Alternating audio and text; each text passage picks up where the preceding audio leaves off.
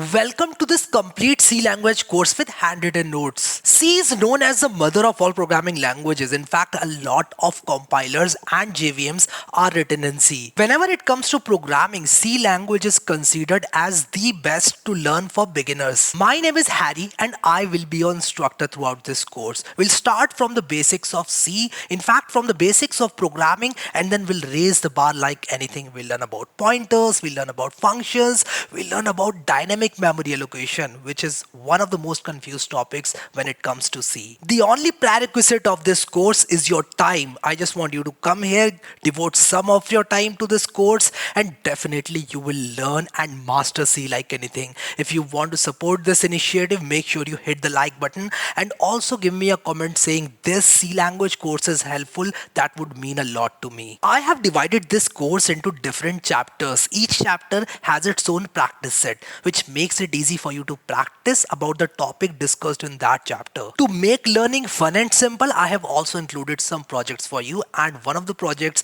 we are going to do in this course is a very interesting game and you'll definitely enjoy it. When I started learning C, I was really very confused with the syntax. In fact, the concept of pointer was something I was not able to wrap around my head, but there were some of the tips and tricks that I used and some of the very amazing analogies which helped me learn C in a very beautiful way. This chapter consists of handwritten notes which are made by me. I have used different colors in the notes. I have written each and every chapter in the practice set of the note to make things easier for you. Not only that, I have also included a cheat sheet with this course so that after you are done with the course, you have the boilerplate syntax and all the syntax that you want to use in your C programs is single click away. I'll give you a link to the online and the PDF cheat sheet. Along with the cheat sheet and notes, I have also timestamped this video so that you can easily navigate to the different chapters and you can easily learn C programming language. The projects that we are going to do in this course can be added to your GitHub profile to enhance your portfolio. Do not forget to add them to your GitHub profile. So enough of talks now, let's get started. So I am inside my computer screen. Let me be very honest with you guys. This course is very beautifully structured. I have created notes for all the chapters and we have around 11 chapters and 2 projects, and this is going to be fun. So let's open chapter number 0 where I'm going to give you introduction on what exactly C programming is and what exactly programming in general is, because if this is your first language and you have not seen programming or maybe you haven't written any program in the past, this course is going to be the starting point. So what is programming? Computer programming is a medium for us to communicate with computers. So just like me and you are communicating, we are communicating with the help of a language which is English. I'm using English language to express my feelings to you. I'm using some English words which you can understand and take actions on. For example, if I say please come here, you can come here. If I say please go to the market, you will go to the market, and all those things. So we have a computer, and computer can be a desktop computer, a laptop computer, and I even call this phone as a computer. This is also a mini computer. So we can give instructions to the computer. It can be of any form. It can be a chip of this size or a phone of this size or a laptop of this size. Irrespective of what your computer is, you need a medium to talk to the hardware, and that medium is programming. So programming can be seen as a medium for us to communicate with computers. Just like we use Hindi or English to communicate with each other, programming is a way for us to deliver instructions to the computer. You might use Spanish, you might use Dutch, you might use some other language. Irrespective of what language you are using, you are simply using it as a medium to communicate with the other person. Just like that, we use C programming language to communicate with our computers.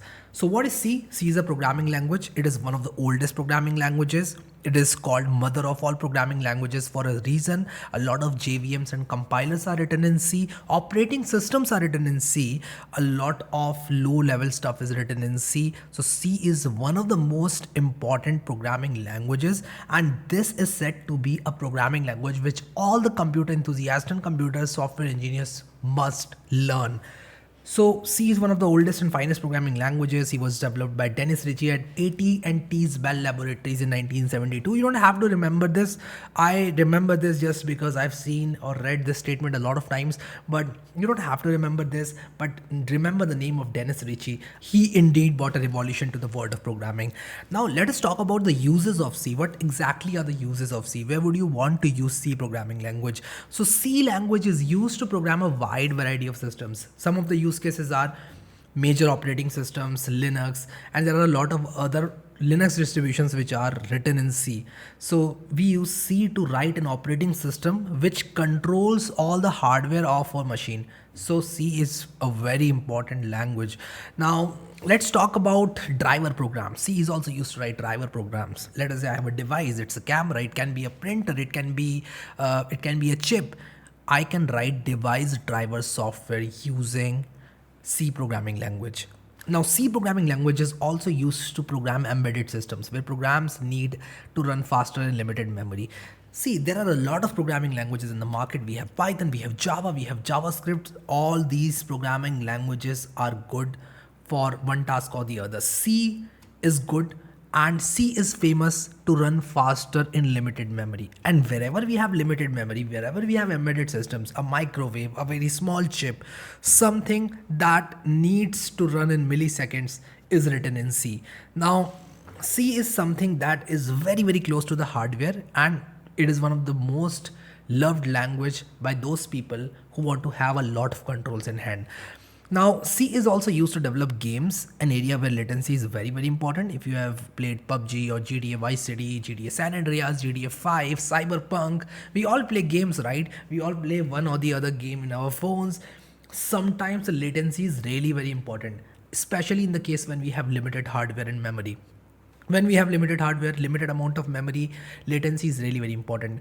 Can you imagine you are pushing a button and that button is kicking somebody in your game, and that kicks actually takes place seconds after you press the button? You'll not play that game, you'll not enjoy that game. So latency is really very important in such games, and C language is used to develop such games. It really reduces the latency, and C is an amazing language. So we will start writing our first program in the next chapter. We'll see the building blocks of a C program. We'll see how C program is structured and how it looks and why we need to follow some of the best practices. We'll see all those things in the next chapter. Let's move on to chapter 1 now. Let's start with the first chapter and let's open this PDF. I have written this PDF with a lot of hard work, so please listen to whatever I'm telling you in this video very, very carefully, and definitely you will become a champion of C within no time. Let's now install a software called VS Code. You must be wondering what VS Code is if you are a beginner, but just follow along and see how I'm downloading and installing Visual Studio Code. You just have to download it. I'm downloading it for Windows because I'm using Windows. If you're using Mac, Linux or some other operating system, it should be available for your operating system. It's very famous and it is really very good and fast. So I'll simply install this VS Code by clicking on this. It is going to take 10 more seconds in my machine. Visual Studio Code has been installed, so I'll run it. I'll simply click next, but I'll not be able to click next until I read this license agreement. I've read the license agreement. I'll click on I accept the license agreement. I'll go to next and make sure that these checkboxes are checked. This is very important and I'll tell you why later, but make sure that all these checkboxes are checked. You might want to create a desktop icon. If you want to create, you can check it, otherwise not. But these other checkboxes must be checked. I'll tell you why after some time. Let's click on next. Let's click on install. And this is going to install Visual Studio Code on my machine. So I'll wait for it to install. And in the meantime, what I'll do is I'll say download MinGW. Now, what is this MinGW? It's a compiler that we are going to use. And this is something that will help us run our C programs. I'll tell you how and why later, but let's download it and let's set up MinGW in our machine. So all you have to do is simply click on this download button and your download will start shortly. I'm waiting for it to download. This is simply GNU for Windows. It's GCC, which is used to compile C programs. You can see your Chrome downloads by clicking here and clicking on downloads. And after you do that, you will see that MinGW get setup.exe. This has been downloaded, so I'll run it. I'll simply click on install. This is the directory where I want my min.gw to get installed. If you don't want to get it installed here, you can install it in program files or something, but I'll not touch it. I'll simply go to continue, and this is downloading the installation manager. This takes some time, let me be very honest with you. I'm using quite fast internet connection, still it takes some time, so give it its time. You can go grab a cup of coffee, or maybe you can go for lunch or dinner and come back and this will be downloaded. But yeah, it is downloading quite fast. It depends upon the SourceForge servers, to be very honest. Sometimes it's fast, sometimes it's slow, but again, irrespective of whatever the case is, you can grab a cup of coffee. So I'll give it its time, and in the meantime I'll look into Visual Studio Code, but I'll not launch Visual Studio Code from here, and I'll tell you why. I'll simply uncheck this checkbox and I'll click on finish. And what I'll do is I'll come back to this folder where I've created all the nodes for you. I'll come back to this chapter 1 folder, and what I'll do is I'll right click and I'll see this option open with code. In a very rare case, if you do not see these options after following the steps that I mentioned, you can restart your computer. But in most of the cases, you should and you will definitely see this option open with code. Simply click on open with code, and once you do that, this folder will be opened in Visual Studio Code. Now, what does this mean when I say that this folder will be opened in Visual Studio Code? This simply means that I have this Visual Studio Code source code editor, and all the files that I'll create here will reflect here, and vice versa. So if I create a new folder here, I'll see it here. And if I create a new folder by clicking here, let me call it new folder 2, I'll see it here as well. So I can look into all the files, delete, read, write all the files from here itself. So this is one of the biggest advantages of Visual Studio Code. I simply selected it and pressed delete on my keyboard, and this actually deleted all those folders that I didn't need it. Now what I'll do is I'll simply click on this plus icon and I'll say 01 underscore basic.c, and this will actually create a file. Now what is this .c and what does this program name mean? Let me tell you. So when I say 01 underscore basic.c, it actually creates a C file, a .c source code file, just like we save our PDFs with an extension of .pdf, just like we save our text files with an extension of .txt, just like we save our movie files with an extension of .mp4, we save our C source code files using .c. Now what I'll do is I'll come back to Visual Studio Code, and this will look very haunting to you if you are opening it for the first time. You might get confused what these buttons are about. You might get confused what the setting is about. And let me tell you how this Visual Studio Code has been customized for my case. Now you will see some other color in your Visual Studio Code, and that might bother some of the students. So let me tell you that you can actually install a jellyfish theme extension. Simply type jellyfish themes after clicking on this extensions button. So I'll say jellyfish theme, or rather themes if I'm not wrong. I think it's theme, jellyfish theme, and I already have jellyfish theme installed.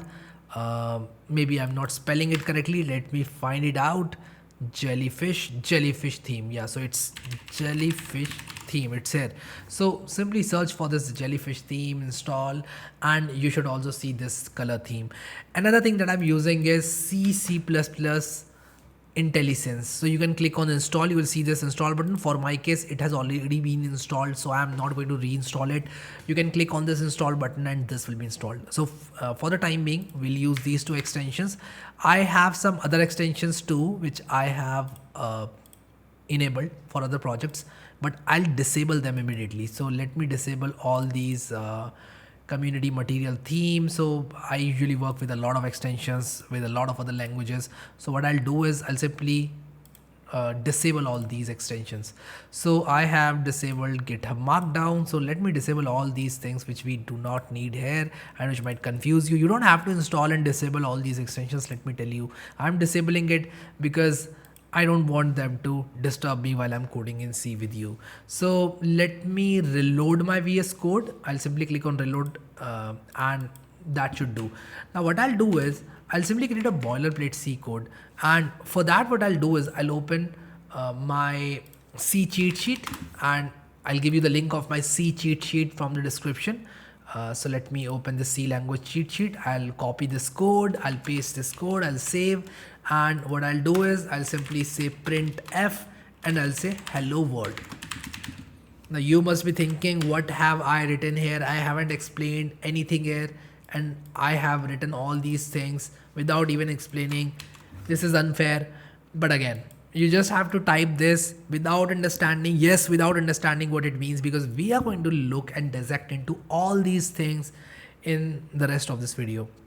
So do not worry and type this as is. You can copy the boilerplate from here. I'll give you the link of this cheat sheet as well.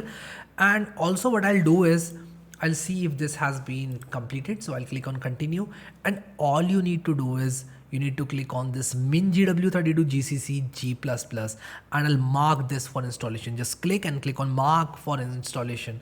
And this is a C++ compiler, and C++ compiler as well as a C compiler, because we have GCC G++. So just install it. I'll go for installation and I'll say apply changes, and I'll say apply, and this will actually download this and install it. It sometimes gets very annoying when the server is slow and it takes a lot of time. So let me warn you beforehand, do not cancel it. It sometimes takes a very long amount of time, and yes, it is annoying, but again, it's worth it. Just go for a cup of coffee or go for lunch or dinner, and you'll definitely love it when you come back and see everything, you know, getting installed and set up for you. So I'll also do the same. Let me go and grab a glass of water, and I'll come back after I have all this installed and set up on my machine. So finally this has been completed, and let me tell you guys, this took a lot of time, and my computer is fast and internet is fast. So let me close this dialog box, and we have installed min-gw gcc g++. Let's now see how we can use it. So what I'll do is I'll go to my local disk C, and I'll go to the folder where this min-gw has been installed. I'll go to bin, and I'll simply copy this path. Now what I'll do is I'll type env, and I'll be able to edit my system environment variables, and I'll click on environment variables, then I'll click on path, then I'll edit the path, I'll add a new path, I'll paste this path, and I'll click OK, and then I'll simply click OK once again, and that will actually add gcc gcc.exe, this thing to path. So basically what I want to do is I want to use this gcc.exe to compile my C programs, and because of that what I've done is I've added this folder, this particular folder, to path. What happens when you add a location to path? Basically you will be able to use all the .exe executables without having to navigate to this path. So let me show you. I'll close this, and what I'll do is I'll open my Windows PowerShell, and I'll simply say gcc. Now the moment I enter, you can see that no input files message has been provided to me. It is basically telling me that you have not given me any source file to compile. So let's come to Visual Studio Code and see how we can compile our source files. So I'll close this terminal, and you can open the terminal by clicking here, terminal, new terminal. This actually opens a new terminal, and you can say gcc 01 underscore basic.c. So once you type this, you are basically saying compile this program which is written inside this source file 01 underscore basic.c. So you want to compile this file to a file which can be executed by this machine. This machine is a Windows machine, so it will compile it to a .exe file. Let's see. The moment I press enter, you'll see an a.exe file created here.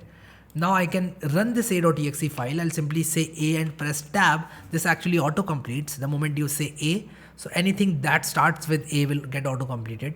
So I'll simply say A, and then I'll press tab, or I can even type this particular thing /a.exe. The moment I press enter, I'm seeing this hello world. So this program basically prints hello world. I can even say hello Harry.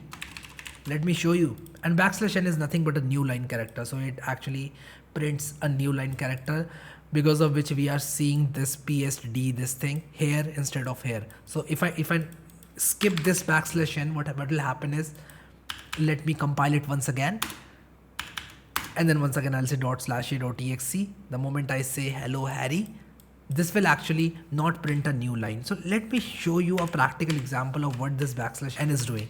So the moment I run this program once again, you'll see that hello Harry, a new line, and then hello Harry. But if I skip this /n, and once again I'll compile this and I'll run this, you'll see that there is no new line after Harry. So what I'm doing is I'm using my arrow keys to compile my program once again and execute my program once again. So you'll have to compile every time you make a change to your program. This is something that you need to remember. I hope that I'm clear. I hope that all these things are clear. In fact, this is not clear so far, but I'll make it clear to you very, very, very soon. So let's come back to our PDF cheat sheet, or rather PDF notes, not cheat sheet. Let me close, or I'll simply keep this cheat sheet open as well. I'll close other tabs.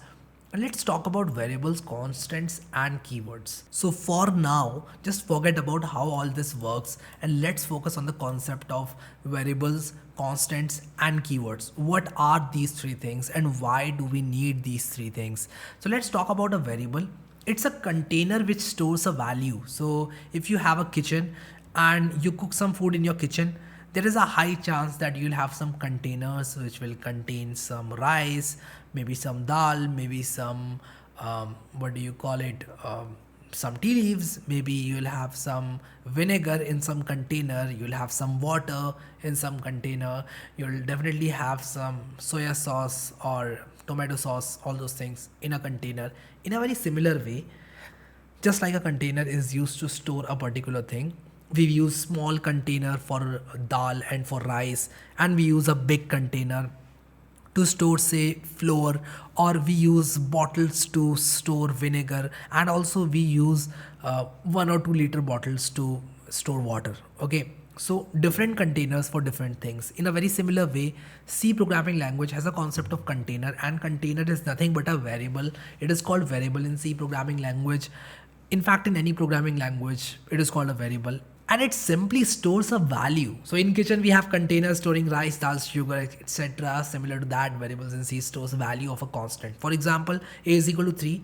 Now A contains a constant which is 3. B is equal to 4.7. B is assigned 4.7. C is equal to A. C is assigned a character which is A. We'll talk about what characters are, what floating point numbers are, and what integers are.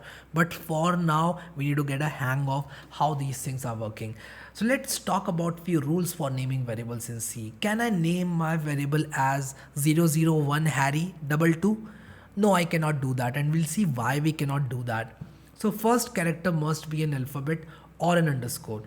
So you can use an alphabet or an underscore. So let's try. So I'll say int underscore A and semicolon, and I'll say 7.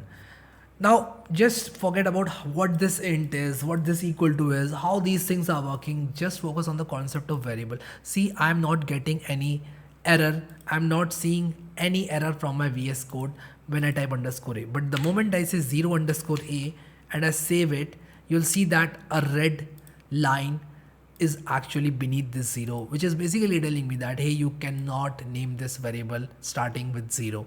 So I'm actually violating this particular rule, because of which I'm seeing that error. Now commas and blanks are not allowed in variable names. So even if I have it as underscore A, and let me save it. So even if I have an underscore A and I give a space and say Harry, no, this is not allowed. The moment I save it, this will give me an error. But if I join it with an underscore and save it, this is actually allowed, because spaces are not allowed. Commas are also not allowed. So if I put a comma and save it, this is actually not allowed as well. And this will also create problems. A variable with this name will not be created. Okay, so this is something that you need to know. And let's move on to the next rule for naming variables in C. No special symbol other than underscore is allowed. So let me show this to you. Let me put a dollar here and save it. No, this is not allowed. The moment you try to compile this file, you'll not get the desired output. Now no special symbol other than an underscore is allowed.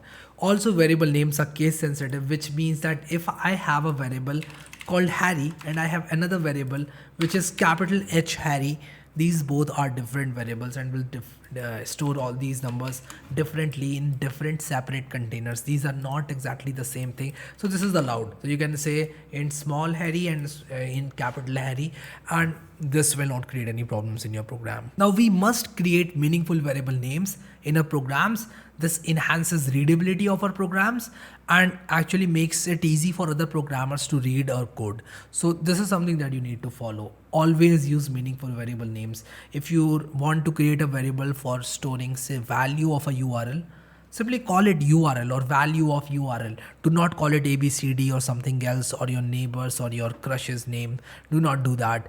Just type the thing that it is.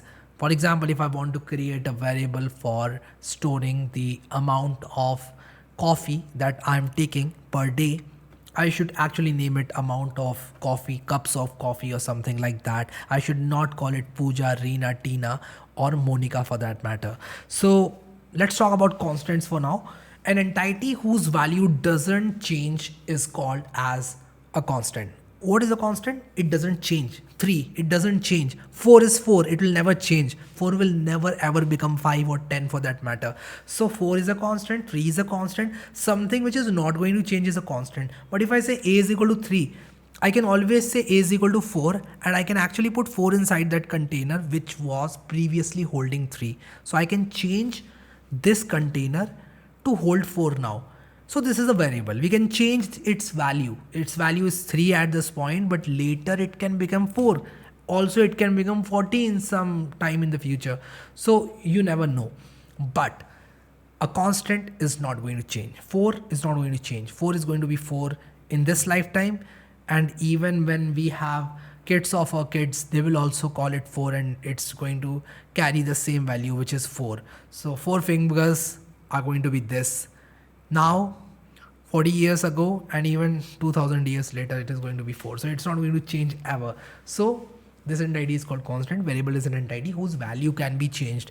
Now it doesn't mean that it will always change, but it can be changed. So a is equal to 3 can be changed. B is equal to 4.7 can always hold 5.8 in the future, so it can change.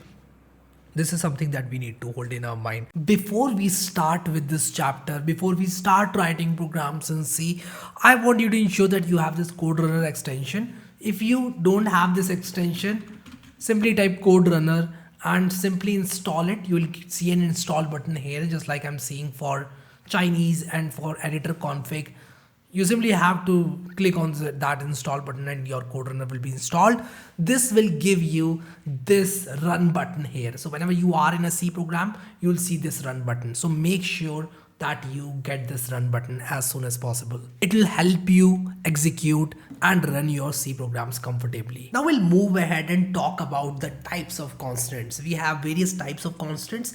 Primarily, there are 3 types of constants. We have an integer constant, we have a real constant, also we have a character constant. So we are going to see how we can write these 3 types of constants in C. Also, we are going to see few examples of us assigning these constants to a variable. So what I'll do is I'll open VS Code. You can see that I already have this program written. I'll do one simple thing. I'll say 02 underscore. I'll simply say constants.c, and the moment I say constant.c and let me also copy the boilerplate code, I'll simply save this. What I can do is I can say int Harry is equal to 7. Also I can say char Harry2 is equal to C. Notice that I am using single quotes for a character. You have to make sure that whenever you are assigning some variable to a character, you need to use single quotes. Now this might sound very confusing to some beginners, but let me tell you something. As we move ahead in this course, you are going to find all these things very simple and easy. So please bear with me for some time, and definitely you are going to grasp all these concepts very easily. Similarly, we use a float keyword. Now, these keywords might sound very strange to you if you are a programming beginner or C beginner for that matter. But let me simply show you how we can assign some values, different types of constants to a variable. So I wrote 5.23. I could have written 5.23. I just removed minus sign. And similarly, I can use -7 when I'm assigning an integer to this Harry variable. Now let's come back to the notes and let's build some understanding around this. And then what we'll do is we'll come back to VS Code and write some sensible programs. So primarily there are 3 types of constants. We already saw that. Integer constant, real constant, and character constant. So this is very important. These 3 types of constants are something that you really need to remember And let's now talk about keywords. What are keywords? So whenever we are writing a program, there is some part of the program that we have written. It's coming from our mind, it's coming from our head, and there is some part of the program which is not coming from our head. It is something that has already been reserved by the C programming language community. Somebody who built this programming language reserved these keywords, or rather declared these keywords as reserved. So these are reserved words whose meaning is already known to the compiler. So meaning of all these keywords is already known to the compiler. Now there are 32 keywords available in C. Let's see what those 32 keywords are. But before we see these 32 keywords, let me tell you, you don't have to remember these keywords. A lot of people try to remember these keywords, and that doesn't sound good. You don't have to do this. Please do not try to remember these keywords. This is something that we should avoid. You will eventually start remembering all these keywords once you start writing some meaningful programs, and once you start building few projects in C language. These keywords, or rather some of these keywords, will definitely sit in your head. Now, auto, double, int, struct, break, long, else. I have jotted all these keywords down just for your understanding, because I wanted you guys to have a comprehensive list of all these keywords at your disposal. So let's write a first C program. We have already written a first C program, but I want you to write this program as your first C program. Type each and everything. Do not use any shortcuts or copy paste. Simply type this out. Simply type this hash include stdio.h. Now simply say int main and simply type it out. Do not think about what hash include is, what stdio.h is. Do not think about what int main is, what printf is, what return 0 is. Just type it out and execute it in your VS Code, or if you're using some other IDE or source code editor, which I do not recommend if you are a beginner. Please follow along if you are a beginner, but if you are an advanced user just trying to hone your C skills, you can simply come to this tutorial and use the IDE or source code editor of your choice. So once you start typing this program out, let me write the first program as well. So I'll say 03 underscore first dot C. So I've typed this program out, and also what I'll do is I'll simply copy this. I told you that you have to type, but I'm copying because I don't want to waste your time, to be honest. But I want you guys to type it out, because when you type it out, when you type something out, you actually remember things. But if you copy paste and start running or simply read from the notes, you might not remember it that well. So let me see if it is the exact same program which I've written. Hello, I am learning C with Harry. Let me write it down. Hello, I am learning C with Harry. And backslash n is something that you might want to write, but let's write return 0. And let's run this program. Also, I'll save this program. So what I'll do is simply run this program. And once I run this program, you can see hello, I am learning C with Harry has been printed on the screen. Now let's talk about what this structure means. What is this basic structure of a C program? How all this works together? This is really very important. So let's talk about this. Let's talk about the basic structure of a C program. So all C programs have to follow a basic structure. A C program starts with a main function. You can see that we have a main function and executes instructions present inside it. So main is a function. Now you might think, what is this terminology about? What is this function? I've never heard of a function, but bear with me. Function is something, you can even look at function as an entity enclosed in this curly braces. Name of this function is main. Int is something that it returns, but we'll come back to functions in the later chapter. Let's focus on this particular function, and let's think of function as let us say a box containing instructions. Let's see function in a very layman terms of box containing instructions. So printf hello, I am learning C with Harry is an instruction. Return 0 is an instruction. But for now, what we will do is we'll ignore this return 0 instruction. Definitely it's doing something, but let's ignore this part of the program, main and return 0. Let's look at this piece of the program as something that we will have to write to execute the program. And believe me, we'll come back to this and we are going to understand all these things in a real great detail. Also, this is a header file and we are going to talk about it as well. So let's ignore line number 3 and 4 and line number 6 and 7, and whatever is between this and this, which is a single line, will be executed by the program. Let's look at this, and let's also remember that we cannot change the name of this function. It has to be main, because main is the function which gets executed whenever your program runs. Okay, so I hope I explained this program to you pretty well. Let's move ahead and let's see. Each instruction is terminated with a semicolon. There are some rules which are applicable to all C programs, and we are going to see all these rules now. So the rule number one is every program's execution starts from the main function. So whenever we are executing a program, the execution starts from the main function. All these statements are terminated with a semicolon. So this is instruction, it is terminated with a semicolon. This is instruction, it is terminated with a semicolon. This is actually part of this function, so this is not terminated with a semicolon. Also, this is a part of the function, this is function definition, so this is not terminated by a semicolon. We are going to come back to functions and function definitions, so please bear with me until that time. Now, instructions are case sensitive. If you type something in capital P, if I say capital printf, this is going to show me some issues, because capital printf is not a function to print, it's small printf, so it is case sensitive. Do not change the case of the function names or the keywords or the function names for that matter. I hope you are enjoying and understanding what I'm trying to tell you. Instructions are executed in the same order in which they are written. So if I have written hello, I am learning C with Harry first, and let us say I write another hello after that, this is going to print first and this is going to follow the first print statement. Let me show you. So what I'll do is I'll save this program and run this. You can see hello, I'm learning C with Harry, and hello has been printed. But if I shift this line above this line, then hello will be printed first, and then hello, I am learning C with Harry will be printed. Let me show you. So I accidentally selected it and ran it. You don't have to select it and run it. So I'll click somewhere, and once again I'll try to run it, and you can see hello, I'm learning C with Harry has been printed on the screen. So never select a part of program and run it if you don't know what you are doing, because whenever you select a part of program and try to execute it, what happens is it is copied to a file called tempcoderunner.file.c, and you are going to be in trouble. Okay, so always make sure that whenever you are running your programs, you're not selecting a part of it.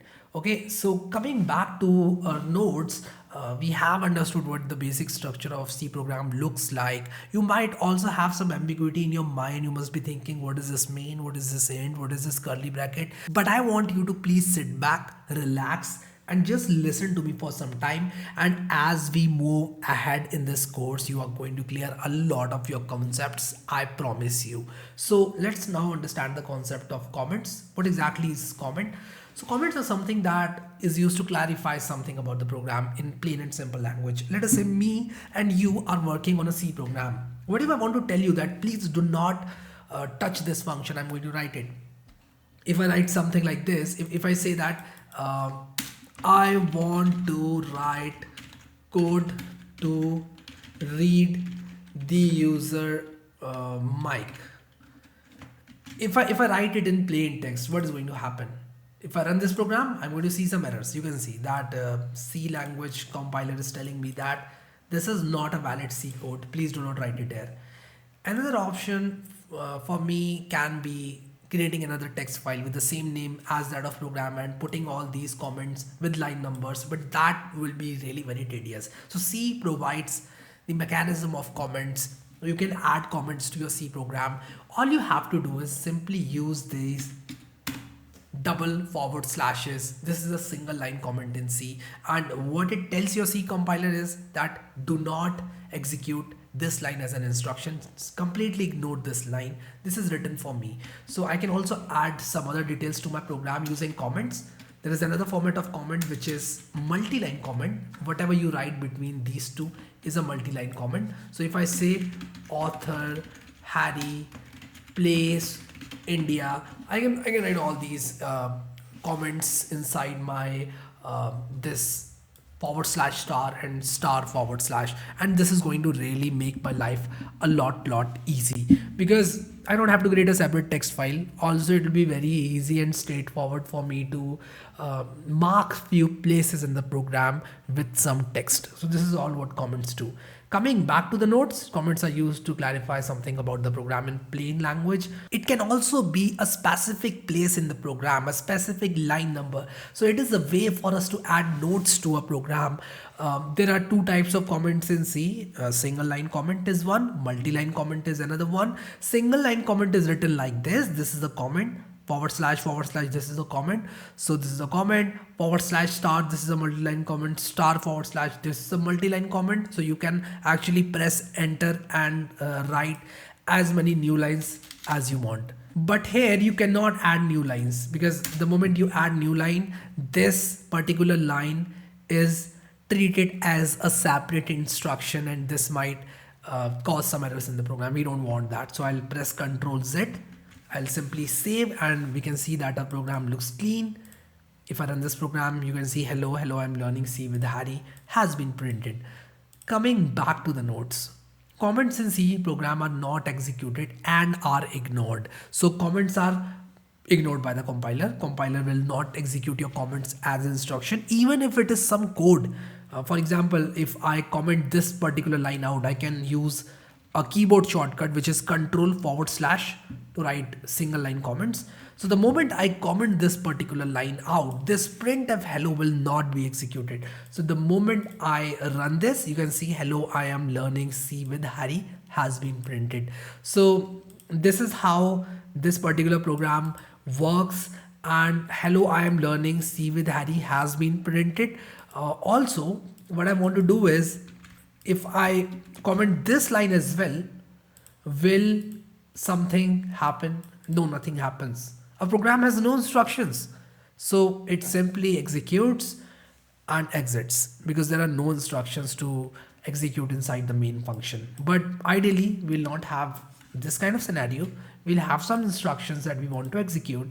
And you can see that the moment I uncomment it using the same shortcut of Ctrl//, you can see that I am now able to see hello and hello, I'm learning C with Harry printed on the console. So I hope you understood all these things. I hope this was easy for you. Now we are going to learn about, I would say, the most important concept in C programming language, which is the concept of compilation and execution. And do not get haunted with this concept, because I'm going to explain you in a very simple way, and you don't have to understand how compiler works if you are a programming beginner. Yes, if you are in the field of compilers, if you are a compiler expert, maybe you might want to look into those topics. But for the sake of this tutorial, for the sake of learning C programming language, I do not recommend looking into ins and outs of working of a compiler. You should know how to use a compiler, just like you know how to use your cell phone, you know how to use your laptop. But there's a high chance that you do not know what is happening inside the chips of your laptop. In a very similar way, we are going to use the compiler. And maybe in the future, if you are choosing that field as your major, you might want to look into what a compiler is. But for the sake of this tutorial, let's understand how compiler works. So first.c in VS Code is the file that I created. It is no different than some file that we create using Notepad or using Microsoft Word or some other text file for that matter. Microsoft Word is not a plain and simple text file. It might be a binary because it is created using MS Word. So what basically happens is that we have this source code file. We have some characters written inside this file, just like we have characters in a Notepad. So if I show you this file, it looks something like this. Now this file will be taken as input by the C compiler, and what C compiler, which is GCC, what it will do is it will convert it to a code which is understood by my operating system, which is understood by the machine I am on, in this case Windows machine. So for the Windows operating system, this particular source code will be compiled, and for Windows it is compiled to a first .exe file. So .exe is the file extension to which it is compiled in Windows. So let me show you this thing. I'll come back to my VS Code. I'll open the terminal. I'll say GCC. I'll say 03. Obviously after a space, I'll say 03 underscore first.c. And the moment I press enter, I'll get a exe. So a.exe is the file which is generated, but in case I want to get a file with a desired output name, I'll say harry.exe. So a harry.exe will be created. Now if I type harry.exe, oops, I need to type something like this. It's telling me that you need to type this instead of harry.exe. So I'll obey the instructions, and the moment I do this and press enter, you can see that this program is being executed. So how is it working? Let me explain it to you once again. So first.tc is a universal code file which can be circulated around to any operating system. But once you are into an operating system, what is an operating system? Linux is an operating system. Mac is an example of operating system. Windows is an example of operating system. And there can be a number of operating systems. But at this point, what we are worried about is we need a compiler for our operating system. I have installed a C compiler for Windows. And the moment I use that compiler using GCC 03 underscore first.c minus o harry.exe, what I'm telling this compiler is, I'm saying, hey compiler, hey C compiler, I have this first.c file. Please take this file as an input and spit out a file which is compatible with my operating system. So first.exe is generated here. In this case, since I've written harry.exe, harry.exe is generated. But let me do one thing. Let me make it first.exe. So what happens is, first.exe, this file will be generated after compilation of this source code file. Now I cannot distribute, or rather take this file to some other operating system. This is a binary for Windows. This is an exe file for Windows. This will only work in Windows. I cannot take it to Linux, and I cannot take it to Mac and run directly. Directly it's not possible to run. Maybe you can use some virtual machine. There are a number of ways to run it in Mac. But again, we are talking about straightforward, direct running from the terminal. You cannot do that. You cannot take an exe file and run it in Mac or in Linux directly. You will have to use this source code file and once again compile this source code file for your operating system, and then only you'll be able to use that binary. I hope I'm clear. I hope I made these things easy for you. So coming back to the notes, a compiler is a computer program. What is a compiler? Now compiler is also a computer program. And it might sound strange to you. If compiler is a computer program, who compiled the compiler? Please do not think all these things. Just focus on how this compiler is working. This is a computer program which is gcc.exe. I've shown you, we have seen this gcc.exe file. What it is doing is it is taking first.c as the input and it is spitting out an exe file for my operating system. This exe file is supported by my operating system. It converts a C program into machine language so that it can be easily understood by the computer. And that machine language is not uniform across operating systems. It is specific for a Windows operating system, for a Mac machine, or for a Linux machine for that matter. But you will have to compile it for your machine. And the source code file can be distributed across operating systems. You go to some other operating system, take the source code file, compile it for your operating system, and you are good to go. A C program is written in plain text. The plain text is combination of instructions in a particular sequence, just like we saw here. This is an instruction, this is an instruction, and this program is a set of instructions. We have already seen that. Now, the compiler performs some basic checks and finally converts the program into an executable. So this is a program. This program will be converted to an executable, which is an exe file by my C compiler. So the C compiler will take the task of converting this particular piece of text, I would say, to a piece of binary which is executable or understood by the machine. I hope that is clear now. Let's talk about some library functions now. What are library functions in C? Remember, we are using this printf, but we never defined it. Where is this printf coming from? How are we able to use this printf and how does this work? So let's talk about this. Printf is nothing but a library function. So C language has a lot of valuable library functions, which is used to carry out certain tasks. For instance, printf function is used to print values on the screen. You can print values using printf, just like we are doing this. And %d is for integers, %f is for real values, and %c is for characters. We'll look into these once again. But if we want to print a number, I'll say this is an integer and I'll simply say %f. sorry, percentage d is for integers, and I'll simply say a, and I can say int a is equal to 3. It's an integer, int a is equal to 3, and this particular thing will print nothing but this is an integer 3. So you can see this is an integer 3 has been printed. So this is how this is an integer 3 is printed on the screen. I hope you got the point. I hope you understood how all these things are working, and I hope you also understood how I'm using this particular thing to print this particular integer. But what if we want to print a double? Can I say int b is equal to 3 point float? I want to print a float, so I'll say float b is equal to 3.1. Can I print b? Let's see what happens when I try to print b. This garbage value is being printed. Why is it so? This is happening because if I want to print a floating point number, which is a number with a decimal, I need to use %f. So now if I run this program, you can see 3.1 is being printed, and this will work for character as well. So I'll have to say char c is equal to, and whenever we talk about characters, we need a single quote. So single quote, and inside single quotes will be a character which will be printed on the screen. So what will I do? I'll say this is a character. I'll say C, and this is a floating point number, and I'll have to use %c for character. If I run this, you'll see this is the character C. This is a floating point number 3.1, and let me write this for A as well. This is an integer, and I'll save. This is a floating point number, and let me also add a %n. Sorry, not %n, \n. I'm sorry about that. \n is the new line character. It simply adds a new line at the end of your print statement, and I'll have to do the same thing here as well.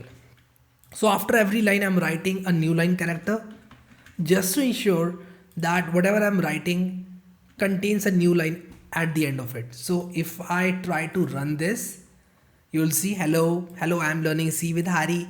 This is an integer. Why is it showing me 0? Okay, I need to use %d for integers. Let me run it once again. Yeah, this is an integer 3. This is a floating point number 3.1. This is a character C.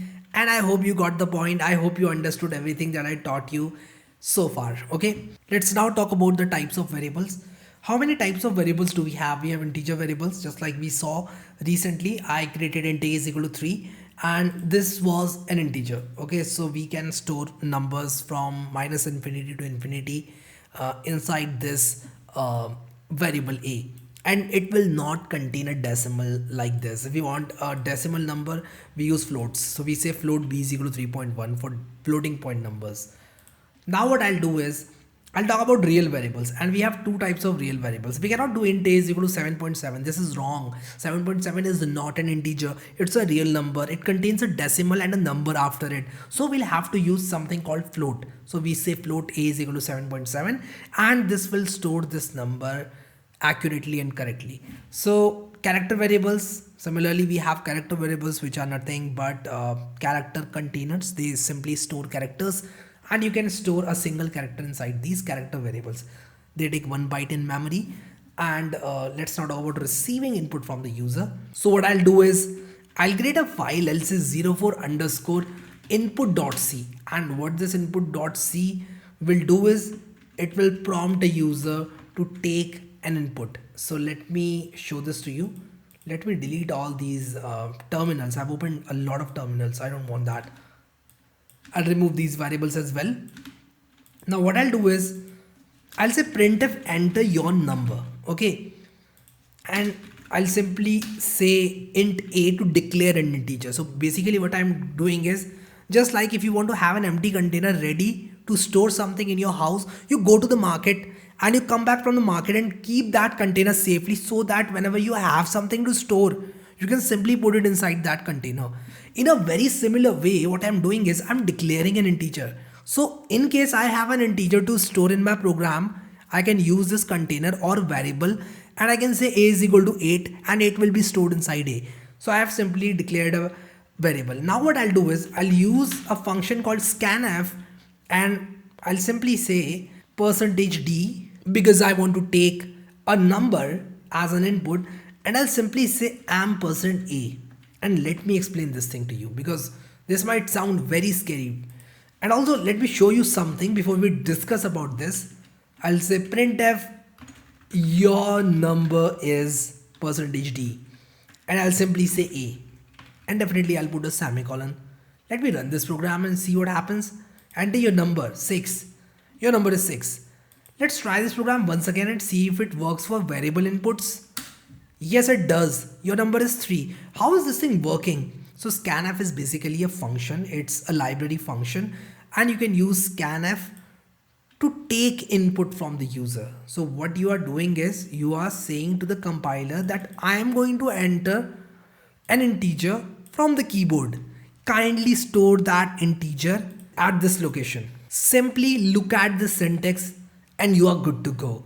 So if you look at the syntax, scanf percentage %d and the memory location where you want to put that number which you are going to enter. This is all you need to know about scanf at this point in the course. I'm going to explain you more about scanf and functions in the future, but let's look at this ampersand operator. This is very important. I've even written this red color in the notes. This ampersand is important. Ampersand is the address of operator, and it means that the supplied value should be copied to the address which is indicated by variable I. So when I say ampersand I, I'm saying the memory location of I in the memory. The location of I in the memory is ampersand I. And what is I? I is the value at that memory location. I don't want to know which location. I just want to know the value. Let us say I'm talking about you. I'm talking about a guy named Sham. If I say Sham is a good boy, I'm commenting on Sham. If I say ampersand Sham is a good place, I'm simply saying the place where Sham resides is very good. I'm not commenting on Sham. Sham can be a good boy or Sham can be a bad guy as well. I'm not commenting on it. I'm simply commenting on the place where Sham is living. I hope this address of operator is clear to you. So that was about chapter number 1. I hope you liked chapter number 1 and you enjoyed the concepts of variable, constants and keywords. But this is not it. We are going to practice chapter number 1 and the concepts in chapter number 1 using a practice set. We are going to move to chapter 1 practice set where we are going to solve few questions. So let's move on to chapter 1 practice set and solve some problems. Now that we have learned so much about C, we are going to look into this practice set so that we can practice the concepts that we have learned so far. So the question number 1 says write a C program to calculate area of a rectangle, and it is going to be very simple because we are going to use hard-coded inputs. Also, we'll use scanf function to supply input from the user end. Let's start coding this problem. So what I'm going to do now is I'm simply going to create a new file which is program number 5, and I'll simply say pr01.c, which basically means that I'm going to write the first problem solution of my practice set. So what I'll show you is the moment I say C boilerplate code, so I simply said BOI and press enter, you'll see that something happened. How did I do this? I want to show you. So if you click on your settings in Visual Studio Code and you go to snippets, user snippets, and you go to c.json, you can add something like this. And this will basically be the shortcut to type a very long boilerplate code repeatedly. Let me explain. So what I'm doing is I'm adding to this JSON a key value pair, which is an object. So if you don't know what JSON is, simply copy this. You can look into this stuff and directly make your c.json look something like this. So we have a prefix, we have a body, we have a description. Prefix is something you will use whenever you want this body to be added to your program. Make sure that you use \n for new lines and also \t for tabs. If you look into my code, you can see that I have a tab here, just because I had \t here. So make sure that you type this, and then you can add description of your choice, and we can have as many snippets as we want in this particular c.json. If you're not able to add snippet for any reason, maybe you are in some different source code editor or something, do not bother about that, because you know what? You will simply have to type these many lines. That's about it. You don't have to worry. And if you have the cheat sheet that I've supplied to you, so let me show you the cheat sheet. I'll simply go to my website and the blog, and we'll open the C language cheat sheet. You simply copy this and you can paste it in, and that's about it. You have this boilerplate code. Okay, so you can add your code here, and you know what, you can simply either use the boilerplate or use the cheat sheet. It doesn't matter, you should know how to use both of these things. Let's come back to the problem. I'll simply say int a is equal to 4, and I'll say int b is equal to 7. What is a and b? A and b is nothing but the height and width of my rectangle. So I have to simply calculate area of the rectangle. So using hard-coded input. So what is the area of rectangle?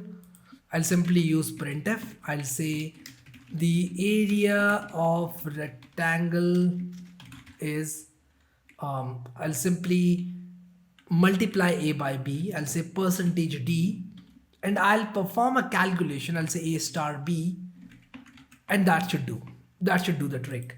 So percentage d is for integer. My a is an integer, b is an integer, a is the width, b is the height, and a multiplied by b will give me the area of the rectangle. Let me run this program for you and show you that the area of the rectangle is 28, because 7 multiplied by 4 is 28, and this program works. What if I want to use a user supplied input? In that case, I'll simply declare a and b, and then I'll simply say scanf percentage d, and I'll want my user to enter a, and I'll do the same for b. But before I make my user enter something, I'll simply put a message for him.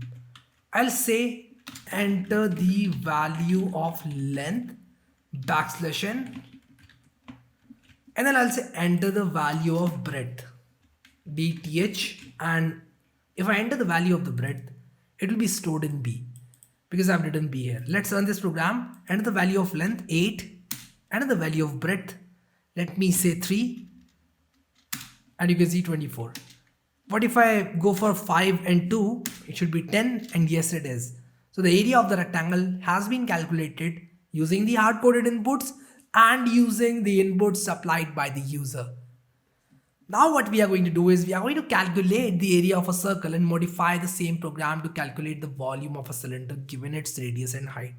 Now if you don't know mensuration or you are not into a lot of mathematics, bear with me, I'm going to explain everything to you. So this question says calculate the area of a circle, which is pi r square. So let's prepare for calculating the area of a circle in a program called 06 underscore pr02.c. Let me add the boilerplate code, and I'll say int r is equal to 4. And now what I'll do is I'll say printf the area of circle is percentage d, and what I'll do is I'll put down the value of pi, and then I'll simply say r, and then once again I'll say r. So pi multiplied by r is the area of the circle, pi r square. Let's run this program and see.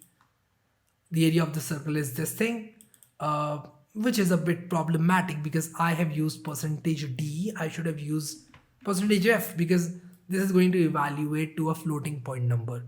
So this is something that you need to remember. Now if I run, you will see 50.24.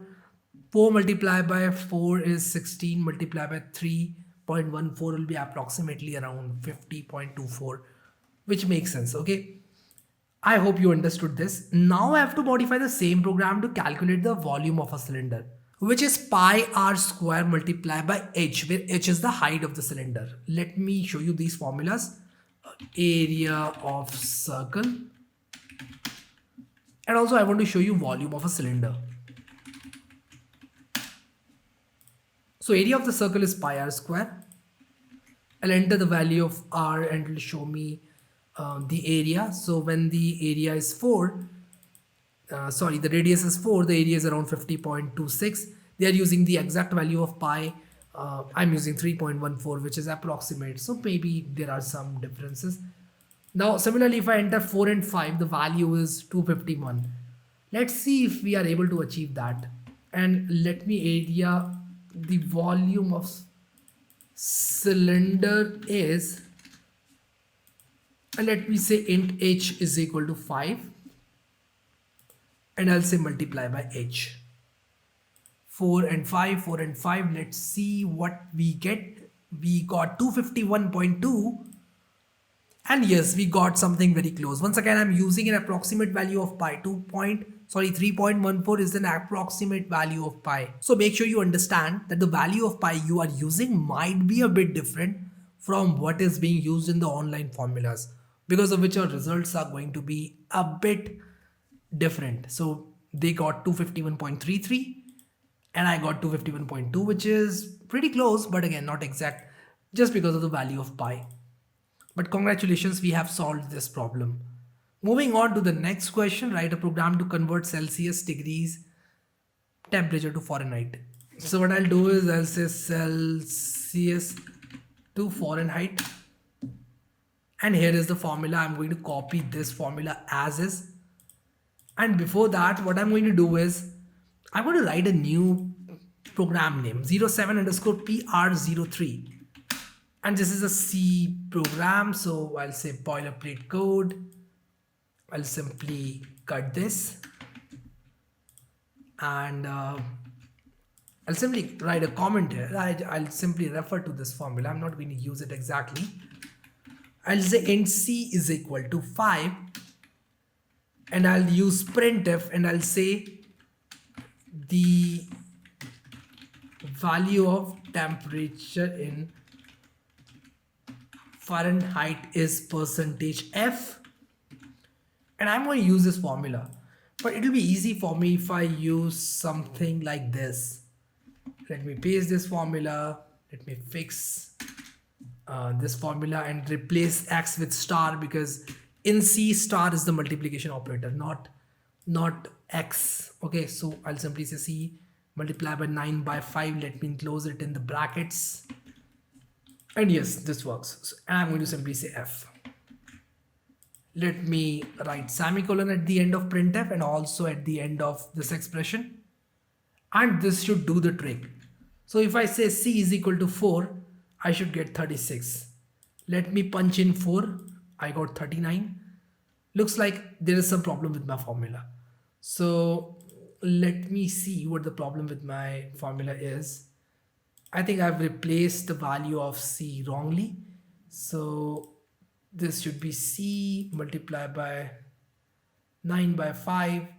And yeah, I got the problem. So the problem is that the value of C is an integer, 9 is an integer, 5 is an integer. Simply say 9.0 divided by 5.0. And I'm going to explain to you why this is the case, why you need to use 0.0. So let me run this and we get the correct answer. But allow me to quickly answer you this question, that why did 9 by 5 not work and why is this 9.0 by 5.0 is working.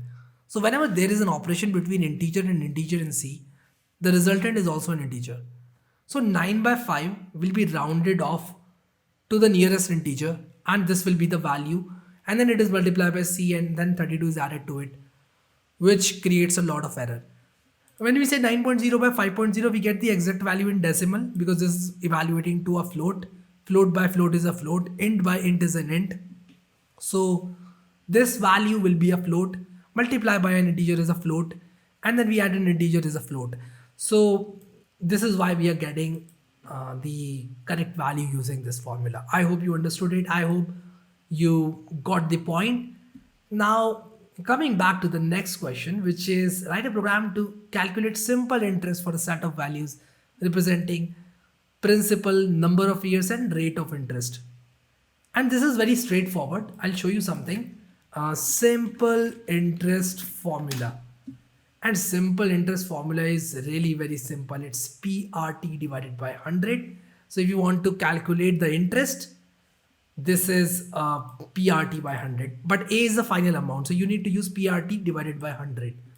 So why divided by 100? Because we have the rate of interest in percentage. If the rate of interest is not in percent, then you can simply use the decimal rate and then you don't need divided by 100. But if you have the rate of interest in percentage, then you need to do divided by 100. So if you have 4% rate of interest, 9% rate of interest, then you definitely will have to do divided by 100. So simply apply this calculation, use PRT divided by 100, and that's about it. You'll get the answer. I want you guys to comment below if you have solved this problem. I want each and every one of you to comment and say that we have solved question number 4. I have solved question number 4. Take accountability of yourself and tell me what is the answer for the simple interest. If the value of principal is 100, number of years are 4, and rate of interest is 6. Let me repeat it. 100, 4 and 6. Rate of interest is 6% for the 4 years. Principal amount is 100. How much will be the final amount? How much will be the simple interest? You need to calculate the simple interest. So tell me the simple interest. Tell me what will be the simple interest for these values. I am waiting for your comments. I hope everybody posted the comment, and also don't mention to put the timestamp when you're commenting so that I'll know where or which part of the video you are at when you are commenting. I hope you enjoyed practicing all these questions from chapter 1 practice set. Now we'll move on to chapter 2 and we'll explore more concepts of C. Let's move on to chapter 2 now. So what I'll do now is I'll open this chapter 2 PDF. So let me open it in my Chrome browser. And in my opinion, Chrome browser is the best PDF viewer, in my opinion. I mean, there are a lot of other PDF viewers, and it doesn't even matter if you have a very powerful computer. Coming back to the C topic, chapter 2, instructions and operators. What are instructions? Instruction is something you tell computer to do. Just like you give instruction to your younger brother to bring something, or your dad to bring something from the market while he's in the market, or your mom might give you instruction to get some groceries. In a very similar way, we use C program to give instructions to the computer. So a C program is a set of instructions. It is a collection of instructions indeed. So if I show you my VS Code, you can see that this particular C program is set of this instruction, this instruction, this instruction, and this instruction. So coming back to the notes, instructions are nothing but commands for computer to do something. Just like if you want to prepare a particular dish, you will have certain set of instructions. Add salt, add pepper. Maybe you will have some instructions of marinating something for some time. These are all instructions for preparing a particular dish. You might want to cook some vegetable, you might want to cook some oatmeal, and there is a way to get there basically using some set of instructions. In a very similar way, we write programs and they are collection of instructions. Now let's talk about types of instructions. What are the types of instructions we can give to a computer using C program?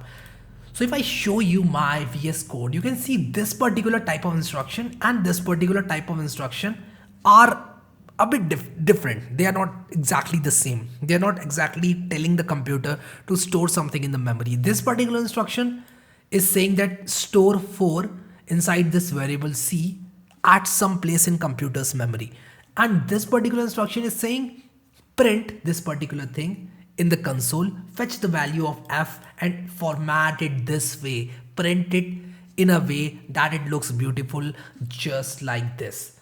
So this is an instruction and this is an instruction, but these two are different types of instructions. So coming back to the notes, there are 3 types of instructions primarily. First one is type declaration instruction. Second one is arithmetic instruction. Third one is control instruction. So let's talk about type declaration instruction. Remember we talked about int A, float B, char C. We can have even more data types and we can use those data types to declare a variable. So when we say int A, we are basically saying reserve 4 bytes in memory, which is taken by int. So an integer in C language takes 4 bytes. What I'm telling my computer is, hey computer, please reserve 4 bytes in memory. I want 4 bytes to be reserved in the memory. So int A means reserve 4 bytes in the memory. Float B means reserve 4 bytes in the memory for a floating point number. Then there are some other variations of this type declaration instruction. Int I is equal to 10, j is equal to I, int A is equal to 2. So basically here I'm saying give I the value of 10. So 10 is a constant and it will be stored inside I. When I say j is equal to I, what I'm telling my computer is I'm saying fetch the value of I and put it inside j. Then when I say int a is equal to 2, I am assigning a with 2. And in a very similar manner, we can have such kinds of variations of type declaration function. But if I do something like this, float b is equal to a plus 3, float a is equal to 1.1, this is going to throw an error as we are trying to use a before defining it. So you need to define a thing first. Remember, in C language, instructions are executed from top to bottom. So they are executed one after the other. So this will be executed first. This instruction will be executed after that. This will be executed after that. And this after that, and so on. So here, if I say int C is equal to 4, I can actually use C in this particular instruction. But if I try to use C in some instruction and then I define C, that is going to get me into big trouble. Okay, so I hope that you understood this. I hope this concept is clear to you. Now int ABCD is a shortcut to tell, please reserve 4 bytes for A, B, C and D. So this is a shortcut. So instead of writing int A, int B, int C, int D in 4 different lines, we have a shortcut. We are writing all these things at once, int ABCD. And if we say A is equal to B is equal to C is equal to D is equal to 30, value of A, B, C and D will be 30 each. I hope this thing is clear to you. Now let's talk about arithmetic instructions. Int I is equal to 3 multiplied by 2 plus 1.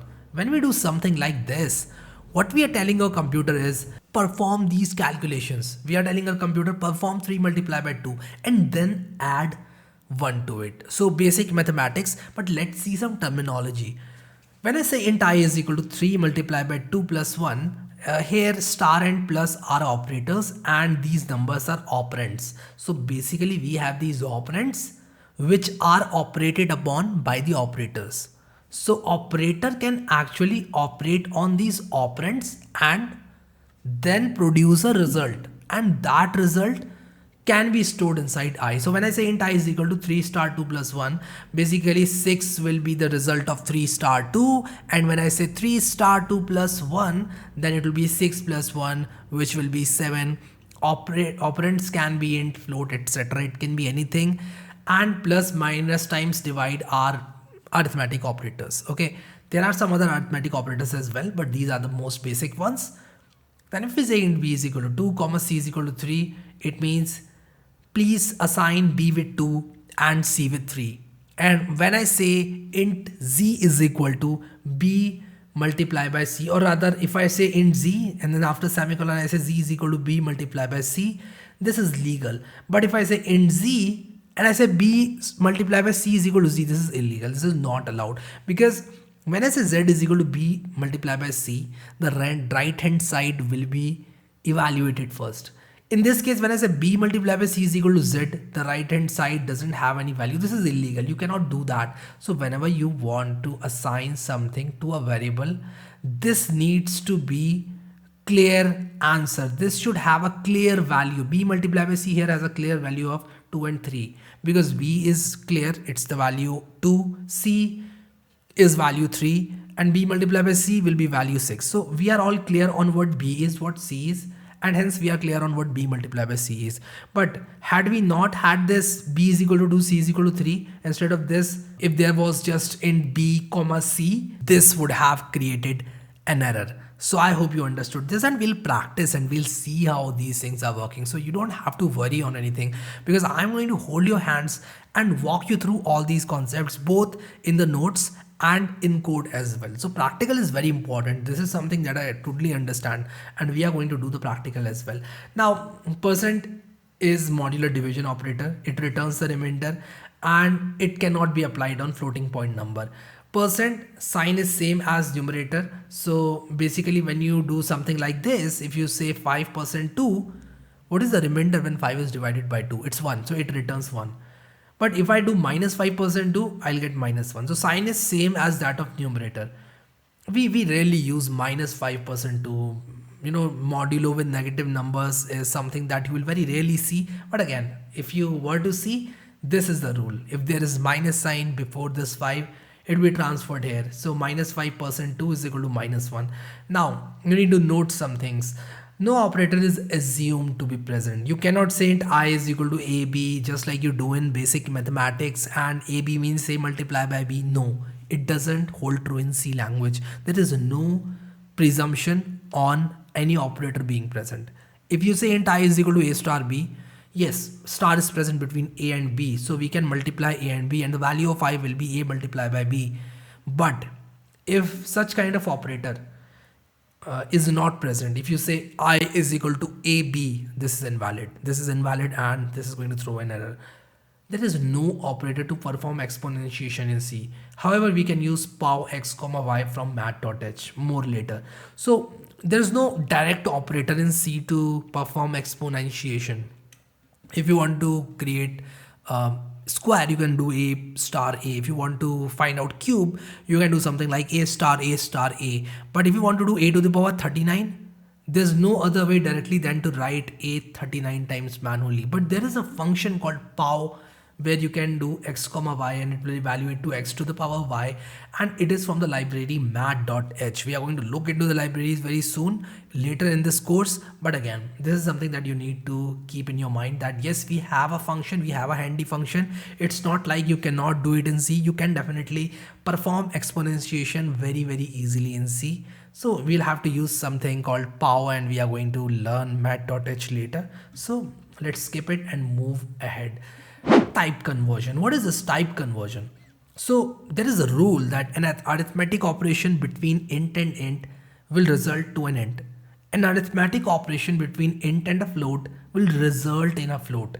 An arithmetic operation between float and float will result in a float. So at a very high level, roughly I can say that int and int, or rather any data type and other data type, the result will be promoted to the higher data type. So int and int will return an int and float will return a float, float and float will return a float. So 5 by 2 is 2, not 2.5 in C, and a lot of people, they face a lot of trouble because of this. So what you have to do is 5.0 by 2.0 if you want to get the accurate answer. But if you do 5.0 by 2, then also you can get the accurate answer. If you do 2 by 5, it will be 0. But if you do 2.2 by 5, it will be 0.4. Reason being, it will be a calculation between a float and int and it will be a float. But here it will be a calculation between int and int and it is going to be an int which is 0, and hence it will be wrong mathematically. Now let's talk about some nodes. So when you say int a is equal to 3.5, in this case 3.5, which is a float, will be demoted to 3, because when you say int a is equal to 3.5, a cannot store 3.5 because it's an integer. You cannot store a floating point number inside an integer variable. So what will happen is it will be demoted to 3 because a is not able to store floats. This is something that you need to keep in your mind. Then if you say float a is equal to 8, a will store 8.0. So 8 will be converted to 8.0 and it will be a promotion to float. So when you say float a is equal to 8, a will not directly store 8 because a is a floating point number, and since a is a floating point number, it will definitely have decimal. So float a is equal to 8.0 and float a is equal to 8 will be the same. When you say a is equal to 8 in floats, it will be 8.0 by default. Now here's a quick quiz for you. What will happen if I do int k is equal to 3.0 divided by 9? What will be the value of k and y? So if I do something like 3.0 divided by 9, this particular thing will be evaluated to 3 by 9, some 0.33 something. And since this is an integer, k will be 0 because k cannot hold floating point numbers. Now if I do something like 3.0 divided by 9, it will be 0.333. But since k is an int, it cannot store floats and value this is demoted to 0. And yes, we can see this. We can definitely see this in action. Let me open this in VS Code and we are going to create a first program. Let me call it demoting.c, or rather let me call it calculation.c. I'll put the boilerplate code. I'll say int a is equal to 3.0 divided by 9 if I'm not wrong. Yes. And now what I'll do is I will simply say printf, and yes, I want to do printf. The value of a is, let me say %d, and if I try to print the value of a, it is going to be 0. So hence it is demoted to 0. It was 0.33, but it will be demoted to 0 because a cannot store floating point numbers. what will happen, let me close this one. What will happen if I make it float and if I make this percentage f? Will it be 0.33? Yes, it will be 0.3333. So this is something that you need to keep in mind. I'll make it int because you might refer to the notes and you will see that program for sure. Now let's talk about operator precedence. So before I talk about operator precedence and associativity, let me also tell you that this is one of the most confused topics when it comes to C language. And I'm going to demystify all these things for you because in my opinion, this is really very simple and these are unnecessarily complicated by people. So let's talk about operator precedence. What if I do 3 star x minus 8 star y? It is 3x minus 8y or 3x minus 8y.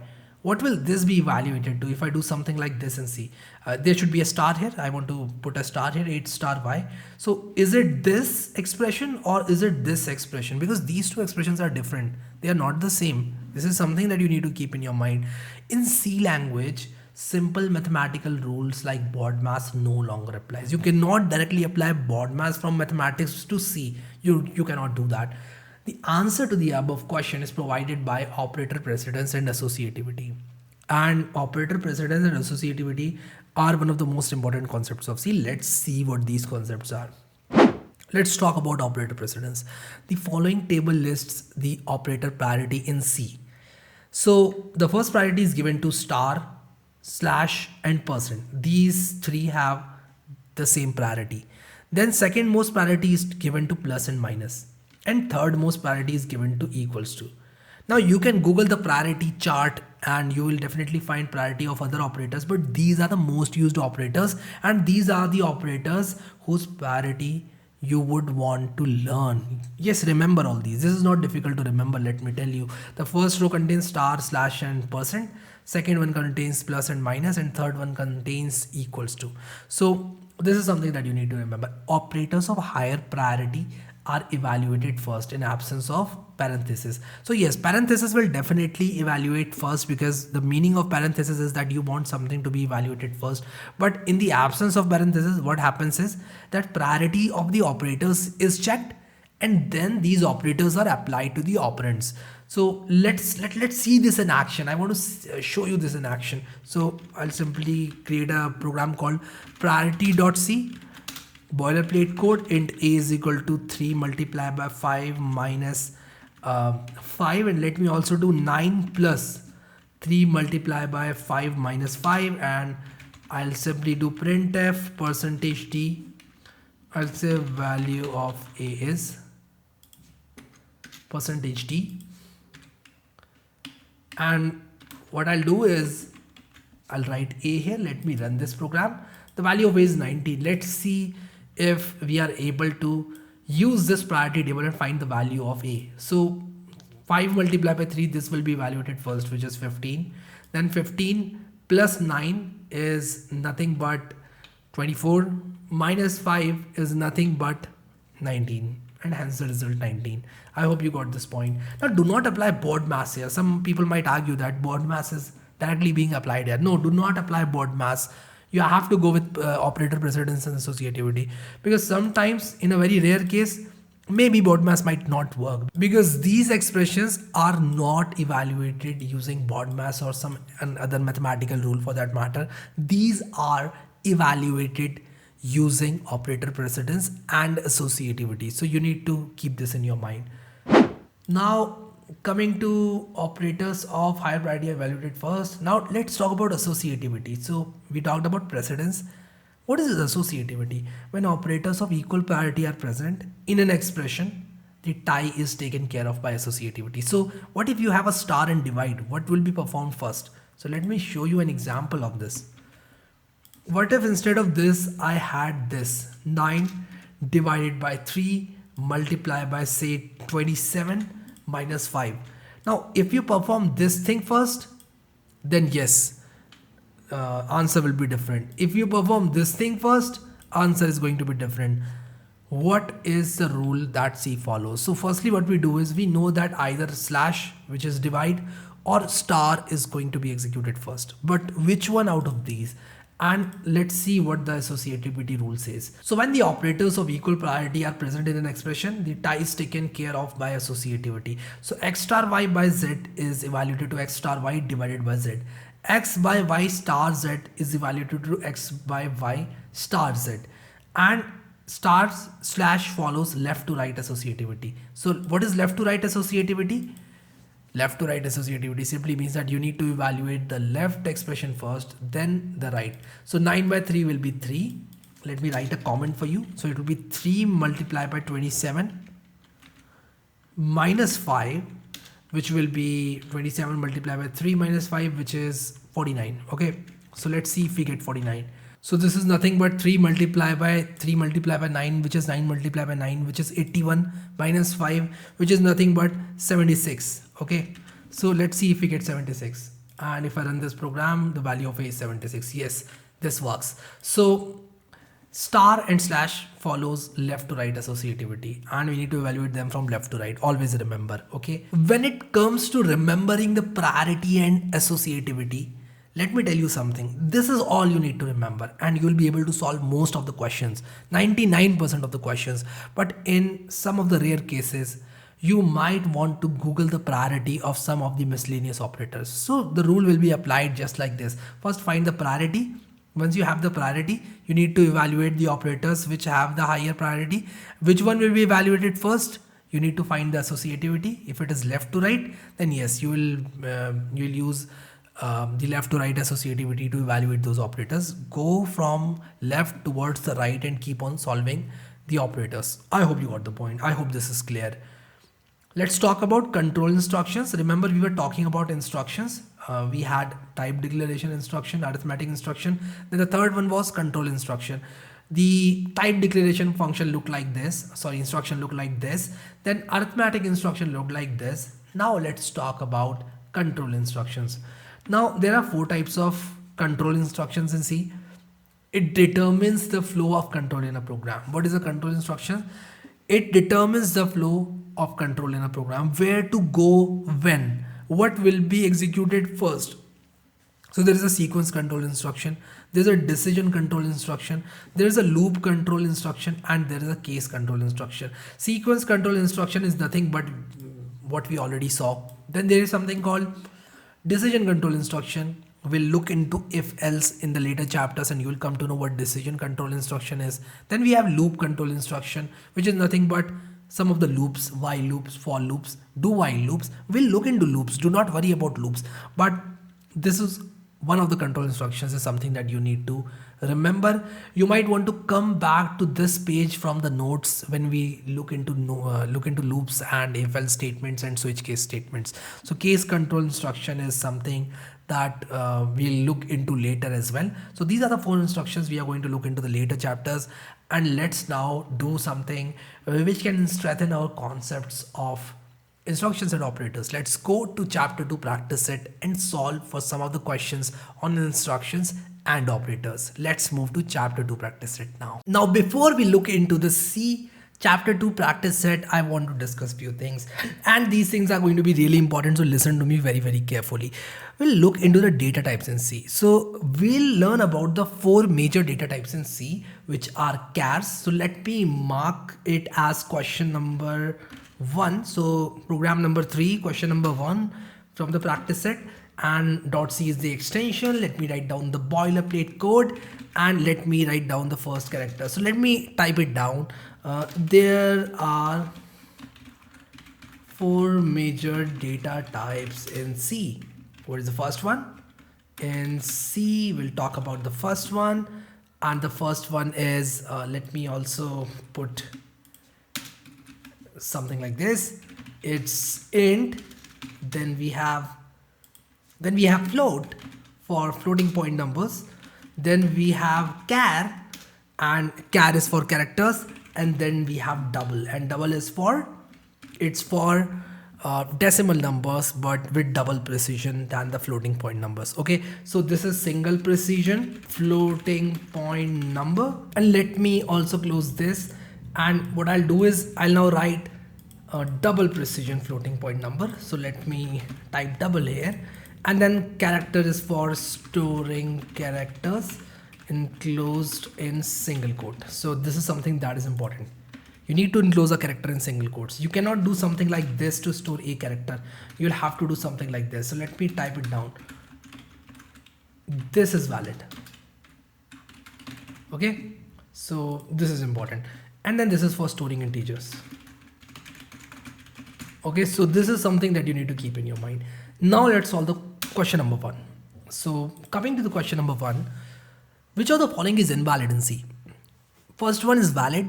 Second one, maybe. Let's check it. It's invalid, by the way. But in case you want to check whether it's valid or not, you can simply use this. So if you have done some sort of mathematics and you want to use this character to raise the power of 3 to 3, it is going to be invalid. But if you want to see whether this actually runs or not, this is going to run because this is a bitwise character in C.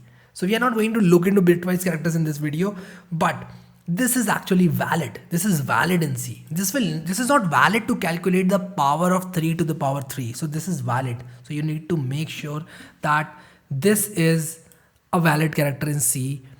Even if you don't know about a character, that might be a valid character in C. So this is the takeaway of this question basically.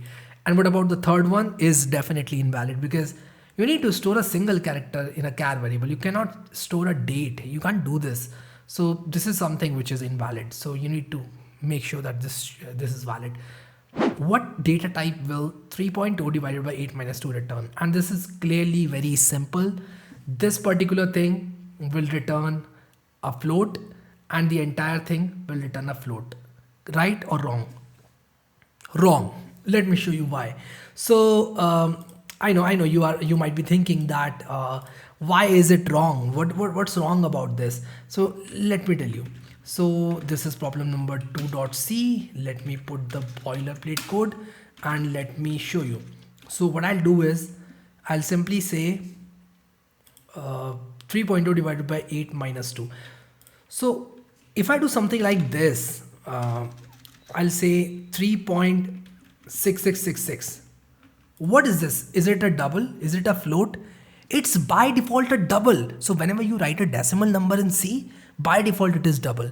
But sometimes it might depend upon the compiler, but in most of the cases it is double by default. So since this is double, so the entire thing is going to be double. So let me save this program for you and let me also show you why this entire thing will return double.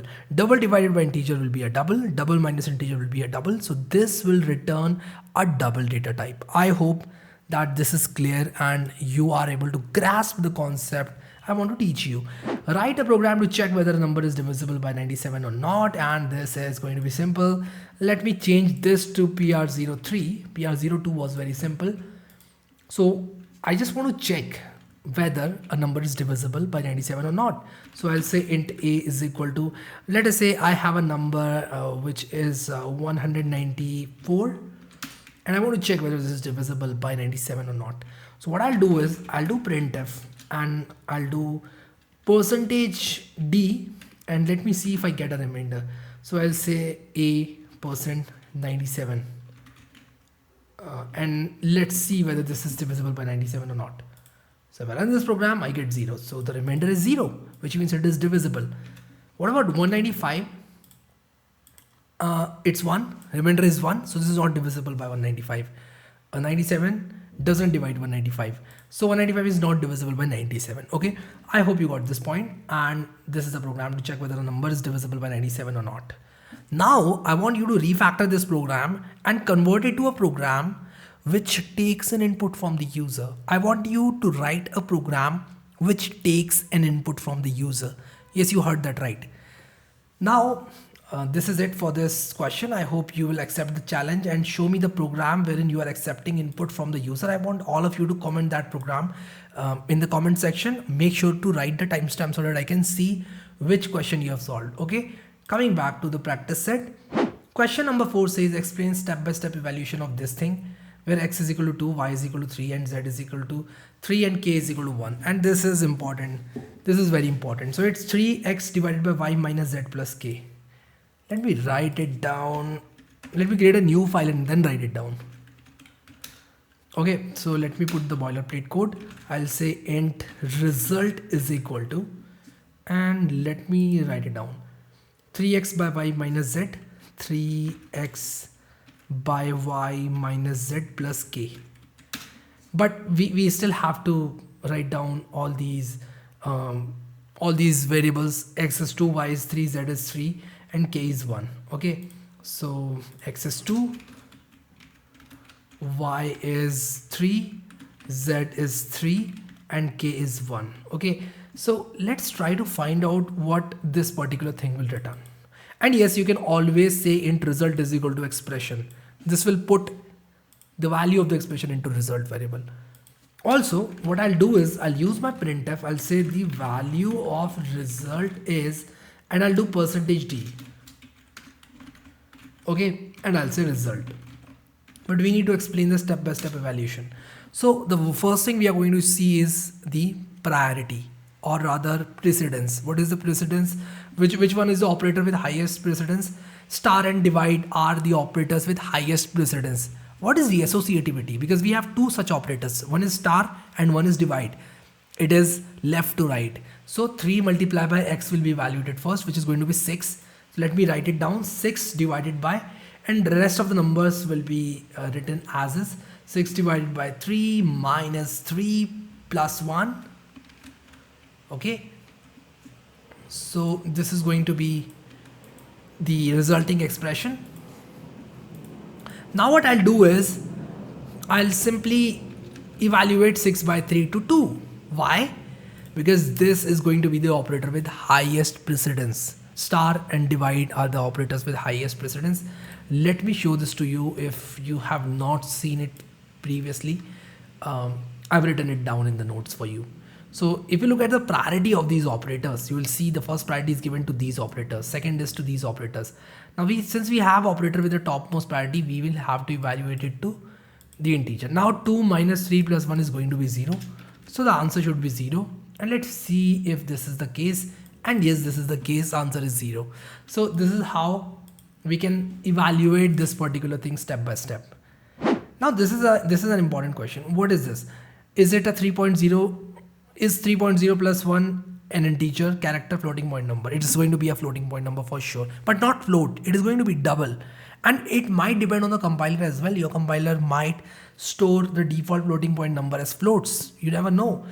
You can always design a compiler which stores a floating point number as a float. But in my case, the compiler I am using, it is a double, but it's always a floating point number. So B is the correct answer. I hope you were able to understand all the concepts pretty well. And the moment we, start exploring more and more concepts in this particular course, the basic things are going to be clear. For example, we can do something like this is something which you know now.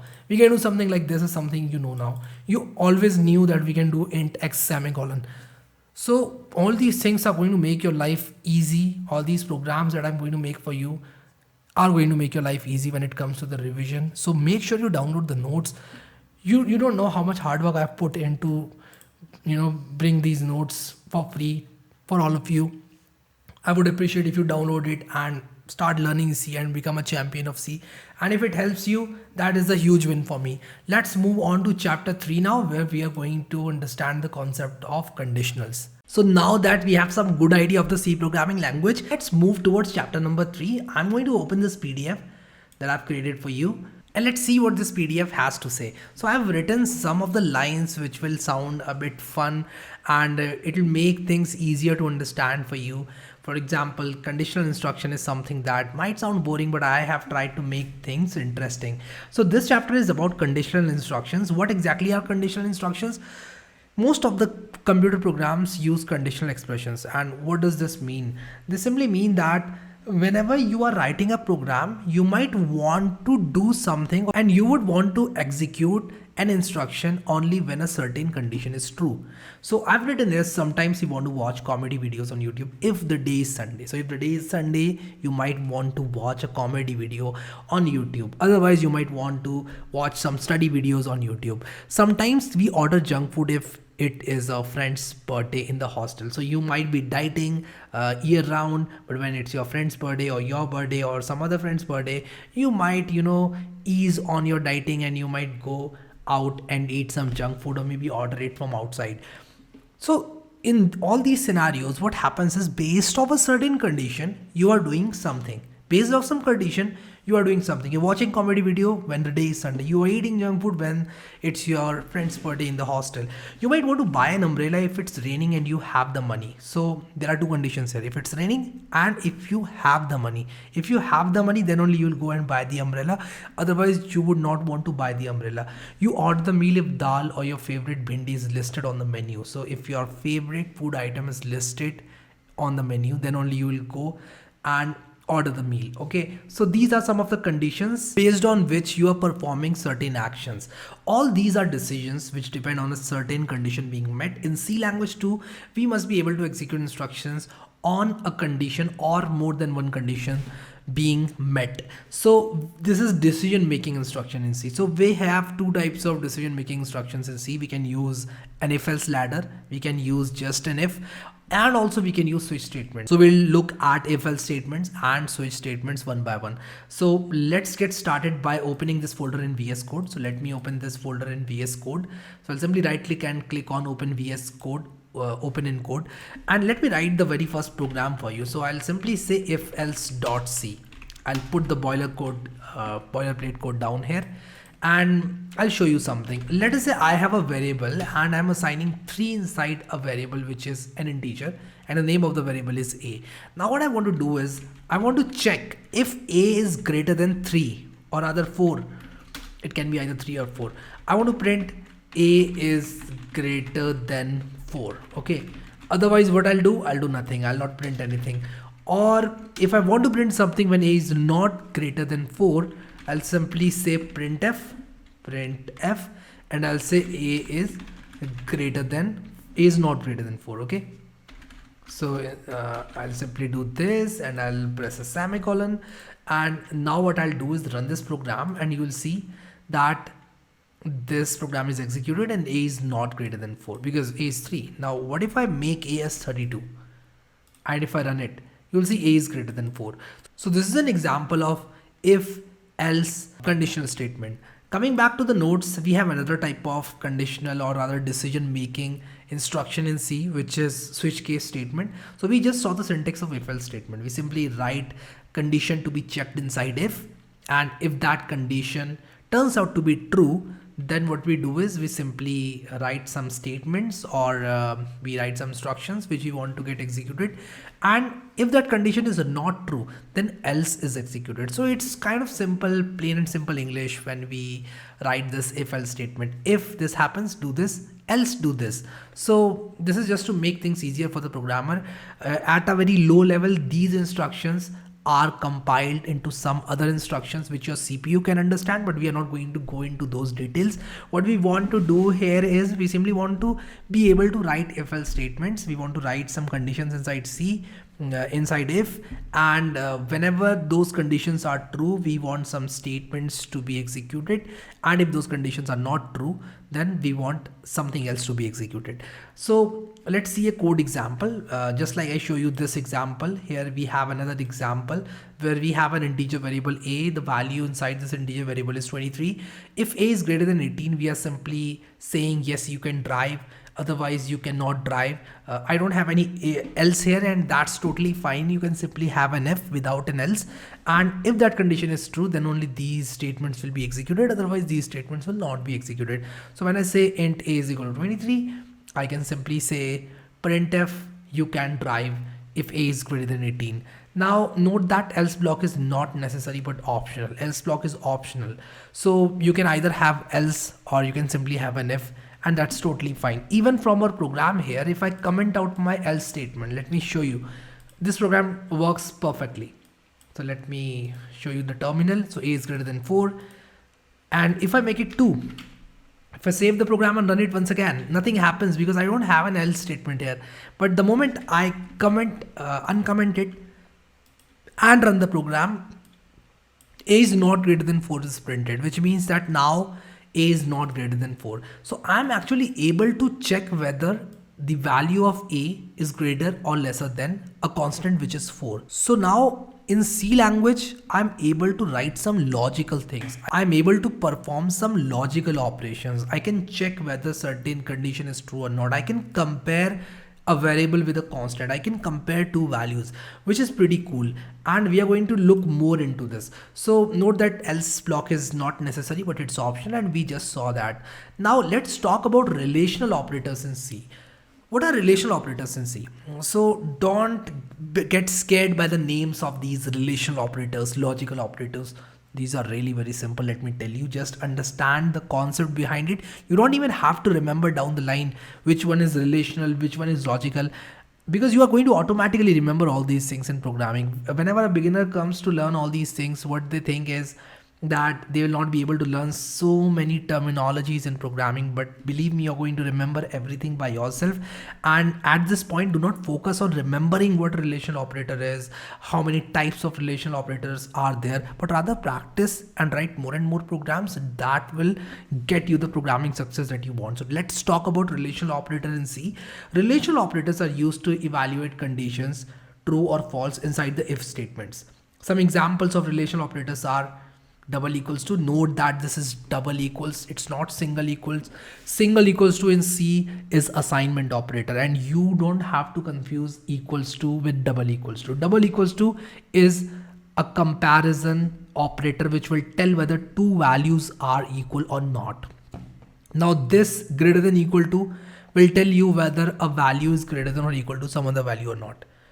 Similarly, we have just greater than and less than, then less than equal to. Not equal to is exclamation mark and then equal to. So this is not equal to. And this is also something that we are going to use a lot in this course. So you need to remember a bit all of these operators initially, and you don't have to mugify all these things. What I want you to do is just reference these notes and look up all these things. And once you write few programs, everything is going to sound very, very simple to you. So I have an important note here. Equals to is used for assignment, whereas double equal to is used for equality check. I just told you this, that beginners will confuse this double equals to with single equal to, and you don't have to do that. Equal to is assignment operator, and we have already used equal to. Here, in fact, we just used it in this program, int a is equal to 2. Here we are not comparing a with 2, but rather what we are doing is we are assigning the value 2 inside of this variable a. So you need to understand this. Coming back to the notes, double equal to is comparison operator, which will actually tell whether two values are equal to each other or not. Now, the condition can be any valid expression, and C, a non-zero value is considered to be true. This is super important, and let me shout here so that I can emphasize that this is super duper important, and I'm shouting like this so that I can emphasize enough on this. Any non-zero value is considered to be true in C. And you must be thinking why I'm so excited all of a sudden. I want to emphasize on this thing. Any non-zero value is considered to be true.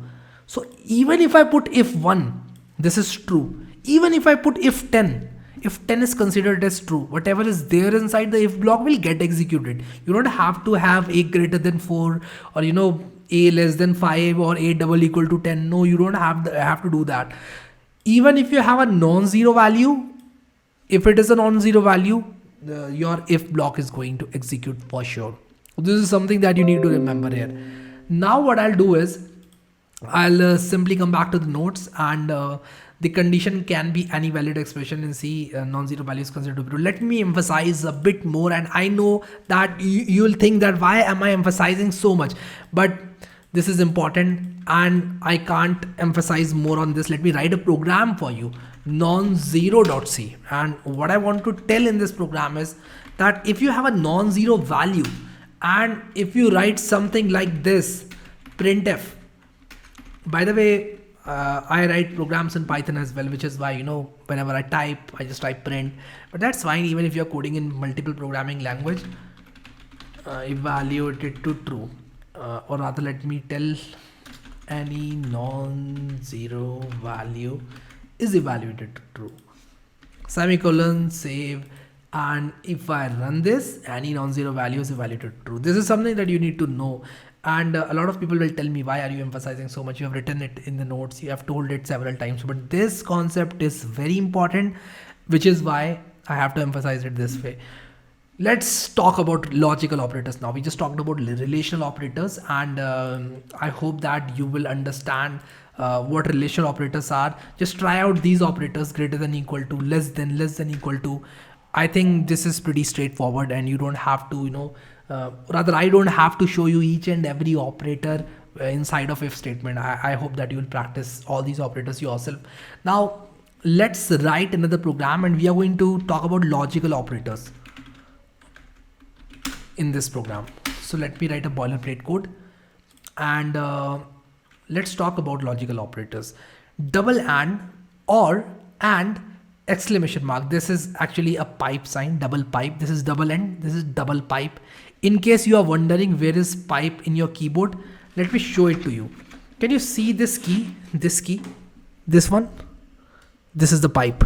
Okay, I know that it sounds really crazy, me holding the keyboard and holding it in front of the webcam, but I hope that you understood. Let me Google keyboard, and I think this is a better way of showing the pipe key. So if I open this image, this is the pipe key, this one.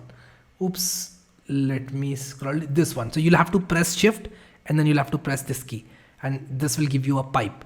This is something that you might not have used a lot while you are typing, or maybe surfing the web, or doing anything in the computer, but when you're programming, you will use this a lot. So let's talk about these logical operators at a very high level, and then we'll come to the notes and see what notes have to offer. So I'll simply say int a is equal to 34, and let's say int b is equal to 5. What if I say if a is greater than 7 and b is less than 4? Let me show you how this works.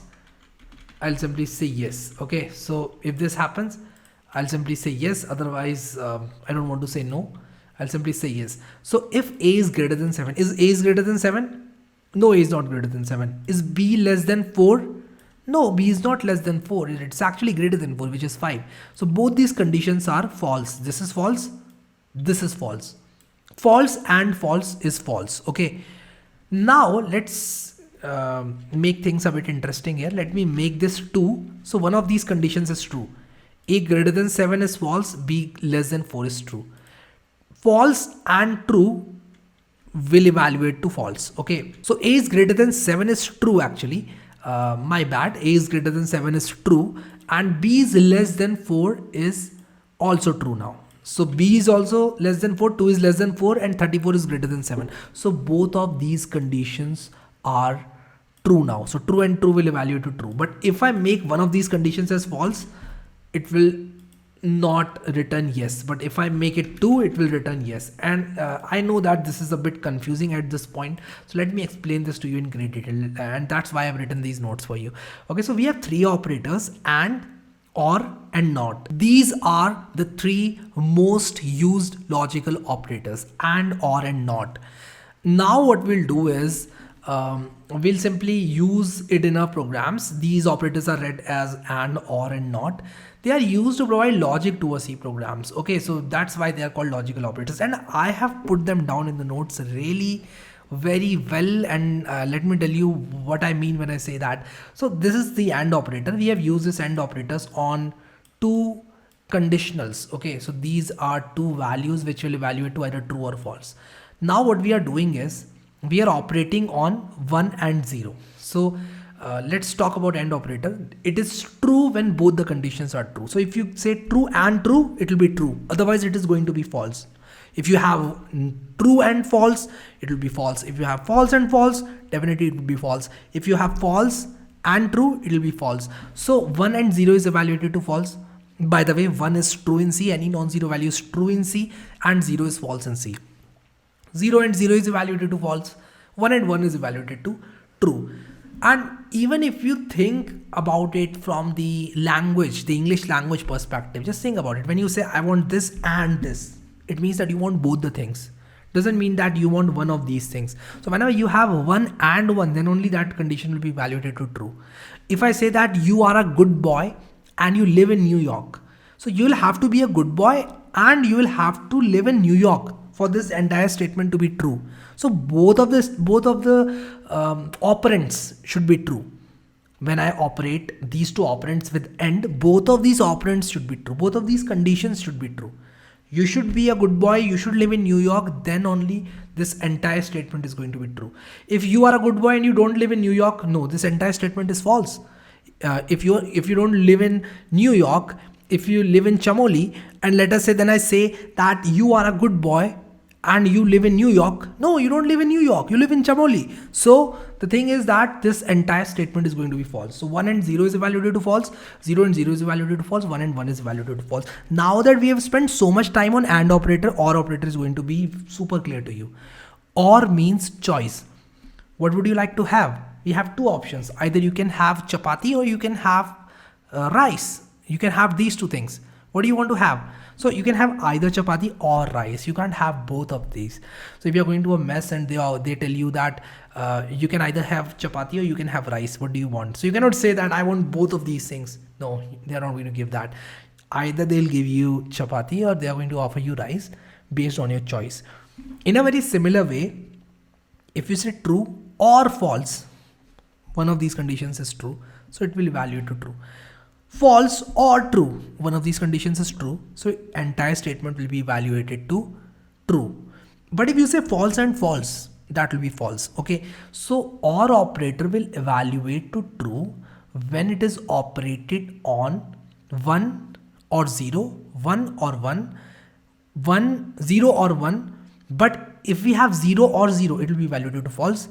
Rest of the things will be evaluated to true. So 0 or 0 is false, rest is true. Okay, I hope that I'm able to explain this pretty well. Now let's talk about NOT operator. And NOT operator is important because it will simply invert true to false and false to true. So this is also called an inverter. This NOT operator is called an inverter. And no, I'm not talking about this inverter. No, I'm not talking about this inverter. No, don't confuse it with this inverter. I am talking about inverter. Inverter means something which can invert, which can make true as false and false as true. Okay, so this is going to return true if it is supplied false, and if you supply true to it, it will return false. As simple as that. I hope that this makes sense. Now if I say not of 3 double equals to 3, so you'll have to evaluate this first. 3 double equals to 3 is actually true because 3 is equal to 3. And when I'm saying double equal to, I mean, is 3 equal to 3 or not? Yes, it is. So this is true, but not of true is going to false, is going to be false because not operator is an inverter. So this entire thing will evaluate it to false. Now if I say 3 greater than 30 and I put a not outside of it, 3 is not greater than 30. So this thing is false. But since we have a not operator outside of it, this is going to evaluate to true. I hope that this makes sense to all of you. As the number of conditions increases, the level of indentation increases, this reduces readability. Logical operators come to rescue in such cases. And let me tell you what I mean by this statement. So let us say you have an if statement. Now you have another if statement inside that if statement. And then again, you have another if statement inside that if statement. And you keep on going. So what happens is your program will start from here and you will find your program going here because you will have if, and you will, keep on indenting until your program looks ugly. So what you will do is you will want to write something like this, and that will actually give a better logic to your program. And we are going to use these logical operators in the practice set. So in case you are not able to understand this, you'll have to just wait for the practice set and listen to these concepts, download these notes, read about all these operators. I know if you are a beginner, it might be a little bit difficult to wrap all these concepts around your head. But again, I can assure you that by the end of this course, you are going to have each and everything, including pointers, dynamic memory allocation, crystal clear in your mind. This is the guarantee. So let's move ahead with this guarantee. And as the number of conditions increases, the level of indentation increases. We just talked about this. Let's talk about else if clause, something that we have not yet talked about. Else if. What is this else if? We talked about if, we talked about else. We didn't talk about else if. Okay, so let me show you a scenario. Let me create a program for you. I'll call it elsif.c. I'll put the boilerplate code. What if I say if a is greater than 5? Let me say int age is equal to 45, and let me say int place code is equal to 12. Let us say we have 12 places, and a person can have an age and he can have a place code where he has got his passport. Okay, now what I want is, I want to say if a is greater than 5, if a is or rather if a is greater than 18, if a is greater than 18, then what you do is you simply print, sorry, I should write age. If age is greater than 18, you simply print you are eligible to drive. Okay, you are eligible to drive. Else, if age is not greater than 18, so I'll say else if, so I'll have something inside here. And let me explain you how this is different from a normal if else. Okay, so let me write it down first and then I'll explain it to you. So if age is greater than 18, then you do this. Else if age is not greater than 18, then definitely age is less than 18. So we'll check if age is greater than 15. We'll simply say you are eligible, you are not eligible to drive. You are not eligible to drive, but we will check for a toy vehicle for you. Okay, we can do something like this. So let us say we have 12 places, and inside all these 12 places we have some toy vehicles on rent, which people with age greater than 15 can drive. Okay, now what I can do is I can simply say else, sorry, you are a kid and cannot drive. Okay, so now if I run this program, so the age is 45. So what will happen is this thing will get executed first and this condition will be checked for that. So is age greater than 18 or not? The answer is true. Since the answer is true, this will get executed. And since this is executed, this will not get executed, this will not get executed. So what I mean to say by this is that this entire thing is one single entity. This is one single entity. And what does it mean? It simply means that either this or this or this will be executed. But if we have only if statements, all those conditions will be checked. So let me compare this. So let me create two scenarios for you. So this is scenario 1, and let me also create another scenario for you, and we'll compare these two scenarios. So what I'll do is I'll simply comment out scenario number 1. Okay, and let me create a scenario number 2 for you, and inside the scenario number 2, what I'll do is I'll simply say if age is less than 15. Okay, less than equal to 15 maybe. So what I'm doing is in scenario 2, I'm checking 3 different conditions. So how will C compiler decode this scenario 2? What it will do is it will see the value of age as 45. So the value of age is 45. Now what it will do is, since the value of age is 45, what it will do is it will check whether this 45 is greater than 18 or not. Is it greater than 18? Yes, it is greater than 18. It will print you are eligible to drive. But instead of stopping and skipping the other conditions, what it will do is it will once again check for this condition, 45 greater than 15. 45 is greater than 15. Yes. What it will do is it will print this once again. And again, it will check whether 45 is less than or equal to 15. Is 45 less than or equal to 15? Yes, it is. No, it is not. I was just kidding. I was just checking whether you are attentive or not. 45 is not less than equal to 15. Okay, so this is not going to get printed. Now you are eligible to drive will be printed. You are not eligible to drive will be printed. So this will get a bit confusing. So let me show you. So this is printed. Let me add a \n after all these statements so that we have some pretty output. So I'll simply say \n. So I'll say \n and yeah, I'll run this program. So you are eligible to drive, You are not eligible to drive, but we'll check for a toy vehicle for you. So both of these conditions are executed. Let me comment this scenario out. Do not try to map the logic of whether you can drive or not. I'm just showing you some if statements. You don't have to think about why are these two things are printed. This is because we use these if statement. Now let me show you how C compiler is going to run through these statements. What C compiler will do is it will go and check the value of age, which is 45. What it will do is it will see whether age is greater than 18 or not. Is it greater than 18? Yes, it is. Now that we have else if, it will ignore it.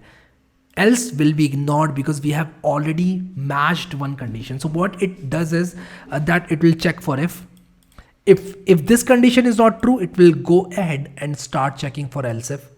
Is it met? Is this condition true? If not, it will go if there is another else if. Let us say we have another else if here. We can have more than one else if inside our if else ladder. This is if else ladder. This entire thing is called one ladder, and this is one single entity, and only one out of these if and else will be executed. Only one out of these will be executed, and the moment it finds one which will get executed, which actually meets the condition, in this case age greater than 18 will meet this condition. This condition is true, so this is executed, and then this C compiler will directly jump out of this ladder because we have already matched one condition. One condition is true, it will directly come out of this and it will start executing the statements written here. So this is how plain if statements and if else ladder is different. I hope you got the point. Let me run this program and show you. Only you are eligible to drive is printed. What if this condition was false? What if I say if age is greater than 48? It will check whether age is greater than 15 or not. And yes, it will be greater than 15. So this will be printed and then it will stop. So I'll show you. Oops, I selected and ran. You don't have to commit this mistake.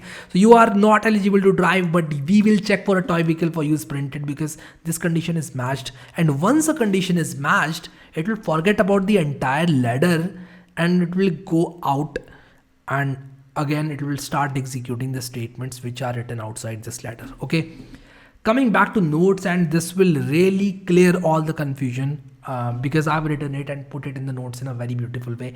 Instead of using multiple if statements, we can also use else if along with if, thus forming an if else ladder. So this is a ladder and only one out of these statements will be executed. Using if else reduces indents. The last else is optional. Also there can be any number of else if. So this is something that I've made clear in the notes. You can have any number of else if. You can have only one else, and you can also omit that else if you want.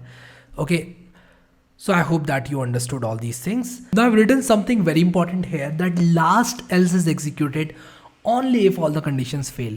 So if all of these conditions will fail, then only this else will be executed. So this is something that you need to keep in your mind once again. So now we'll talk about operator precedence once again. In the previous chapter, I talked about operator precedence, and I thought that I need to jot down some more operators for their priority, because you might want to use this priority table and you should have some good amount of operators for your reference, which is why I created this list for you. And I've added this here because I haven't added it in the previous chapter, so I simply added it here. Okay, so remember that we have a priority table of some more operators in chapter number 3. Okay, so now we'll talk about further concepts, which is a conditional operator. So we have a shorthand if else, which is also called ternary operator. Okay, it is written using a conditional. Let me show you how we use it. So I'll simply say 05 underscore ternary .c. I will add a boilerplate code and I'll show you. So what I'll do is I'll say int a equals 2, and what I can do is I'll say 3 if 5, or rather say c equals to b, else it is going to be 7. Okay, now if I say print the value of a is %t a, and yes, let me finish this program because I have not defined c.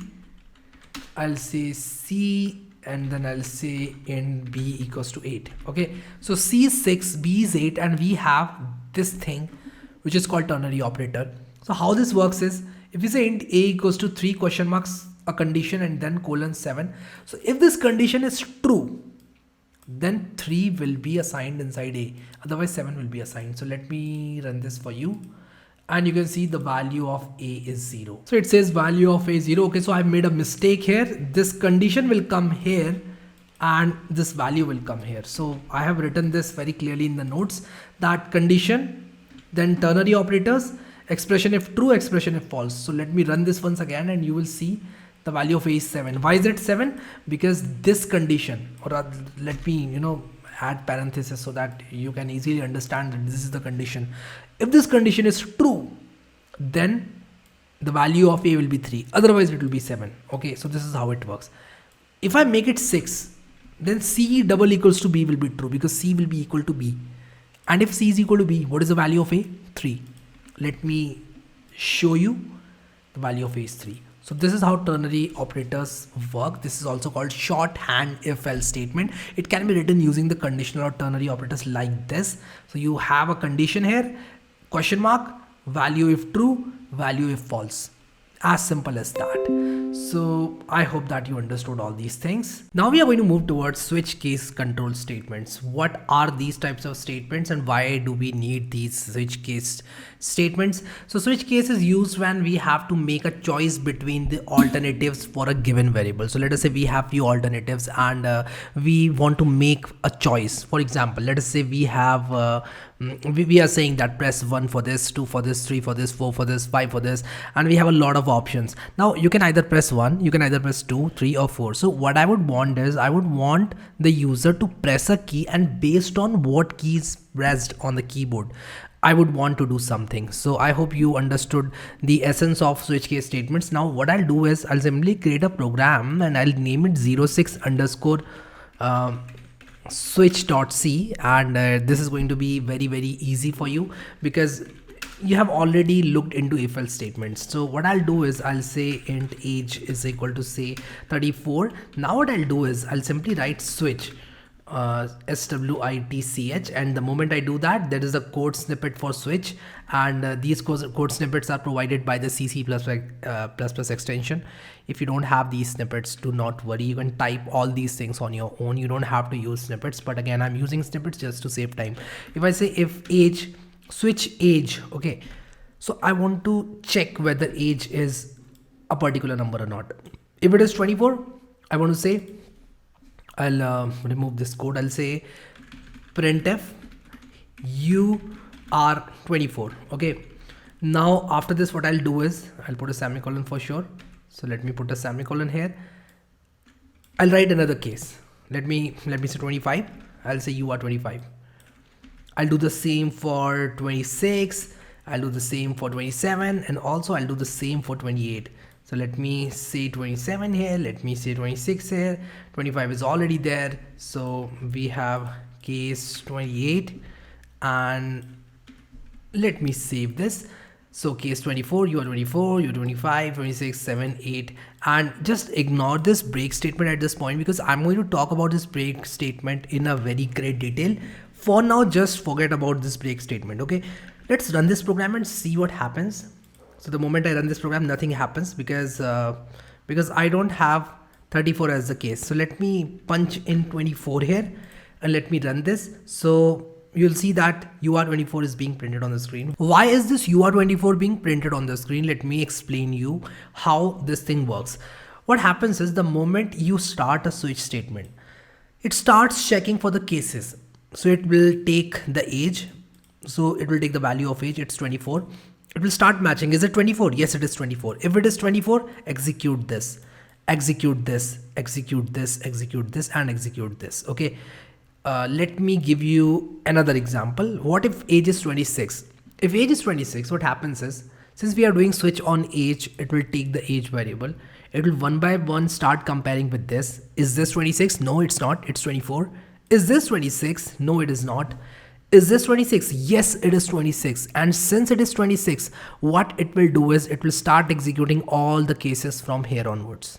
But wait, what happens is, the moment it goes into the switch case of 26 value, so the moment we have case 26, what happens is, it will print UR26 and it will encounter a break statement. Now, in order to explain what this break statement will do, let me comment all these break statements off.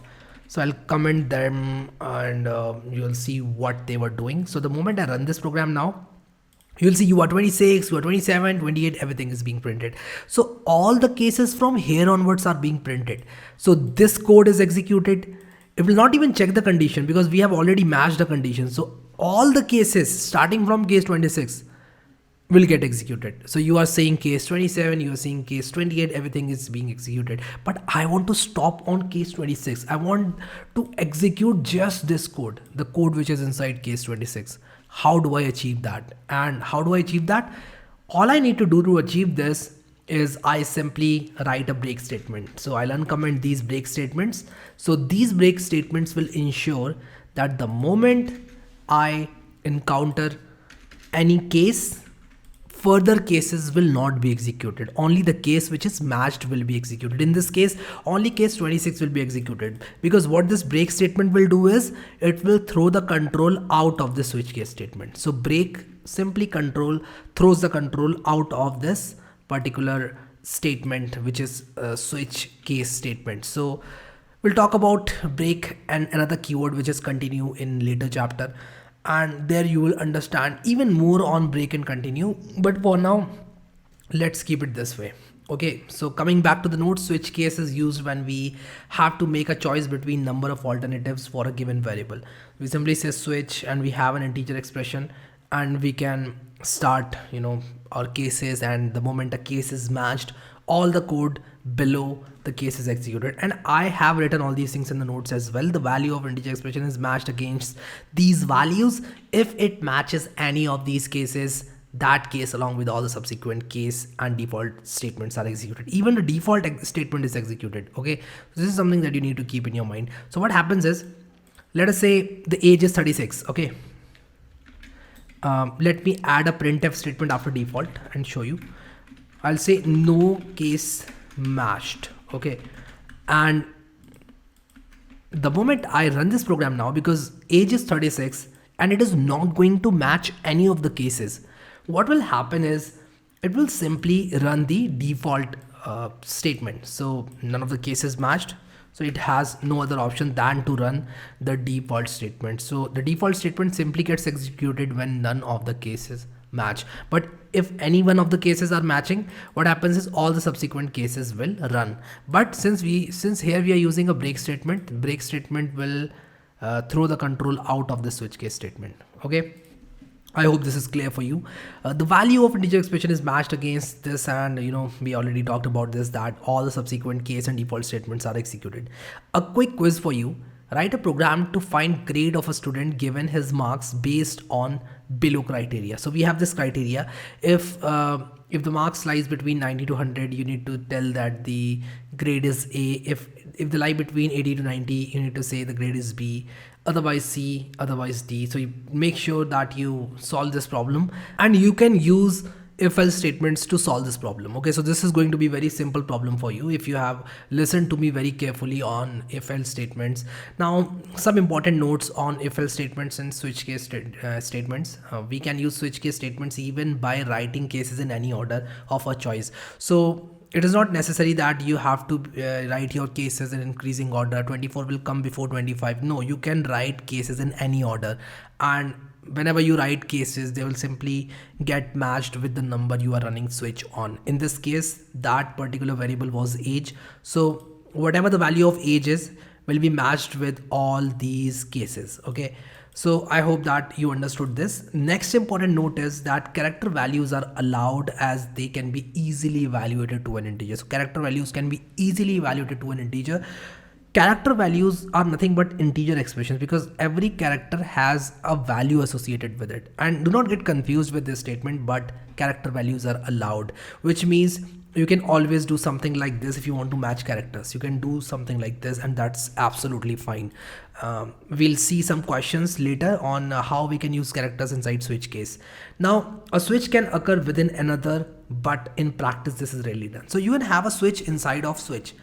Whenever you have a switch case and you have some code inside a case, that is simply a C code. You can either have if else statements inside that case. So let me give you an example.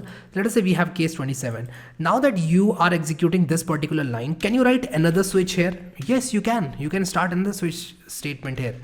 But in practice, this is rarely done. You can even have if else statements inside a case, but again, that is also rarely done.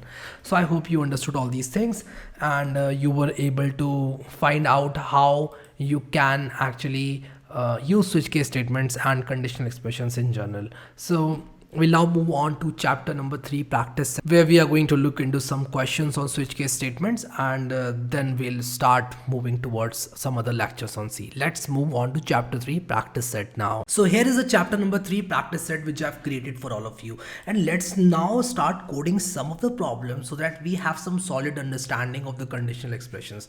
How do we start solving these problems? I'll show you all the techniques. Let's start with the problem number 1. I'll simply name it pr01.c. I'll include the boilerplate code. I'll close this terminal just to get some space, and let's read the question. It says, what will be the output of this program? So we have a is equal to 10. The value of a is 10. Then we have a is equal to 11. If a is equal to 11, printf I am 11, else I am not 11. If you do not look at this question carefully, what you will end up doing is you will say a is equal to 10, it's not equal to 11, so this is false. If a is equal to 11, I am 11, but a is 10, so I am not 11 will be printed on the screen, but you will be wrong. And I just want to type this program real quick, and I'll show you why, and I'll explain you why, but let me type this program real quick, and then from there we'll see why the answer is wrong. Printf a is 11, and once again I'll say a is 10 here, else a is 10. So let me replicate it, and I'll change it to else, and once I do else, I'll say a is 10. But if I run this program, I'll show you what. Guess what? It prints a is 11, but a is 10. Why is it printing a is 11? And I told you initially that the answer is wrong. Why is it wrong? So I'll wait for some of you to comment down below why this answer is wrong. And I want your comments, guys. Just put the timestamp and drop a comment, and I want you to tell me why this answer, or rather why this program is behaving in this manner.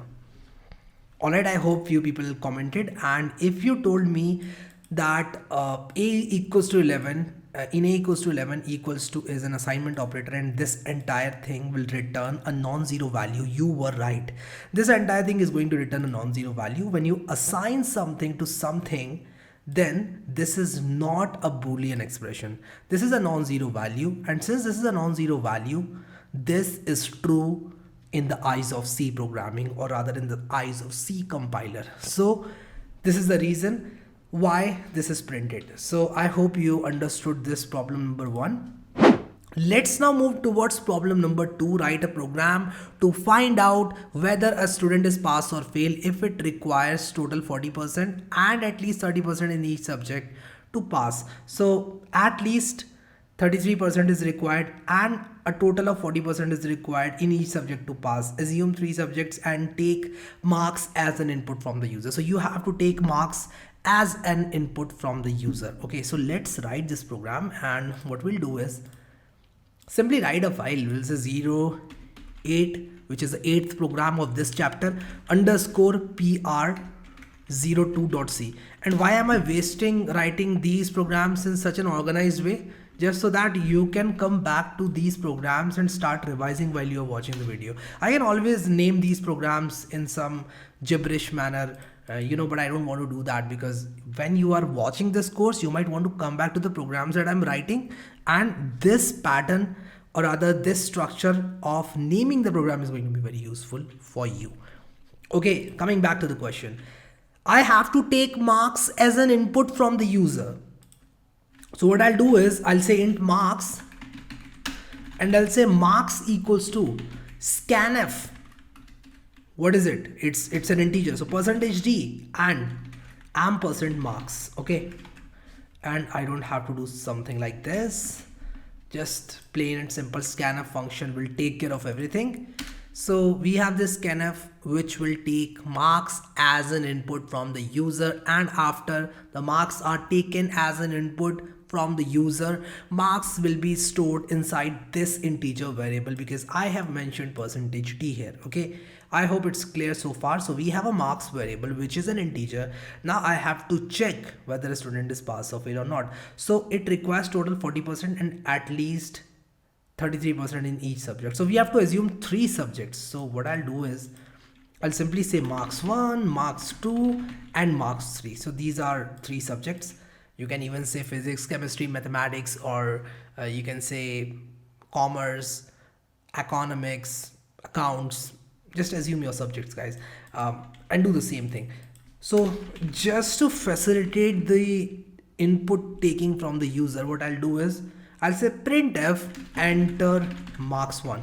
Okay, and enter your marks in the first subject, and I'm going to use \n just to just to make sure that these things are very nicely organized.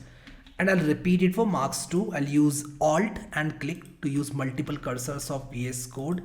I'll simply use alt and click here again. So when I hold alt and start clicking, I keep on getting the cursors, and this is how you use multi-cursor functionality of VS Code. So this is a great feature in VS Code, and I love this feature, to be honest.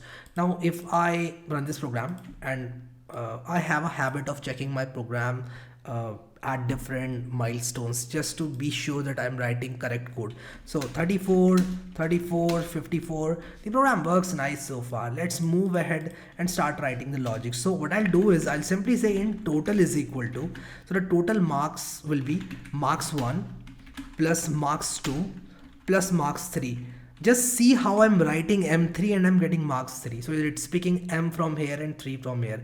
Even if I say MKS, it will pick up all the variables which contain this MK and S. And if I type 3, then this is the only variable which has MK, S and 3. So you can use this type of technique to write your code faster. So we have this total.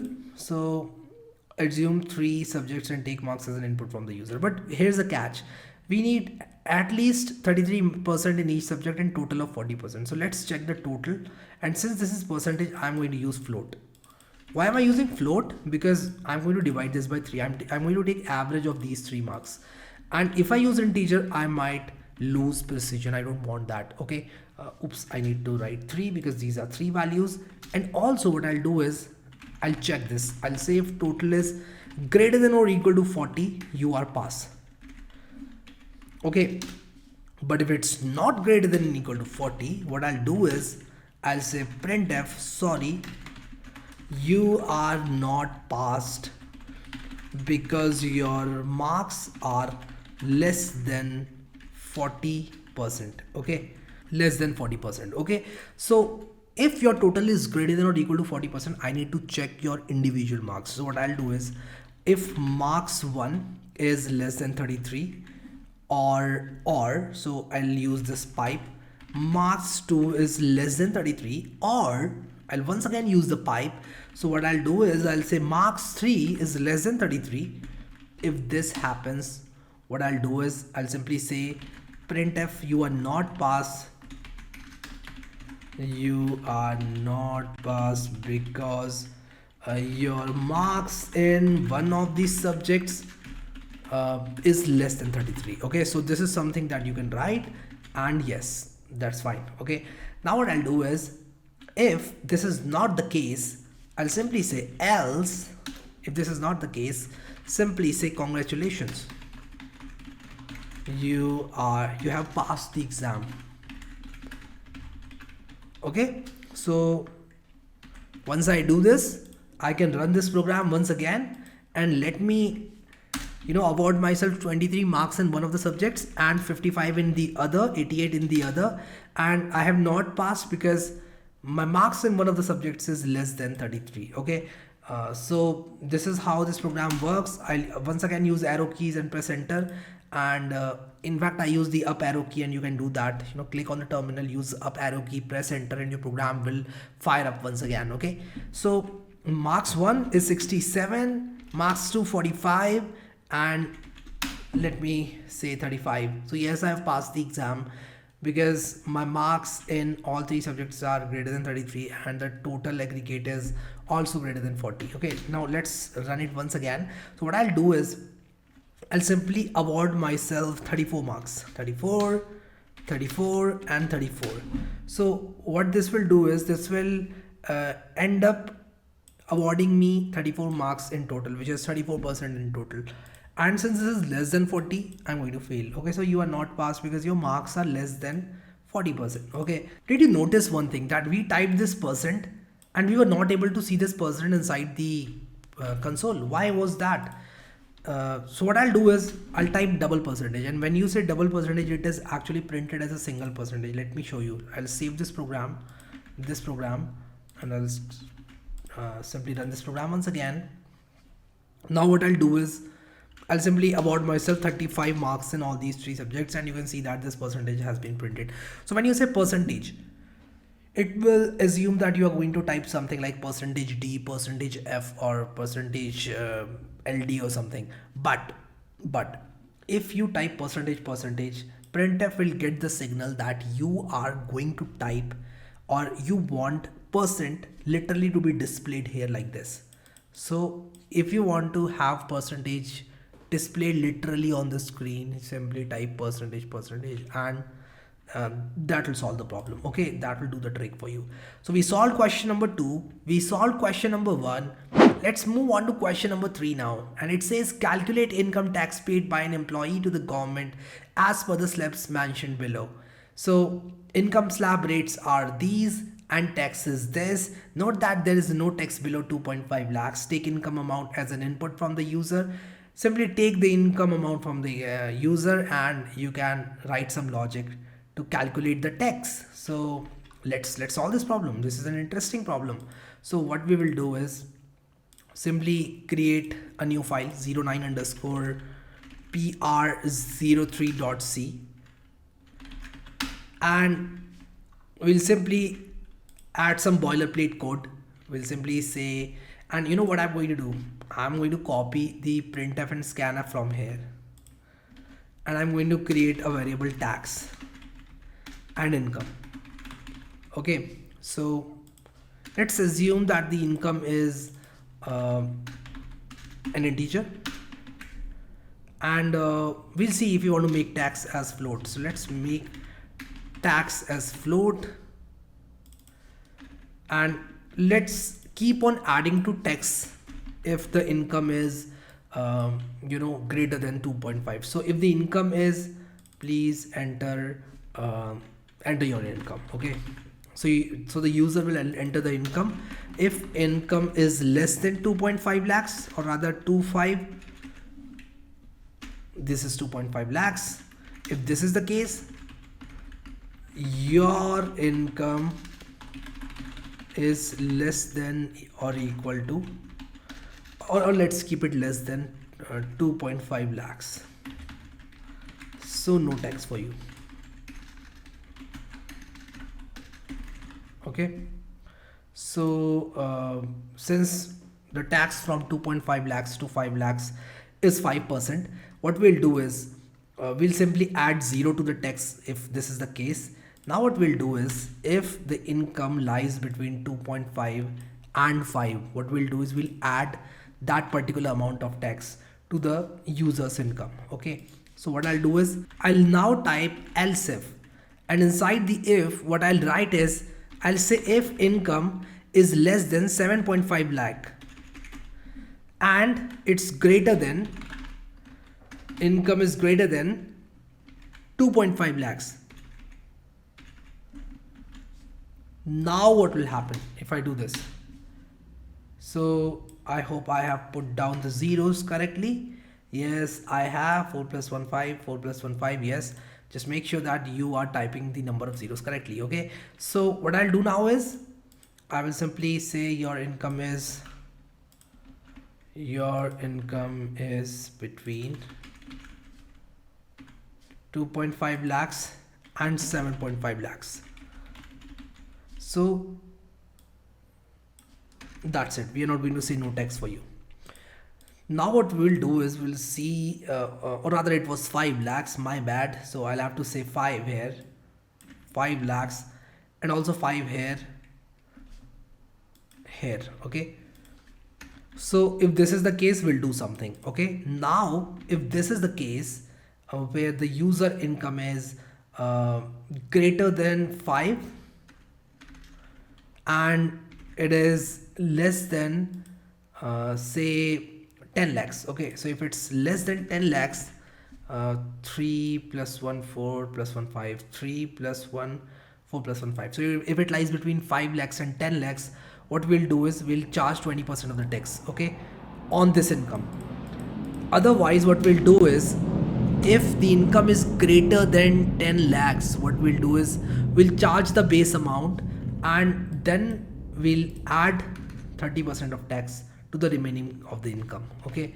So if this sounds confusing, simply take a piece of pen and paper and start writing whatever I'm saying, start calculating, use a calculator, and things will start making sense to you. So I'll simply say your income is above 10 lakhs here.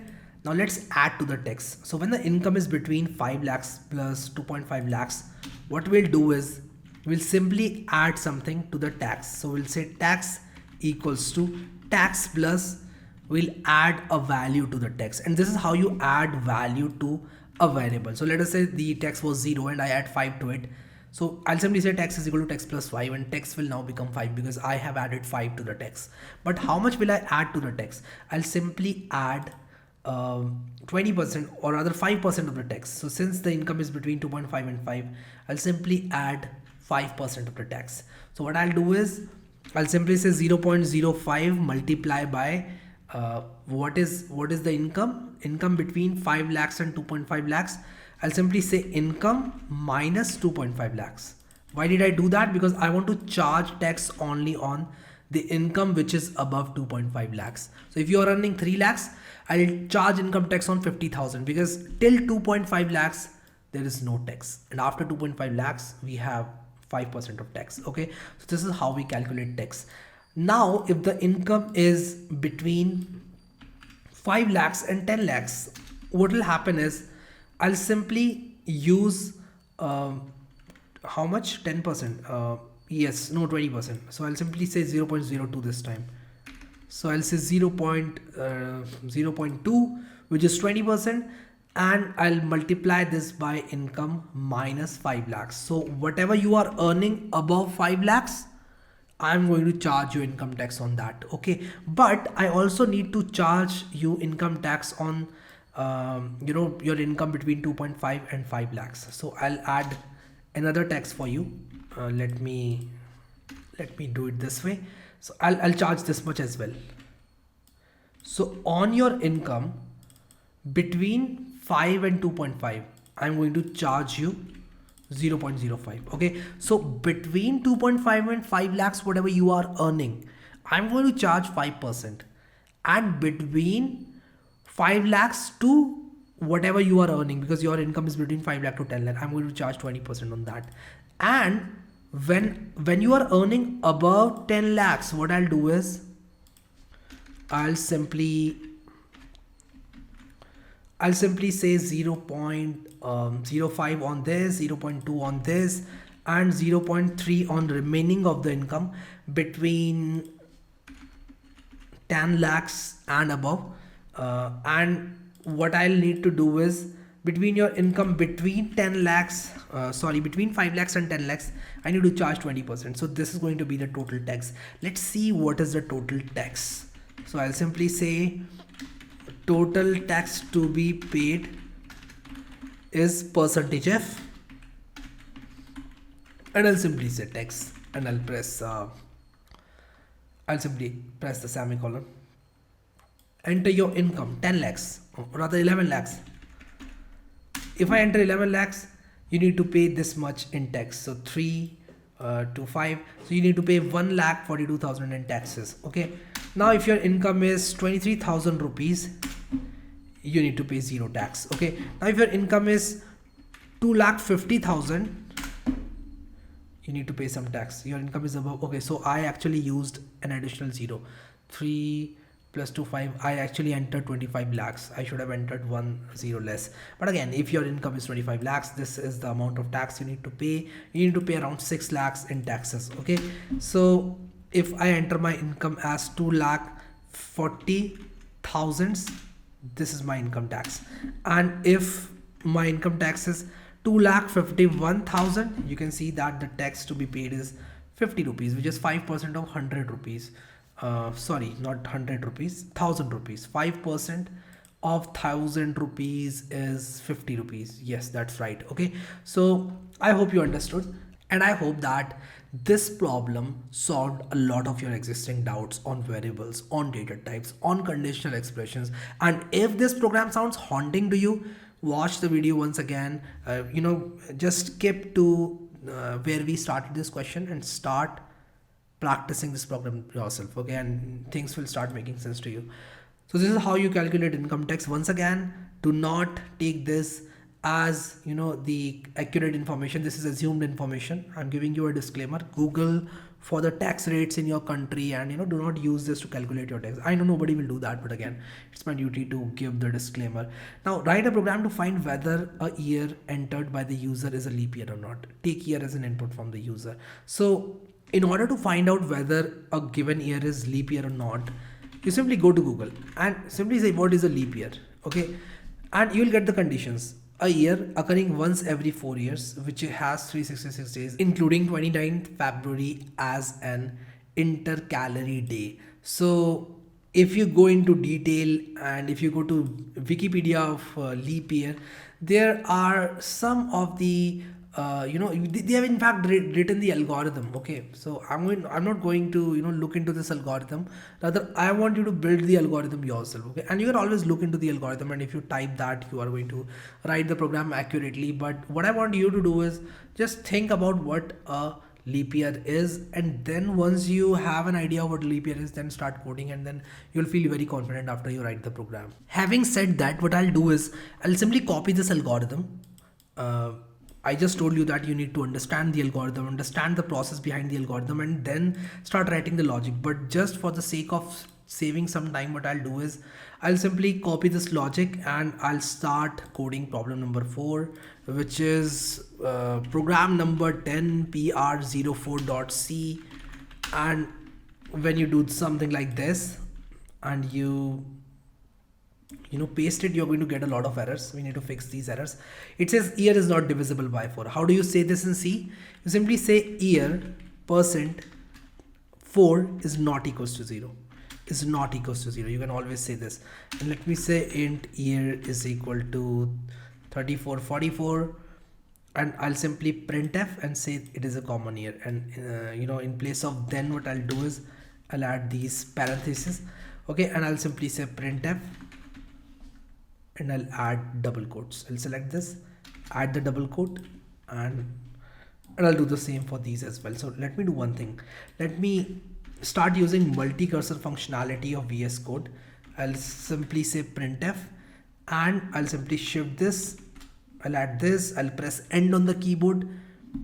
I'll use arrow keys. Once again, I'll close this. I'll add the semicolon.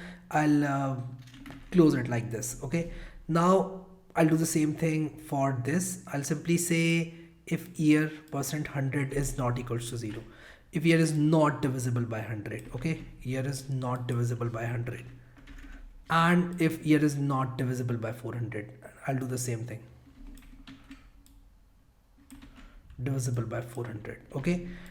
And once again, what I'll do is else it is a leap year. So I'll simply copy this thing again. And it is a leap year, semicolon, curly braces closed. And you don't have to, do like this. You can keep it this way and this program will work just fine. But again, it's a good practice to make your program look good with the indents. Let me add these indents to the program. Printf, missing closing quote. I'm making this mistake. I'm not adding the closing quote. I think everything is fine now. And let me cross check the logic. The logic says that if year is not divisible by 4, not divisible by 100, not divisible by 400, then finally it will be leap year. Okay, so if it is not divisible by 100 and it is divisible by 4, it will be a leap year. So this is the logic. So how this works, let me explain it to you. And what I'll do is I'll add another indent, just so that this looks good. You can always say format document, it will format it in a good way for you. So how is this logic working? So we have divisible, not divisible, not divisible, not divisible, and let me call it not equals to 0. Okay, yeah, cool. So it is a common year. I've written the logic correctly. If the year is 3444, it will check whether it is divisible by 4 or not. If not, it is a common year. It has to be divisible by 4 to be a leap year. But there are some other conditions which should be met for this year to be a leap year. So what we'll do is we'll check for all those conditions. We'll say, is it divisible by 100 or not? If it is not divisible by 100, yes, it is a leap year. Is it divisible by 400 or not? If it is not divisible by 400, then it is a common year. But if none of these conditions are actually getting true, then it is a leap year. Okay, so what happens is, if it is divisible by 4, which means this is false, this is false, this is false, then finally it will be a leap year. Okay, just think about it and start relating your program with the actual logic of things. So you should have the logic of leap year ready, and then once you have the logic of leap year ready, you write the program and then it will start making sense to you. So one of these if else will be executed. Just look at this program in this way and it will be super simple. Moving on towards the next problem. And the next problem is really very simple and straightforward. It says write a program to determine whether a character entered by the user is lowercase or not. So let me tell you something. Whenever you write a character in C language, let me show you something. I'll simply type character ASCII value in C. Okay. What I'll do is I'll simply use this ASCII table. And what this ASCII table is, let's try to understand this first and then we'll solve the question. So ASCII table is nothing but some values which are mapped to the characters. So let me show you something. Okay, and once you have a good understanding of that, then you'll be able to solve this question. So let me create 11th program and it's pr05.c. if I'm not wrong. It's problem number 5 if I'm not wrong. Yes. So let me show you something. Let me put this boilerplate code and let me show you something. What if I say something like this? I'll say the value is, I'll say %d, and I'll simply say a character A, which is A. Now listen to me very carefully. If I run this program, this is not an integer, by the way, let me tell you, this is a character. But if I hover over it, you'll see that it is an int with a value 97. Let me run this program for you and show you that it indeed prints 97. So a character is stored as an integer in C in the form of ASCII value. And if I say %C, then I'll be able to see A. But if I do %d, then the ASCII value of this particular thing is 97, which is being printed. So whenever you are writing this literal, whenever you write this character literally, what it means is, it means that it is an integer with the ASCII value. So you can perform addition, subtraction, multiplication and division with all these values. Okay, let me show you how. So now we have a program to determine whether a character entered by the user is lowercase or not as the question. So this is the question. We have to solve this question. So let's look at the ASCII table and let's see where ABCD is being started from. It's being started from 65 and it's going all the way till 90, or rather 90. Okay, not even 96. So if a character is lowercase, it has to lie between 97 to 122. So that's all. That's the check. I'll say enter your character. So let me say char C. I'll say printf enter your character, and definitely \n. Okay, and once I do that, I'll use scanf and I'll say %C. Note that it's not %d, you need %C and % of C, where C is the character. Let me change it to char so that you don't character. Let me change it to character so that you have a good idea of which one is variable and which one is format specifier. So we have this as a print statement, and then we are taking character as the input from the user, and the moment we do that, what will happen is we are going to check whether this particular character is greater than or equal to what is greater than or equal to 97, and also we need to check if this character is less than or equal to what, 128 if I'm not wrong. 122, yes I'm wrong, 122. You don't have to remember this. You might think that I don't even remember SKI table. I don't have to remember SKI table, and you also don't even have to remember SKI table. Some people prefer to remember, and even some schools and colleges, they say that, you know, remember the ASCII value of 65 and the value 90, and you know, you add 32 and you get this particular value and this particular value respectively. So if you add 32 you know, to 65, you will get this. So whenever you have to convert a character from uppercase to lowercase, you simply add 32 to the value, and you know, you get the character which is lowercase version of the uppercase character. So you can do all those things, but I don't think that you have to remember anything. If you remember 65, well and good for you. You can easily come to 90 if you have 65, and also you can easily come to this thing 98, and you can easily 97, and you can easily come to 122 by counting from A to Z. So if you remember 65 and 32, just remember these two numbers. If you add 32 to 65, you will get this, and if you add you know, if you start counting from A, B, C, D all the way till Z, you can come here, and similarly you can come to this value if you start counting from 97. Okay, but coming back to the question, we have to check whether a character is greater than equal to 97 and less than equal to 122. I'll say printf, yes, this is a lowercase character. And otherwise, what will I do? I'll say, I'll remove this. I'll say no, this is not a lowercase character. So let me do something like this. I'll say no, this is not a lowercase character, and let me run this for you. Enter your character 5. No, this is not a lowercase character. Capital A, no, this is not a lowercase character. Small a, yes, this is a lowercase character. Small d, yes, it's a lowercase character. Capital D, no, this is not a lowercase character. V, lowercase character. Capital V, not a lowercase character, and so on. You can, you know, I can keep on going for 3-4 hours, but I'll not. Coming back to the question, coming back to the practice set, question number 6. Write a program to find greatest of 4 numbers entered by the user. And I think this is the easiest problem of the practice set, because if you have a little bit of you know, logical mind, you can definitely do this. This is problem number 6, PR06.C at the boilerplate code.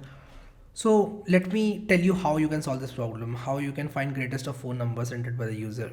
Let us say you have 4 numbers. Let us say you have 4 fighters. You have 4 of your friends, and they say that I am the strongest person in the room. So what you do is you make 2 people fight, and then you make 2 people fight again. They both will fight, and the winner of this 2 and the winner of this 2 will fight with each other, and they will find out who is the strongest of all. So we'll do the similar thing here. We'll take 4 numbers. So let me say in A1 is equal to 1, and let me do the same thing for A2, A3, A4 and A4. And let me, you know, assign some random values to these variables. Now what I'll do is I'll say if A1 is greater than A2, okay, and if A1 is greater than A2 and A1 is greater than A3, and also A1 is greater than A4, who will be the winner? A1 will be the winner. I'll say A1 is the greatest. Okay, and you can do the same thing for all the values. So let me show you how you can do, how you can have, you know, if, else if, okay. Now if A1 is greater than A2 and A1 is greater than A3, then A1 is the winner. And if I do the same thing with A2, and we need to compare A2 with A1, A3 and A4. Similarly, we need to compare A3 with A1, A2 and A3 with A2, A1 and A4, and then A4 with A4, and here also I need to make it A3. Here I am checking if A1 is the winner. Here I am checking if A2 is the winner. Here I am checking if A3 is the winner. And here I am checking if A4 is the winner, which is why I have A4. But when I'm checking A4, I need to ensure that I'm making A4 fight with A1, A3 and A2. Okay, let's run this program. A4 is the greatest. What if I make this as 4-4-2-1? Then A3 is the greatest. A3 is the greatest. What if I make it this and I make it this? Then A2 is the greatest. Yes, A2 is the greatest. What if I make it 3-3-3-1? Then A1 is the greatest. Yes, A1 is the greatest. So this is how you can actually find out which of the numbers is greatest of the 4 numbers. Okay, I hope you were able to solve the questions in this practice set. Also, I hope that you understood all the concepts which were taught in this chapter. Now we'll move on to the next chapter where we'll discuss some more stuff on C programming language. Let's move on to chapter 4 now. Let's now look into chapter number 4 and see what it has to offer. So what I'll do is I'll simply open this loop control instruction chapter in my PDF viewer, aka Google Chrome. Okay, so what I'll do is I'll tell you what loops are. We'll try to understand loops using some basic analogies, and then from there we'll start writing the code. So why do we need loops? What if I tell you you have to write a program where you have to print numbers from 1 to 100? Maybe you might be able to type printf1, printf2, 3, 4, 5, 6 all the way to 100. There is a chance you can do that. What if I make it 1 to 1000? It is going to be a bit difficult for you, but again, you can do it. What if I make it 1 to 1000? Or rather 10,000? What if I make it 1 to 50,000? Okay, here's the thing. What if I make it from 1 to 1 billion? It will be very tedious for you to do that, and you might not be able to do that. So in that case, what we do is when we have something which we want to execute repeatedly in a very fashioned way, we use loops. And how do we use loops is something that we are going to learn in this chapter. So sometimes we want our programs to execute few set of instructions over and over again. For example, printing from 1 to 100, first 100 even numbers, etc. Hence, loops make it easy for a programmer to tell computer that a given set of instructions must be executed repeatedly. So let us say you want to print a number. You want to print a number 10 times. You can simply say print 1, print 1, print 1, print 1, print 1 all the way till 10 times. But if I ask you to do it 100 times, it will be tedious for you. But using loops, you can do it in fewer lines. Let's see how. So what I'll do is I'll simply close this particular thing from my VS Code and I'll open this folder in VS Code. Let me open this folder in VS Code, and the moment I do that, what I'll do is simply create a new file and I'll simply say 01 underscore loop.c. Let me put the boilerplate code and let's learn about what loops are. Primarily, there are 3 types of loops in C language. We have a while loop, we have a do while loop, and we have a for loop. Let me tell you something from my experience. We are going to use while loops and for loops a lot more than we are going to use do while loops. Now this is just something I'm telling you from my experience, but again, there might be scenarios where you will use do while loops more than while and for loops. But in general, and I can say this for programming, in general, we use a lot of for loops, then we use fewer while loops, and then again, we very rarely use do while loops. Again, this is going to change. That depends upon what you are doing. But in most of the scenarios, for loop is the mostly used, while loop is second mostly used, and do while loop is something that you're going to use sometimes. Okay. Now let's look into these one by one. Let's look into while loop first. What is a while loop and how syntax of a while loop looks like? So what we usually do is we create a variable. We simply say int I is equal to 0. And we start counting from 0 because of arrays. In arrays, the index starts from 0. If you don't know what arrays are, you don't have to worry because I'm going to talk about arrays in the later chapters. But for now, keep in mind that whenever you are doing programming, start counting from 0 instead of counting from 1. Because it is going to make things easier for you. So let's make int I is equal to 0. And let me write while. And the moment I do that, you can see that I got a snippet.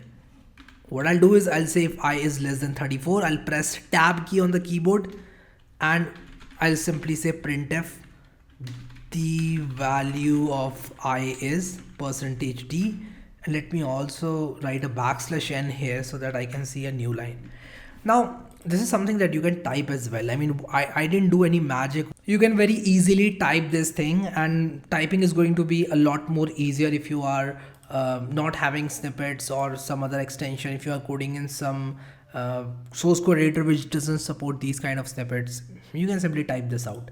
And it is really very easy to type this thing out, then typing the value of I is 0, 1, 2, 3, 4, 34 times. Let's see what this program returns. So the moment I run this program, you'll see something like this. So what happens is it keeps on printing, and I'm in trouble. Let me tell you why am I in trouble. So I had to cancel this, and it went on infinitely. So what I forgot was I forgot to increment the value of I. So there are two ways you can use to increment the value of I. Either you can do something like I plus plus, or you can do something like I plus equals to 1. You can also say I is equal to I plus 1, and this is going to have almost the same effect. Okay, so you can use either of these. Basically what I'm doing is I'm simply running this while loop, and inside the while loop I'm updating the variable. So there will come a time when the value of I will simply be nothing but more than 34, or it will become 34 at some point, and whenever that happens, this condition will turn out to be false. I also forgot to write I here, so now we have a program which will definitely work, and it will start printing from 0 to 33. So you can see the value of I is 0, 2, 1, 2, 3, 4, all the way till 33. How does it work? Let's now try to understand how this syntax is actually giving the result that I am getting. So what happens is, whereas the int I is equal to 0, I is initialized to an initial value of 0. Now when I say while I is less than 34, I'm saying this is a block, and you have to keep on executing this block until this condition is true. And inside this block, something can happen which can make this condition return false. So something can happen inside this block which will make this condition false eventually. And if that doesn't happen, this is going to be an infinite while loop. We don't want that, okay? In ideal scenarios, we don't want that. Now, when I say while I is less than 34, this is a condition, and as long as this condition is true, this block will keep on repeating. It will keep on repeating. So what happens is I less than 34? Yes, it is, because 0 is less than 34.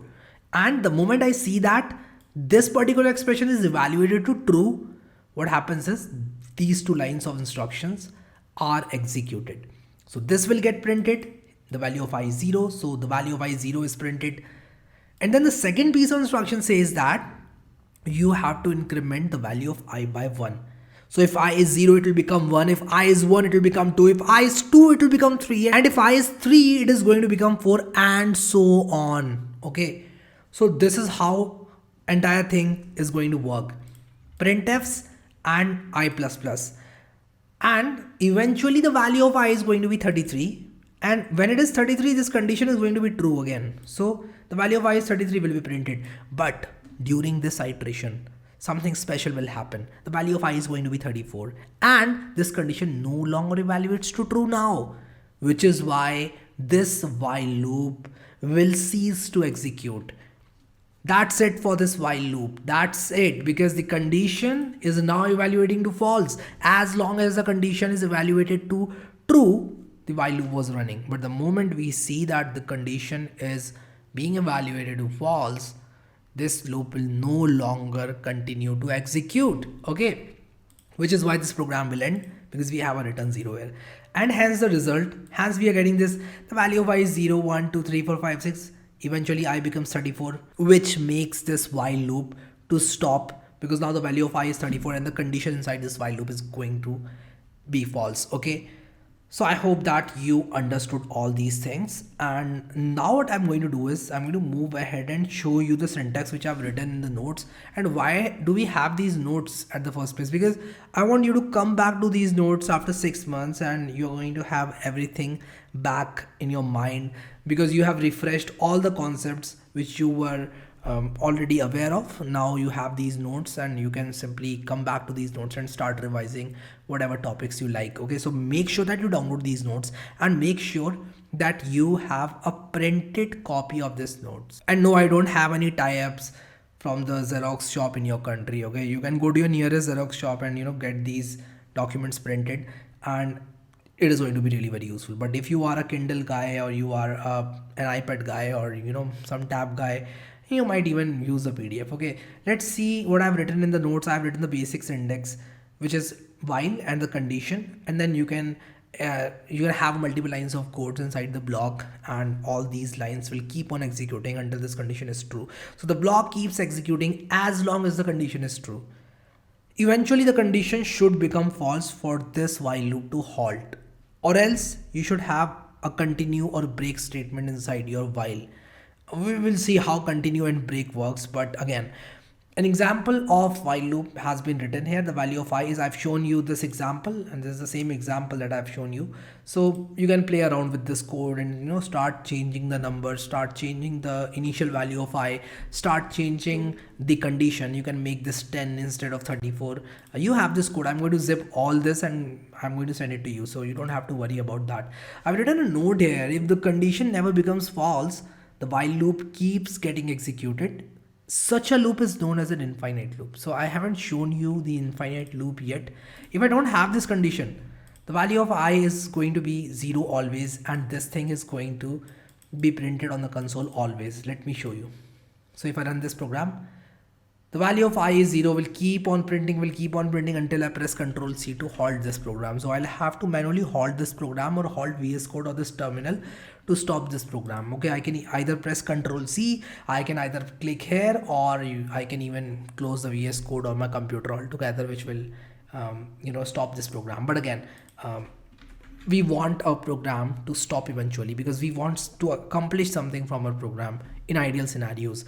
There are some cases where we use intentional infinite while loops. What are those scenarios? Let me tell you about few scenarios. There are few scenarios where we want our program to keep running and keep checking something in regular intervals. So if you want that, you can have a while one, and inside that you can keep on checking something for some time. You can wait for half an hour and check something, then again wait for half an hour and check something. One of the example is whether a stock price has hit a value or not.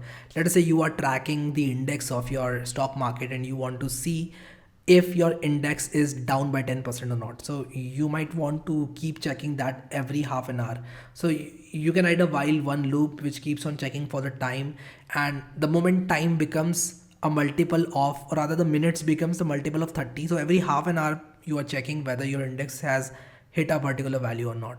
But in most of the cases we want to avoid infinite loops, and in most of the cases for beginners, infinite loops are a result of mistake in the coding logic. Okay, we don't want that. Let us come to the quick quiz which I've written for you. It says write a program to print natural numbers from 10 to 20 when initial loop counter is initialized to 0. Now the initial loop counter is initialized to 0, which means I will have to keep this I is equal to 0. If that was not the case, I would have simply changed this value as 10 and this value as 21, and that should have done the trick. But no, the initial value has to be 0. How do I solve this problem now? So let me write another piece of code for you. I'll simply say quick underscore quiz dot c. Okay, so let me paste this, and also let me keep this 34. I'm going to play around with this.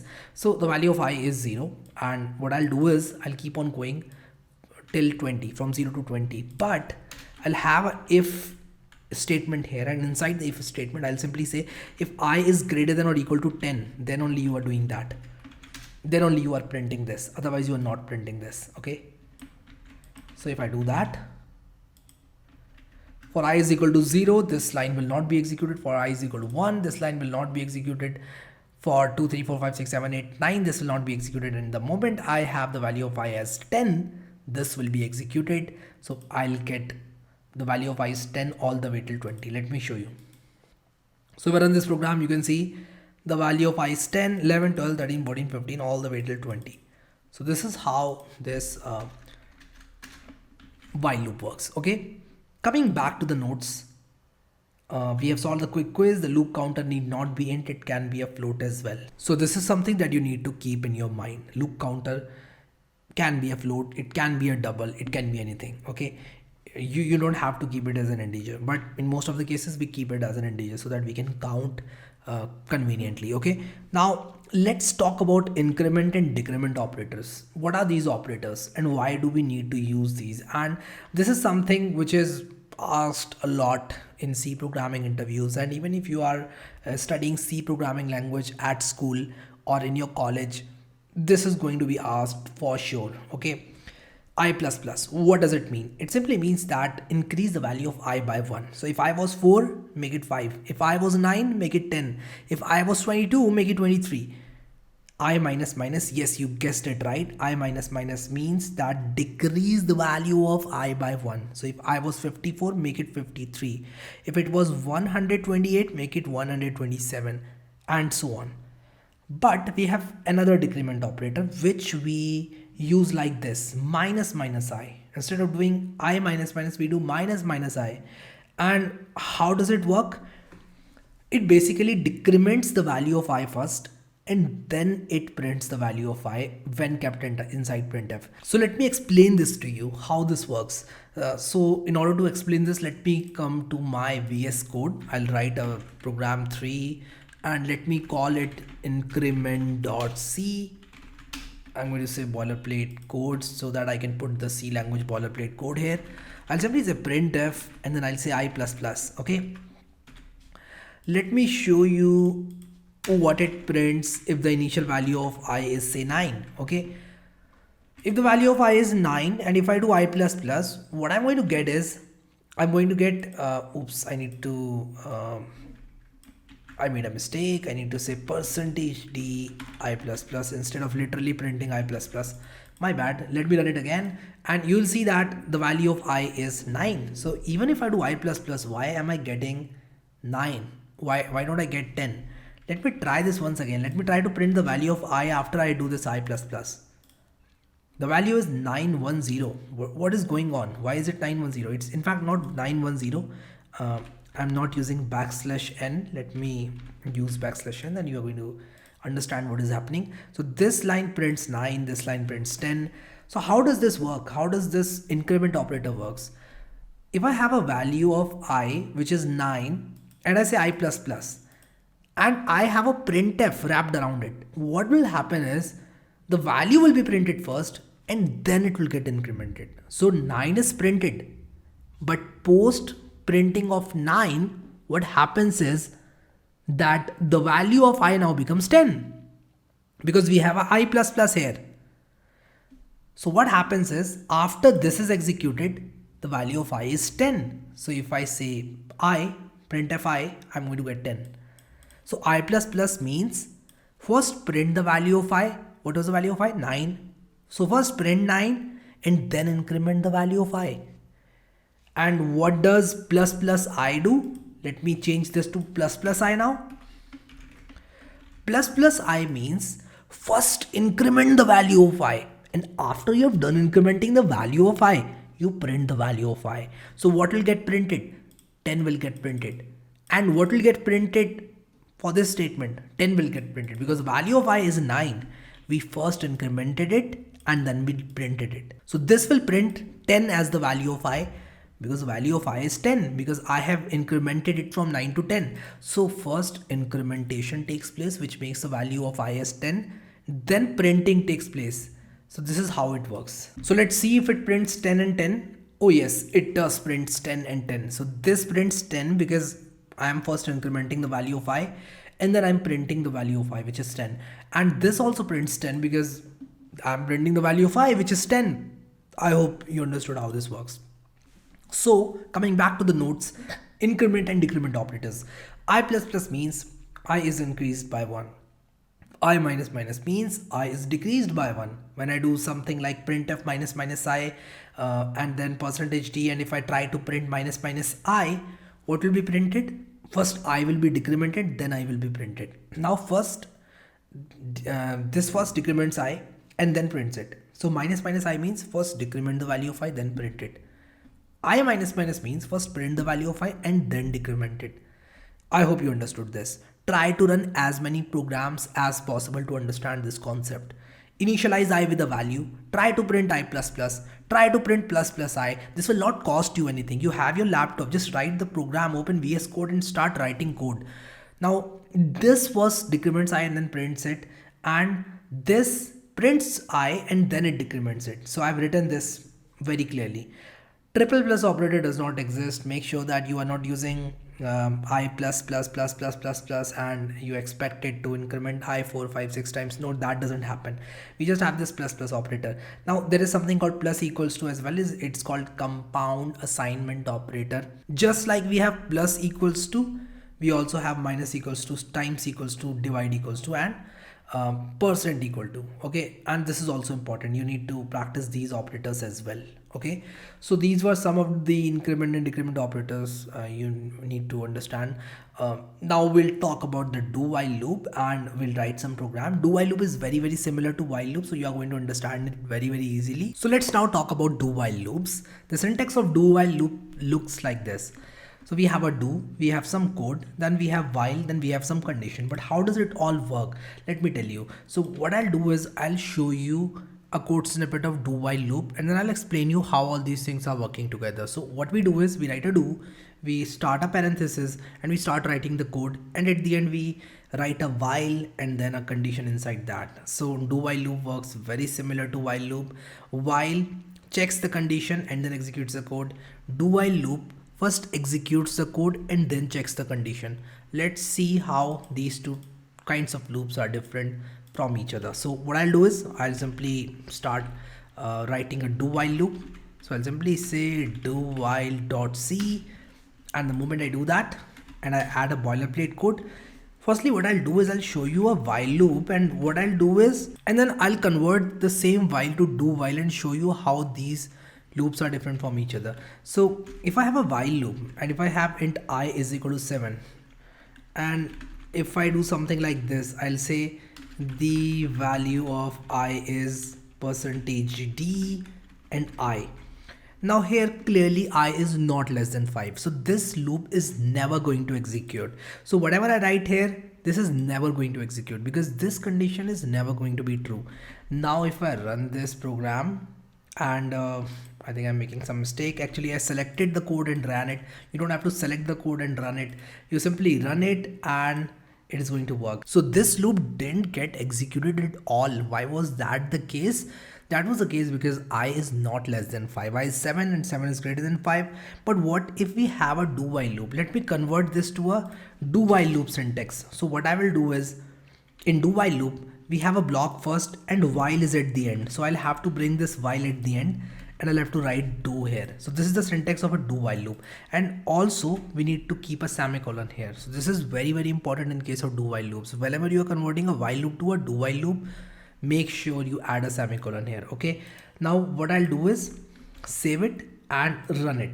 And to your surprise, you'll see the value of I is 7 being printed on the console.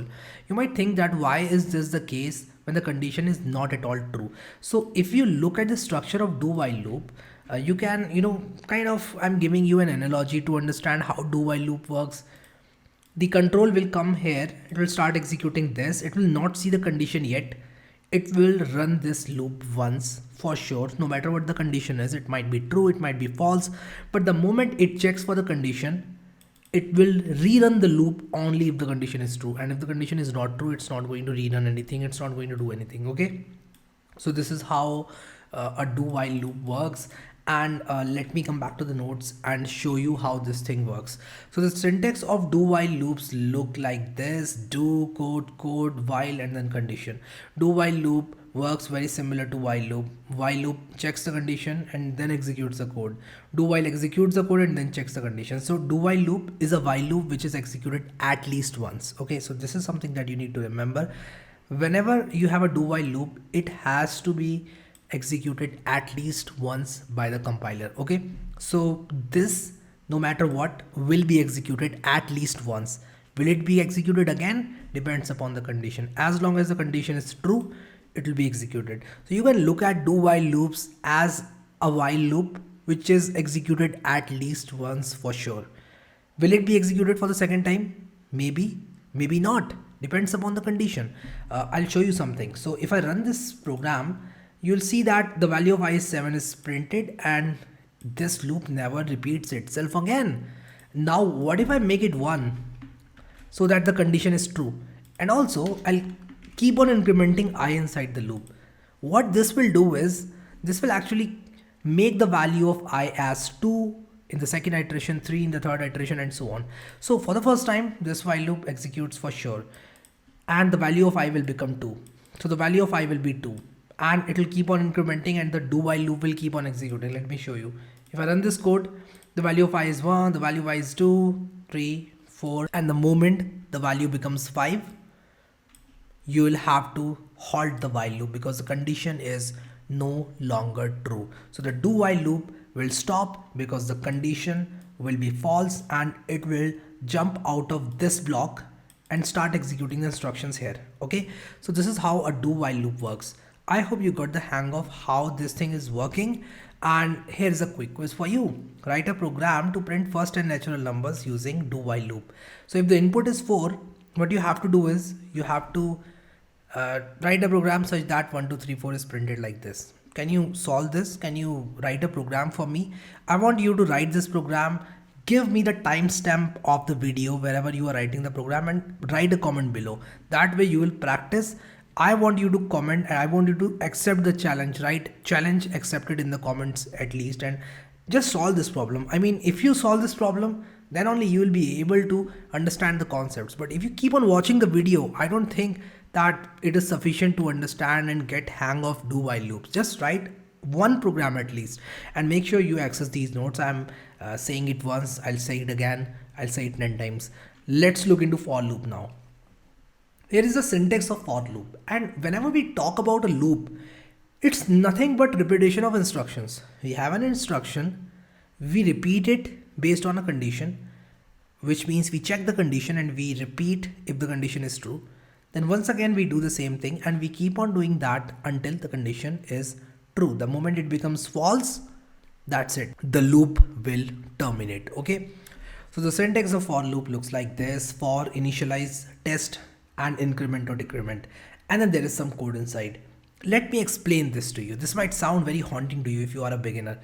Inside a for loop, we have an initialize block, a semicolon, then a test block, a semicolon, then some line of code which will increment or decrement a variable which we initialized here. So let me show you how this works. Okay, and once I show you the example, it will be easy for you to understand how for loop works. So I'll simply say for.c. I'll write a boilerplate code. Let me start typing for, and the moment I start typing for, I should get some snippet. So if I say for, you can see that code snippet for loop. Once I click this, I can change this to int. I can press tab. I'll keep it as I. I'll make it 7. Once again, I'll press the tab key and I can write some code here. In case you are not able to get this snippet, you can type this out. You can type this line, and this line out. Sometimes you might not get the snippet. Sometimes the extension might not work. You might be on a slower computer. There are n number of things which can happen. Do not stop. I have seen a lot of students stopping just because they are not getting the snippet suggestion. That's not good. Okay. Now for int I is equal to 0, I is less than 7, I plus plus. Let's print the value of I. Let's do the simplest task we can do with I. And we can say the value of I is, I'll simply say %d. And what I'll do is, I'll print the value of I. Also, I want to print a \n such that you'll be able to see a new line after the value of I is 0, 1, 2, 3, 4 is being printed.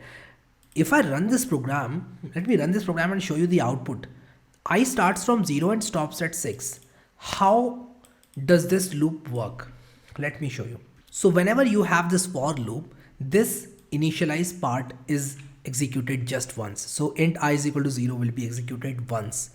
Then what happens is it will check for this condition. If this particular thing evaluates to true, then only it will move ahead. If it doesn't evaluate to true, it doesn't move ahead. Okay. So is I less than 7? Yes, it is. So it will move ahead. Okay. And it will execute this.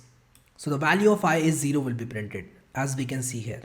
Now what happens is, listen to me very very carefully because this is important, and once you understand how for loops work, it'll be easy for you, believe me. So printf, the value of I is percentage %d, and once this line is executed, what happens is this particular update piece of code runs, and what it does is it will simply increment the value of I by 1. So if I was 0 before, it will become 1.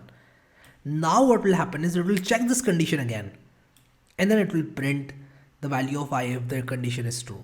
If the condition is false, it will jump out of the for loop and it will stop the loop. Okay, so I'm starting over. I'm telling you once again about the for loop in case you didn't listen to me carefully. Int I is equal to 0 will be executed once, so the value of I will be 0 initially, and then what will happen is this condition will be checked. Is it true? Yes, it is true. This code will be executed. Once this code is executed, this will run I plus plus. The value of I will become 1. Condition will be checked. 1 is less than 7. Yes, this is executed. Yes, the value of I is 1. And this keeps on happening until the value of I gets to 6. Now, once value of I becomes 6, what will happen is this will run. And the value of I will now become 7. Is 7 less than 7? No, this condition is false. 7 is not less than 7. Since this condition is false, what will happen is this for loop will be stopped. We'll come out of this for loop. And the moment we come out of this for loop, the instructions after the for loop will be executed. I hope you understood how for loop works. We can come back to the notes and we can see the syntax of for loop looks like this. For initialize, test, increment or decrement, and then the code runs. It might be more than one line of code. In this example, I have just a single line of code. It can be 3 lines, it can be 4 lines, it can be 10 lines. It depends. Okay, you can add as many lines as you want. So coming back to the notes, initialize, test, increment. I've explained a bit about what initialize is, what test is, and what increment is. In most of the cases, initialize will be setting a loop counter to an initial value. Test is checking for a condition. Increment is updating the loop counter. And here is an example. So I've done the same thing. I mistakenly written ampersand I, then I scribbled it off. So if I is equal to 0, I is less than 3, I plus plus 0, 1 and 2 will be printed. So you might want to remember this. I mean, when I say remember this, I don't want you to mug up the code and the output, but you should at least understand that this for loop will print values starting from 0 to 6, because here I is less than 7 and I plus plus. But let me tell you one thing. In some cases, your examiner might change these values to something that will produce an output different from the output you might expect. Okay, so do not mug up the output. Look at the for loop very, very carefully when you are solving a problem. But if you are looking at this loop, which is a very simple loop, yes, it will print from 0 to 6. But if I change the condition to something like this, say I make it I minus minus, then the things are going to change. Then you'll have to do the dry run. You'll have to see what the value of I is. You'll have to execute all these things one by one. So you will initialize first, check for the condition, execute this thing if the condition is true, execute this thing, then check the condition, then execute this thing if the condition is true, then you run this, then again check the condition. If the condition is true, you run this, and you keep on going until this condition becomes false, Okay, I hope you understood the for loop. Now I hope that I was able to explain you how for loop works. Okay, the output of this program is self-explanatory. Now we have written a code, and also I have made things easier for you by writing all these things in the notes. I have written the meanings of initialize, test and increment, and I hope that you are going to love for loops. This is something that you're going to use a lot when it comes to programming. Let's solve a quick quiz now. Write a program to print first and natural numbers using for loop. We have already written that, but again, I want you to use scanf function, take the value of n from the user and write the program. Also make sure you drop me a comment below with the timestamp and tell me that you have solved this problem. Were you able to solve this problem? I want a yes comment from all of you. That will really be very satisfying for me if I have a yes comment from all of you saying that yes, we were able to solve this quick quiz. I can't tell you how good I feel when you guys comment and tell me that you were able to do something. Just make sure you write a comment below for me and tell me that you were able to solve this quick quiz. Let's move ahead and let's look into the case of a decrementing loop. So we have a loop, we have a for loop, but these things are not looking as good, or rather as simple as they were looking here. This for loop looks pretty easy, and we are able to make out that the value of I will be from 0 to 6, and this statement will be executed for the values of I from 0 to 6 7 times. From 0 to 6 is 7 times. Okay, this was very simple for loop. Let's write a program and let's try to understand how this decrementing for loop works. So decrementing dot C. So I've written a boilerplate code. Now what I'll do is I'll save this program and I'll start writing this for loop. Okay, so I use the snippet, but I'll write this. So I'll say int I is equal to 5. Then we have just I here. Is I a condition? We'll talk about it just a moment. I minus minus. Let me write this down. And we are simply printing I. So what I'll do is I'll save this, I'll copy this, and that's it. I'll paste it here. So we are printing the value of I. So I starting from 5, then I minus minus. Let's try to use the skills that we learned. Let's try to use the concept of how for loop works to decode this and understand what will be printed on the console. Okay, let me close this terminal. So I is equal to 5 initially. Okay, this is a condition. So what happens is I will be initialized to 5. This condition will be checked. Is 5 true? Yes, 5 is true. Any non-zero value is true. I have told you before. 0 is false, but 5 is true. So since 5 is true, this will be executed for 5. So what will be printed? The value of I is 5 will be printed and backslash n will be printed. Now, what is the value of I? The value of I is 4. Okay, so let me write the value of I. The value of I is 4. This is the output and this is the value of I. Okay, now is 4 true? Yes, 4 is true. 4 will be printed, but the value of I will become 3 because this will get executed. This is the updation condition. In a very similar way, 3 will be printed, 2 will be printed. The value of I will be 2. 2 will not be printed. 2 will be printed after 3. And the value of I will be 1. Eventually what will happen is the value of I will become 0, which will make this condition as false. I repeat, it will make this condition as false. So sometimes you will have to run the loop one by one iteration at a time, and then only you will understand how this loop is working. But to make things easier for you, I have written how this decrementing for loop is working inside the notes. So this for loop will keep on running until I becomes 0. The loop runs in the following steps. I is initialized to 5, condition I 0 or non-zero is tested.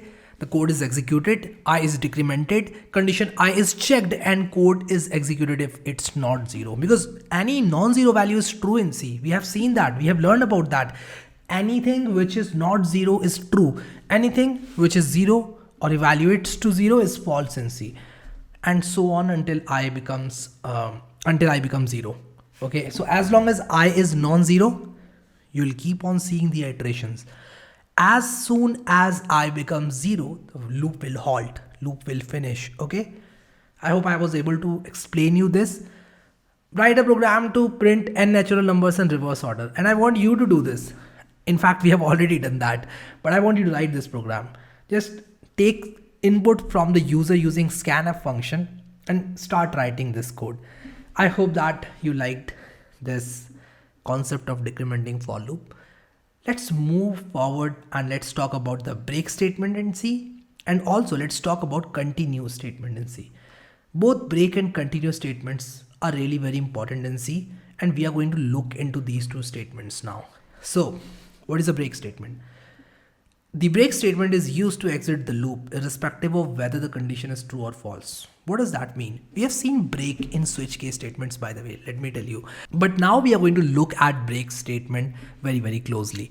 So break means stop what you are doing, just execute the next instruction. So if you are executing a switch case statement, stop right here, go out of switch and execute something else. Execute whatever is after the switch statement. Similarly, if we are inside a while loop and I type break or I encounter a break statement, what that tells me is stop this while loop right here and execute the next thing. What does it say? It says that stop this loop right here and execute the next thing. It can be inside a while loop, it can be inside a do while loop, it can be inside a for loop, it can be inside any kind of loop, it can be inside a switch statement. Let me show you how this works.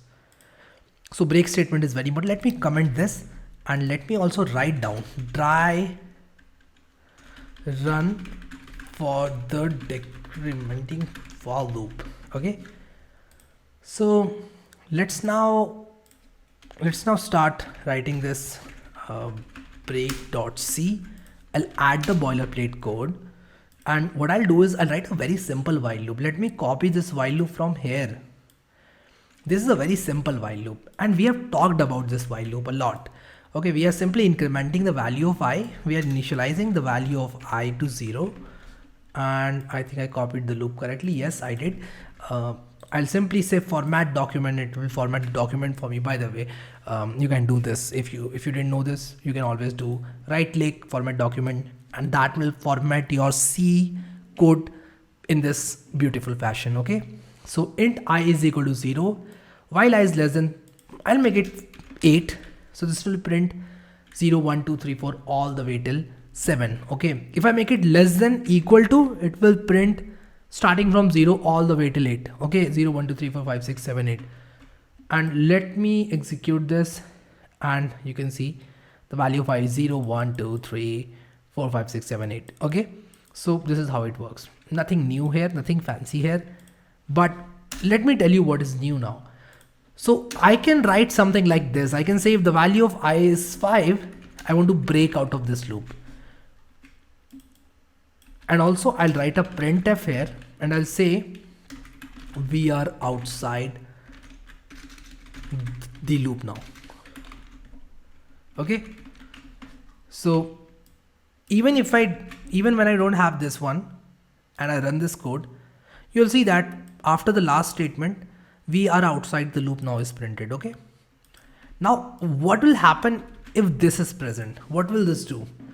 This is simply saying if the value of I is 5, you break out of this loop. So 0 will be printed, 1 will be printed, 2 will be printed, 3 will be printed, 4 will be printed. But the moment I becomes 5, this will be encountered. This condition will be true. Break will be encountered. And the moment break is encountered, it instructs the C compiler to throw the control out of the while loop. So now what will happen is it will come out of the while loop. Okay, so let me run this, and 0, 1, 2, 3, 4. And the moment I becomes 5, what will happen is this will get executed. And what does this mean? Break means break out of the loop. I don't want to execute this loop anymore. I want to stop right here, and I want to jump out of this loop. So where was this loop starting? At line number 7. This is the block of the loop, and it will jump out of this and will start executing statements from here. Okay. I hope I was able to explain this. I hope I was able to explain it pretty well, and I hope that you understood it. Okay. So let's come back to the notes and read about the break statement. It is used to exit the loop irrespective of whether the condition is true or false. So the while loop works on the basis of condition. Okay, it will check the condition again and again. If the condition is true, it will execute one iteration. If the condition is true once again, it will execute next iteration, and this keeps on happening. Now what will happen is the moment the value of I becomes something which makes this condition of while loop false, the while loop will stop. This is one way of stopping the while loop. This is how a while loop naturally terminates. But if I want to interfere into the natural termination of while loop and I want to terminate it based on some other condition, I can use break. So I can say if the value of I is 5, stop this while loop. I don't care about this condition. If the value of I is 5, I want this while loop to be stopped. That's it. And this is what break statement is doing. So break statement is very easy. This way you can understand it. Whenever a break is encountered inside the loop, the control is sent outside the loop. Let's see this with the help of an example. How is my drawing, by the way? Just let me know in the comments if you like this drawing. Okay. For I is equal to 0, I is less than 1000, I plus plus. So here I'm saying if the value of I is 5, you break. So what will happen is for the value of 0, this will be executed, this will be executed. So 0 is printed. For the value of 1, this will be executed, this will be executed. So 1. Same for 2, 3, 4. The moment I becomes 5, 5 is printed because we have break after we are printing the 5 or printing this percentage d backslash n. Now the moment 5 gets printed, what will happen is this will evaluate to true. Since this condition evaluates to true, we'll encounter a break statement. And since we are encountering a break statement, we will come out of the loop. Okay, so this is how it works. And it will not go all the way till 1000 or 999. It will not go till 999. It will go only till 5. Okay, so 0 to 999 will not be executed. So this is something which is wrong. I should have written 0 to 999 because naturally this loop will go from 0 to 999. So I should have written 999 here, but I have mistakenly written 100 here. So my bad. Anyways, you got the point. You got what break statement in C is. Let's talk about continue statement now. The continue statement is used to immediately move to the next iteration of the loop. And listen to me very, very carefully when I say this. A lot of people confuse between break and continue statements, but they are very different. Okay, in the way that break statement will stop the loop forever, but continue statement will not stop the loop forever. Rather, what it will do is it will stop the loop just for this particular iteration. It will stop the current iteration of the loop and it will continue with the next iteration. Let me tell you what continue statement means. So let us say we have a program int skip is equal to 5, I is equal to 0, while I is less than 10 and I is not equal to skip. Let us say we have this program. How will this program execute? I is less than 10. Yes, it is. 0 is less than 10. If I is not equal to 5, continue. Okay. So what will happen is this particular program will keep on executing the instructions inside the while loop. Is I not equal to skip for I is equal to 0? Yes, this condition is true. So continue. Continue means that do not execute anything after this. Just continue with the next iteration. Same goes for 2, same goes for 3, 4. But the moment I becomes 5, what will happen is 5 is not equal to 5 is false. So this thing will be executed. Let me explain this to you by taking you to VS Code and let me write a program myself and explain this to you, and then you will understand this concept like anything. So I put this boilerplate code for you. What I'll do is I'll simply put a very simple for loop here. Let me save this program and now use for, and yes, I got this snippet. Now what I'll do is I'll simply say for I is equal to 0, I is less than 7, I plus plus means I'm going from 0 to 6. Okay. Now what I'll do is I'll simply say the value of I is, and I'll say percentage d backslash n and then I. Okay. And once I do this, what will happen is I will be printed from 0 to 6. Nothing fancy here. 0, 1, 2, 3, 4, 5, 6. Now what will happen is if I say if I is equal to 3, continue. What does this mean? This means that if I is equal to 3, we are going to continue. Continue means that whatever is written below this inside the for loop, we have to keep inside the for loop. We are inside the for loop. Keeping the control inside the for loop, skip everything which is below continue. So this statement will not be executed. Let me show you. So if I run this program, 0 is printed, 1 is printed, 2 is printed, but the moment I becomes 3, continue means stop. No, don't stop the loop. Just stop. Stop this current iteration. Do not continue from here on. Rather, you go directly here and update the value of I and continue like you were continuing. Okay. So what continue means is do not execute anything below me. But at the same time, also do not stop the loop.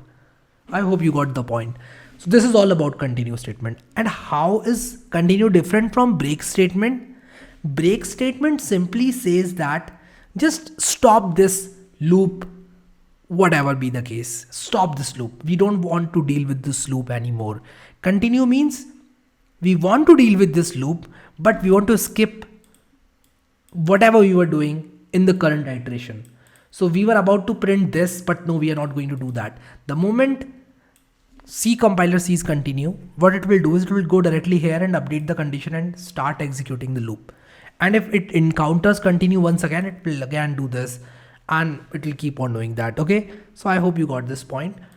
And this is all, I am trying to explain here. I have written all these things in the notes so you can have a read.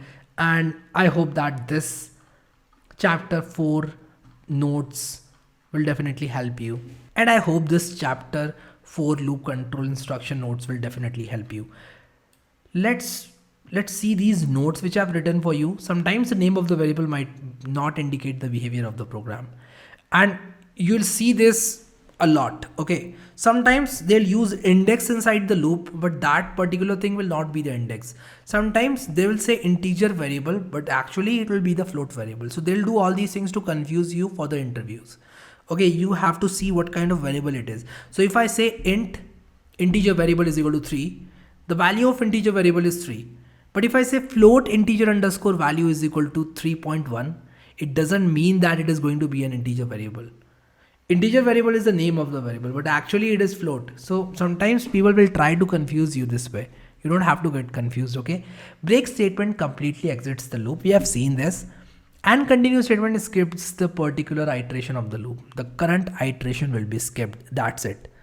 I hope you got the point. I hope these notes were useful. Let's now move on to chapter 4 practice set and solve some more problems. And definitely we'll learn these concepts better there. Let's move on to chapter 4 practice set now. So here is chapter number 4 practice set which I've prepared for you. Let me open this practice set. And after I open this practice set, we'll solve some problems and definitely you will get a good hang of the concepts which we have learned in this chapter. So the first program says that write a program to print multiplication table of a given number n. And yes, I have a choice. I can either use while loop, I can use for loop, and I can also use do while loop. But I'll smartly use the loop that solves this problem in the easiest way for me. Let me put the boilerplate code syntax here. And I prefer to use for loops in most of the cases, but if you want to do it with while loop, you can definitely do it. So what I'll do is I'll simply say int I is equal to 0, I less than 10, I plus plus. I'll press the tab key. And what I'll do is I'll simply say percentage d x percentage d is equal to percentage d. And I'll put 3 integers here. First will be n, the number whose multiplication table I want to print. Second is going to be the index I, and third one is going to be the value n multiplied by I. So n multiplied by I and also the semicolon. And what I will do here is I'll say int n is equal to say 3. So I want to use the value 3 in place of n. So I'll also do one more thing. I'll simply say backslash n so that whenever I'm printing one line, I want a new line right after that. So if I run this program, you'll see something like this. 3 multiplied by 0 all the way till 3 multiplied by 9. But I don't want my I to start from 0 all the way till 9. I want to start my I from 1 and I want it to go from 1 all the way till n. So what I'll do is I'll start my I from 1 and I'll make it I less than 11.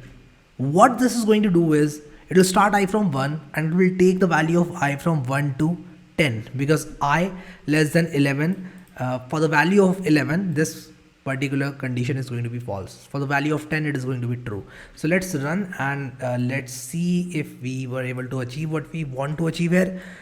3 multiplied by 1 multiplied by 2, 3, 4, 5, 6, 7, 8, 9. And yes, we were able to print the multiplication table of a given number. In case you want to take the user input, what you do is you simply do something like this, int n, and then you can use scanf, you can use percentage d, and you can use ampersand n. And the moment you do this and run this program, let me show you something. I'll wait for this program to run. Okay, so it's waiting for my input. The moment I press 7, I get the multiplication table of 7. I can also say something like this, just so that user can know that he needs to enter a value for this program to continue. Enter the value of n backslash n. If I run this program, I'm getting this prompt, enter the value of n. The moment I say 4, I'll press enter. and you'll see something like this: 4 multiplied by 1, 2, 3, 4, 5, 6, 7, 8, 9, and finally 10. I hope that you were able to understand how this works. I hope that you were able to get a hang of this thing. We'll now move on to the next question, and it is really very interesting because it says write a program to print multiplication table of 10 in reversed order. So we have a multiplication table and we want to print it in reversed order. So we are going to use the same program but in a twisted fashion. What I'll do is I'll say 10 underscore and pr02.c. I'll press enter. I'll put the boilerplate code. Then what I'll do is I'll simply copy the previous program and I'll paste it here. Once I do this, I have a value and the value is 10 if I'm not wrong. I'll get rid of this scanf and all. Cancel. I'll save this program. I want to start my I from 11 and I want it to go all the way till 1. Okay, so I'll reverse this condition. Why am I reversing this condition? I'll tell you, and I'll make it I minus minus.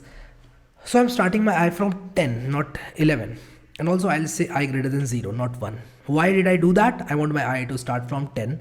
Then after decrementing, it will become 9. And then it will become 8. Then 7, 6, 5, 4, 3, 2, 1. The moment it becomes 0, 0 is not greater than 0. So it will start from 10 and go all the way till 1. So if I run this program, you can see the multiplication table has been printed in reverse order. Let me explain you how this works, because this is something that you need to understand. Although I've already explained you this thing in chapter number 4, but I'm going to explain it once again just so that you have a good hang of it. So what we are doing here is we are starting the value of I from 10. Then what we are doing is we are simply running this for I is equal to 10 because this condition is true. So initially what happens is I is initialized to 10. Then this condition is checked. Is I greater than 0? Yes, indeed, it's greater than 0. Now what happens is this gets printed. Now what happens is this particular update condition is ran. Now the value of I becomes 9. After this, what happens is this condition is checked for the value 9. Is it true? Yes, it is true. This will run. Now I becomes 8 because I minus minus makes the value of I change from 9 to 8 because I minus minus will reduce the value of I by 1. Okay, I hope you are understanding how these things work, and this keeps on going until the value of I becomes 0, and the moment value of I becomes 0, 0 greater than 0 is false, and this will not run for the value of I is equal to 0. So if I run this program, the value of I starts from 10 and it will go all the way till 1. It will not become 0. Okay, so I hope you understood this. Now what we'll do is we'll move on to the next question. Problem number 3, a do while loop is executed. There are 3 options and I need to choose one of these 3 options. Is it executed at least once? Is it executed at least twice, or at most once? And I want you guys to comment down below with the timestamp of the video telling me what the correct answer is. I want answer from each and every one of you. I'll wait for you to comment. I hope everybody commented. Now let me tell you the answer. It's at least once. And why does it execute at least once? Because in do while loop, we first run the loop body and then we arrive at the condition. And if the condition is true, we run that code inside the do block again, and we keep on doing that until the condition is true. So initially it will execute no matter what the condition is. So it is executed at least once. Okay. Moving on to the next question, what can be done using one type of loop can also be done using the other types of loops. Is it true or is it false? It is indeed true because we have already talked about it. This same thing can be done using a while loop because I can always write this outside my while loop. I can put this condition inside the condition body of the while loop. Let me show you where. Let me open these notes and explain you what I mean when I say that. So while I can put the condition, this for loop condition inside the while loop here inside the condition. And what I'll do is whatever is inside the for loop, I'll write inside the body of the while loop. And even the update code, I can take this update code and I can actually write it after I have written the body of my while loop. I hope that you were able to understand this. I hope I explained it pretty well to you, and you can definitely do whatever you want to do with one type of loop with other type of loop. Okay, so this is true. Okay, moving on to the next question. Write a program to sum first 10 natural numbers using while loop. Let's solve this problem. So I'll say problem 5. So I'll simply say 11 underscore pr05 dot c. I'll put the boilerplate code, and what I will do is I have to print sum of 10 first 10 natural numbers. So I'll start the value of I from 1. I'll say while I is less than or equal to 10. And what I'll do is I'll simply say sum plus equals to what? Sum plus equals to I plus plus. And let me explain you what I've done. Do I remember all these programs? No, I don't. I don't remember all these programs. Then what is happening? How am I able to write this program so fast? It's all about practice. But let me explain you how I wrote this program. I started I with 1. And what I'm doing is I'm taking this I from 1 all the way till 10. So this condition will be true for the value of I ranging from 1 to 10. And the moment I becomes 11, this condition will be false. Okay. So I'm updating the value of sum. I'm keeping on updating this value until the value of I becomes 10. And finally, when it becomes 11, the loop body will not run. And finally, if I write a printf statement, I'll say the sum of first 10 natural numbers is %t. And I'll simply print sum. And if I run this program, you'll see the value is 55. Let me Google this. What is the sum of first 10 natural numbers? It's 55. Yes, it's 55. So I was able to find out the value of value of the sum of first 10 natural numbers, and it was 55. Great. Write a program to implement program 5 using for loop and a do while loop. Can you do this? Can you implement the same thing in question number 5, which I implemented using a while loop? Can you do the same thing using for and do while loop? I want you to give it a go. I want you to give it a go because it will be very satisfying for you to solve the same problem using a for loop and using a do while loop. Do give it a try, and in case you are not able to solve it, definitely you'll be able to solve it once I solve the other problems, because we have done enough practice of for loops and do while loops. The next question says that write a program to calculate the sum of the numbers occurring in the multiplication table of 8. So we need to consider 8 multiplied by 1 all the way till 8 multiplied by 10. So we need to add 8, 16, 24 and so on. Let's see how we can do it. So what I'll do is let me create a program for problem number 7. So I'll say 12 underscore pr07 dot c. I'll put in the boilerplate code and I'll use a for loop. Let me close the terminal. So I'll save this, and after saving I'll write for, I'll get the code snippet. I'll say int I is equal to 0, I is less than 11, and I'll make it 1 because I want I to start from 1 and go all the way till 10. Also what I'll do is I'll say int sum is equal to 0. What this will do is this will simply help me initialize sum, and I'll keep on adding to this sum. Now what I'll do is I'll simply say sum plus equals to, and I'll add I multiply by 8 to this. And let me see if I'm able to print the sum. I need to use double quotes, not single quotes. So I'll say the value of sum is %t, and I'll print the sum. Let me run it. The value of sum is 440. So if I add 8, 16, 24 and so on, it will add to 440. Okay, so it will be 55 multiplied by 8, and I'll tell you why. Why did I say that? So the sum from 1 to 10 is 55, and we can take 8 common from the equation. So if I have 8 multiplied by 1 plus 8 multiplied by 2 and so on, I can take 8 common, and what I'll get is 8 multiplied by 1 plus 2 plus 3 plus 4 plus all the way till 10, which is 55. And if 55 is the sum of 1 till 10, the sum for 8 multiplied by 1 plus 8 multiplied by 2 and so on will be 55 multiplied by 8, which is nothing but 440. Okay, we just got that, and we just cross-checked that the problem that we solved is indeed correct. Let's move on to the next question now. What is the next question? It says write a program to calculate the factorial of a given number using a for loop. Let's do this. This is an interesting problem. So what I'll do is I'll say 13 underscore PR. Oops, I forgot to add this PR08 dot C. I'll put in the boilerplate code. By the way, what is a factorial? Factorial of 1 is equal to, let me explain you what is a factorial in case you don't know. In case you know, you already know, just try out this program in the meantime, and I'm explaining people what factorial exactly is. So when I talk about n factorial, it's nothing but 1 multiplied by 2 multiplied by 3 multiplied by, and we'll go all the way till n. Okay.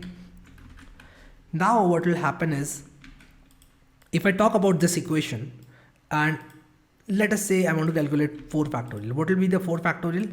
I'll go all the way till 4. So this is the value of 4 factorial, which is nothing but 4 multiplied by 3, which is 12 multiplied by 2 is 24. So 4 factorial is 24. In a very similar way, I can always write n factorial is equal to 1 multiplied by 2 multiplied by 3 multiplied by, and I can go all the way till the number whose factorial is being calculated. Now what I'll do is I'll simply say 0 factorial. What is 0 factorial? If I put it inside this equation, I'll not be able to calculate. So 0 factorial, let me tell you, is defined as 1. So by definition, 0 factorial is 1. So this is all about factorial. How will you calculate the factorial using a for loop? Pretty simple. Just start with 1 and go all the way till that number. And you need that number as well in the equation. If you look at this equation, 4 is there. So we need I less than equal to 4, because I want to start from 1 and I want to go all the way till 4, including 4. I want to include 4 as well. Now what I'll do is I'll simply say product multiply is equal to what? Multiply is equal to I. And what is product? Product is nothing but 1. Make sure you don't put product as 0, because if you make it as 0, then the answer will be 0 always. Okay. And let's also define n. Let me try it for 4. And what I'll do is I'll play some copy paste game here. I'll copy a line from here just to save some time. I'll say the value of factorial is, let me call it factorial. I just want to name my variables correctly. I want to name my variables such that it is easy for you to understand what that variable is doing. I'll save this. Let me run this program. The value of factorial is 24. If I change this to 5, you'll see the value of factorial is 120. If I change this to 1, the value of factorial is 1. What if I change this to 0? What is the value of factorial? It's 1. Great. So why is it 1 for 0? Because this loop will not run at all for n equals to 0. I is 1. 1 is not less than equal to 0. This loop will not run, keeping the factorial value as 1, and you will see the value of factorial as 1 whenever you try to print this. Okay. So coming back to this question, write a program to calculate the factorial of a given number. We already solved this. Repeat it using while loops. You need to solve this problem using while loop, and it is pretty simple. All you will do is you'll simply write while. You will say while the value of I is less than equal to n, and you'll write the code inside. Even the updation code you will write inside the while loop.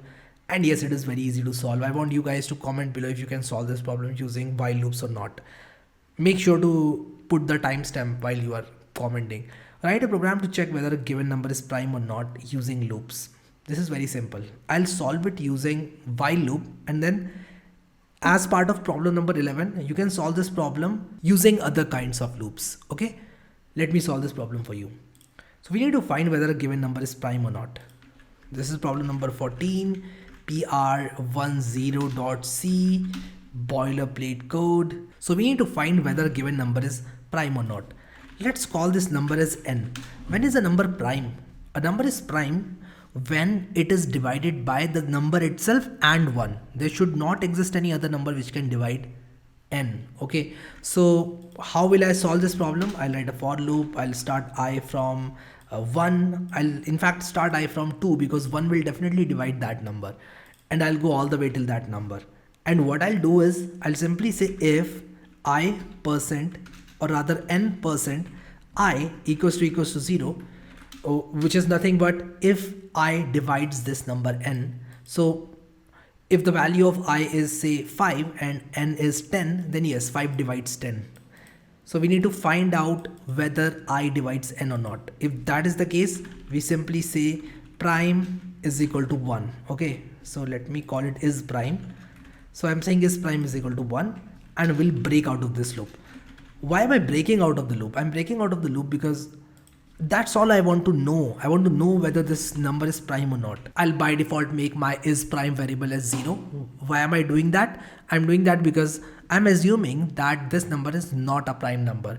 And I'll keep on assuming that I made a mistake here. I'll simply say is prime equals to 0 because it will not be a prime number. And by default, what I'll assume is that it is a prime number until it is proved not to be a prime number. So I'll say if n% I is equal to 0, is prime is equal to 0. So if any number happens to divide this number, what I'll do is I'll simply say that this is not a prime number. And the moment that happens, I'll break out of this loop because I now have this information that this is not a prime number, and that's all I wanted to know. So I'll simply say printf the number is prime \n. When will I print this? I'll print this when the value of is prime is true. So if is prime, I'll print this. Otherwise, what I'll do is, I'll say this is not a prime number. Number is not prime. Okay. Let's see if this program works, and I'm going to explain this program once again to you. So if n is 5, yes, it is prime. Let's check for 6. No, it's not prime. So yes, it's not prime. Let's check for 2. Is it prime? 2 is prime. Yes, 2 is prime. Let's check for 9. 9 is not prime. No, it's not prime. Let's check for 91. It's not prime. 91 is not prime. Let's check for 9 to 5. It's definitely divided by 5, so it's not prime. It's not prime. Okay, so I hope that you understood how this program to find out whether number is prime or not. I hope you understood the logic of this problem. Basically what we are doing is we are starting from 2 and going all the way till that number to find out whether there exists a number which can divide this number. And the moment we find that number, what we do is we break out of the loop and we declare the number is not prime. And if we are not able to find such number, we assume or rather we stick to the assumption which we initially made that the number was prime, because we were not able to find any number which can divide this number n, which clearly proves that n is a prime number. Okay, so this is how the program to write whether a number is prime works. Now I'll tell you something. There is a way to make this program better by changing this n to root n, but I'm not going into those details. I'm not going into data structures and algorithms and making programs efficient. I just want you to solve this problem so that you have a good understanding of how C language, if-else statements, conditionals, loops, and all these things work. I hope you enjoyed this practice set. I'll save this program and I'll give you this program in the form of a zip. Also, I'll give you the notes in the form of a zip so that you have all the notes by end of this chapter. So implement 10 using other types of loops is something that you need to solve by yourself. I hope that you enjoyed this practice set. Now we'll move on to chapter number 5, where things will get even more exciting and we'll learn about more concepts of C. So let's move on to chapter 5 now. From this video onwards, we are going to look into chapter number 5, which is nothing but functions and recursions. What is function and what is recursion? We are going to study all these topics in this chapter. So I have written something in the notes. Let's see what it is. Sometimes our program gets bigger and bigger in size and it's not possible for a programmer to track which piece of code is doing what. So far, the programs written by us were very basic. They were not very complicated. They were around 29, at max 30-35 lines of codes. But what happens is when things get complicated, when you have something which is doing a lot of work, when you have a code base which contains say 450 to 480 lines of code, then you unknowingly might be repeating a piece of logic again and again. For example, let us say you are calculating average of 7 numbers inside your program and you are doing that at 21 different places. So all those 21 different places which contain say 4 lines of code to calculate that average can be replaced with a single function call. What is a function call? We'll see what a function call is in this chapter, but I'm just giving you an idea of how functions promote code reusability. So we want to reuse the code again and again. The code which we have written has to be reusable. We do not want our code to be inconsistent, or say we don't want to repeat our code in our program again and again. We'll look into all these things in this chapter. So what is a function? A function is a block of code which performs a particular task. So a block of code performing a particular task is function. A function can be reused by the programmer in a given program any number of times. For example, you have written a function which calculates average of 3 numbers. You can reuse that particular function any number of times. And we'll talk about some of the syntax and some of the terminologies associated with the functions, and then we'll use functions and see how they can make our program more efficient and effective. So here is example syntax of a function. So here is a code which I have written for you. Let me write this code once again in my VS Code, and that way you'll be able to understand what a function is. So I'll simply say 01 underscore function.c. I'll add the boilerplate code, and let me write something called void display. You might be thinking what this void display is and what this void display is doing. This is called function prototype. This is telling me that display is the name of the function. It is going to return void, and it doesn't take anything as the arguments. So we are going to look into these things. If you don't understand what this is, we are going to understand this very soon. But let me complete this program by saying int a display and return 0. So I'll simply say int a, then display, and then return 0 is already here. Okay. Now what I'll do is I'll write what is called a body of the function. So this is the body of the function. I'll simply say printf hello world \n, and I'll save this program, and let me run this and show you what happens. I'm waiting for this program to execute, and hello world is printed on the screen. How does all these things work? Let me tell you how all these things are going to work. This is something which is called function prototype. Okay, this is something, this entire thing from line number 5 to line number 9 is the main function. So this is the main function. This is also a function. So this function basically contains the lines of codes which are executed from the beginning. So any program, or rather any C program, starts from the main function. Now what happens is I'm writing the body of this function. So whenever I write function prototype for any given function, I'll write the body of that function later. And inside this body, what I'll do is I'll add some set of instructions, and printf hello world \n is one of those set of instructions. So now what I can do is I can use this display and these set of parentheses to simply run these set of instructions. Isn't it cool? I can say display any number of times to print hello world. You must be thinking, why are we saying display to print hello world? Why can't we simply printf hello world here itself? Okay, you can do that, but what now? What if I want to print something like this? What if I want to print hello world, hello 2, hello world 3, hello world 4, hello world 5, something like this? What if I want to print this? I can simply say display, and this will run these set of instructions. So if I run this program now, you'll see that hello world 1, 2, 3, 4, and 5 has been printed on the screen. So this is the magic of functions. You can have multiple lines of code inside the function body, and you can say something like this display, and this display, when you say display, this will execute all these lines. So there is something called function prototype, and there is something called function definition. There is also something called function call, which we are going to look into in a bit. So function call, so this is a function call display. So basically what we are doing here is we are simply calling the function. We are saying that run the body, or rather run the instructions inside the body of the function. So void display, whatever is written inside this set of parentheses, just start executing those lines. So hello world 1, hello world 2, hello world 3, hello world 4, hello world 5, these lines will start getting printed because we have a printf statement. Now coming back to the notes, because I have done a very good job in putting all these concepts together, I've talked about function, prototype, call and definition inside these notes. But before we look into those definitions, I want to tell you how basically this works in a nutshell. So here is the function prototype. So void display, basically I'm telling that display will be a function. It will take nothing as the input and it will output nothing. Void means nothing. Okay.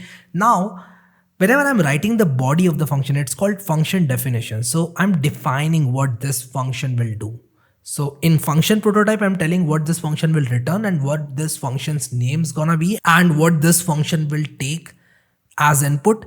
Function definition basically jots all those statements down which will be executed whenever I call the function. And what is the function call and how do I call a function? I simply write the name of the function and give the arguments. I can pass a number. I can pass the things that this function needs.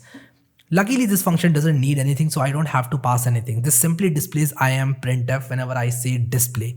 And whenever I say display and these set of parentheses, semicolon, this is a function call and this will execute I am display and I am display will be printed. Now let's look into the definition and see how I have explained prototype, call and definition in the notes. So function prototype is a way to tell the compiler about the function. So I'm basically telling about this display function. The display is going to be a function. It is not going to return anything and it's not going to take anything as an input.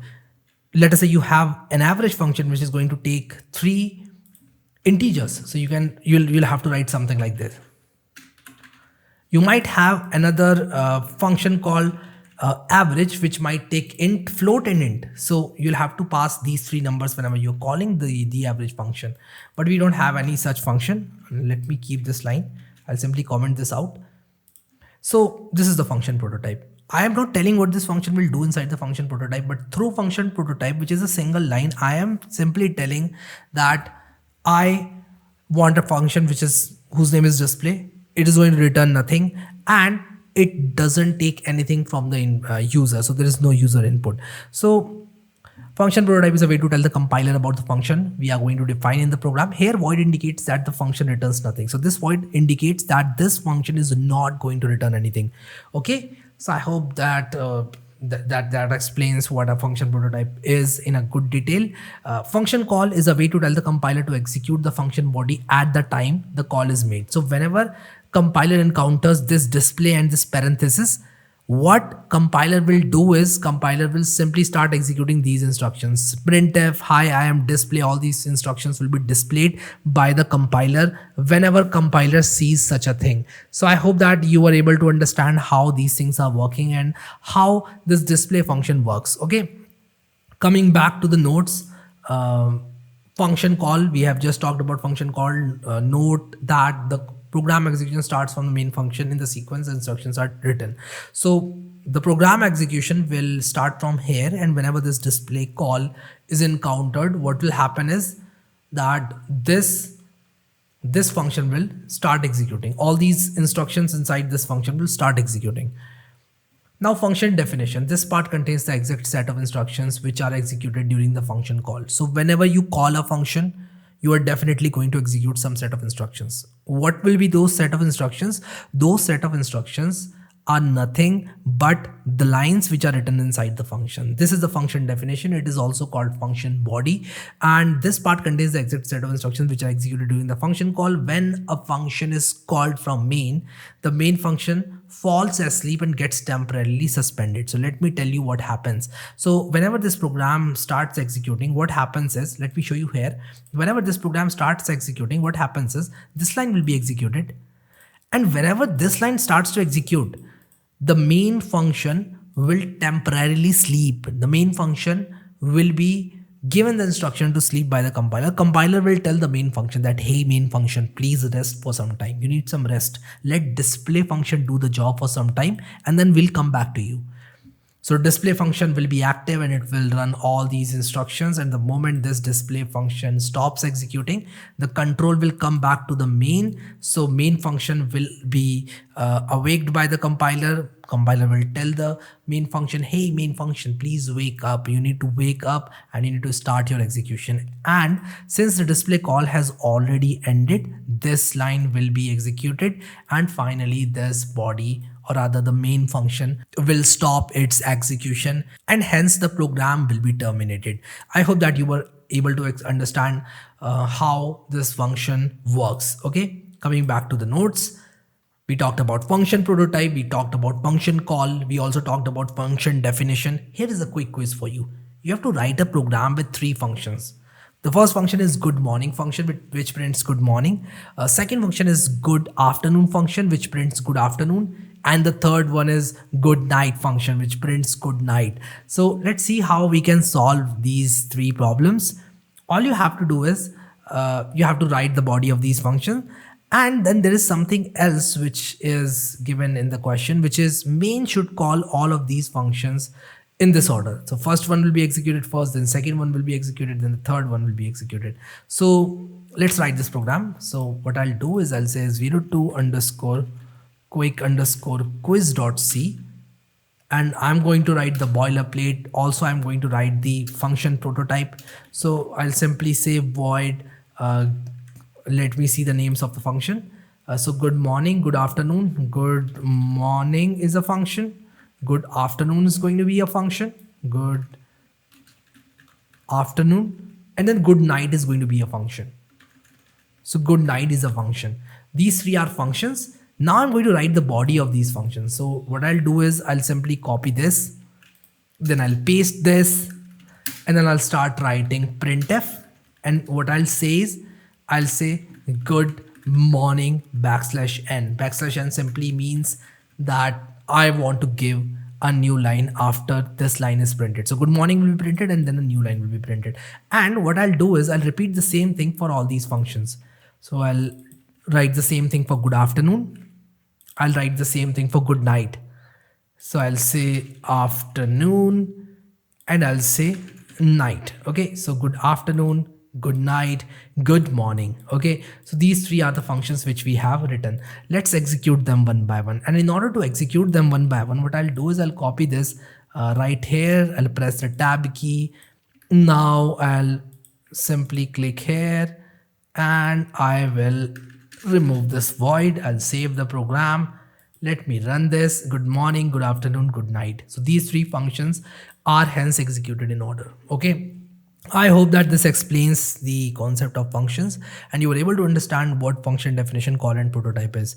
Now I have jotted down some important points for you which are really very important because you would want to know about how to use and when to use functions in C. So execution of a C program always starts from main. Never think that any function which is at the top will be executed first. No, that's not going to happen. Always and always the C compiler will start looking for the main function first and it will execute it first. So execution of a C program starts from the main function. Main function is the function which is actually executed as soon as the program starts executing. Okay, we have some more important points. Every function gets called directly or indirectly from main. So whenever you run a C program, main is the function which will start executing first. So naturally, any function which gets executed will be directly or indirectly be called from main. So there are two types of functions in C. We'll talk about them. There are two kinds of functions. The first one is library functions and the other one is user-defined function. What is a library function? Commonly required functions grouped together in a library file on disk. So library function is something that C programming library already has to offer you. You don't have to write the logic of those functions. What is user-defined function? User-defined function is a function which is declared and defined by the user. So if I want to write a custom function to calculate the number of shipments in my say courier company, I will have to write that function. Nobody's going to provide me that. Let us say I am going to start making cell phones from tomorrow, and I have to write a function which is going to tell me that how much money I am making per cell phone. Per single sale of cell phone is making me say 10 rupees. I want to write a function which can look into the different parameters and automatically calculate this number for me. I will have to write this function, so it has to be a user-defined function. I cannot expect a C compiler to ship with this function. Naturally, I'll have to write it. So these are the functions which are custom, and they are custom tailored for your needs. So you'll have to write those. But there are some of the functions which you might need. For example, there's a function called POW. We have talked about POW, which is used to raise a number to the power of another number. So these kinds of functions are library functions, and these are readily available inside a library file. You might also want to talk about averaging three numbers inside your program, and if you want to average three numbers, you might get a library function for that. Inside your program, let us say you want to sum 10 numbers, you want to find the sum of 10 numbers, you might get library function for that. So anything that is not specific to your needs, anything that is very generic, you will get it in the library function. Some other library will give you that function. We'll talk about some of the library functions later in this course, but we talked about user-defined functions. In fact, our display function was a user-defined function. So this is about user-defined functions and library functions. I hope you were able to understand what these are. Now we'll talk about why we need to use functions. Why use functions? To avoid rewriting the same logic again and again. So let us say I want to print good morning, or let me come back to this one. Let us say I want to print this particular pattern, hello world 1, hello world 2, hello world 3, 4 and 5. Let us say I want to print this 10 times. So I don't have to copy these 5 lines and copy them again 10 times, making them 50 lines. I can actually do this by simply copying this any number of times I want it to execute. So if I want it to execute 10 times, I can copy this particular line 10 times. I hope that you are able to understand this, and I hope that you are able to see what I mean by saying that you will avoid rewriting the same logic again and again if you use functions. Functions will also help you keep track of what you are doing in a program. So if we have our logic divided into different functions, we can focus on one function and start debugging that function if that function is not performing as usual. The third thing is to test and check logic independently. So I can actually have, say, a person called Rohan Das write this function, and a person called Jacob write another function, and a person called say Sonali write another function. And these three people can work independently on 3 different functions. And what I will give them is a function prototype. I'll tell them that I want this particular return value from my function, and I want to give these 2 or these 3 or these 4 values as an input to this function. And those people will have to manage the logic that will be written inside the body of this function, if that makes sense. I hope that you were able to understand this. Now we'll talk about passing values to the functions. Passing values to functions is something that you will definitely want to learn. What does it mean? It simply means that there is a function, it takes some values as an input and gives an output. You need to receive output by giving some inputs, and you will definitely want to use a function like sum, where you are supplying 2 input values and you are expecting an output value from your function. Let's see how all these things work. We can pass values to a function and we can get a value in return from a function. For example, let us say sum is a function, and we have 2 values which we are supplying to sum as an input. What are those 2 values? Those 2 values are A and B. If these values are 3 and 4, I will expect my sum to return an integer, which is nothing but 7, because 3 plus 4 is 7. Similarly, if A is 5 and B is 3, I would expect this sum to give me 8 in return, because sum of these 2 numbers is 8.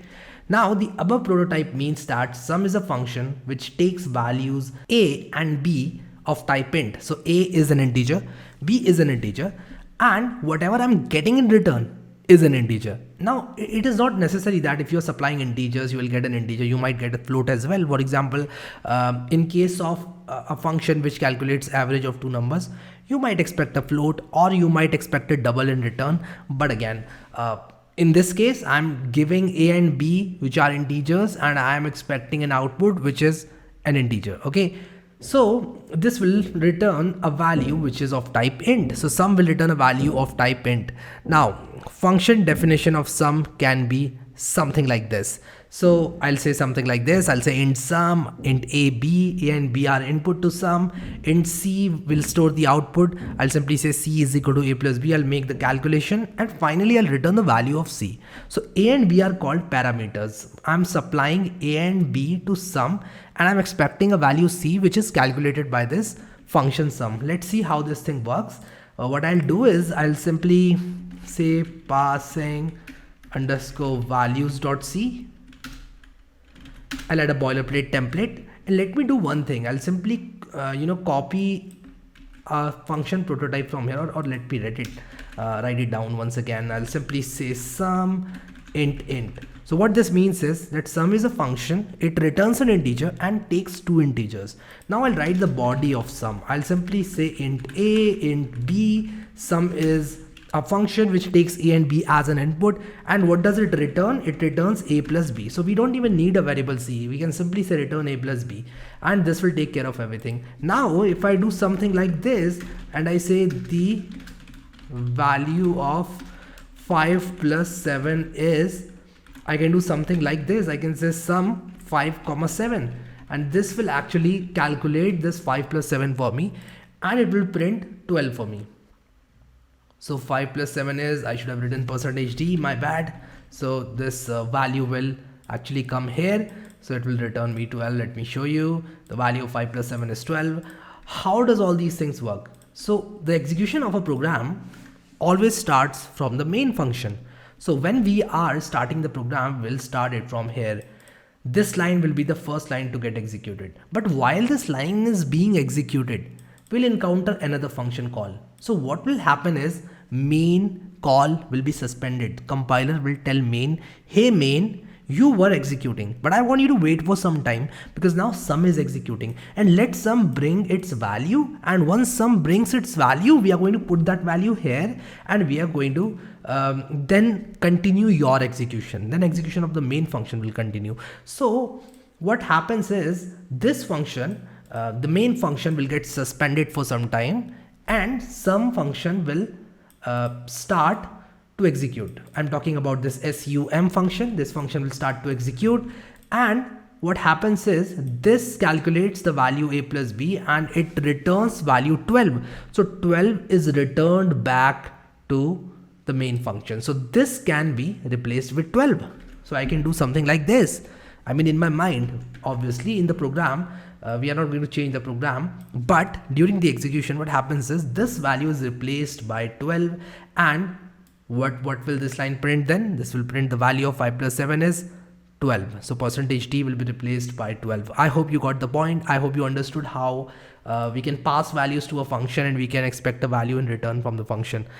Now we can call sum2 3 from main to get 5 in return. So if you say in d is equal to sum2 comma 3, sum2 comma 3 will return 5, and d will become 5 because this value will be replaced by 5.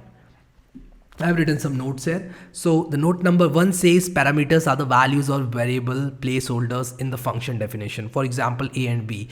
So parameters are nothing but values or variable placeholders. What are values and what are variable placeholders? Values can be 2, 3 or something. It can also be a variable placeholder. For example, I can do something like this. I can say int a is equal to 5 and int b is equal to 7. And I can actually say sum a comma b. That will also do. That is also valid. So a is 5, b is 7. So this thing remains unchanged. The output will be the same. But just in case you want to use variables, you can always do that. Okay. Note number 2 says that arguments are the actual values passed to the function to make a call. For example, 2 and 3. Okay. So I want you to understand the difference between parameters and arguments. Now let me tell you one thing. If you are talking about code and programming or C programming with somebody, they might interchangeably use parameters and arguments. But again, you should know the core key difference between parameters and arguments. What is the difference between parameters and arguments? I'll tell you using an example. Okay. So 2 and 3 are the actual values which are being passed. So which values are passed? 5 and 7 are passed. So 5 is an argument, 7 is an argument in this case. Okay. So actual values which are passed to the function are arguments. But what are parameters? A and B are parameters. So if I talk about this function, A and B are parameters for this function. But if I talk about this function call, A and B, or rather 5 and 7 are the arguments. So when I'm looking here, I'll use the word argument. A and B are arguments. But when I'm looking here at the function body, I'll use the word parameter. Now again, nobody is going to ask you this question until and unless you are sitting in some interview and your interviewer really takes some interest in this question. But just in case you wanted to know the difference between parameters and arguments, this is the real difference and you should definitely know it. The third point says that function can return only one value at a time. So one function can return only one value at a time in C language. This is something that you should know as well. If the passed variable is changed inside the function called doesn't change the value in the calling function. What does this mean? Let me give you an example. Okay. Now if the passed variable is changed inside the function, for example, I have a function called change and I change this value A is equal to 77. No, this will not change the value in the main. Let me give you an example. If I say something like this, if I say something like this, C is equal to 9, and if I have int C is equal to 88 here, and if I print the value of C is, and let me print the value of C, also I'll put a \n just so that my code looks good. Now, if I run this, or let me even pass C. I know I don't have to pass C, but again, I'm passing C. Let me pass C and C, but I'm only operating on A and B. Now, let us say I am changing the value of C inside this function. I'm making it 9 from 88. What will be printed? 9 will be printed or 88 will be printed?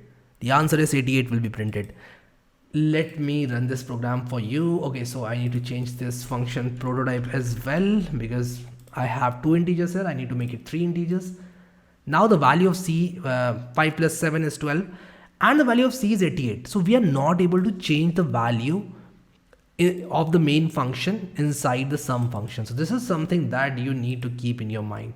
This is really very important. And why does this happen? Whenever a function executes, it has its own set of variables. So A belongs to the main function, B belongs to the main function, C belongs to the main function. Now once again, inside the sum function, this C belongs to the sum function. So this is maintained separately from this C. So this is the C of main function, this is the C of sum function. So we also call these values as local variables. So these are local variables of sum and this is a property of main. So we cannot change the property of main from sum. Just like you cannot change the volume of the radio of your neighbor sitting at your home, if that makes sense. You cannot do that. Definitely if he gives you the knob, you can change. If he ties a thread to the knob and throws at your house and you can pull the knob somehow, then definitely you can change. But again, directly you cannot change. Merely sitting at your room, you cannot change the TV channel of your neighbor.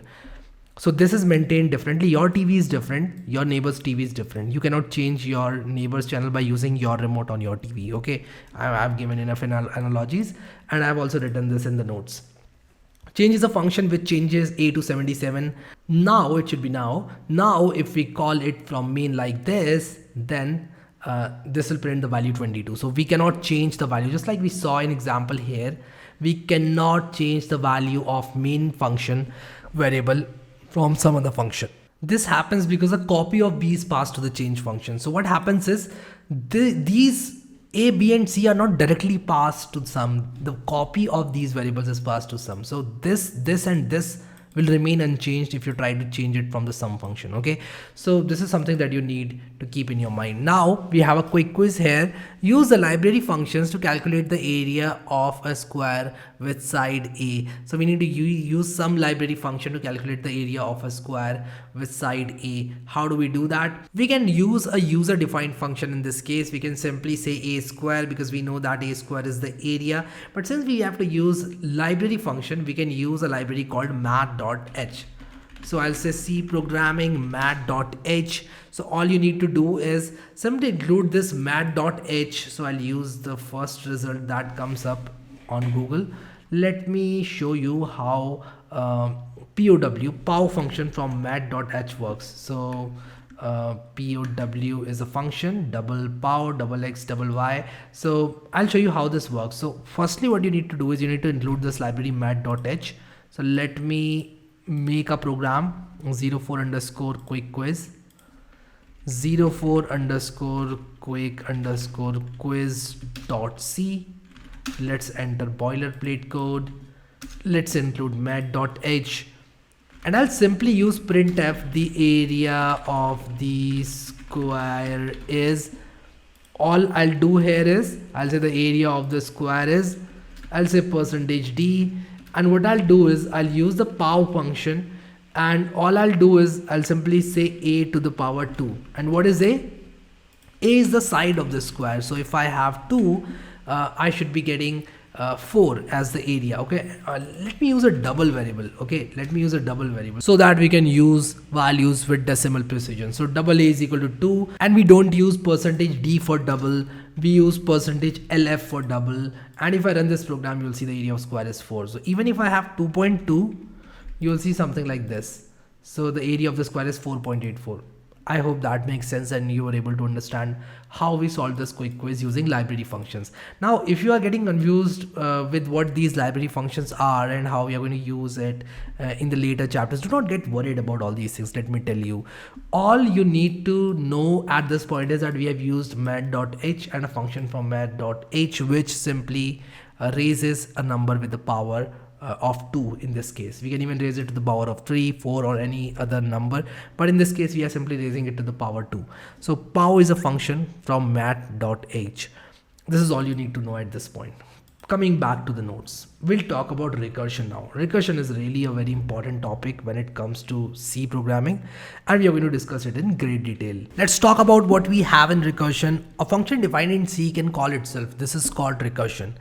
A function calling itself is also called a recursive function. Okay, so this is something that you need to know. A function defined in C can call itself. So if I have a function called sum, it can call sum once again, and this is called recursion in C language. So a function calling itself can also call is also called recursive function. So we can call a function which calls itself as a recursive function. Now you must be thinking what this recursion is and why should I even bother about recursion when I can write programs in other ways. Recursion is sometimes the easiest way to solve a problem because the formula contains recursion for solving the problem. I'll tell you what this means, and we'll take an example of factorial in this case, and this is going to explain you everything because factorial is an example which explains recursion very well. So let's come to the notes, the code, and what we'll do is we'll create a program called factorial.c. Let me write a boilerplate code, and I told you what factorial is already, but let me tell you once again. Factorial, what is factorial? Factorial 5 is nothing but 5 multiplied by 4 multiplied by 3 multiplied by 2 multiplied by 1. Okay, and factorial n is nothing but you start from n, you keep on reducing number to n minus 1, then you keep doing this for n minus 2, then you do this for n minus 3, and you go all the way till 1. So n minus 1, n minus 2, n minus 3, and you go all the way till 1. Okay, so this is how factorial works. And if it is 5 here, you'll go from 5 and you'll keep on reducing the integer until it becomes 1. If it is 9, you'll keep on reducing the number and keep on multiplying those numbers till it becomes 1. So 5, 4, 3, 2, 1.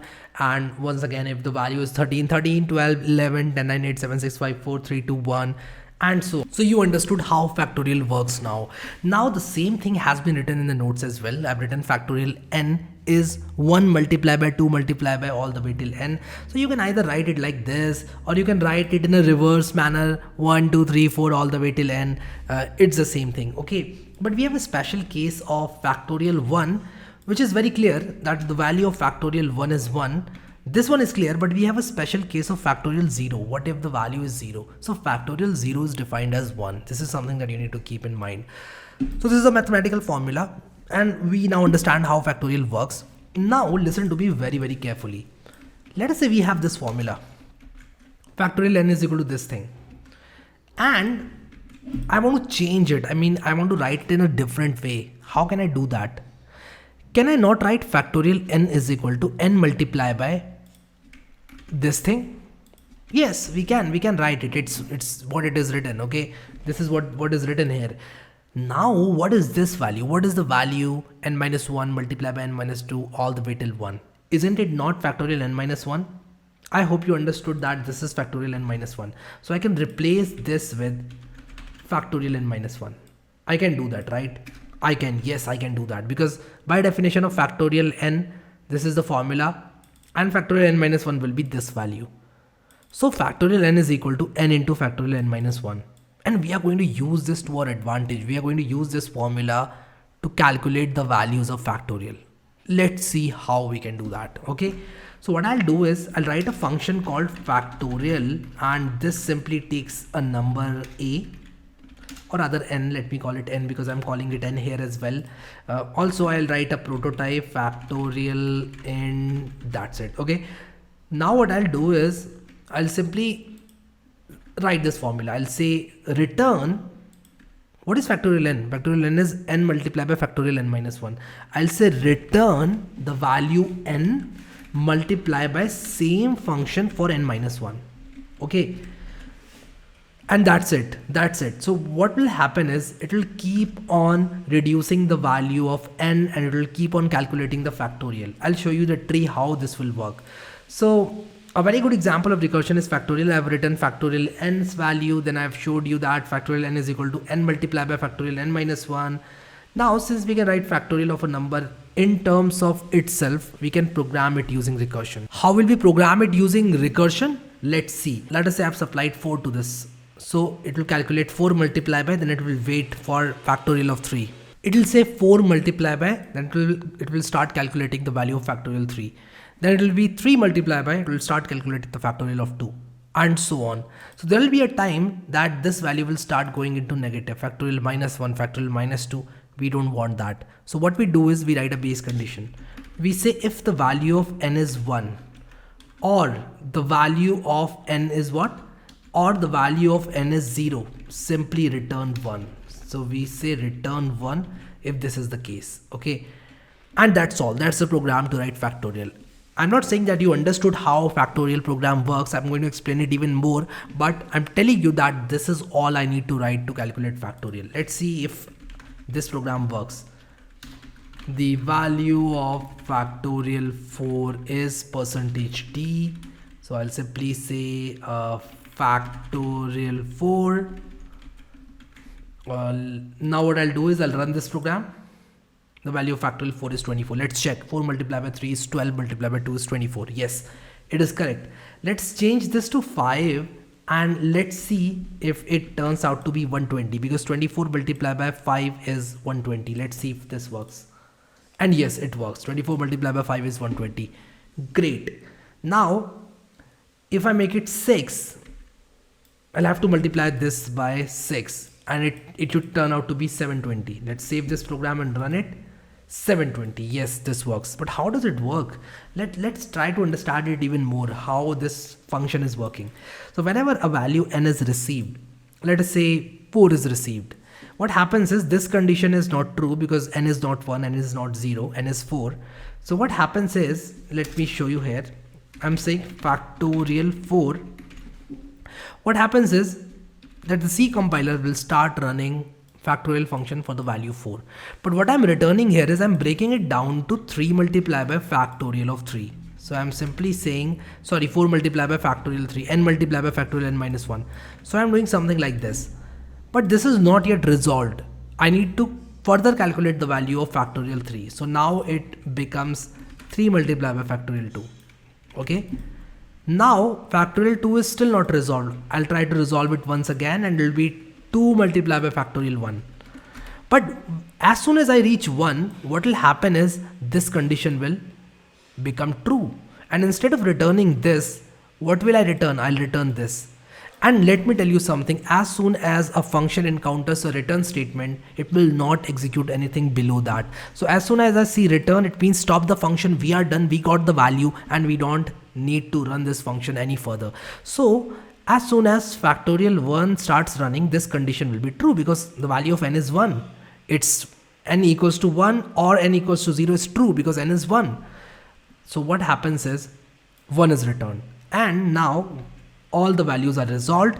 So compiler can uh, now start to calculate this value, which is nothing but 24. Okay, 3 multiplied by 2 is 6, 6 multiplied by 4 is 24. So this is how this program is working. So this is the dry run. This is called dry run of factorial 4.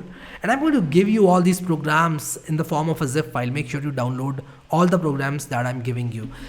It is really very important for you to download notes as well as all these programs which I'm giving you, because all these programs also contain a lot of good concepts like dry run, and I've written a lot of comments in the programs just for you. Okay, so this is how this works. Now let's come back to the notes and see how this works. So I've written the same thing in the notes as well.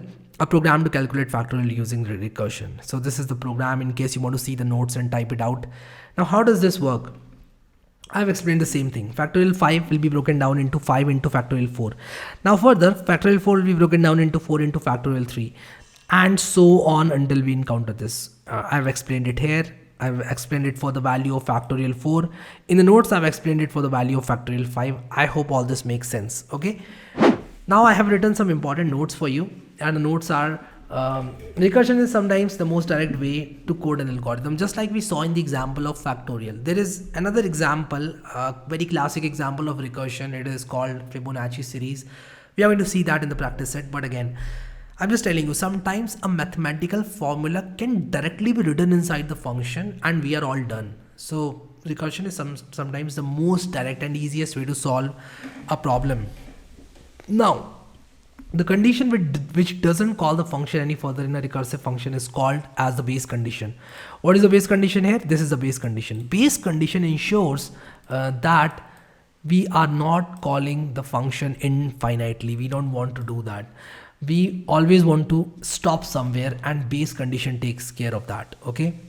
Sometimes due to a mistake made by the programmer, a recursive function can keep running without returning result, resulting in a memory error. So sometimes you might make your program throw a memory error just because you have made a mistake. For example, let us say if I forget to write this base condition. What will happen is this particular function will keep on running and running and running until the memory is full, and we don't want that. So we don't want memory or errors from our program. So we need to be very, very careful when we are writing programs using recursions. I hope that makes sense and you were able to understand functions and recursions. This chapter was about function and recursions. I hope I was able to explain all the things in a very good way. Make sure you download the notes, make sure you download the code. It is going to really help you with the revision, and I also advise you to download these notes and take a printout from your nearest Xerox center. That would be better than the PDF, but if you are a PDF person, you can download the PDF as well. I have everything in the description.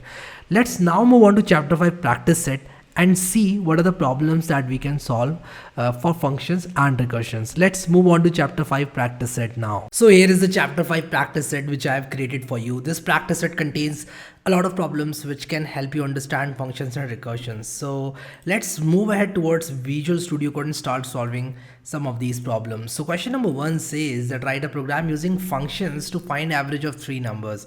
So let's start writing this code. So what I'll do is I'll simply say 06 underscore pr01.c. I'll add the boilerplate code, and all I have to do at this point is I have to write a program using functions to find average of 3 numbers.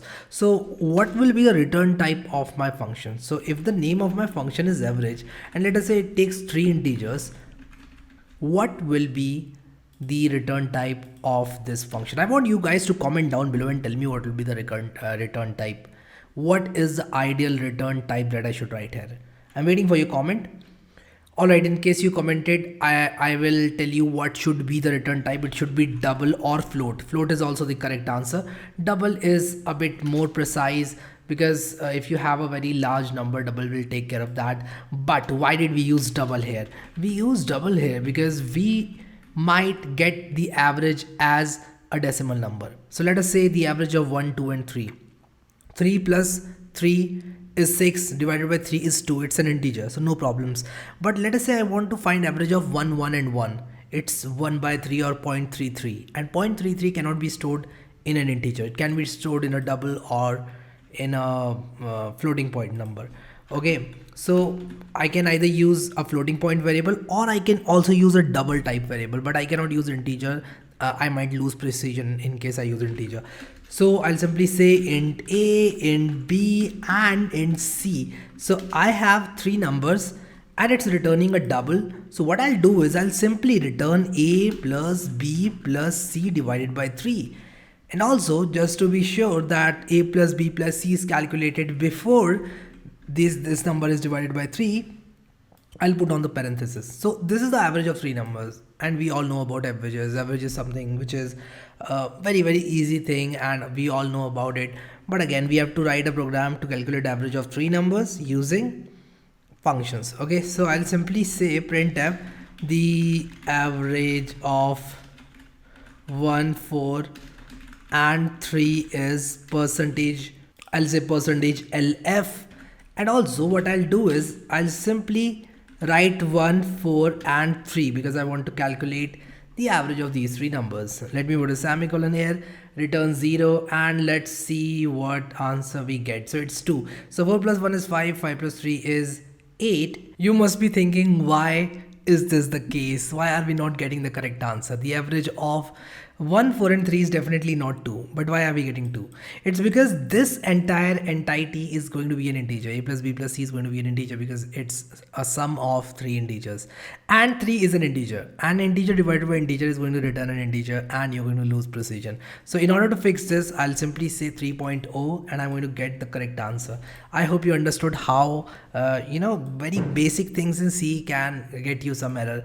C is a very basic programming language, and you need to take care of each and every bit if you want your program to do the intended task. I hope you enjoyed this problem. Coming back to the practice set, the next question says that write a program using function to convert Celsius temperature into Fahrenheit. So if I say Celsius to Fahrenheit, there is a formula that I'm going to use.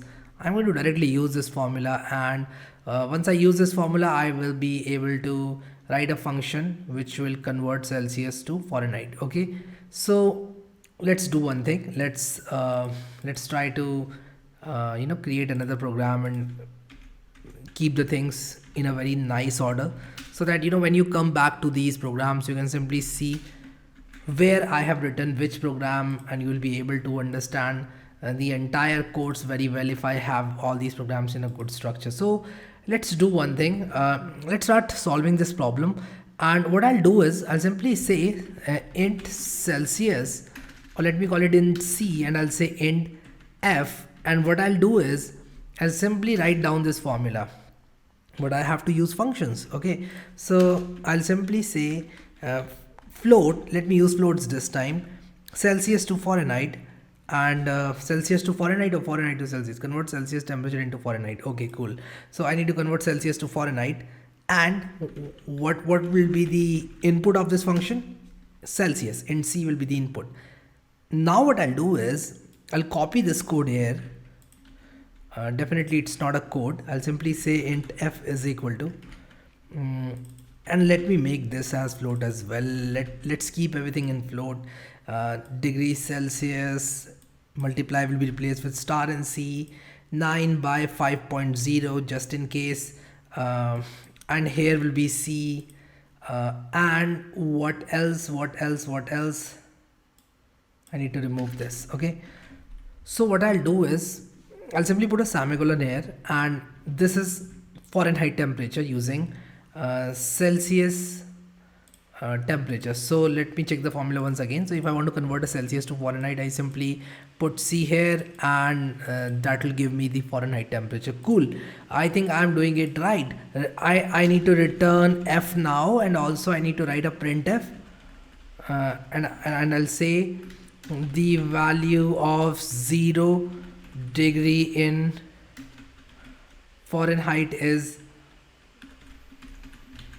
percentage LF or percentage F, because we are using float here. Let me call it percentage F as well. So of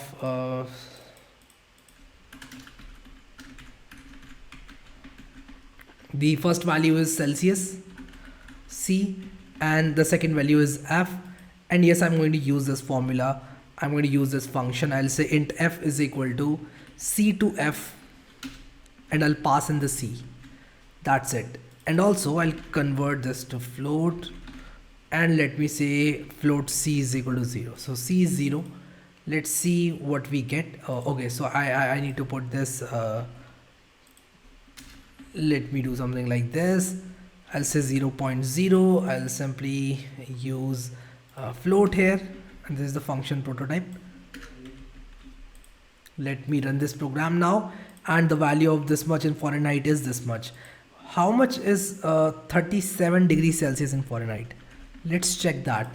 So it should be around 98, and yes, it's around 98, and yes, the program works and works pretty great. Now let's start with the third problem, which says write a function to calculate force of attraction on a body of mass m exerted by the earth. So how much is the force exerted by earth on a body of mass m?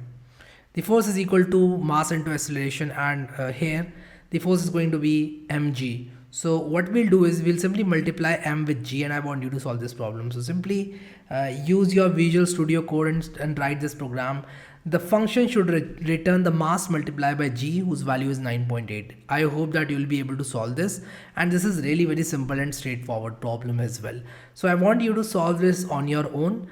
And I'll move on to the next problem. And this is the problem I was waiting for. The problem is super simple. It simply says that write a program using recursion to calculate nth element of Fibonacci series.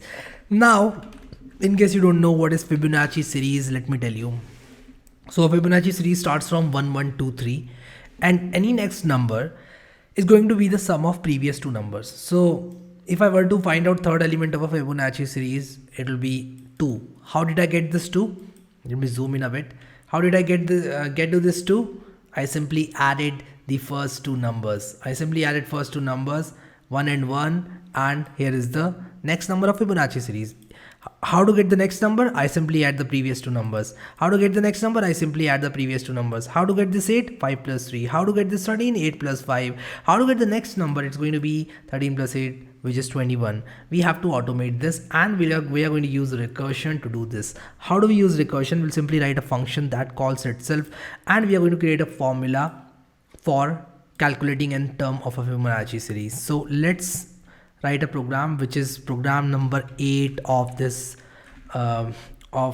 chapter, and this is problem number 4 if I'm not wrong, and I'm going to write .c, and yes, it's problem number 4. So what I'll do is I'll simply put the boilerplate code first. I'll write a function. I'll say int Fibonacci series element number n is going to be Fibonacci n minus 1 plus Fibonacci n minus 2. So this is the previous number, and this is previous to previous number. So if I add previous two numbers, I should get the nth Fibonacci number. And let's start this n with 1, because I want to count it from 1. The first number is this, second number is this, third number is this. So what is fib 1? It's 1. What is fib 2? It's 1. So what I'll do is I'll simply write a base condition where I'll say if n equals to 1 or n is equal to 2, what should I do? I should simply return 1, because Fibonacci 1 is going to be 1, Fibonacci 2 is going to be 1, so I'm returning 1.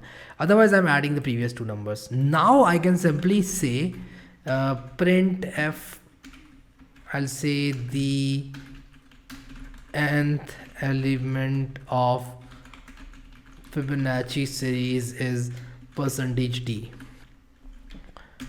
Now what I'll do is simply put fib n, and I'll create a variable n.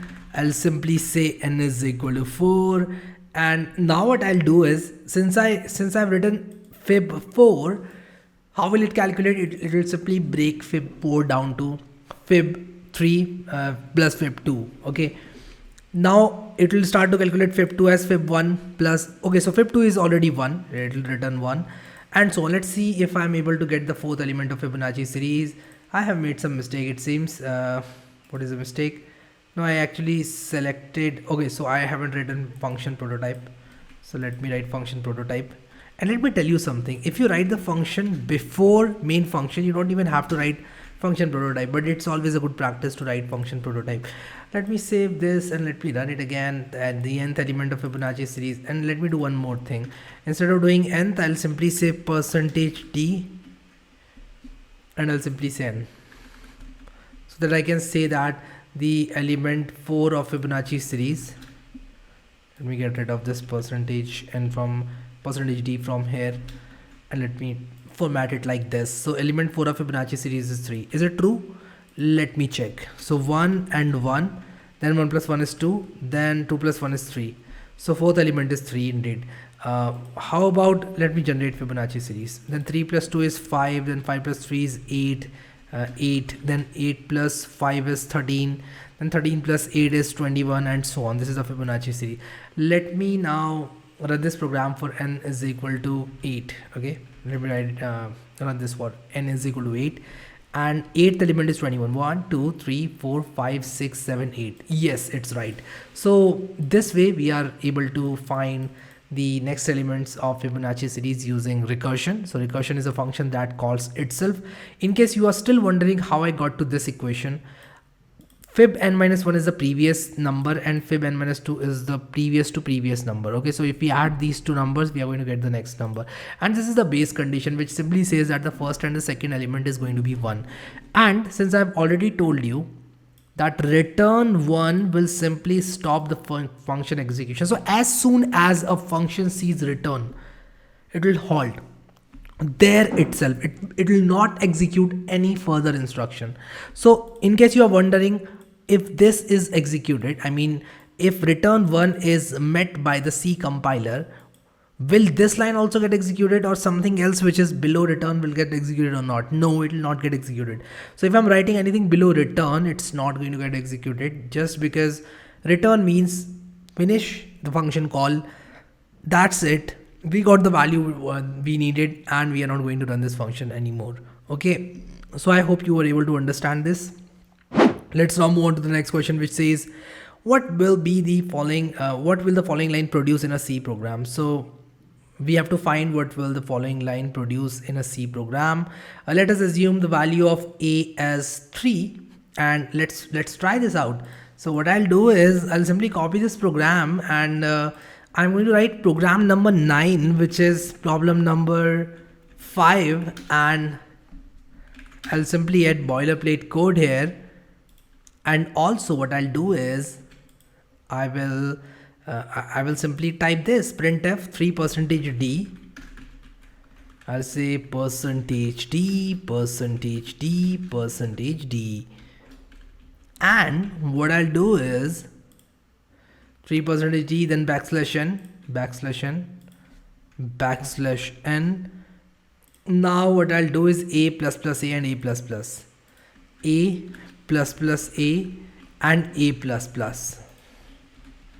So this is how the question asks us what will be the value of this. So a, then plus plus a, then a plus plus. Okay, so let's start this. So initially what will happen is a will get printed for sure. So we'll get a 4. Okay, so we'll get a 4, and then plus plus a. Plus plus a will initially increment the value of 4 to 5 and then print the value of a, which is 5. But since the value of a is now 5, a plus plus will first print the value of 5, then increment it to 6.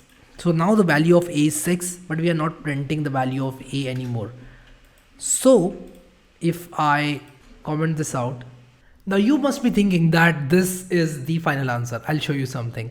If I run this program, you'll see that 664 is being printed on the screen, and you must be thinking, what is happening?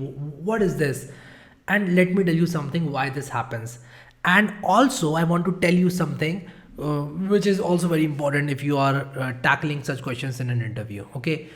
First of all, writing such a statement in your C program is not at all recommended, because different compilers are going to deal with this particular line in different ways. One way to evaluate this was this, where we got 4, 5 and 5 as the answer. But it turns out that the compiler which is installed on this machine is decoding this as this. So we'll try to understand why 6, 6 and 4 is the output of this program for this compiler. What has this compiler done to get to this output? And then we'll talk about whether you should answer these questions in an interview in this way or not. Okay. Okay, let's get started. So what this compiler is doing is, this compiler is basically receiving a plus plus a and a plus plus as an argument of printf. What happens is, this compiler is designed in a way that it evaluates all these three lines from right towards the left. Okay, so a plus plus will be evaluated first. So a plus plus will be evaluated first and a will be printed, 4 will be printed.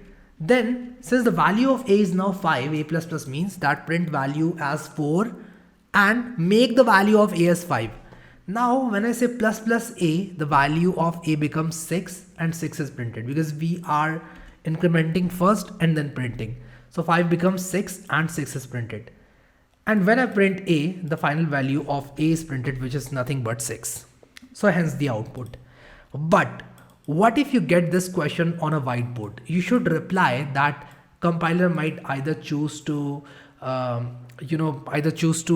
resolve these three lines from right to left or left to right. One of the smartest way to solve this problem is, you can tell your interviewer that I can solve it from left to right, and most of the people are going to solve it left to right. So I'm going to solve this right to left and show it to you. This way your interviewer will know that you know all these concepts. You understand that a compiler might deal with this particular line in a different way. But whenever you are writing a C program, never ever use such kind of thing inside a printf statement, because different kind of compilers might look at this code in a very different way. So I hope that this question helped you a lot and you were able to understand intricacies of printf and increment operators. The next question says that write a recursive function to calculate sum of first and natural numbers. Recursive function, right? Okay, let's write it. Let's solve this problem. This is problem number 6. Program number 10 underscore pr06 dot c. Let me write the boilerplate code and let me try to see what sum of first and natural number is. It's nothing but 1 plus 2 plus all the way till n. So we'll have n minus 1 somewhere here and then we'll have n. Okay, this is how sum is calculated. Okay, can I not write sum of n is equal to sum of n minus 1 plus n? Can I do this? Yes, definitely I can do this. And our recursive function is ready. So what I'll do is I'll simply say in sum n, I'll say return sum of n minus 1 plus n. So that's all. But I'll have to define a base condition. I'll say if n equals to 1, what you do is you return 1. So the moment we start receiving 1 as the input, what will happen is the moment it becomes sum 1, we are going to get 1 as the output. Let's see if this works. I'll say printf and then I'll say sum of first 5 natural numbers is %d, and I'll simply say sum 5 and I'll put a semicolon. Let's see if this works. I'll save this program as well.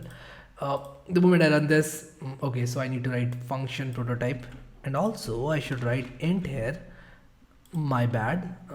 I should write int here like this, and yes, this should work now. Let's see what it gives me. So is 1 plus 2 plus 3 plus 4 plus 5 15? Let's check.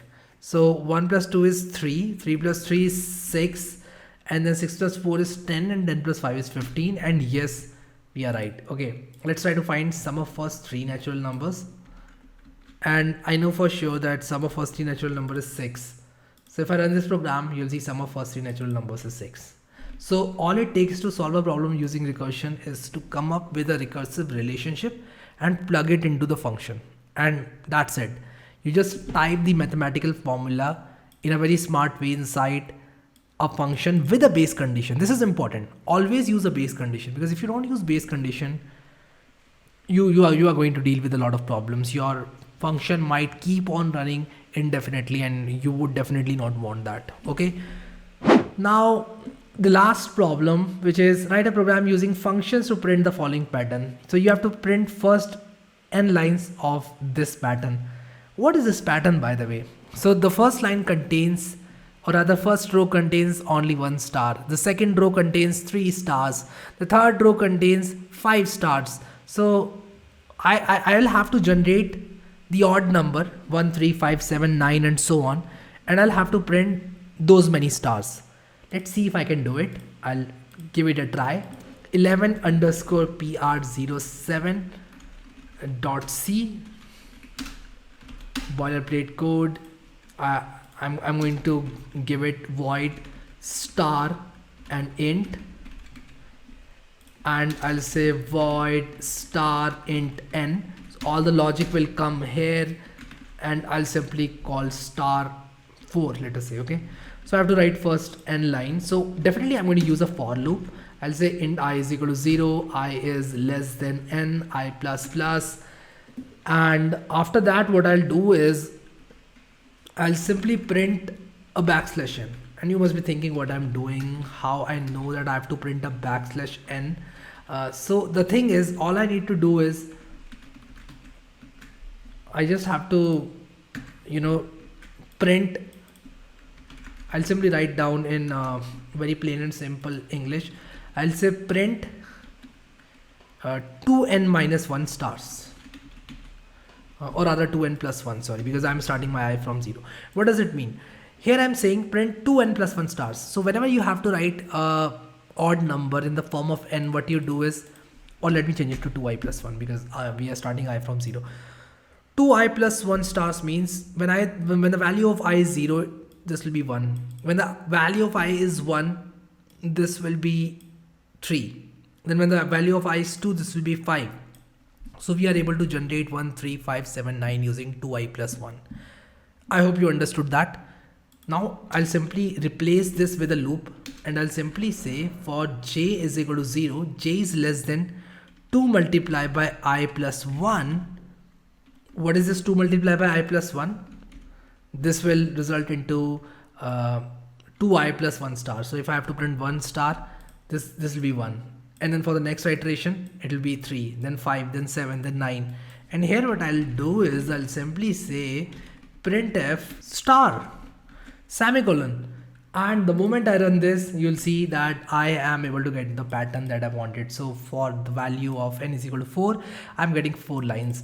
Once again, if I were to tell you how this works, I'm calling this function here, and inside the function what I'm doing is I'm having a nested for loop. So a for loop inside a for loop.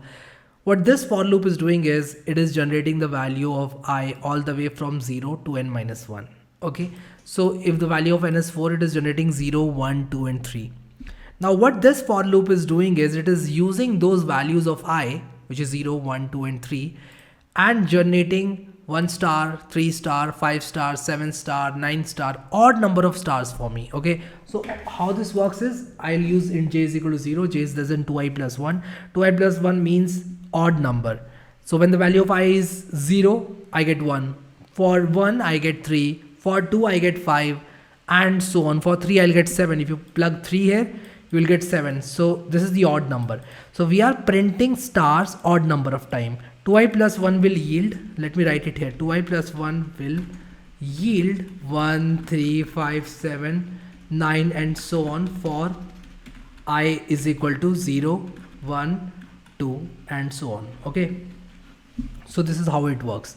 I hope I was able to explain this to you and you were able to print the star pattern yourself. So if you get some other star pattern in the future, I hope you will be able to print that. So this was all about the star patterns, the functions, recursion. We learned a lot of stuff in this chapter. I hope you enjoyed this chapter. Let's now move on to the next chapter and we'll understand more concepts of C. Let's move on to chapter 6 now. Now before we move on to the next chapter, I have a surprise for you. We are going to solve this project and this is going to be our first game. If you are new to programming, this is going to be the first ever game of your life. So congratulations, once you complete this game, you'll be able to showcase it to your friends, or maybe you can put it inside your resume. Let's see what this question has to say. So this project number 1 number guessing game says that this is going to be fun indeed. We will write a program that generates a random number and ask the player to guess it. So what we are going to do is we are going to generate a random number and then we'll ask the user to guess it. So let us say I'm generating a random number between 1 to 100 and I ask you to guess it. Let us say the number is 50. You might guess 60 or 80 or 90. The actual number is 50. Now what will happen is if the player's guess is higher than the actual number, so let us say you guess 66, the number was 50. What I'll do is I'll tell you whether your guess was greater than my number or lesser than my number. This will help you guess it correctly the next time. So if the number is 50 and you said 66, so next time you will not say 67 or 70 for that matter, because you know the number is lesser than 66. So you might give it a try and say 45. Now I'll tell you that no, the number is not lesser than 45. It's actually greater than 45. So you'll say, okay, so it's between 45 and 66 now. So you might guess 49. I'll again tell you that you need to increase it. And eventually you'll reach that number. You'll tell me 50. And yes, 50 will be the number. So the number of guesses that you took will tell me your ability to guess a number correctly. And the number of guesses you took will be your score. Now, if somebody else has guessed it in lesser number of guesses, he'll be the winner. Okay, I hope that you understood what this problem is about. The fun is not in the game itself, to be honest. It is in the code. It is the fact that you have created the game and you are the creator of the game that you are playing. That feeling of, you know, the creator of the game that you are playing is going to be absolutely brilliant, believe me. So if the player guesses the number is higher than the actual number, the program will display lower number, please. Similarly, if the user's guess is low, the program is going to print higher number, please. When the user guesses the number correctly, the program displays the number of guesses the player used to arrive at the guess. Okay, so the hint says use loops, use a random number generator. Now you might say, Harry, you didn't tell me about random number generator. So what we are going to do is we are going to talk about random number generator.c. How do you generate a random number in C? So let me put in a boilerplate code for you, and now I'll discuss about how to generate a random number in C. So in order to generate random number in C, you need to include couple of libraries. So the first one that we are going to include is stdlib, and the other one is time.h. Now what I'm going to do is I'm going to say int number. This is the number that I'm going to generate randomly, and I'm going to use a function called srand. And srand is going to take an unsigned integer, and since I want a random integer, I'll take the system time. So time 0 is a function from time.h which is going to give me a random number. Time, the current time, is going to be very random. Okay, so why do we do this? Why do we say srand time 0? Because this is the seed. This is the seed of my random number generator. So if the seed is same, I'm going to generate exactly the same random number. So let me show you how to generate a random number first, and then I'll come back to this srand call. So all you need to do is you need to set rand %100 plus 1. And I'll tell you the logic for this as well. Let me print the number for you first. You'll say the number is %d, and I'll say number. Okay.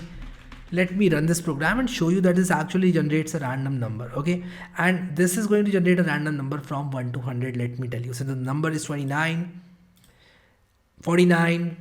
So every time you run this program, you are going to get a different number between 1 and 100. So between this number and this number, you are going to get a number. Okay.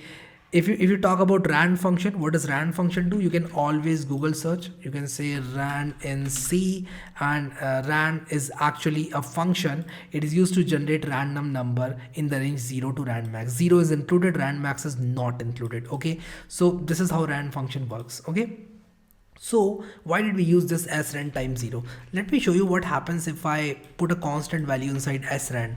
So if I put a constant value inside srand, what happens is 42 is generated. If I run this program once again 42 is generated. If I run this program once again, 42 is generated. So if you put a constant inside srand, this is going to be the seed of the random number generator, and for the same seed, the number generated will always be the same. I don't want that. I want something random so that I can make this game fun. So something random is a system time.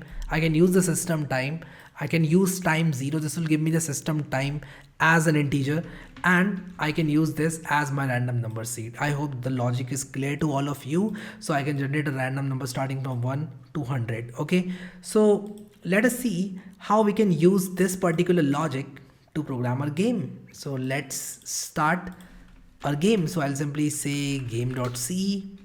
I'll put the boilerplate code, and the very first thing that I'm going to do is I'm going to generate a random number. Let's do one thing. Let's create a function. I can create a function to generate a random number, but let's not do that. Let's keep the program simple. So I'll simply say int number. Then I'll simply say time 0 srand. This is something that I'll have to do. Now this is the number that I have generated. Okay.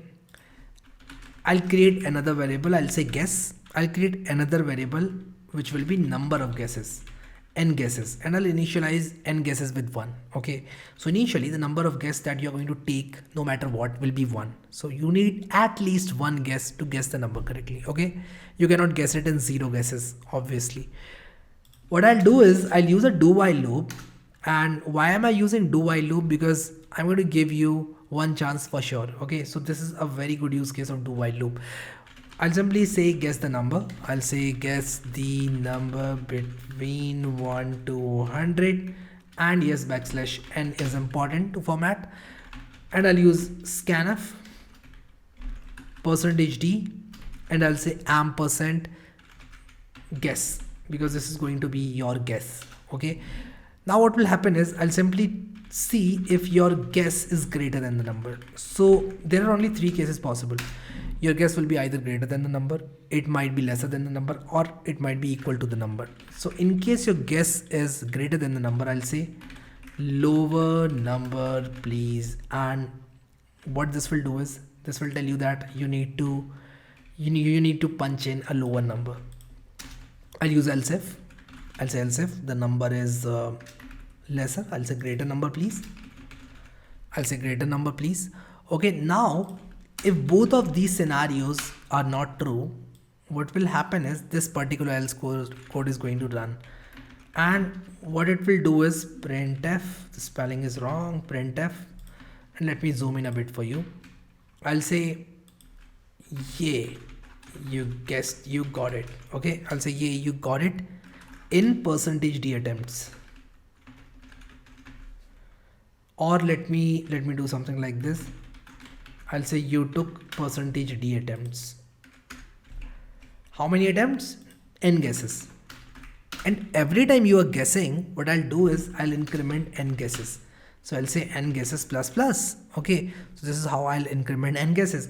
And this while loop will keep on running until the guess is not equal to number. The moment guess becomes equal to the number, I want to get out of this loop. I hope the logic is very clear for you. If it is not, just pause the video and look at the logic. You will definitely get it. This is super simple logic. Let's try to play this game and see if this works. Let me save this program and close it. Oops. Let me save this program and close it.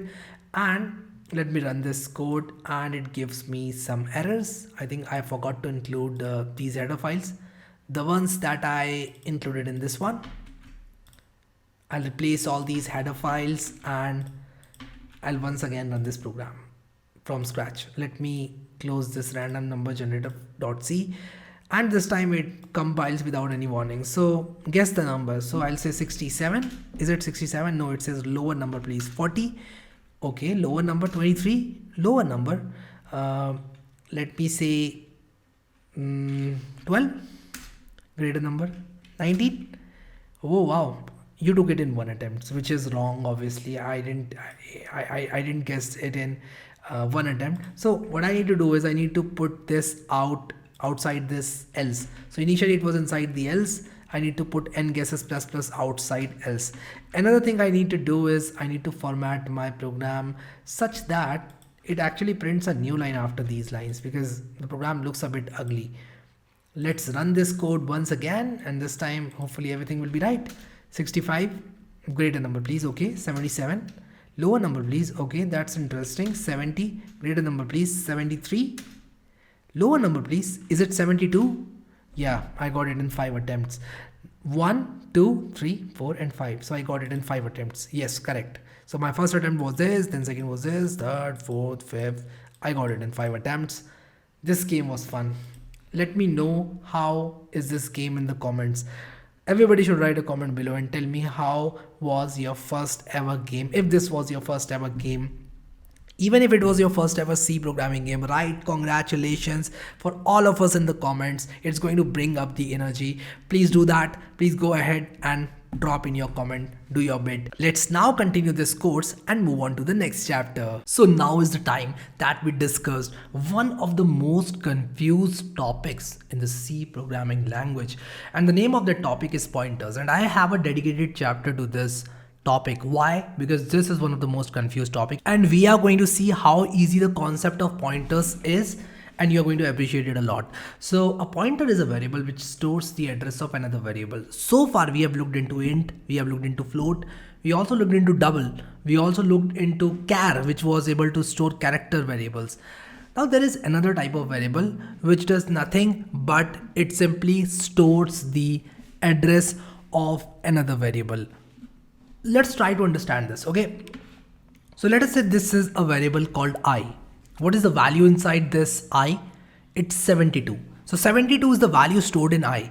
I hope so far it is clear what I is. I is a variable. Let me also open VS Code, and I want to open this particular folder in VS Code. So I'll simply right click and click on open with code, and I'm going to create a program called pointers.c. Okay, I'll put in the boilerplate code here, and I'll simply write int I. So the moment I say int I and the value is 72, so I'll say int I is equal to 72. What happens is, in my main memory, in my RAM, in my random access memory, what happens is this particular variable is stored inside some address in the memory. So memory has some address, just like you have a locality. That locality has different houses. Each house has some address. In a very similar way, we have main memory, and inside the main memory, we have a lot of blocks. Each block has its own address. Try to understand this very, very carefully. Try to listen to me very, very carefully, because this concept is really very important. And if you listen to me, I can guarantee that you are going to understand. So the moment I say int I is equal to 72, 4 bytes in RAM are reserved. 4 bytes in memory are reserved, and I will start from some address and I'll keep on going till 4 bytes are covered in memory, and those 4 bytes will be used to store this integer. Let me try to explain. I'll simply say RAM memory, and I simply need some images so that so this is how it physically looks like, but I want to show you some schematic representation of memory so that I can explain you how a variable is stored inside a memory. So let me Google how variable is stored. Okay, and we should get something. Yes. Okay, so here is an image that I'm going to use to explain this to you. So this image is a bit blurred, so we can see this image, by the way. So these are nothing but blocks in the memories. Each block can store either 0 or 1, and we have a lot of blocks in our memory. Now what happens is, one block is 1 bit, so 1 bit can store either 0 or 1. Now 1 2 3 4 5 6 7 8 8 bits will form a byte. 8 bits will form a byte, and 1024 bytes will actually form a megabyte, which is called an MB. You must have heard about MB, 12 MB, 30 MB, 512 MB, and 1024 MB is going to be 1 GB. We all use memory, we all use hard disk. But what happens is, when we have so much of memory, we can store a lot of things inside the memory. But at the very basic level, what a memory can store is simply a 0 or a 1. So let us say I say int I is equal to, say, in this case I said I is equal to 72. I am storing an integer, and in order to store an integer, I need 4 bytes. Integer is 4 bytes. In some of the compilers, it is even 2 bytes, but let's look at an integer as 4 bytes for now. Okay, so if integer is 4 bytes, how much memory do I need to actually store this integer? I need 1 2 3 4. I need these 4 rows to store an integer, because one row is nothing but one byte and I need 4 bytes to store an integer. So I need this much of space, 1, 2, 3, 4. I need 2881 all the way till 2884 to store this integer. Okay. Now how will this integer be stored in the form of zeros and 1 is another question, and I'm not going to discuss that question just yet. What we are trying to understand here is how this variable is going to store in memory. Now, whenever we store a variable in a memory, there will be some address of the memory where that variable has been stored. So let us say in this case, 2881 is the starting address where this integer is going to be stored. I can say that this integer is stored at 2880. You can see that int I is marked, 1, 2, 3, 4 bytes are marked, and this int I will start from 2880. If you look at this image very carefully, I is a variable which starts at 2880 and takes 4 bytes from there. So 2881 is occupied, 2882 is occupied, 2883 is also occupied. You can see that int I has been marked and these 4 rows have been marked, which simply denotes that these 4 rows are holding this integer. How are these holding this integer? That is a question for another day. Just understand that zeros and ones can be used to store an integer. So 72 is stored in this space. Okay. Now, if I say what is the address of this integer, what is the address of I? It's 87994. In this case, it is 2880. You can see that address of I is 2880. That depends upon how compiler is storing this variable. It might start the address from 2888. It might start the address from 1788229994. It can be anything. We don't have to worry about it. You will get different types of addresses. In fact, different address locations on different computers as and when you run the program. So in order to see the address, we use ampersand operator. Okay. Now I know that this might sound really very complicated to some of the people who are just starting their programming journey, but believe me, you are going to understand each and everything as we move ahead towards this pointers journey. Okay, so for now, what we are doing is we are saying that I is a variable. I is simply a variable. It stores 72. It's an integer variable. Now what I'm saying is, the address of I is 87994. This is for the fact. Okay, 87994 is the address. Now I'm creating another variable to store this value 87994. I can create a variable to store this value. 87994 is a value which can be stored in another variable. Will it be an integer? No, it will not be an integer. You might argue that why can it not be an integer? But when we are storing addresses in C, we simply use pointers. Pointer is a special kind of variable which stores address of some other variable. So I holds 72 and J holds 87994. I is an integer, J is an integer pointer. J is an integer pointer. This is something that you need to understand. Listen to me very, very carefully. This is an area where you cannot sleep. You will have to listen to me. Please rewind if you were sleeping while I was talking about pointers, and listen to me very, very carefully what pointer is. So I is an integer variable. J is an integer pointer. Integer pointer means a pointer which stores the address of an integer. So J is an integer pointer. So J will hold address of integers. Only integers. Okay, so I can simply assign 87994 to J, and I can even assign address of some other integer to J, and so on. Okay, I hope you understood this much. No, J is a pointer and J points to I. So we simply say in C language terminology that J points to I. When I say J points to I, it simply means that J is holding the address of I. So I is holding 72, J is pointing to I. Pointing to I means it's holding the address of I. Okay, I hope that this is clear so far and I was able to understand. I also created this visual to better explain you what J points to I means. You'll be able to remember all these things if I create these funny visuals for you. Okay, now let's talk about what is address of operator, ampersand operator. Okay, is this the first time we are using ampersand operator? No, we have already seen ampersand operator where we looked into this ampersand operator while we were talking about scanf function.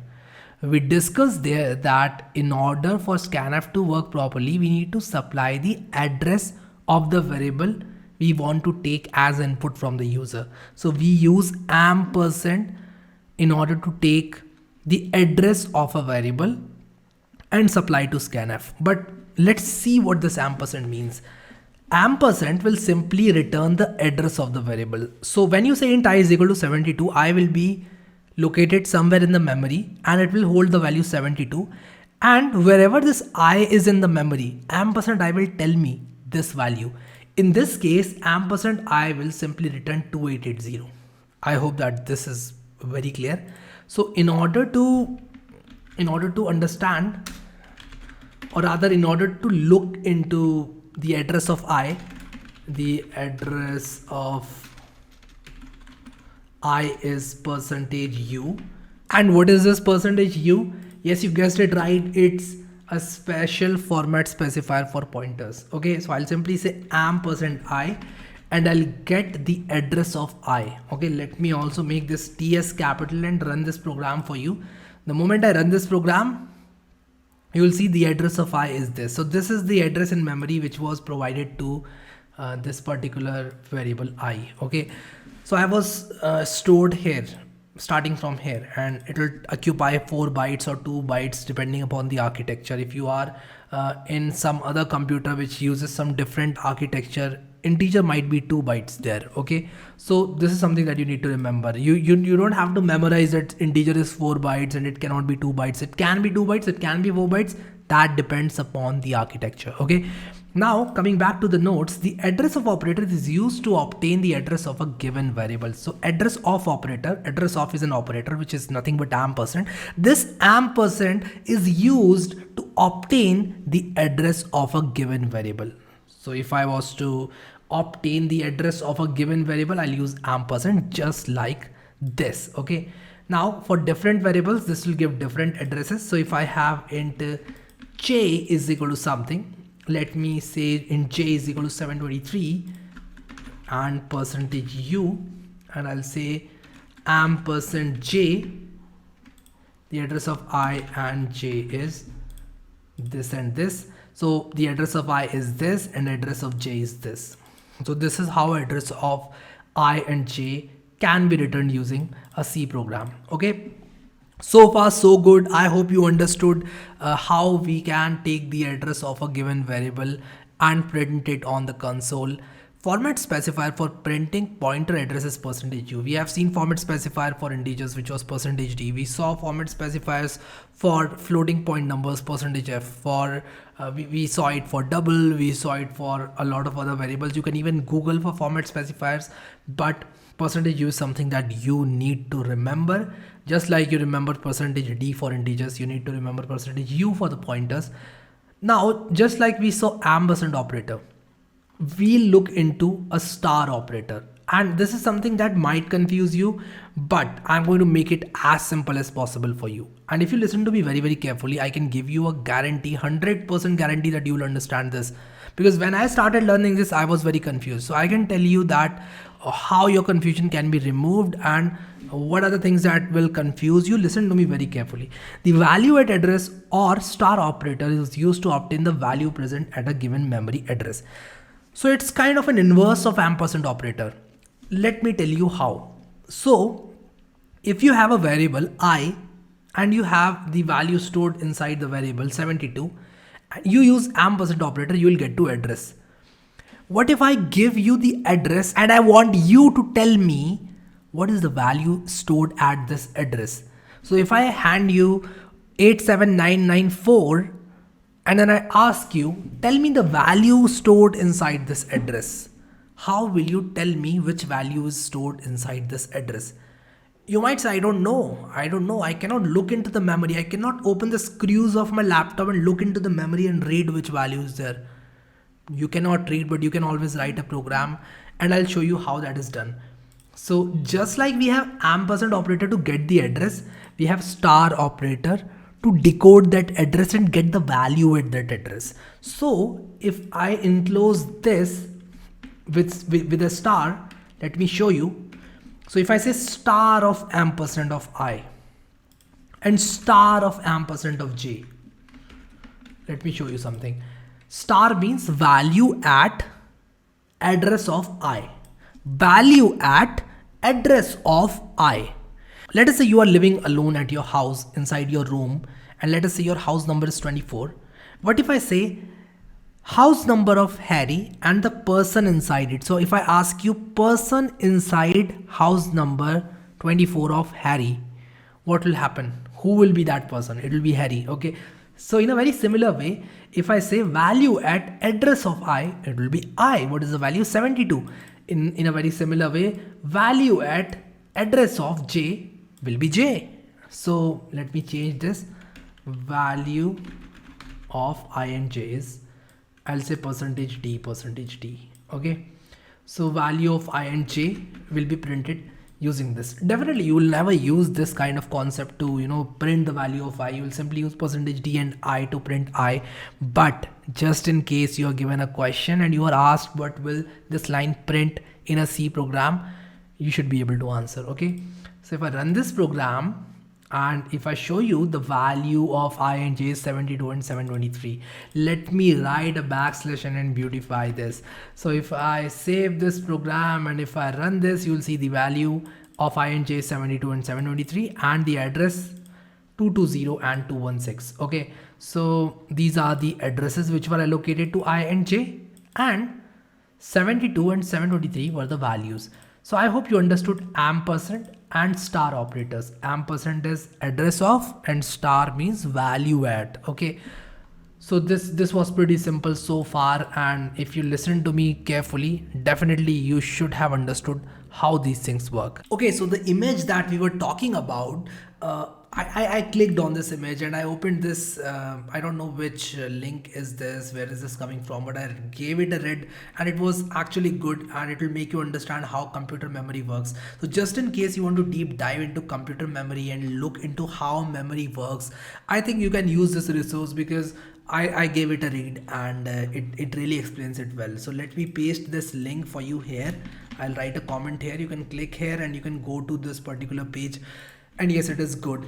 Now we'll move on further and talk about the further concepts. Okay, so now that you know what ampersand operator is, what star operator is, we look into how to declare a pointer. How is a pointer declared? So a pointer is declared using the following syntax. So this is a syntax which we can use to declare a pointer. Int star j.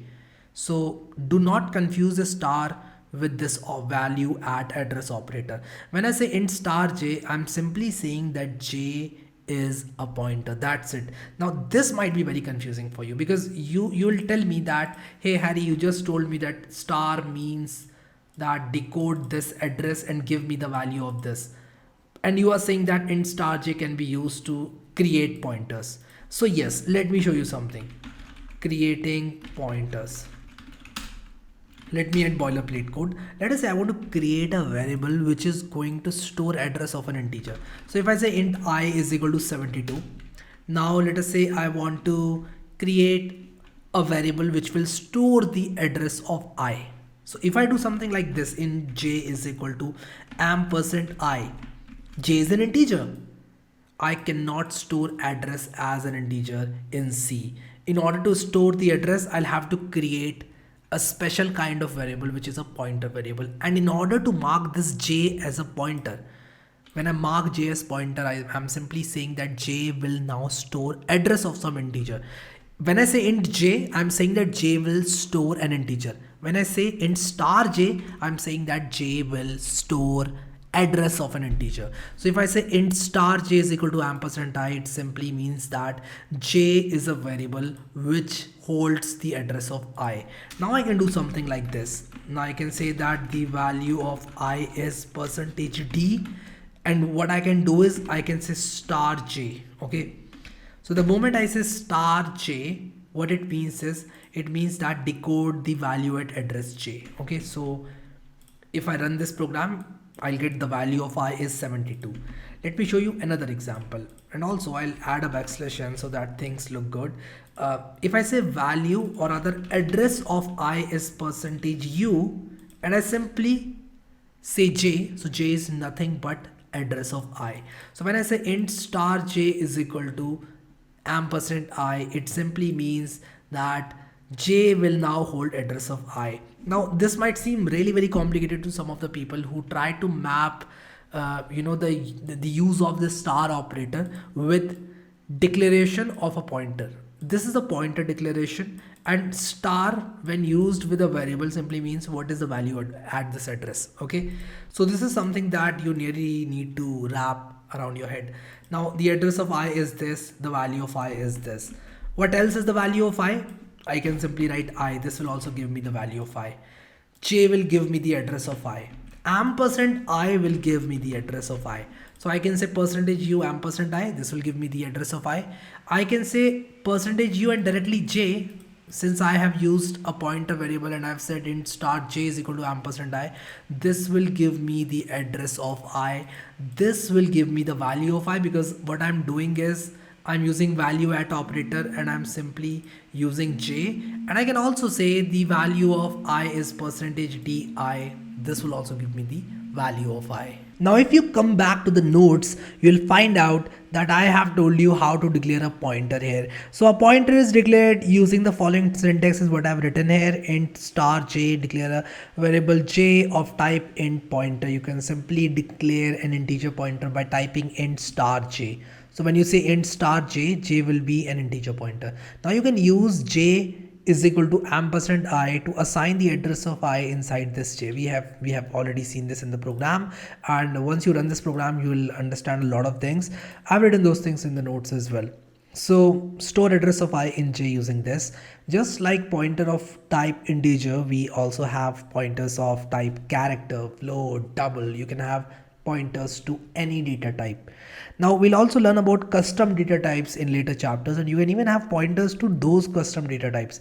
But let's start easy and let's look into integer pointer, character pointers and float pointer. So when I say int star chptr, this can be any name. I'm using chptr. This is pointer to an integer. If I say char star chptr, it's pointed to a character because I've written char here. Now if I say float star chptr, it's pointer to a float because I've written a float here. Okay, int star chptr, char star chptr, float star chptr. Now what happens is a lot of students, they get confused with the name of the variable. You should never look and rely on the name of the variable. So if the variable name says amount of sugar in coffee, that doesn't mean that the amount of sugar that person has drank in his coffee in the morning will be same as the value of that variable. People will write anything in their programs, and it's your duty to verify whether a given pointer is a character pointer, integer pointer or a float pointer. Merely naming a variable as chptr doesn't make it a character pointer. What exactly that variable is matters. Okay, so I've written the same thing here. I'm saying here that although it's a good practice to use meaningful variable names, we should be very careful while reading and working on programs from fellow programmers. So if you are working on programs from your fellow programmers who have written some code and you want to make sure that whatever they have written is right or not, you need to verify from the ground truth and not from the name of the variable. In this case, if you say that this is a character pointer, it will be wrong because it's an integer pointer. I have used int star. Simply naming a variable as chptr doesn't make it a character. Simply naming a variable as character 1 doesn't make it a character. You should verify whether it's an integer, whether it's an integer pointer or some other type of variable. So I hope you got this point. Now I have a program to demonstrate pointers here. I have already demonstrated you pointers using this program, but I have written this program in the notes as well. Let's try to see what this program is doing. So int I is equal to 8 simply assigns the value 8 to this variable I, and when I say int star j, I'm simply creating a pointer which is an integer pointer, and the name of that variable is j. Now I can assign address of an integer inside this j by doing j is equal to ampersand I. So this j will now hold the address of this variable, which is I. Okay, so what will happen if I say printf address I is equal to percentage u ampersand I? Percentage u ampersand I will print the address of I. In a similar way, since j stores the address of I, what we can do is we can simply say address of I is equal to percentage u backslash n and j. What this will do is this will also print the same thing as this. This will print the address of I. But what if I print the address of j? Now j is also a variable. It's a pointer variable. What is j? J is something which stores the address of I. Does it has its own address? Yes, it does. It does has its own address. Now this is something that gets confusing to some of the people. So let us say I have this variable 72. It is stored at address 87994. If I say address of I, this is the address of I. But if I create another variable j and I store the address of I inside this variable, this in itself is a variable which will have some other address. So address of address also exists. So this is a variable I, it has this address. This is a variable j, which is a pointer, which means that j is made to store the address of integers. This will also has its own address, which is 87998. Okay, so in a very similar way, when I say ampersand j, this will be some other address and it will be address of j.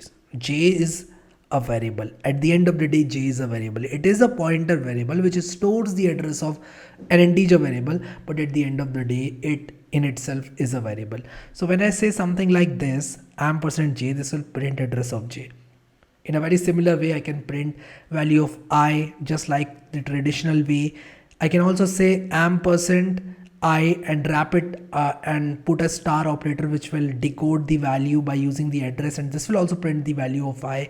In a very similar way, this will also print the value of I, because j is nothing but ampersand I, j is nothing but address of I, and if I decode this address, if I find the value at this address, this will give me the value of I. So this program will return this is the address of I, this is the address of I, this is the address of j, which is storing the address of I, but at the end of the day, j is a variable, it will have some address. So this is the address of j, and the value of I is 8, as we have already seen. So type this program inside your Visual Studio Code and see this output. Okay, now what we'll do is we'll talk about pointer to a pointer. So this program sums it all. If you understand it, you have got the idea of pointers. So make sure that you understand this program, because I don't think you need anything else to understand pointers. In case you haven't understood what pointers are, you need to watch this chapter once again. It means you are not paying attention.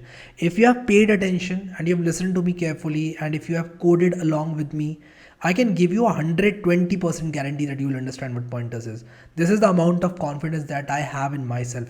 Now, pointer to a pointer. Just like j is pointing to I or storing the address of I, we can have another variable k which can further store the address of j. What will be the type of k? Tell me. It will be pointer to an integer pointer. Okay, so let's try to understand this. And in order to create this pointer to an integer pointer, I'll have to put double star. So int star j simply means that j is a pointer to integer. Int star star j, or rather int star star k, will mean that k will store address of an integer pointer. Okay, and we can take this chain as long as possible, but in most of the cases you will not see pointer to a pointer. You'll definitely see pointers, but even pointer to a pointers are very rare. But we need to understand this. Let us say I created a variable I stored 72. I has the value 72. This I will hold some address in memory.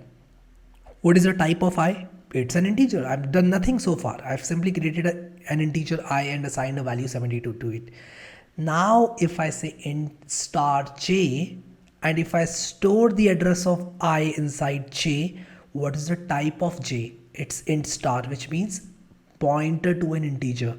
This variable, this j variable, stores address of an integer.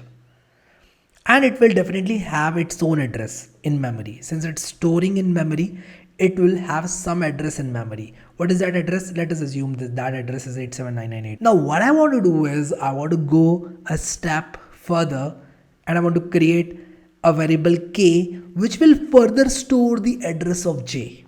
What will be the type of this variable? It will be int star star. Int star star means pointer to a pointer of an integer. So pointer to an integer pointer.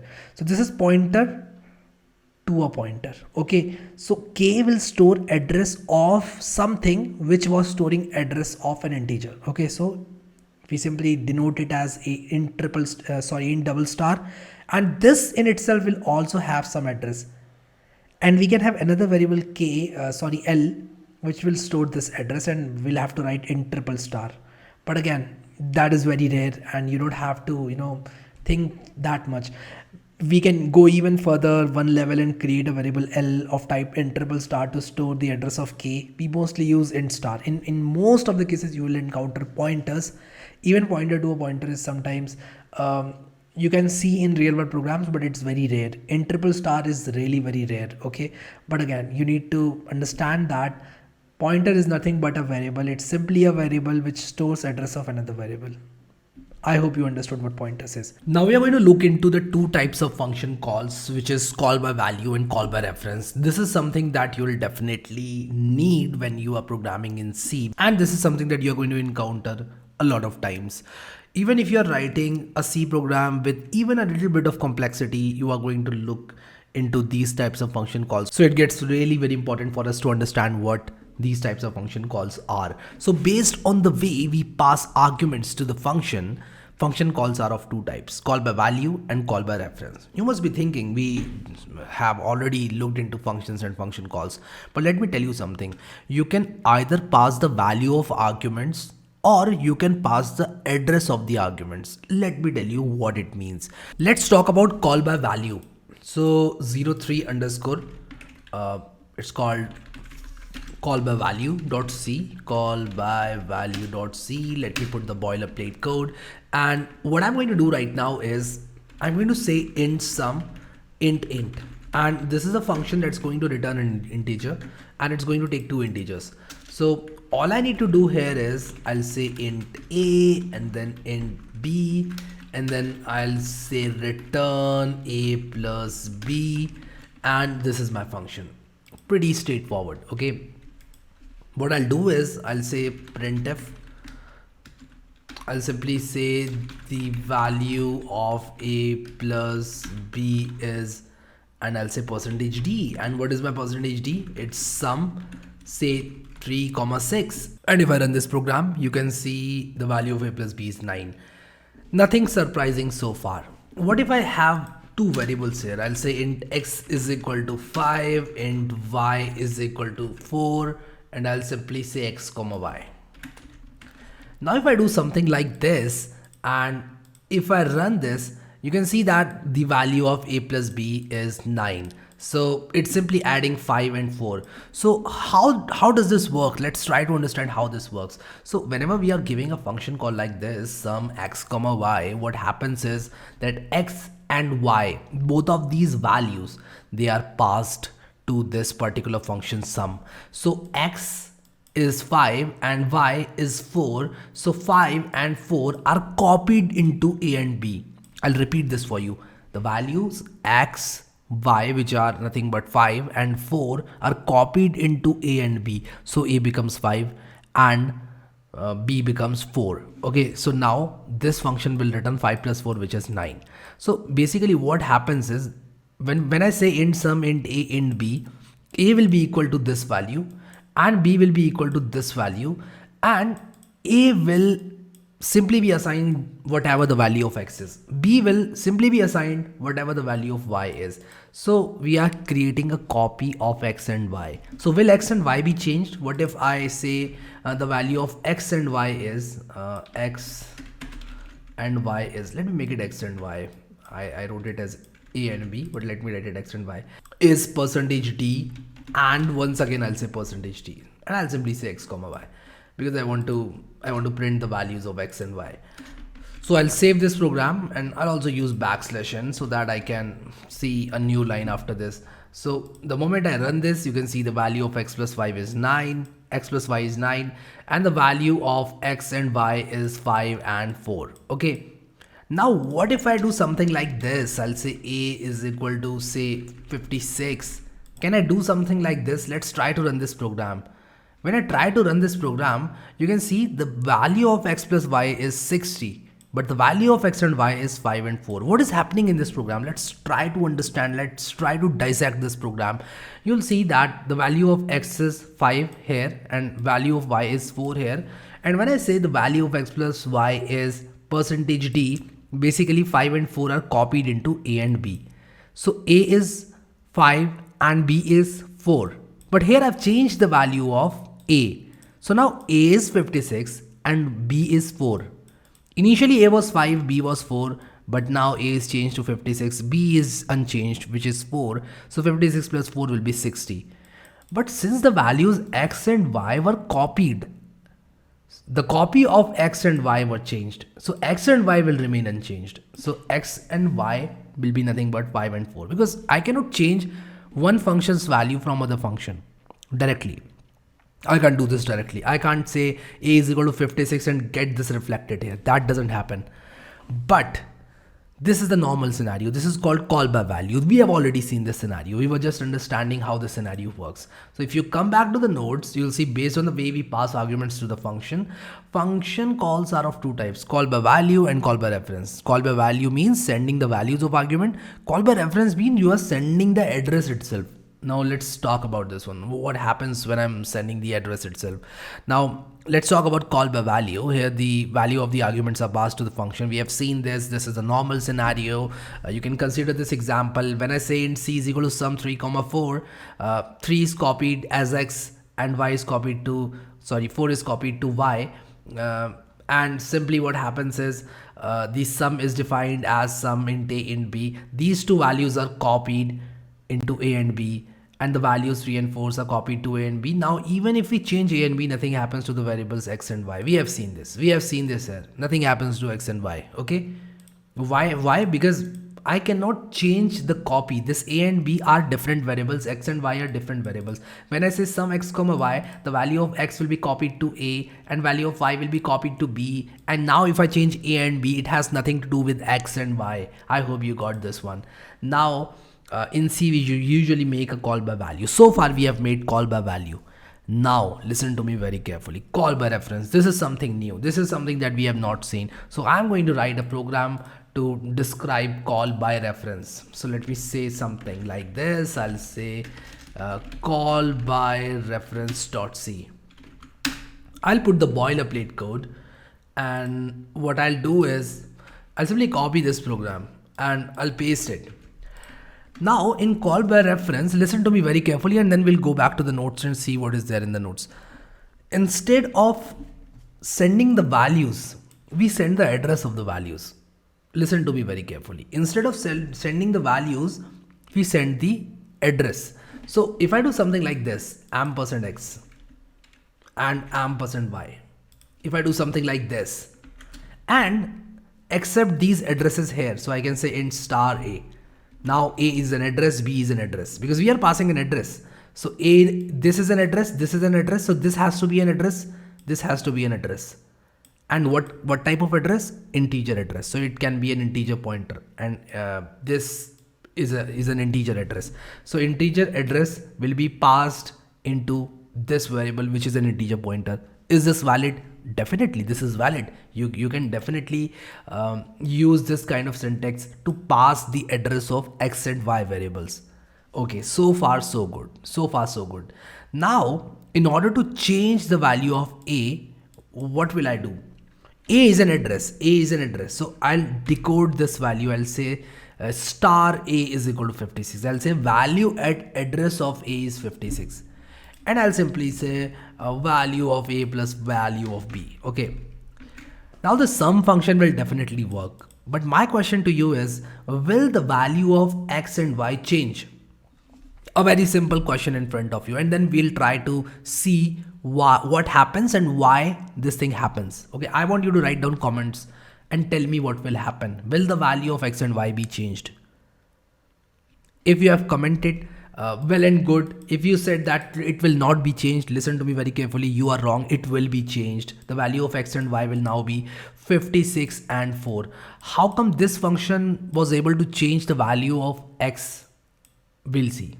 Let me run this program for you and show you that actually the value will be changed. So it is saying conflicting types for sum. Okay, I'll have to say int star here. My bad. I'll have to pass the pointers in the prototype, and you can see the value of x plus y is 60, and now the value of x and y is 56 and 4. So the value of x actually changes. Why does this happen?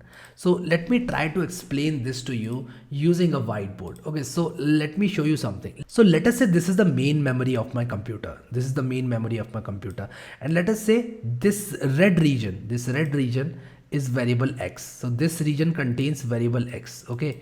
And let us say this green region, this contains variable Y. Okay.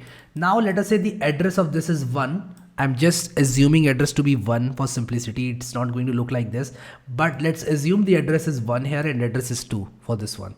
So the address of X is 1, address of Y is 1, and the value of X is what? It was, let me check, 5, and Y was 4. So this was 5 and this was 4. Now what happens is, if I pass these addresses, if I say 1 and 2, if I say take 1 and 2, and somebody says that change the value at 1, change the value at 2. This is my main memory. I have one main memory. I have the main memory of my computer. If somebody goes to that main memory and changes the variables, it will be reflected everywhere. And this is what happens in call by reference. Instead of copying the value, when I'm using call by value, I'm simply copying these values. I'm saying whatever is there in 5 and 4, copy it in A and B. So I'm simply saying A will also be 5, B will also be 4. And now if you change these values, these X and Y will be unchanged. But in call by reference, what we are doing is we are actually taking the address of this variable itself and we are decoding this address and saying that the value at this address must be changed. And when we are doing something like that, then definitely this particular program will be able to change the value of X and Y. Now let's come back to notes and try to understand this even further. So call by reference, here the address of the variables is passed to the function as argument. So arguments are passed. Before we were passing the values, but now we are passing the address. And now that we have the address, we can alter the value at that address, and value at a given address will be reflected everywhere because that is the physical value of that variable. Okay, so when you say value at this address, it has to be changed because we are taking the address of variable X in main memory and we are changing the value at that address. Now since the addresses are passed to the function can now modify the value of a variable in calling function using asterisks and ampersand operators. I've given an example here.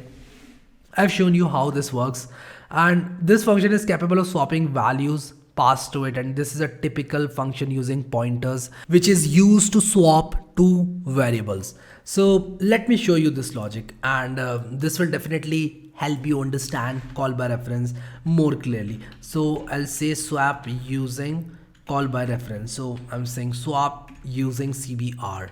CBR means call by reference. Remember this. Okay, so I'll put a boilerplate code here and I'll simply say void swap, and swap will simply put the value of X into Y and Y into X. Let's see how. And I'll define my function somewhere here, and also I don't need X and Y here. This is a prototype. I don't need X and Y. So I'll simply do this. Now I'll simply say int A is equal to 5, int B is equal to 7, printf, I'll say value of A and B before swap, they were %d and %d, and I'll simply say A comma B, and then I'll do the same thing after the swap. What happens after the swap? So let me put \n here and I'll simply run swap. I'll say swap A comma B. So let's see the first scenario here. When I say swap A and B, what I can do is, there is a very simple swapping logic, let me tell you. I'll simply create a temporary variable. I'll say the value at A, but the value at temp will be equal to B. The value of the value of temp will be equal to A. The value of A will be equal to B, and the value of B will be equal to temp. So what will this do? This will simply create a temporary variable and store the value of A. So at this line, the value of A is equal to 5, the value of temp is equal to 5 and the value of b is equal to 7. Okay, so I'm going to do the dry run of this program for you. Now when I say a is equal to b, basically I'm assigning the value of b into a. So the value of a is 7, temp is 5 and b is 7 at this line. Now, the moment the control comes to this line, the line number 18, I'm saying b is equal to temp. So what is there in the temp will come into b. And you can see the value of b is 5 now. So using this, what I've done is the a was 5, b was 7. I made a as 7, b as 5. So this is a typical logic to swap two integers, but there is a catch here. Let me show you what that catch is. Let me print these values right after this function runs and right before this function runs. So when I talk about this function, inside this function I'll be able to swap. So let me show you. I'll comment these two lines. I'm simply running swap a comma b and I'm trying to swap it inside the function. So when I look at these two variables from inside this function, the variables will be swapped. Let me show you. It says b is undeclared. Let me see. Okay, so I need to use a and b here. I wrote x and y. Okay, now it should work. So the value of a and b before the swap, before the swap will be 5 and 7, and after the swap it will be 7 and 5. Okay, so when I look at these two variables from inside the function, I was able to swap the values. But what will happen if I look at these two values from the main function? In the main function, the value of a and b will remain unchanged because we are passing the values of a and b by value. When we pass by value, a copy of these two variables will be made inside this function and the values of a and b inside the main function will remain unchanged. Also note that I have used a and b in the main function as well, and I have used the same nomenclature of these variables in the swap function as well, and it's totally okay to do that. Swap will maintain a separate copy of a and b and main will maintain a separate copy of a and b. So if I run this program, you can see the value of a and b before swap 5 and 7, after swap 5 and 7, it doesn't swap the values a and b. So what to do if I want to swap the values a and b in the main function? I will have to pass the addresses of a and b. Addresses of these two variables, literally I'll have to pass address of this particular variable, and then I'll have to pass address of this particular variable. And then what will happen is I'll be able to change these two variables. Let me show you how this can be done. Okay. So what I'll do is I'll accept pointers inside my swap function and I'll simply say int star a, int star b. So a and b are now addresses. Now that a and b are addresses, I'll have to use the values by using the asterisk operator, which is nothing but value at address operator. So value at this particular address will be star a, value of b will be star b, value of this particular will be let me call it aptr, so that you are easily able to understand that this particular aptr is the pointer to this a. Okay, it will be easy for you. You can name the variables whatever you want, but I'm just trying to make things easy for you to understand. So I'll also make it bptr, and let me show you that this changes the values a and b to b and a. So I've said int star, it said int star, but argument is of type int star bptr. Okay, so I'll have to say ampersand a ampersand b. I'll have to pass the addresses of a and b, and now this will swap the values, no surprises whatsoever. So 5 and 7, 7 and 5. Okay, why did this happen? Because we passed the address of the variable. So when we pass the address of the variable, what happens is we can find the value of that variable using star operator. So this particular a can be called by using star aptr. This address is passed to swap and not the exact value is copied to swap. Previously we were copying the value of a to swap.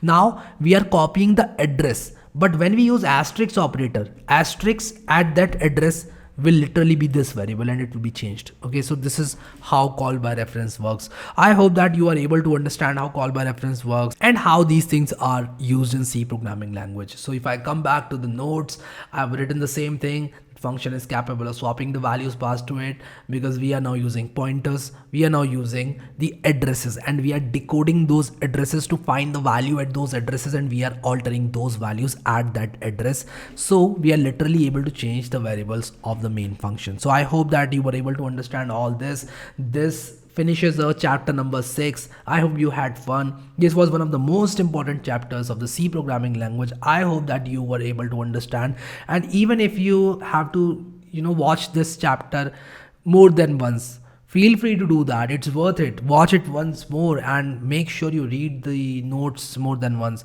because these are the concepts that will definitely see. These concepts are famous for being difficult, but actually they are not difficult, because if you understood all the things that I taught you, all the things that I told you, all the concepts of ampersand operator, star operator, you'll be able to understand. It's not like this is something that is difficult for people to understand. It's just that it takes time if you don't have the right resource. But I hope that I was able to explain this to you pretty well. So we'll now move on to chapter 6 practice set and solve some questions. Let's move on to chapter 6 practice set now. Alright, so now that we have some concept of pointers in our head, let's try to solve some of the questions on pointers. So the very first problem of this chapter 6 practice set says that write a program to print the address of a variable. Use this address to get the value of that variable. So this is a pretty simple program. Let me show you, and let me code this for you. So I'll simply say pr01.c. I'll put in the boilerplate code, and what I'll do is I'll simply say int I is equal to 3, and what I'll do is I'll simply use printf, and then I'll simply use the address of I is, and I'll use %u, and I'll say ampersand I, because we know that the ampersand operator is going to give us the address of I. Okay, so let's try to run this. So this prints the address of I as this. So now that we have the address of I, we can actually find the value of I. So I can say value of I is %d, and what I can do is I can simply say star ampersand I, and what this will do is it will find out the value at address ampersand I, which is value at the address of I, which is nothing but the value of I. So it's going to print 3, which is why I have used a %d here. So I'll save this program, I'll run this program, and you can see the value of I is 3. And also, just to format our programs nicely, what we'll do is we'll use these \n's, and let me come back to the practice set. So this problem is done. Pretty straightforward, simple problem. Write a program to print the address of a variable. We printed the address of the variable. We also used this address to get the value of this variable using the asterisk operator. Let's look into the question number 2. Write a program having a variable I. So this program is going to have a variable I and will print the address of I. Now we're going to pass this variable to a function and print its address. Are these addresses same? Why? So let's see what this problem is asking us to do. So I'll say 07_pr02.py. Oops, I meant C, not py. So this is C programming course, not Python programming course. My bad. C boilerplate code. And what I'll do is I'll start this template. I'll use this template to start with. And what I'll do is this question said write a program having variable I. We already had variable I, which is why I used that program for this question as well. Now print the address of I. So we are printing the address of I. Yes, we are doing that indeed. So this part is done. Now we have to pass this variable to a function and print its address. So in order to pass this to a function, what we'll do is we'll create that function. We'll say func, and then we'll say int star. So func is a function which returns an integer and it takes a pointer. So I'll say int star ptr, and I'm not sure about the return value of this func, but for now I've written int, but I'll change it if need be. So what I'll do is I'll see what this function says. So we have to print its address in the functions. So let me do one thing. Let me change this to void because I don't want to return anything back from this function. So what this function says is simply print the address ptr. So I'll simply say the value of address ptr from function func is, I'll say percentage %u, and I'll simply print ptr. And as part of the best practice, what I'll do is I'll use \n at the end of the line so that all the things are formatted very nicely with the new lines printed. So we are passing the address to a function. So let me call this function and let me give %i to this function. So this function takes the address of I and it simply prints that address of I just like this. Okay, let's see what it prints. So the question says that will the address which is printed by the function and the address which is printed by the main be the same? Will it be the same? So are these addresses same? Which addresses? We have to pass, we have to print the address of I in the main function, and then we have to pass the address of I to the func, and we'll have to print that address inside the func to see whether the addresses will be same or not. Do you want to guess whether the addresses will be same or not? I want you guys to guess in the comments. Leave the timestamp so that I can know which question you are answering in which comment, and post your answer. I want all of you to post your answers, and I'll wait for you all to post your comment.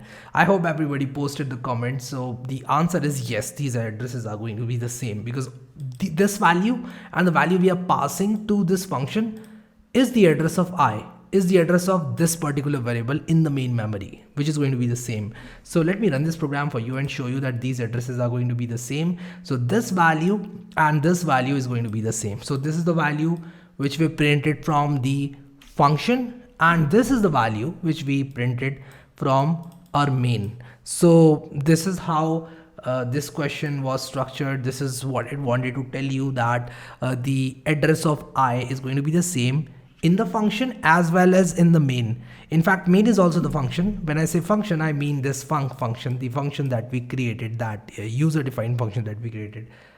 Coming back to the practice set, the third question says that write a program to change the value of a variable to 10 times of its current value. Write a function and pass the value by reference. So this problem says that create a function, pass the address of a variable to that function and change its value. So let's start from this function itself. Let me create the 8th program. I'll say 08_pr03.c, and what I'll do is I'll copy this particular program and I'll start from here. Now I'll rename my func as change, because it better reflects what this function is doing. So I'm simply saying void change in star, and inside this function what I'm doing is I'll simply say value at this address is equal to value at this address multiply by 10, because we have to change the value to 10 times the value of the variable. Okay, so let me run this function. So I'll say the value of I, let me remove this. I'll say value of I before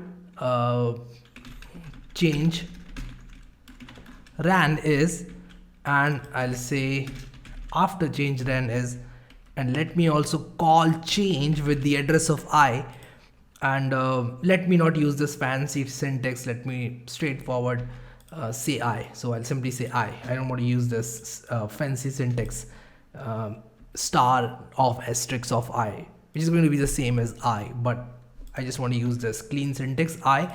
So let's see if the value changes. So the value was 3 and it is now 10 times of 3, which is 30. What if the value is 6? It should be 60 after the function change runs. Yes, it is 60. Let's see if this works for some larger value like 676. Yes, it does.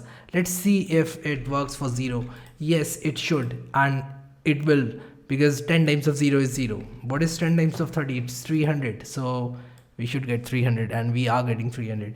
So this is how we can pass by reference to a function and change the value of a variable inside that function without actually having to have that variable inside this function. So did you notice one thing? This I was inside the main function. This variable I was inside the main function, but it was changed by a function which is totally different from main.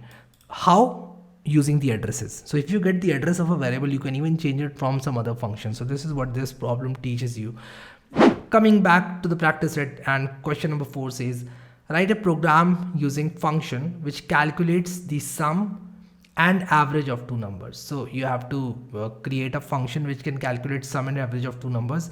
Use pointers and print the values of sum and average in main. So this program says that you have to use pointers and you have to print the values of sum and address of two numbers. So we have to use pointers and then we'll have to print the value of sum and average in main. So this is a very interesting problem and I want you to pay attention. So we are going to create a program called 09 underscore PR03, PR04, I guess, yes, dot C. And what I'm going to do is I'm going to use this as boilerplate code, or let me write it from scratch. I want to write it from scratch. So what I'll do is I'll say int average and sum. This is the name of a function. And what I'll do is I'll take two pointers inside this function, and you'll ask me why am I doing this. I'll answer you shortly.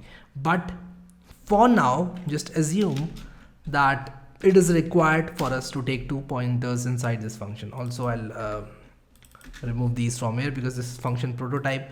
This is the function body. So let us say the numbers are a and b. So I'll simply say int a is equal to 6. Let me call it float because we are actually calculating the average and I want some sort of precision. So I'll make it float and this as float 2. And what I'll do is I'll simply pass the address of a and address of b to average and sum. Now what happens is this average and sum function will take the values a, b as well as the address of two more variables which are c and d. So I've created two additional variables c and d. Now let me explain you what I'm going to do. So I'm going to add int as well, and I'm going to take the value of I meant float. So I'll say float a, float b. Let me make it float because we are dealing with the floating point numbers. Okay, and float here as well. So we are going to deal with float pointers. Now what I'll do is I'll say call this function with the values a and b and also with two pointers which are nothing but the address of c and address of d. So listen to me carefully now. What I've done is I've passed the value 6 and 423, which is going to get copied inside this a and this b.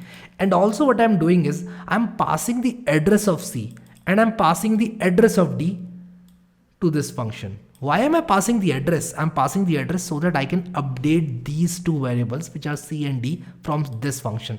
So I'll set c to the average and I'll set d to the sum. To make things more clear, let me call this float sum and float avg. So I'll pass the address of sum and address of avg so that I can update sum and avg variables from this function. Now listen to me. What I'll do is I'll simply say the value at ptr1, which is nothing but the value of sum, should be equal to a plus b, and the value at ptr2 should be equal to a plus b divided by 2, which is nothing but the average. And now here I can print the value of sum is percentage f and the value of average is percentage f. So I'll simply say sum and I'll simply say avg, and I can print the values of sum and address which are set using this function. So did you get it? We are not returning anything from this function. Let me return void from this function. We are not returning back anything from this function, but what we are doing is we are essentially setting the values of sum and average from this function. I hope that you understood this. Let's see if the program works. So it says the value of sum is 429, which is correct because 423 plus 6 is 429, and the value of average is 214.5. So if you add these numbers, it will turn out to be 429, and if you divide 429 by 2, it will turn out to be 214.5. How was this program? Let me know in the comments. Was this something that you saw for the first time in your programming career, or was it something that you have seen before?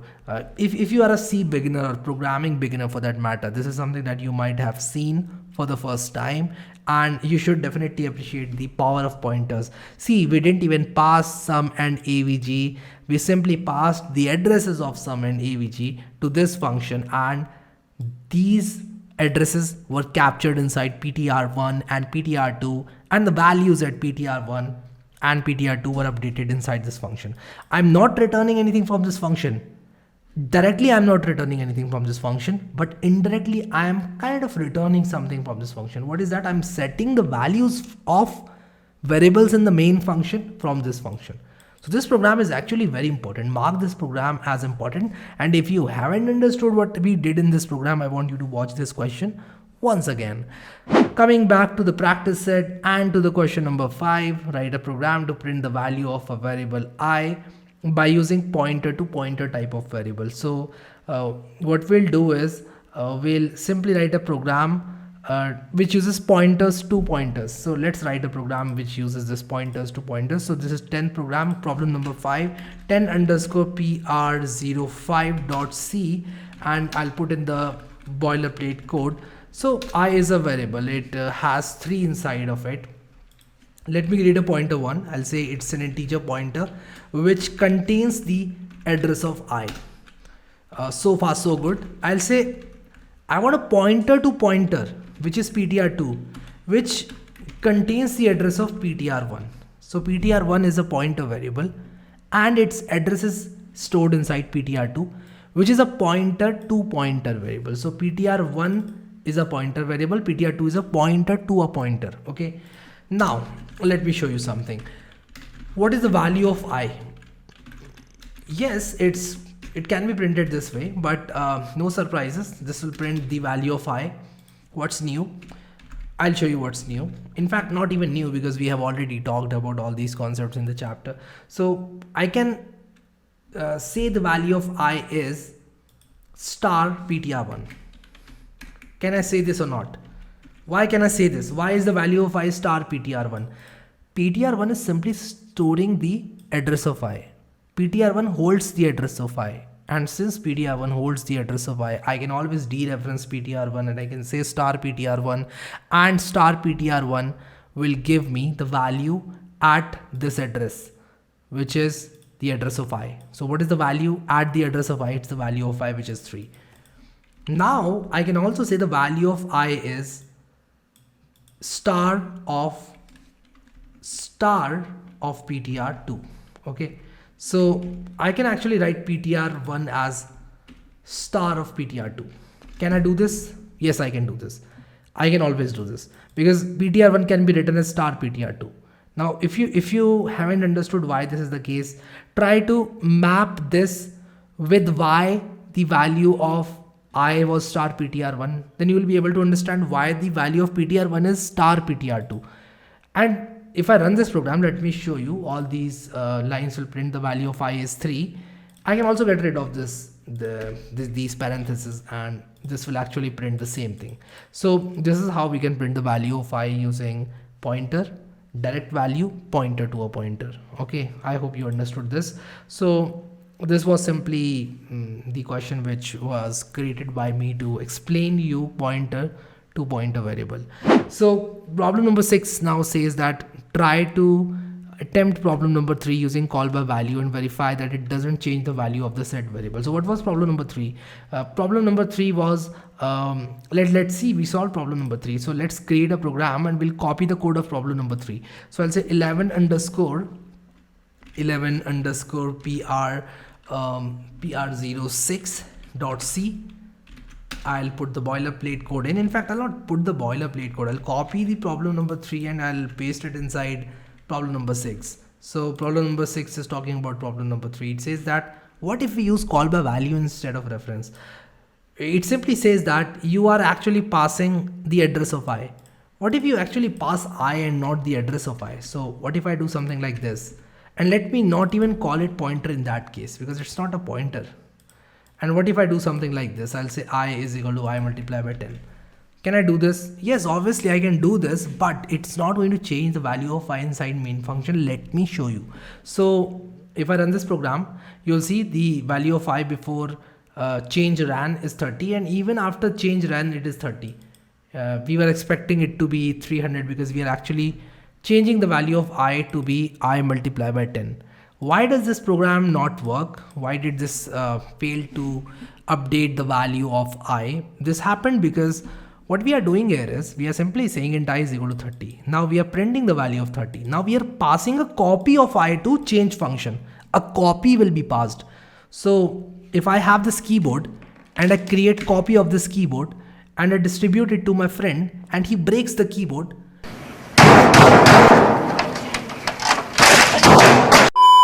will this keyboard also get broken? No, it will not get broken because why will this keyboard get broken? So if you are buying two iPhones, one for your friend, one for yourself, and your friend actually throws the iPhone inside the fire, and he burns his iPhone, will your iPhone also get burned? Obviously not. So this is why the value of I is not changed inside the main function. But if I'm passing the address, or if I'm giving the reference of my iPhone and I'm saying this is my iPhone, and your friend actually throws your iPhone inside the fire, so your iPhone will get burned. I hope that this analogy makes sense. I know this is funny, but again, I hope that it will help you in some way to understand all these concepts. So with that said, the chapter number 6 is finished. So we'll move now to the next concepts and we'll explore C programming language even further. So now that we have completed so many concepts of C programming language, we are going to look into arrays. What exactly is an array? An array is a collection of similar elements, and this is really very important. These elements have to be similar because you cannot add an integer and a character inside an array. But since we just started out, I don't want to confuse you. I'll show you some of the very basic syntax of arrays, and then we'll raise the bar from there. So let's get started with what an array is. So sometimes you might want to store marks of say 100 students. How will you do that? You might be tempted to create 100 variables saying marks 1, marks 2, marks 3, marks 4, but C programming language provides you a very elegant way of doing the same thing. What is that elegant way? You can add all the marks of 100 students inside one variable, which is nothing but an array, collection of similar items. In this case, the marks of students. Let me give you a very brief idea of what array is. I'll say 01 underscore array basics dot C. I'll put in the boilerplate code, I'll zoom in a bit, I'll close the explorer, and let me show you what an array is. So if I do something like this, this is the syntax of writing an array. So basically it's a single variable and it's capable of storing multiple values. So I just gave you an example of marks. Let us say you want to store 100 marks, and you want to store 100 marks of 100 students with roll number ranging from say 1 to 100. You might want to store all these values inside one single variable instead of storing it in 100 variables, because creating 100 variables might be very cumbersome task. You cannot do that, and even if you are able to create 100 elements, it will be really very difficult for you to create 1000 variables for 1000 elements, or say 10,000 or 1 million variables for 1 million values. You got the point. So what is the syntax of creating an array? So let us say I want to store marks of 30 students, or let me make it 8 students, because 30 is just too much. Okay, so I can do something like this. I can say int a1, int a2, then a3, then a4, then a5, then a6, then a7. You must be thinking what I'm doing here, but I'm trying to create 8 variables for storing marks of 8 students. So these are 8 variables, and all of these 8 variables will store marks of 8 students. I can do something like this. I can say a1 is equal to this, and then I can say a6 is equal to say 87, and so on. I can assign marks to these variables, but there's a better way, and let me tell you what that better way is. So I'll say better way, and And a better way to store marks of 8 students is something like this. You create an array. You say A and you simply say the number of values you want to store, and that's it. That's it. And how do you store or rather assign marks? Let me assign marks for all the variables. Let me make it 49. I'm just taking random values for A1, A2, A3, A4, A5, A6, and so on. I could have actually added values here itself, but again, I just want to show you how this maps to the better way of storing marks. So let me say 37 and let me say 67 for A8. Okay, here what I'll do is I can actually start accessing all these variables starting from index 0. Now this is important. Here I started writing A1, A2, A3 all the way till A8.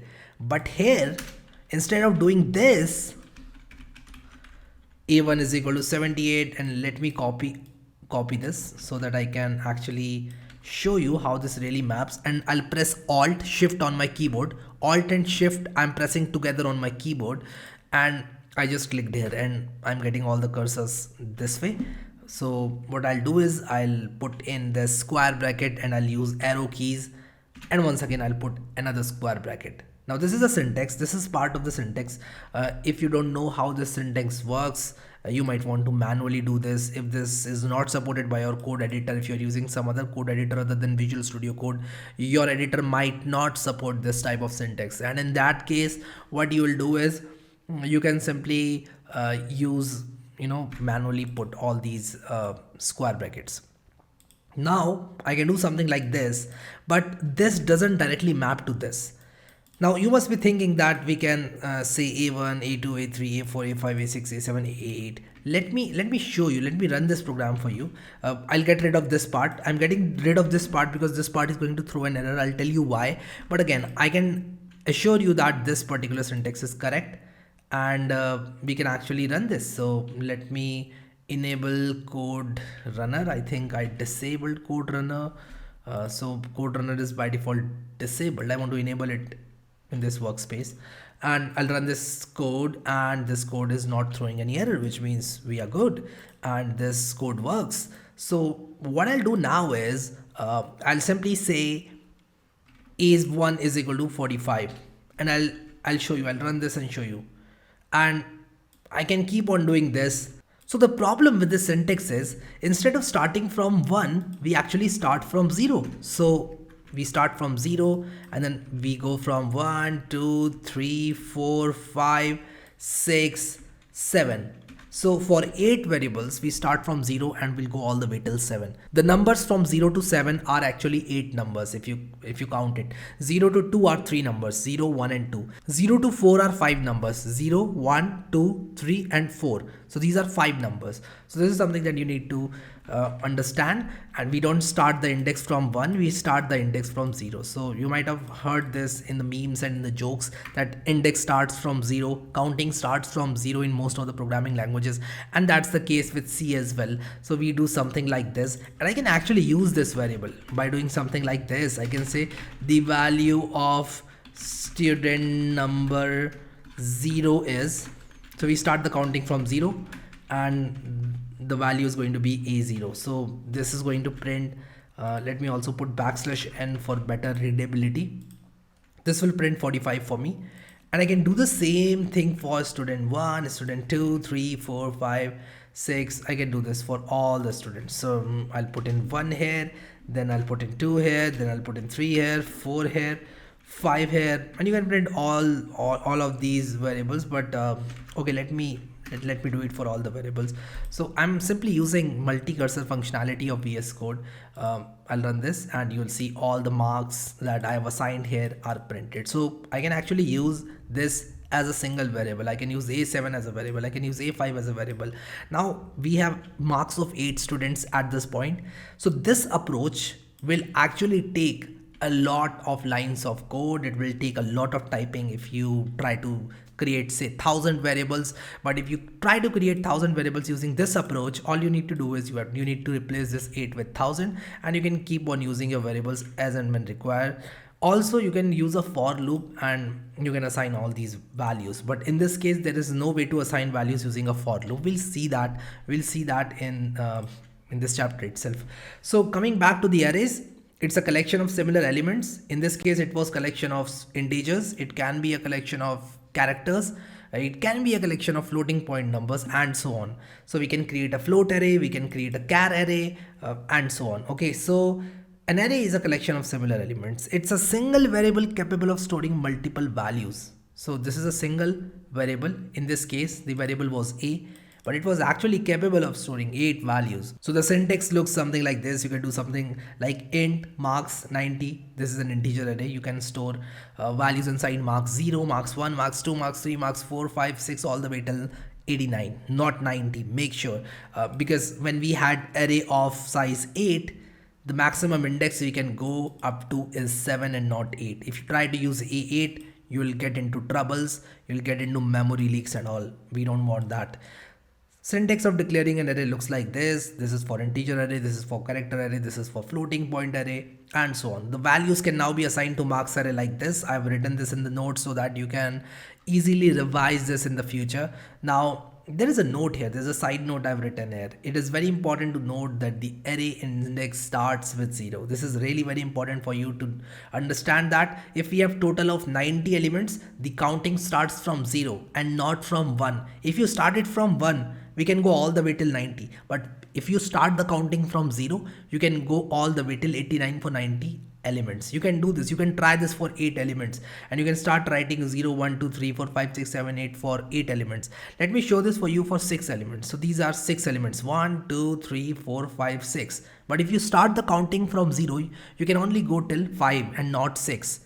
You can see that 0, 1, 2, 3, 4, 5, because one additional space will be taken by this 0. If you start the counting from 1, you can go all the way till 6. But in this case, you can go all the way till 5 starting from 0.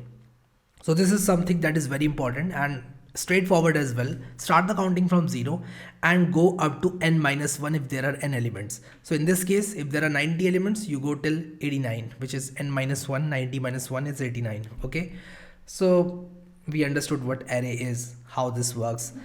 Let's try to understand how we can assign elements to an array. So elements of an array can be assigned or accessed using this and assigned using this. So you can use scanf %d and you can say marks 0, and what this will do is this will actually put the value entered by the user inside marks 0. Note this ampersand sign, we are using this exactly like an integer variable, not even similar to an integer variable, exactly like an integer variable. So marks 0 is like an integer variable, marks 1 is like another integer variable, and we'll use ampersand to give the address. So this is something which is important. So this is to input first value and this is to output first value of the array. Why first value? Because the index is starting from 0. So 0 is the first value, 1 is the second value, and marks 2 is the third value. If you count from 0, 0, 1, 2, third value. So this is something that you need to understand and put in your heads. Now, quick quiz for you. Write a program to accept marks of 5 students in an array and print them to the screen. So let's solve this quick quiz. This is very interesting. So quick quiz. Oops, I forgot to write .c. I need to mention the extension. Then I'll come here and put the boilerplate code, and what I'll do is I'll simply do it the old school way. Marks 1, marks 2, marks 3, marks 4, marks 5. Okay, I'm doing it the old school way just to show you how easy using arrays is and how much time it saves. You'll get a good idea of this. So I'll say marks 1 is equal to, or rather let me use scanf function. I'll say scanf %d and I'll say ampersand marks 1. And also what I'll do is I'll say printf enter the marks of student 1. So in order to enter the marks of student 1, you'll enter it, and also I'll put a \n here. Let me put a \n here so that it looks good. Do not forget the semicolon. And now what I'll do is I'll replicate this for students 1, 2, 3, 4 and 5. So let me put 2 in here, 3 here, 4 here, and we need one more, which is 5. And this is getting cumbersome till 5. I don't know how cumbersome it will get if we have 100 or 200 students. But again, I'm trying to do this the old school way to show you how much time the arrays or using the arrays save. So I can do the same thing. I can take the values and then print them on the screen. So I can do something like this. I'll say printf the marks scored by student 1 is percentage d. Okay, and what is percentage d? It is marks 1. And let's do the same thing for the 5 students. So what I'll do is I'll simply use my alt key and I'll keep clicking wherever I want multi cursors, and then I'll say 3, 4 and 5. This is why I recommend Visual Studio Code, because of all these functionalities and the lightweight nature it has. Because even if you are on a computer with very low memory, this works like a charm. So let's try to run this program. I'll run this program. So they are flying a plane above my house. I don't know why they have to fly a plane above my house every time. I don't know that. So let us say the marks of student 1 is 67, 34, 54. Let's make it 87. Let's make the last student's marks to be 100. And you can see all the values are printed on the screen. So this program works, no surprises. But is this the best way to do this? Is this the best way to achieve this? And the answer is no. So what I'll do is I'll rename this program to quick quiz underscore old school. So this is the old school way. And now we'll use the modern approach to code this. So what I'll do is quick quiz better solution. So I'll say better solution.c. Let me put in the boilerplate code. Let me close this.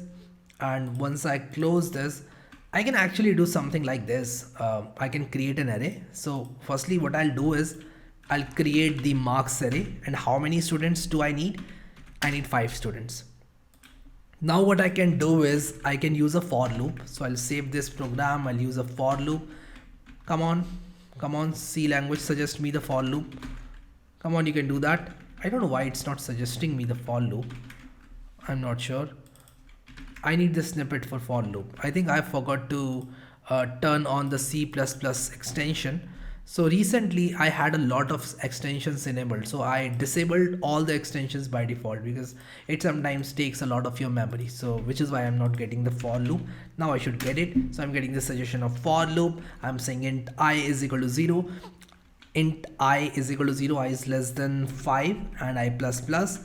And in the code, what I'll do is I'll write the same thing, but I'll play a bit cleverly here. What I'll do is I'll write this. I'll say enter the marks of student percentage D, and my percentage D is nothing but I. So I'll say I, and here what I'll do is I'll say marks I. So this is something that I can do. This is totally fine, valid. No surprises there, and I can use another for loop to print the marks. So I can do something like this. So I can say the marks scored by this student is this, and also instead of saying marks 1, I can say marks I here, and instead of saying student 1, I can say percentage D, and this percentage D maps to this I, and this percentage D maps to this marks I.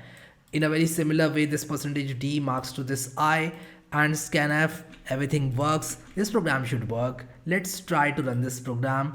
And yes, it's asking me for the marks of student 0. What I'll try to do is I'll try to put the same marks, or let me use 34, 23, then we have 30, 54, and then 87 and 100. Okay.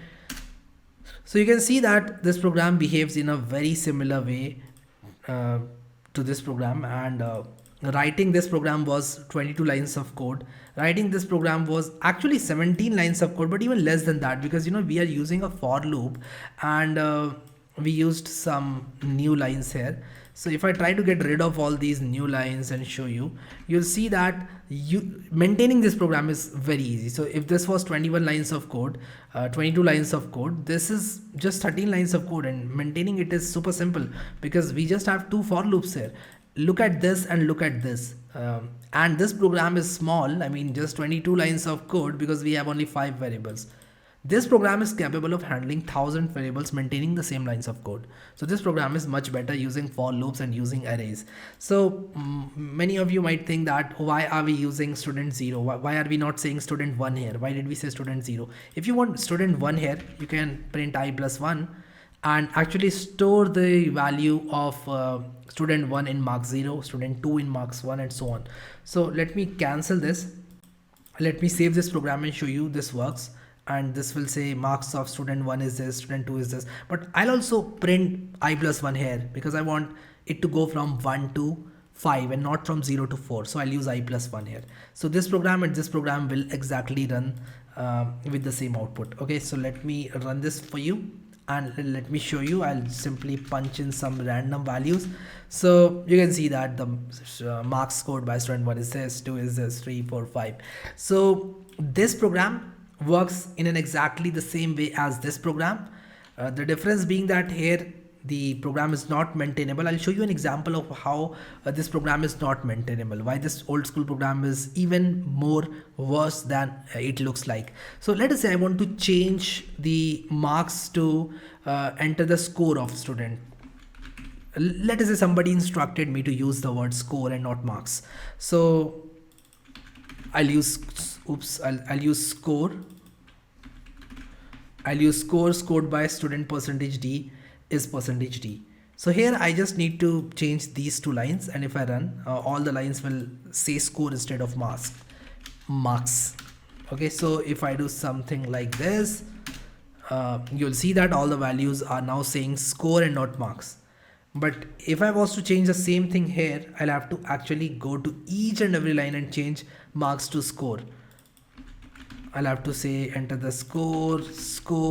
Now you might argue that, hey Harry, why are you not using find and replace? Simply do this and change this to score.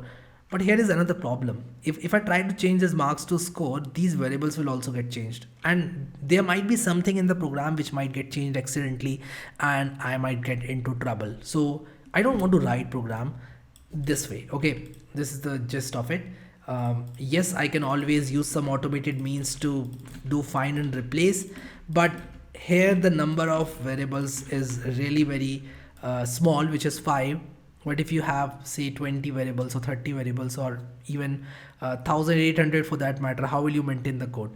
So this is why arrays are actually very useful. So we spent quite a good amount of time in this quick quiz, but I hope that you understood how this syntax works and why arrays are helpful. Okay, now let's talk about initialization of an array. What are the ways to initialize an array? So there are many other ways in which an array can be initialized. A lot of ways can be used to initialize an array. So if you look at this int cgpa 3 is equal to 9, 8 and 8, this is nothing but a very quick way to initialize arrays. So if you say int cgpa 3 is equal to 9, 8, 8, it's going to say cgpa 0 is 9, cgpa 1 is 8, and it will set cgpa 2 to 8 once again. So let's try this syntax. Let's create a program, and I'm going to call this program as initialization of array. So I'll say initialize array.c. I'll put in the boilerplate code. Note that I have named this program as 2 and this as 2 as well, because these are the same problems solved using different approaches. So let's try to create an array called marks, and let's try to use this syntax.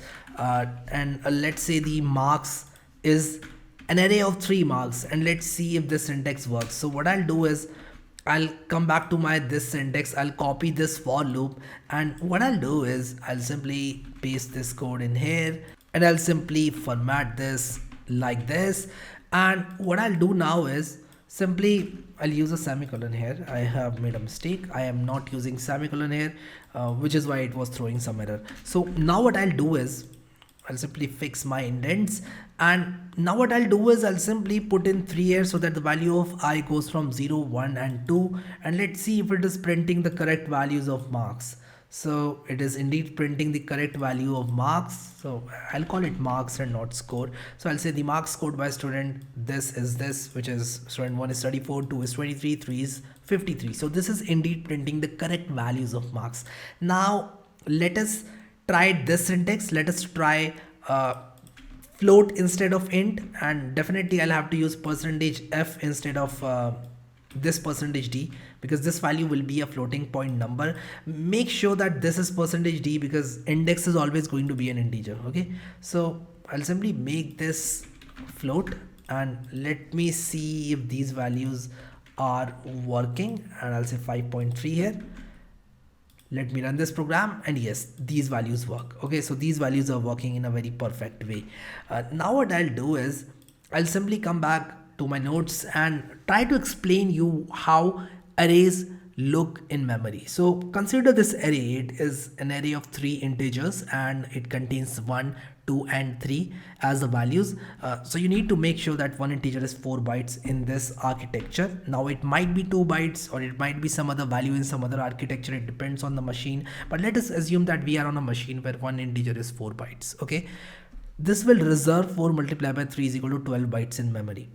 Now I want to tell you something about the memory. Memory is contiguous, which means that you can simply store 0, 1, 0, 1, 0, 1, 0, 1 in this manner.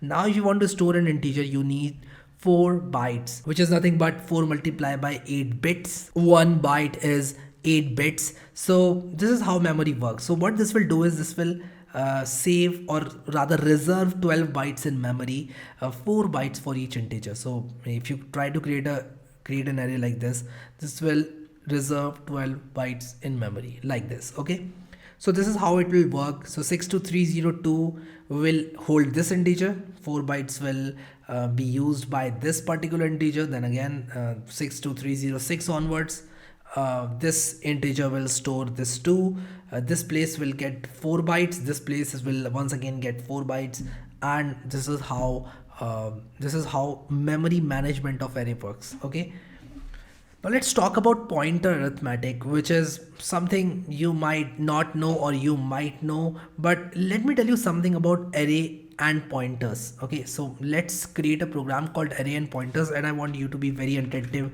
when I teach you this. Arrays and pointers.c. So let's put in a boilerplate code, and let me tell you something. If I say int marks is equal to 1, 2, 3, and I'll have to make it marks 3, and I'll put a semicolon here. When I do something like this, this ampersand marks 0, which is the address of first element, can be written as marks. So this particular thing and this particular thing is exactly the same thing, which means that if I want to change this value, I can do something like this. I can say marks star marks is equal to 89. If I do something like this and I try to print say marks 0, let me try to print marks 0. I'll say marks stored by student 0 is percentage d, and I'll simply say marks 0. If I run this program, I'll not get 1 as marks 0. Rather, I'll get 89 as marks 0. Why? Because I have used this pointer syntax to change the value of marks 0 to 89. So what I'm saying is, I'm saying the address of marks 0 is nothing but marks. I can actually use value at operator, which is star operator. I can say value at marks is equal to 89. When I do something like this, what happens is value at this particular address, which is ampersand marks 0, which is address of this particular place where this number is stored. This changes the value of marks 0, which was 1 before, to 89 now. So this is how all this syntax works, and you can actually change the value of this 2 as well. And how do I change the value of 2? I can increment this pointer, and if I say marks plus plus, it will not be 1 plus the original address. It will actually go to the next address. This might sound strange, so let us look into this more in a more systematic way, I should say. So what I'll do is I'll say int star ptr is equal to ampersand mark 0, but I'll not do something like this. I can actually do ampersand ptr, sorry, star ptr is equal to ampersand mark 0, but in order to explain you, I'll do something like this. I'll get rid of this because I have told you, and let me write important here. This is the core concept here, that ampersand marks 0 can be written as marks. So I simply said int star ptr is equal to marks. I could have said this and the program would have worked in exactly the same way, but I want to teach you the syntax. I want to teach you that marks is nothing but ampersand marks 0. This is important. This is very important, which is why I've marked this as important. This concept is important. Now, instead of using star marks, I can use star PTR because PTR is a pointer which is pointing to this. So I'm saying star PTR is equal to 89, and this changes the value of marks 0 as 89. What will be the values of marks 1 and marks 2? And I know that you must be thinking, why would these values change? And you are right, these values will not change. These values will be 2 and 4. But listen to me carefully now. If I do something like this, PTR++, PTR++ means point to the next element. Now this is something that you need to understand. Pointer arithmetic will not add one integer to the address, but rather what it will do is, if we have an integer pointer, it will point to the next integer, because the first 4 bytes are reserved for this particular integer. So it will not touch those 4 bytes. If I say PTR++, it will point at the starting of next integer. In the case of arrays, and even if we are not dealing with arrays, PTR++ will point to the next value. So if the first value is 1, next value is 2, this PTR++ will actually point to ampersand marks 1. So PTR is now ampersand marks 1, which is why I can do something like this. I can say PTR is equal to 65, and this will change the value of marks 1 to 65. Let me show you. So the value of marks 1 is now 65. Can I do the same thing again? Can I do PTR++ once again, and will this PTR point to 4 this time? Yes, you are right. This PTR will now point to 4, and you can do something like this.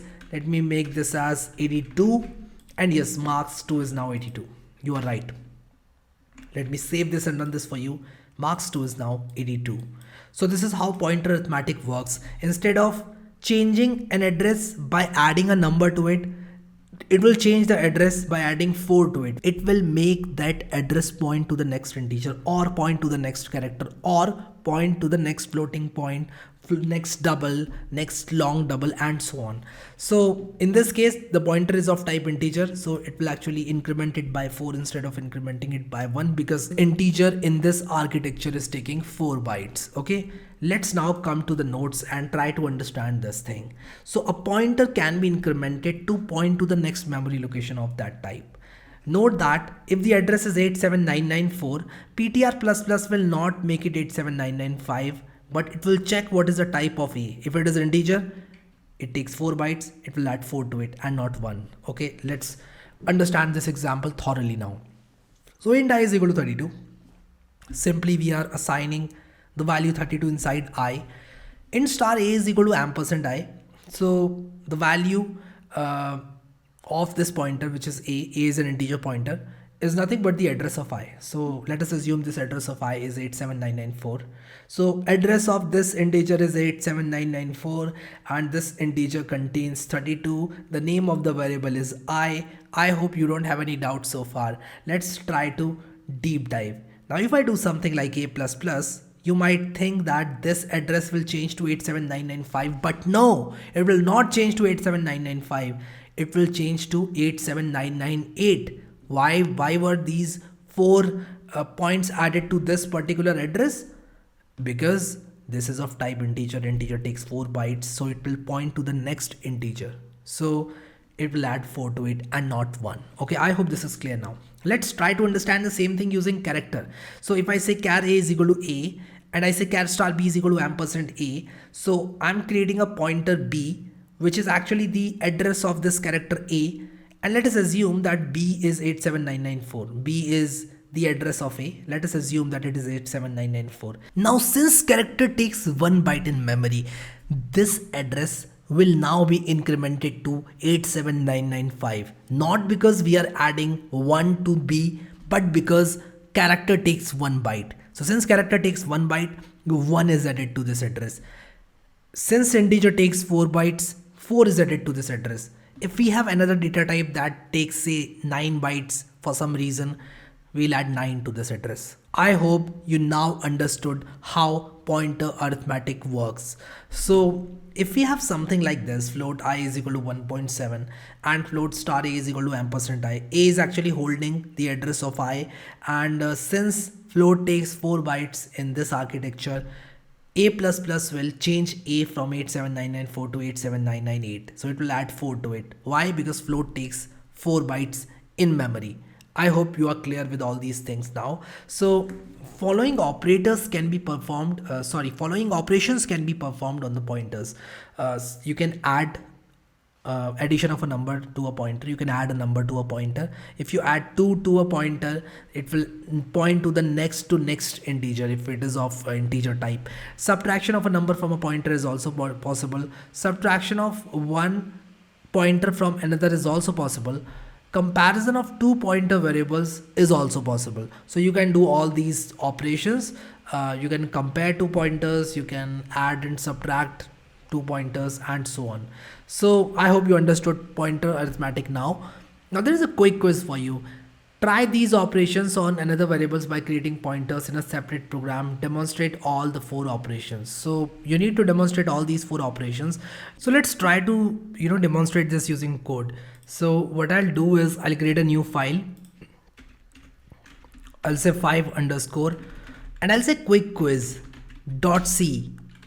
I'll put in the boilerplate code, I'll zoom in, and what I'll do is simply try to demonstrate all these things to you. So the very first operation says addition of a number to a pointer. But before we do all this, let's say int I is equal to 5 and let's say int star ptr is equal to ampersand I. So now ptr stores the address of I, and I'm going to write a bunch of printf statements. What I'll say is the value of I is %t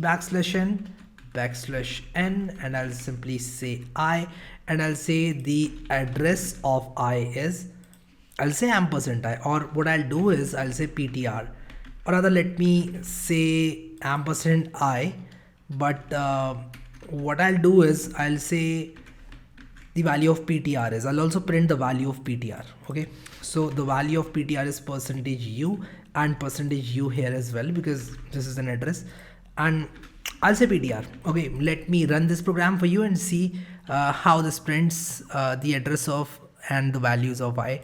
So value of I is 5, address is this, sounds great. Now what I'll do is I'll simply say ptr plus. Let me do something like this. Let me copy these 2 lines and let me replicate, and I'll say ptr plus. Okay, so I have in fact added 1 to ptr. Okay, so let's see the value of ptr after increment. After ptr is incremented is, so let's see what the value of I is after ptr is incremented and what the value of ptr is. So the value of I is not going to change. It will be 5 just like it was before.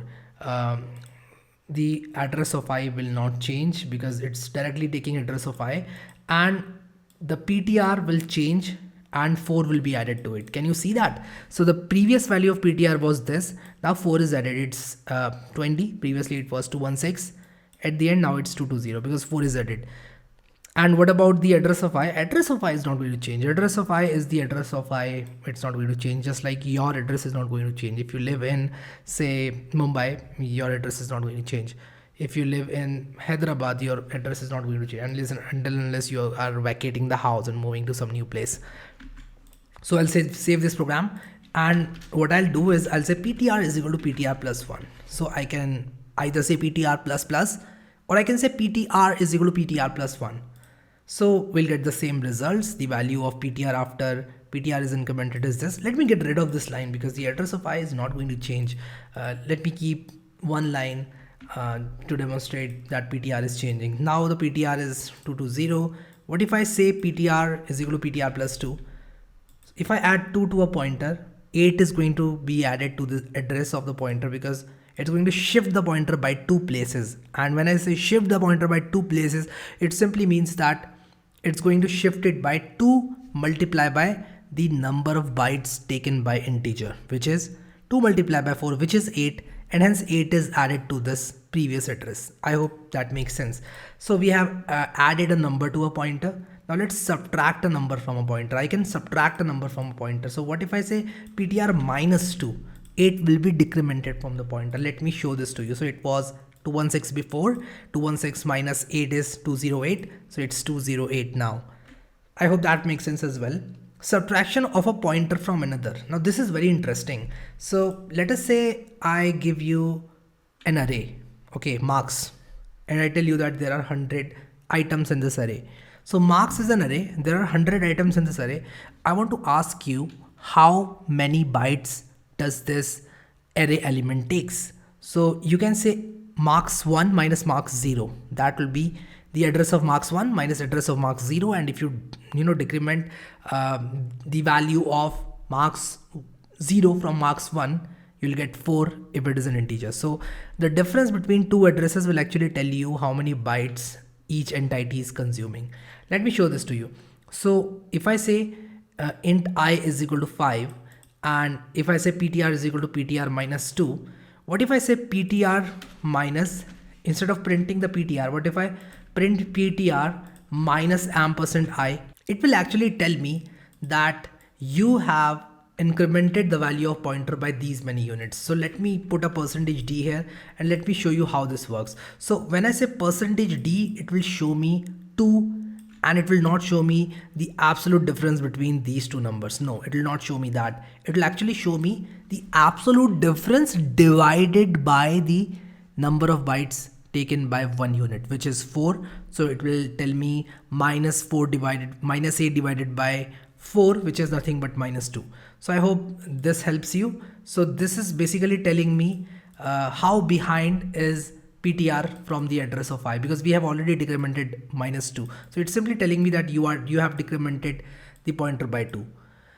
So this is how subtraction of one pointer from another works.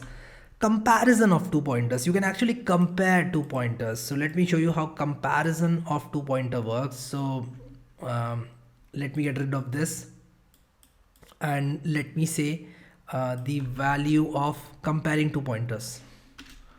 Let me say comparing ptr with ampersand I. Or let me get rid of this and let me simply say if ptr is greater than ampersand I can do something like this. And what I'll do is I'll say ptr is greater, and I'll copy this particular line and I'll simply say else, and I'll say ptr is not greater. So this will actually tell me whether ptr is greater or not. In this case, is ptr greater? No, it's not greater because we have already decremented it by 2. So it should give me ptr is not greater. But what if I make it ptr plus 2? So I can actually find out whether my address is behind ampersand I or is it not behind ampersand I. So since I have incremented 2, which is I have shifted it by 2 values, by 2 integers, which means that 8 bytes rather have been added to the initial address. So ptr has to be greater now. So ptr is greater. So we can do pointer comparison just like we did pointer subtraction, addition, and subtraction of a number from a pointer. I hope that this quick quiz helps you a lot and it will help you understand all these concepts more clearly. Now accessing arrays using pointers. So this is something that I have already told you, that you can actually access an array using pointers. So if ptr points to index 0, ptr plus plus will point to index 1 and so on. So if I say ptr is equal to ampersand of, let us say, marks 0, which is ptr is pointing to the first element of this array, I can do ptr plus plus to make it point to this number. I can do ptr is equal to ptr plus 2 to make it point to this number, and so on. I can keep on incrementing this pointer and it will shift itself to the next value as and when I keep on incrementing a number to it.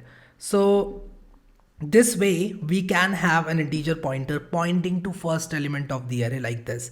So I can have integer pointer which is int star ptr pointing to the first element of the array. So I can either say int star ptr is equal to ampersand array 0, or I can simply say ARR. I can also say int star ptr is equal to ARR. Something I told you here, I've already told you in arrays and pointers. So either you can do something like this, or you can simply say marks. This also is equivalent to saying ampersand marks 0. This will point to the first element of the array. The name of the array will point to the first element of the array. This is how you can remember it. Okay. So ptr plus plus will make it point to the next integer. So if you do star ptr, you will get 9 because this is the next integer, and so on. You can keep on incrementing the pointer, and you will keep on, moving the pointer to the next, and the next element, and so on. Okay. Now here comes the interesting part wherein we can pass arrays to functions. We can actually pass arrays to functions. And when we are passing arrays to the functions, an entire copy of the array will not be created. This is something that you need to keep in your mind. So many people think that if they pass an array to a function, a copy of the entire array will be created. No, that is not the case. Just the address of first element is passed, and I'm going to demonstrate this to you. So arrays can be passed to the function like this. So you can make a function call like this. You can say print array arr n is the size of the array, and you can say void print array int star I int n, and this is the function prototype. Okay, this is the function prototype, void print array int I int n. This is the function prototype, or this can be the function prototype. You can either accept this as an address, or you can simply accept the array. Okay, so this will also work the same way. I'll show you how this works. So let's come to the VS Code and let's see how we can pass array to functions. So let me create a file. I'll say 06 underscore array to functions.c. Let me put in the boilerplate code. And also what I'll do is, okay, so I'll fix one thing with my snippet. I'll show you what is the problem with my snippet. So when I say C boilerplate and I press enter, and when I'm typing something, can you see this highlighted stuff here? This is basically telling me that when you press tab, you are going to move to some other place. So when I press tab, I'm actually moved to this last line, but I did not come to this last line. So in order to fix this, I'll go to my user snippets, c.json, and here is the snippet. So in order to fix this, I'll change this to $0, and this should fix my snippet. I'll close this. And if I say C boilerplate code and I type something here, pressing tab will not lead me here anymore. Okay, so this was a basic problem with my snippet, and I was just silent about it. I'm glad that I fixed it. So I can do something like this and I can start typing. Anyways, let's try to create a function. Let me call it void func, and it simply takes up an integer pointer. And let me also do something like this, and I don't need this ptr here. This is a function prototype with a semicolon, and this is the function body. So let us say I have an array called marks. Let me copy it from here, and I need integer array. So let me try to get some integer array from somewhere. I'm too lazy to type. I don't know why. Let me know in the comments if you are lazy as well. I'm really very lazy. I'm just searching for some array to copy from. So I unfortunately can't find an array. Okay, I just found an array. I can copy this and I can paste it here. And what I'll do is I can now simply use marks 0, marks 1, marks 2 to access the elements of this marks. But what if I say func and marks? What will happen is the address of the first element of the array will be copied to ptr. And now what I can do is I can write a for loop, and I can do something like this. I can say int I is equal to 0, I is less than 3, and I plus plus. I can do printf, and I can say the value of marks %d is %d.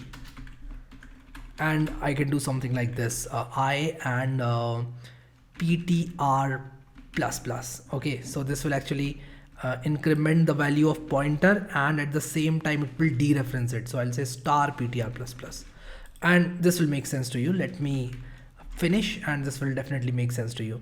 And also let me add these square brackets here. So I'll add these square brackets like this, and let me run this for you. Once I run this, uh, okay, so I need to say percentage d and not ampersand d. So the value of mark 0 is 1, 2 and 4. So you can see, also I should write backslash n here. I don't know why I keep on forgetting to put a new line. So you can see mark 0 is 1, then marks 1 is 2, marks 2 is 4, which is correct. How is this working? So basically what I'm doing is I'm copying the address of this particular thing inside of here. Okay, now what I'm doing is I'm dereferencing this pointer, and at the same time I'm incrementing it, so that the next time the next iteration of the for loop runs, I will get the incremented pointer. So initially the pointer was pointing to 1, I printed 1. In the next iteration of the for loop, pointer will point to 2 because I am saying ptr++ every time I'm running this iteration of the for loop. So if I say ptr++ once again, the pointer will point to this, and so on. It will keep on incrementing itself until it reaches the last item of the array. And this is how we can pass arrays to the functions. What if I do something like this? What if I say star ptr is equal to say 56 for some reason? What if I change the items to 56? What if I change marks 0, 1 and 2 to 56 for some reason? Will they be reflected here? What if I try to access the value of marks 0, marks 1 and marks 2? Will they be changed? Here is the question, and you need to answer this in the comments. So I'll say marks I. Tell me whether this value will be changed to 56 or not. Let me get rid of this printf statement. So whatever is printed now will be printed from here. So we are running this function. Will this function be able to make changes to this array? This is the question. Answer me in yes or no, and you can use timestamps of the video to tell me which question you are answering. I'm waiting for your comment. Make sure you post the comment. And one more thing I'll need to do here is ptr++ because I'm getting rid of this line. So I'll do ptr++. Now tell me whether this will change the array to 56 or not. So I'll now run this program to show you that all these values will be changed to 56, 56 and 56. As you can see, the value of mark 0, 1 and 2 is changed to 56 because we are dealing in addresses this time. We are passing the address of the first element of the array to this function. And since we are passing the address to this function, what happens is that this address is actually dereferenced, and the actual value of mark 0, 1 and 2 is changed. So I hope this makes sense. And these are the programs that I'll zip and put it in the description somewhere so that you can access. And all these codes are going to help you a lot, believe me. So you can access these codes, try to run them on your own, and you'll definitely get a hang of all the concepts using these nodes, the codes and the video obviously. So let's now talk about multi-dimensional arrays, and then we'll conclude this chapter. So multi-dimensional array is something that you might not use a lot of times if you're writing simple programs, but if you want to say write programs on matrices, or you want to visualize a 2D grid or a 2D table containing numbers, you might want to use multi-dimensional arrays. Look at multi-dimensional arrays as a two-dimensional grid.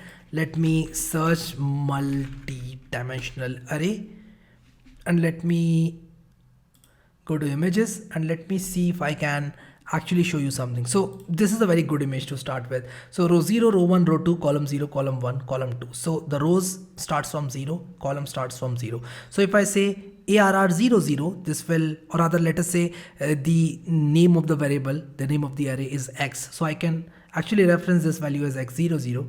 This is X01, this is X02 and so on. So I can visualize this particular two-dimensional grid, and I can set all these values. So let me show this to you by writing a program 07 underscore multi-dimensional array.c, boilerplate code, and let me say int marks. Let us say I want to express marks of 4 students from 2 classes. So marks, or let me make it 2, 4. So 2 classes, 4 students. So students are in the columns and the classes are in rows. So let us say we have 2 sections, section A and section B. Section A has 4 students, section B has 4 students. I'm keeping these numbers as low so that you can easily visualize what is happening. Now what I'll do is I'll simply say mark 0, 0. So mark 0 is section A. So first student of section A has got 98 marks. Now, second student of section A got say 93 marks. Let us assume that the section A contains, list of brilliant students. So third student of section A, let us say he was unlucky and he got 83 marks, and this is the lowest score. And let us say the last student of section A got 88 marks. Now I'll do the same for section B, and let us say all these people have no interest in studies. They are backbenchers. They are lazy people, just like me. But I used to score a lot of marks, by the way. So these are lazy people who are not able to score marks. Okay. Now int marks 2, 4, 98, 93, 83, 88, and so on. Okay. Now what I've done here is I've actually set all these values. Now I can use a double for loop to iterate all these values. So let me show you how this works. So I'll put 2 here, another tab, another for loop. So this might really sound very confusing to you, and you might think that is this something that I even need? Is this something that I even need to study? But let me tell you something. Two-dimensional array is something that you will ever need if you're writing some complex programs. I'm not saying that you'll not need 3-dimensional, 5-dimensional, 10-dimensional arrays. I've seen people working with 50-dimensional arrays, but again, that is very, very rare. So two-dimensional array is something that you need to target initially, and later everything will seem very easy to you. So here what I'll do is I'll say marks ij. Marks ij is nothing but the some value which this particular thing is currently at. Let me show you something. I'll say printf and I'll say %d, and I'll simply put this marks ij here. Okay, so let me put marks ij here. If I run this program, what will happen is all these values will get printed without any space, without any new line, which will really get very confusing. So what I'll do is I'll add a space here after %d. So if I run this program, all these numbers will be printed with a space between them. But I don't want them to print this way. I want to print them in this way, in this fashion. So how do I do that? So let's try to understand how this double for loop is working. So this for loop is for rows. Let me write a comment here. For rows, so we are saying for the first row, you do this, and you once again do this for the second row. And this is for columns. This is painting the columns. So this will paint column 1 for the first row, column 2 for the first row. Then once again, when the row is the second row, the row being painted is second row, this will print the first element, then second element of the row, then third element of the row, and so on. So this is for columns. It's basically painting the columns. Okay. So what I can do is every time it is done painting all the columns, I can say print \n. So I can say printf, and I can do something like this. I can say \n.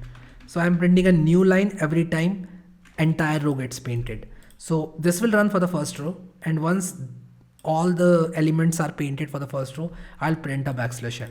Try to visualize this, try to do the dry run of this program. And if I run this program now, you'll see for the first row, these values are printed. For the second row, all these values are printed. So these people have no interest in studies. They score relatively low marks. And the first row is the list of students who actually achieve good marks. So if I do something like this, you'll see first row has 4 columns, second row has 4 columns. So 2 rows, 4 columns. This is what we initially declared, and this is how this works. So if you want to visualize this directly, you can clearly see that marks 1 2 is 43, and where is 1 2 coming? 1 2 will come somewhere here. Let me show you here itself. So second row, marks 1 is second row, and 0 1 2 third column. So 0 1 2, this should be 43, and yes, it's indeed 43.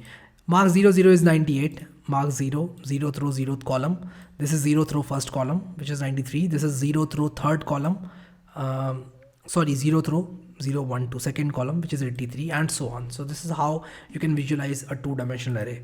Now you can make it 20 and 40. You can make it as big of a number as you want, but this is the idea. So I hope that I was able to explain you all these things, and you understood how these multi-dimensional arrays work. So I've written the same thing in the notes as well. An array can be of 2-dimensional, it can be a 3-dimensional array, it can be an n-dimensional array, where n can be a number as huge as 1000 or 10,000 for that matter. A 2-dimensional array can be defined something like this. You can have multiple curly braces. Instead of doing this, I could have done, let me show you what I could have done, this. And let me try to use my Visual Studio Code skills here. So what I'll do is I'll simply take all the cursors here. I'll say shift home. So shift home will actually get me here. I'll press a backspace, which will make me get rid of all these numbers. So 1 2 3 4 5 6 7 8, and 4 multiplied by 2 is 8. So we have all the numbers. Now what I want is I want to start this. So I want to actually change all these to comma. So what I'll do is I'll do something like this. I'll do something like this. So there are 4 elements in one row. So I'll have to do something like this. I could have replaced this semicolon with a comma, but I don't want that. It's fine. So this is one-dimensional array. This is a one-dimensional array. Then once again, we'll have another one-dimensional array here. Let me show you how. So what I'll do is I'll simply replace all these semicolons with a comma, and I'll do something like this. And I think I'll simply use keyboard. Okay, so this was a bit time consuming for me, but again, it's going to be worth it for you because I'm going to explain you how 2-dimensional arrays work. So let me put this curly brace here, and also let me put another curly brace here. So basically what is happening here is, and let me put a comma here, let me put another comma here. Okay, I don't need a comma here. So I'll simply save it. And what is this error for? Expected a semicolon. Okay, so I'll do something like this. I'll say marks 24 is equal to, or rather I can do this directly. Instead of writing the declaration separately, I'll do this directly. I'll do something like this, and this will work. And also I'll put a semicolon here. So what is happening here is, try to understand this. What is happening here is, I'm saying, give me an array of arrays. 2-dimensional array is nothing but array of arrays. So this is an array, and inside this are a lot of arrays. So there are 2 arrays inside of this. So basically I'm writing this grid as is. So if I run this program, I'll save it and run this program, you'll get the same output. You'll get the same grid as the output, no surprises whatsoever. So 83, 88, 38, 63, 43, 68, and so on. Okay. So this is another way of writing all the values of a 2-dimensional array. We can access the elements of this array as ARR00, ARR01, and so on. So ARR01 is 4 because 0th row and this particular element 0 1, first column starting from 0. So this is how 2-dimensional arrays work, and you can have 3-dimensional arrays, you can have 10-dimensional arrays, you can have 999-dimensional arrays, and so on. Although it's very rare to see an array which is greater than 3 dimension. 3 is the max, and in fact 2 is something that is very rarely used. 1-dimensional arrays are very, very common. So let's try to see 2-dimensional arrays in memory. So a 2D array like a 1D array is stored in contiguous memory blocks. Always remember that the memory in our computer consists of contiguous memory blocks. So the contiguous memory locations simply work this way, that if we have 222, then the next memory location will be 223, and so on. So if we have an array which contains integers, the memory locations will look like this. So if we have an array of integers, the memory locations will have a gap of 4 between them. So if we have 1 4 7 9 11 22, this is the address of this particular element, this is the address of this particular element. So we have a gap of 4. So a 2-dimensional array is stored in contiguous blocks like this. ARR00 will be stored here, ARR01 will be this. So they are actually 1-dimensional, but they appears to be 2-dimensional to us. Try to think about it. So they are contiguous memory blocks. The first block is ARR00, next is ARR01, and they are simply accessible using these 2 indices 01, 02, 22, 32. So you can actually visualize a 2-dimensional array like this, but actually deep within the memory they are in a contiguous block. Do not get confused with this topic today, 2D arrays in memory. I just wanted to tell you that all the data on your memory is stored in the form of contiguous blocks. So a 2D array like a 1D array is stored in contiguous blocks. There's a quick quiz for you. I hope you understood this concept. You need to create a 2D array by taking input from the user. Write a display function to print the content of this 2D array on the screen. We have already done this. All you need to do is wrap this inside a display function, and I know you will do it. So we have already written this program to print a 2D array, but you need to wrap it inside a display function. And I hope that you understood this. I hope that this made complete sense to you. You can actually get rid of the number of spaces here if you think that the number of spaces being used are too much. So you can do something like this. You can get rid of these spaces. If you add spaces inside C programming language, it doesn't mind. So you can do something like this as well, and the program will very well work. So I hope that this chapter made sense to you. We learned a lot of concepts. We learned about pointers, how arrays and pointers work together, how pointer arithmetic works. So a lot of concepts in this chapter. In case you have not understood any concept, I urge you to rewind this video and look at those concepts before proceeding. So we'll now move on to the next chapter, and we are going to look into more concepts. But before that, we are going to solve chapter 7 practice set. So let's move on to chapter 7 practice set now. Alright, so time to solve the practice set. This practice set is related to pointers and arrays. So let's talk about this practice set. We'll talk about arrays in this practice set. We'll practice problems on multi-dimensional arrays. Let's see what all this practice set has to offer. Let's move to question number 1.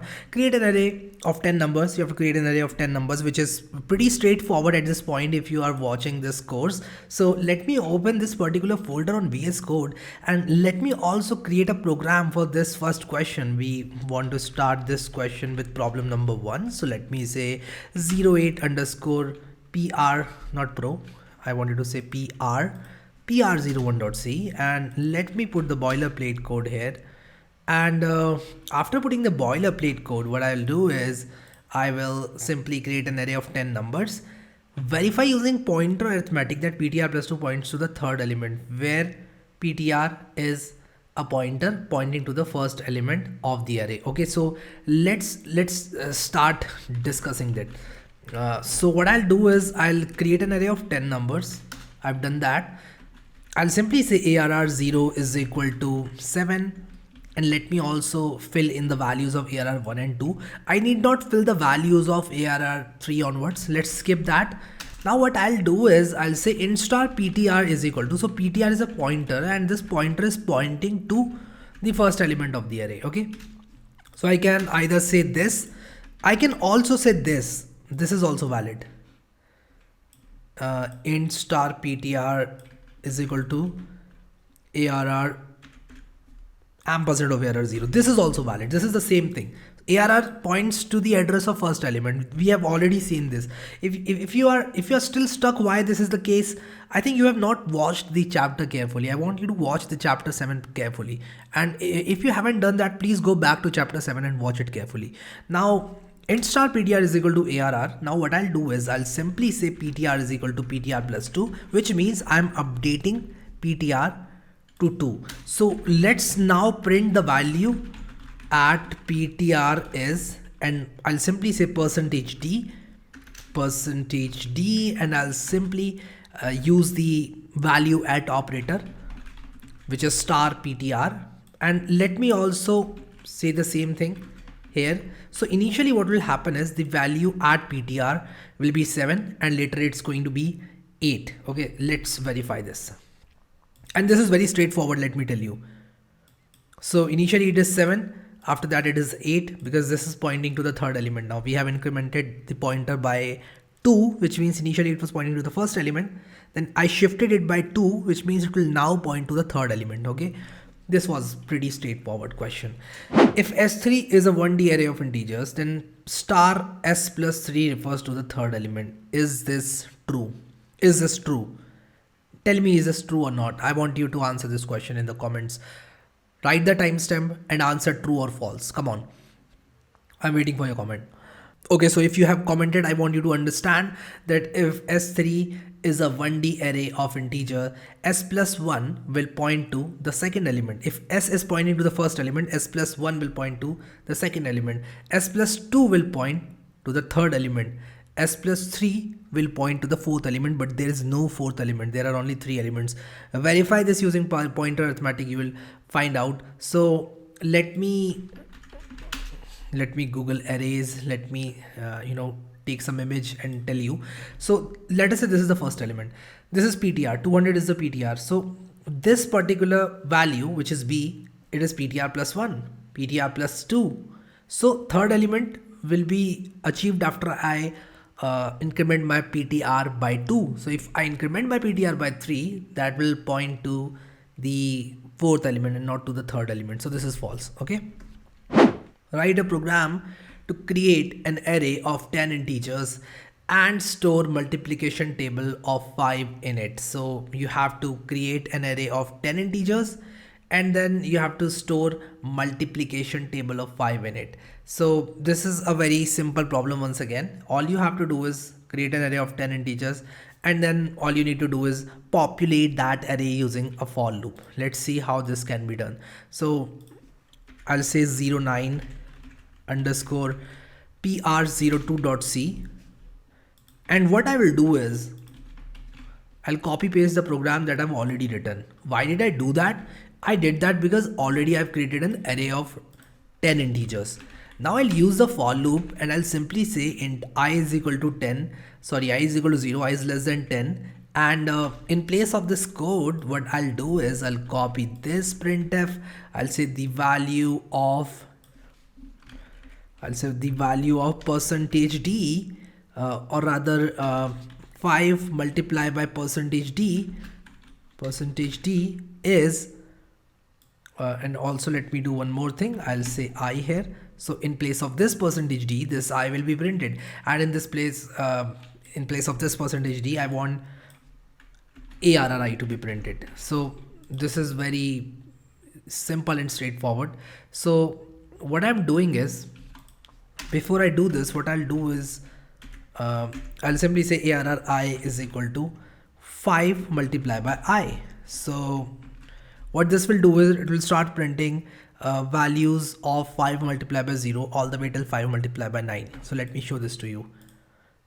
So 5 multiplied by 0 is equal to 0, 5 multiplied by 1 is equal to 5. So it's starting the multiplication table from 0 onwards. But I want to start my multiplication table from 1 onwards. So what I'll do is I'll replace this I with I plus 1 here as well as here. So I'll simply print I plus 1 instead of I. Let's run this and you will find out that multiplication table of 5 has been printed. You might also want to use double for loop, but again, why would you do that? You can simply assign the value to the array as well as you can print the value inside the same for loop. If you want another for loop, you can do that as well. That also works. So all you'll have to do is you will first initialize the entire array and then you will print. So that will also do the same thing. So either way it works. So I hope you were able to solve this problem and you understood this problem pretty clearly. This was problem number 3. So I would like to rename this program to PR03 because I want you to have all these codes for reference. I'll give you the notes. I'll zip all these source codes, notes and everything, and I'll give it to you in the description. So coming back to the practice set, repeat problem 3 for a journal input provided by the user using scanf. All you have to do is, instead of writing this 5, you'll replace it with n. So let me solve this problem for you. This is very simple problem. So I'll say 10 underscore pr04.c, and what I'll do is I'll copy this code and instead of writing 5, I'll replace this 5 with n, and I'll have to use another percentage d where I'm printing n, and I'll do that and not null, I want to use n.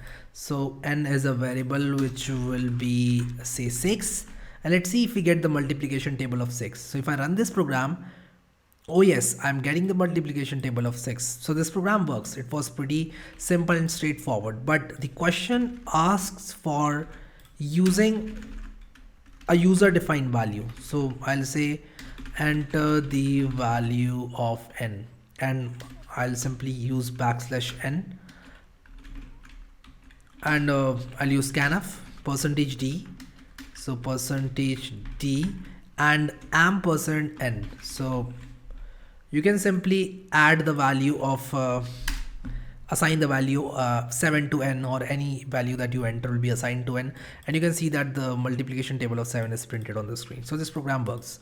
I hope it was pretty simple, straightforward. Let's move on to the next problem, which says that write a program containing a function which reverses the array passed to it. So all you have to do is you have to reverse an array. So this is a very interesting problem. This is very interesting problem. So look at this problem very carefully. I'll solve this problem for you. So let me create another program, pr05.c, boilerplate code, and problem number 5. Yes, so we have to reverse an array. So what I'll do is I'll say int, and this is a very famous interview question as well. Look at this really very carefully, guys. So let me copy this, and also let me write the function body, or let me tell you one more thing, that you can directly write the function body skipping the prototype. That also works. Okay, so I'll do that.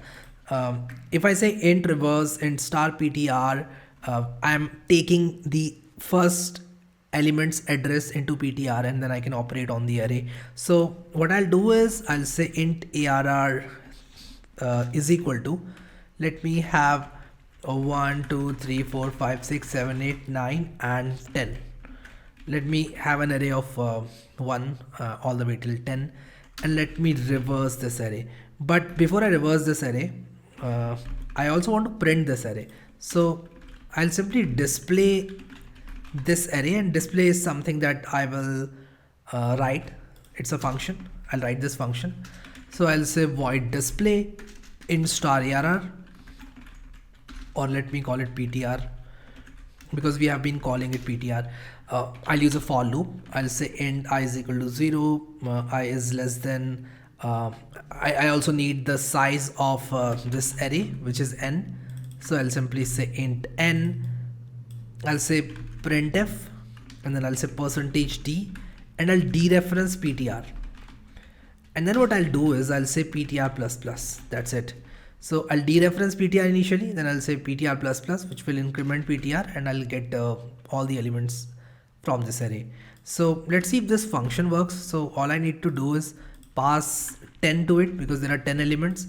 Let's see if this function works. But reverse does nothing so far. So you should get 1 2 3 4 5 6 7 8 9. I'll also add a space here, so that we have space between the elements of our array. And also, before the function returns, I'll print a new line, because if we are printing something else after displaying the array, that should also get reflected. So you'll not see 1 2 3 4 5 6 7 8 9 10 and the same thing once again. You will see it in a new line this time. So that's why I have added this new line here. So 1 to 10 1 to 10, because reverse does nothing. Now listen to me very carefully. Let me take an image. I'll use this image to explain you, or rather let me take some other image. Okay, so this image even looks better. So let us say we have 0 1 2 3 4 5 6 7 8 as the indices, and these are the values. Okay, so we have an array of size 9, not 8. Note that the size of this array is 9. If you count the number of elements, they are 9, because we are starting from 0, not from 1. Okay, now what will happen is, if I want to reverse this array, what I'll do is I'll replace 7 with 46. I'll replace 11 with 96. I'll replace 6 with 16. I'll replace 55 with 45, and at 98 I'll stop. Now I'll not stop, I'll not go all the way till 46. I mean, I'll not go all the way from this index to this index and keep swapping, because the moment I reach the midpoint, if I swap 7 by 46, 11 by 96, 6 by 16, 55 by 45, I will have to stop here if I want to reverse the array. Because if I go even further, what will happen is I'll end up reversing the array 2 times. I don't want that. Okay. If I reverse this array, if I start from index 0 and go all the way till 4, what will happen is I'll reverse the array the moment I reach 4. But if I go beyond 4, what will happen is I'll reverse the array once again. And what will happen is the array will not change. So let me code this for you. So how do we code this? So this was the case when the number of elements in the array were odd. What if the number of items in the array is even. So if we have 8 elements, the index will go from 0 to 7. Let's assume that this 46 and 8 is not there. Let's assume that we have uh, this is all we have. Let's assume this is all we have. Let us say this array starts at index 0 and ends at index 7. Let us assume this is the array. Now if I want to swap the first element with 96, I will do that. I can swap. I'll swap 11 with 16. I can swap 6 with 45, and I can swap 55 with 98. So I can keep swapping till the size of the array, which is 8 divided by 2 minus 1. Starting from 0, I'll go till this index, and I can keep swapping. Let me show you this in code. So what I'll do is I'll use the same array, and let me use the same array, or let me not use the same array. I'll use this array. What I will do is I have this PTR. What I'll do is I'll swap this element, which is index 0, with index n minus 1. So I'm swapping 0 with n minus 1. Okay, so let me write this here. Let me cut this from here. Let me write this here. I'll say swap 0 with n minus 1. And swap 1 with what? 1 with n minus 2. And swap index 2 with n minus 3, and so on. Keep on doing till n by 2. So you keep on doing till, we'll find out, till n by 2. Okay, let's say till n by 2. We are just assuming, we might change this. So swap 0 with n minus 1, 1 with n minus 2, 2 with n minus 3. I can write a general swapping equation. You can call it I with n minus I minus 1 or plus 1. Tell me. Minus 1. Okay, so I can say n minus I minus 1. So if the value of I is 2, it will be n minus 3. If the value of I is 0, it will be n minus 1. So I'll swap I, the element at index I, with element at index n minus I minus 1. Let's do that. Let's do that. So what I'll do is I'll write the swapping logic. I've already told you about the swapping logic, but before that, let me write the for loop. I'll say int I is equal to 0, I is less than n. Let me also pass the size of the array, which is n, which is 10 in this case. And what I'll do is I'll simply swap, I'll do this inside the for loop. So I'll say swap I with n minus I minus 1. So what I'll do is I'll say, let me also create a variable called temp. I'll use this variable for swapping. I'll say temp is equal to ptri. Okay, I'll say temp is equal to ptri. And also let me do this instead of, using the ptr as a pointer. What I'll do is I'll use arr. Let me use a itself, if not arr.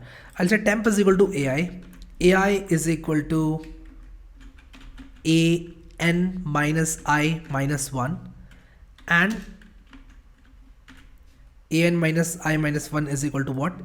It will be equal to temp. So this way what will happen is I'll swap AI with an minus I minus 1. I've already told you about the swapping logic. So I've already discussed this in previous chapters. So I'll not discuss this again. So this will simply swap AI with an minus I minus 1. And that's it. That should swap the array. So let's see if we are able to swap this entire array. So let's start from 1, and we are going all the way till 10. So if I run this program, what will happen is you will see that the array is not swapped. And the reason is that we started from 0 and we went all the way till n. But what we want to do is we want to go from 0 to n by 2 minus 1. So I'll simply say I less than n by 2. I'll run this program, and you can see the array has been reversed. How does this program work? Let me explain you. So if the number of, okay, let's check, does this program work if the number of elements in the array is even? So if we have, if the number of elements in the array is odd. So we have 9 elements here. Let's see if this works. Also, I'll say 9 here, not 10. So let me also say 9, and let me run this. So yeah, it works. It works for odd number of elements as well. It works for even number of elements. We have already seen that. It works for odd number of elements as well. So Let's now try to understand how this works. How going from n by 2 minus 1. Let me make it minus 1 because we are starting from 0 and we are going starting from 0. So we'll say I'm going till n by 2 minus 1 starting from 0. So I started from 0, I'll go till n by 2 minus 1. So this is how it works. Now n by 2 for odd numbers will not be a floating point number, let me tell you. So if you have 9 divided by 2 will not be 4.5, it will be 4 because operation between an integer and integer will result into an integer in C language. This is something that you need to understand. So coming back to this figure, the number of elements in this array is 9. Okay, so the value of n is 9. So if I say 9 by 2, it will be 4, not 4.5. So what will happen is I'll start from here. I'll say 0, 1, 2, 3, 4. I'll start from 0 and I'll go all the way till 3. If I say I is less than 4, it will go from 0 to 3. Okay, so if I go from 7 to 55, this is the midpoint, I can swap the entire array. If there is an extra element in the array, or let us say if there are only 8 elements in the array, what will happen is index will be from 0 to 7. And in that case, what will happen is that I can start from 0 and go all the way till 3 once again, and I'll be able to swap the array. You can see, so 0 will be swapped with 7, 1 will be swapped with 6, 2 will be swapped with 5. Let me do a full screen snip and show you. So what will happen is 7 will be swapped with what? 7 will be swapped with 46, 11 will be swapped with 96, 6 will be swapped with 16, and 55 will be swapped with 45. That's it. And then I'll have to stop here. I can swap 98 with 98. That will not make any sense. I mean, you can do that. You might skip it. That will not add to anything, not even to the computational complexity, because this is just one element and that will not grow for larger inputs. Anyway, we are not talking about computational complexity in this video. So we can start from here and we can swap it till here. Okay, so this was one case. Now, is there any way to clean the board? I wish there was a way to clean the board. So I can simply use this. Let us say that this is not there. Let us say this is not there. So let's assume that this last element is not there. So I'm just I just scribbled it off. So let's say this element has let's say this array has only 8 elements. Now in this case, what will happen is I can swap 796, 1116, 645 and 5598. So all I need to do is I need to start from 0 and go all the way till 3 for 8 elements as well as for 9 elements. So all I need to do is I need to run my for loop from 0 to n by 2 minus 1. So I'll simply write n by 2 here. This is something that you can get a feel of after doing some dry run. You can print the value of I. You can see how all these things are working by visualizing them like I am doing here. But I hope that you understood, and this might sound a bit intimidating if you are starting out, but this is a very common question and you will definitely encounter it if you are working with C. If you are studying C in your college, you might get this question in your exams, believe me. Moving on to the next question, which is problem number 6, if I'm not wrong. 6, yes. Write a program containing functions which counts the number of positive integers in an array. This is something that I want you to do. You need to write a function, you need to pass an array, and you need to see whether 2 divides a number or not. So if 2 divides a number, it is even. If 2 doesn't divide a number, it is odd. But we need to find number of positive integers, not positive even or positive odd integers. So how do you find whether a number is positive or not? Simply find out whether it is greater than 0 or not. If it is greater than 0, it is positive. If it is less than 0, it is negative. So please write your if else statements, write your function. This is very simple problem. I want you to do it yourself. Now, question number 7 says create an array of size 3 by 10 containing multiplication tables of 2, 7 and 9 respectively. So this is something that I'll definitely solve for you, and this will definitely give you some idea of multidimensional arrays. So let's solve this problem. So 12 underscore pr07.c. I'll put down the boilerplate code, and we need to store multiplication tables of 2, 7 and 9. So I'll say int multable And what is the size? 3 by 10. 3 by 10. Okay. Now what I'll do is I'll simply write two for loops. I'll simply write two for loops. One will run from 0 to 3. I mean 0 to 2 because I'm saying I less than 3. And the other for loop will start from, I'll change it to j because I already have I in my outer loop. I'll start it from 0 all the way till 9. Here I can use multable ij is equal to, I'll simply say multable ij is equal to some value. Let us say n num I. I'll tell you what num I is. Multiply by what?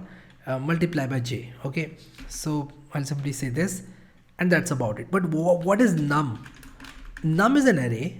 I want to create an array num, which will simply tell me which number I am on. So 2, 7 and 9. So I'll simply say 2, 7 and 9. And I'll tell you how this is working, how this program is working. So num is a one-dimensional array containing 2, 7 and 9. So num 0 will be 2, num 1 will be 7, and num 2 will be 9. So whenever I need 2, 7 or 9, I can use num I. So firstly what I'll do is I'll start from this number 2. I'll write multiplication table of 2. So in order to write multiplication table of 2, I'll simply say multable ij is equal to num I star j. And remember we have written a function to print a multi-dimensional array. If I'm not wrong, it was here. So this was the function. So I'll copy this function and I'll paste it here. So after we are done, what I'll do is 3 and 10. So 3 and 10. What I'll do is I'll use this function to print all these values. So let's run this program and see if it works. So multiplication table of 2 is here, multiplication table of 7 is here, and multiplication table of 9 is here, but we are missing a number here. I don't know why.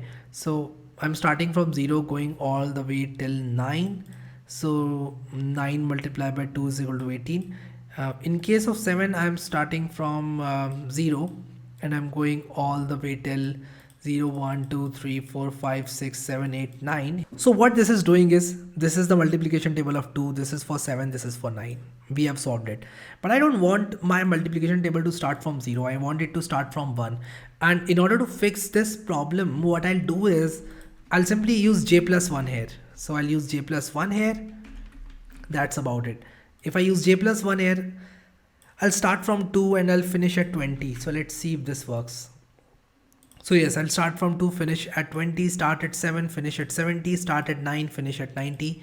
I hope that you were able to understand how this program is working. So this was a program on multi-dimensional arrays. You'll get all these codes. I'll zip them up and I'll give all these codes as well as the notes to you. So this is the folder that I'm going to zip. I'm going to zip it and it will be all yours. Okay. So coming back to question number 8. You have to repeat problem 7 for a custom input given by the user. And this is very straightforward. Use scanf, use n instead of, or rather use scanf inside a for loop to populate this num array. Okay, so you can populate this num array. I will leave that on your creativity. You can always do that. You can create an array of size 2, 3, 10, size of your choice. Okay. Let's move on to the next question. Create a 3-dimensional array and print the address of its elements in increasing order. And you can do that. To print the addresses of the elements in increasing order, you need to start from 0, 0, 0, then 0, 0, 1, then 0, 1, 0, and so on. Okay. So if you write a loop like this, so all you need to do is you need to write triple for loop like this and you need to print the address and it will be in increasing order. Okay, let me show you that the address will be in increasing order. So if I do printf and I do %u a space, and if I do something like this ampersand multiple ij, this is going to be in increasing order. Let me show you. So if I run this program for you, So all these addresses are in increasing order: 88, 92, 96, 100, and then 104, 8, 12, 16, 20, 24, 28, 32, 36. You can see all these numbers are in increasing order. I want you to see, I want you to look and check all these addresses are in increasing order. So if you want to print addresses of an array in increasing order, all you need to do is simply start from I, J, K, or whatever is the dimension of your array, and put it inside the for loop and simply print the address. It will be in increasing order. Okay, I hope that you understood it. Let me simply comment it down. So this was about multi-dimensional arrays and pointers and the relationship of array and pointers. So yeah, we are done with chapter number 7. Let's move on to chapter number 8 now, and we'll look into some more concepts of C programming language. Let's move to chapter 8 now. Before we move to the next chapter, we are going to look at this project, which is Snake, Water and Gun, a very simple project but yet very powerful game to code in C programming language. So if you don't know what Snake, Water, Gun game is, let me give you a good amount of idea of what this game is and how you can play this game. So Snake, Water, Gun, or Rock, Paper, Scissors is a game. Most of us have already played this game during our school times. So I sometimes even play it now, to be very honest. But we have to write a program capable of playing this game with you. So basically, if you select Snake and the computer or the other person playing the game with you has selected, say, water, Snake will drink the water and Snake will win. So if you select Snake and the other person selects the gun, gun will shoot the snake off and Snake will die, and hence the gun will win. If you play it with water and the other person is having the gun will actually get drowned inside the water and will stop functioning, and hence it will be a win for water. So what we have to do is we have to make the computer play this game for you. So how do we do it? Let's see how we can do it. So the very first step in playing this game will be to receiving the user input. So what I'll do is I'll open this folder in Visual Studio Code and I'll create a file called game.c. I guess I have not enabled C++ extension. I'll just check whether they are enabled or not. So C++ extension is enabled and also code runner is enabled. Cool. Everything is enabled. We are all set. So I'll put the boilerplate code in. Now what I'll do is I'll start by taking or receiving input from the user. I'll ask the user to give me the character. It can be snake, S for snake, W for water, G for gun. So let's start.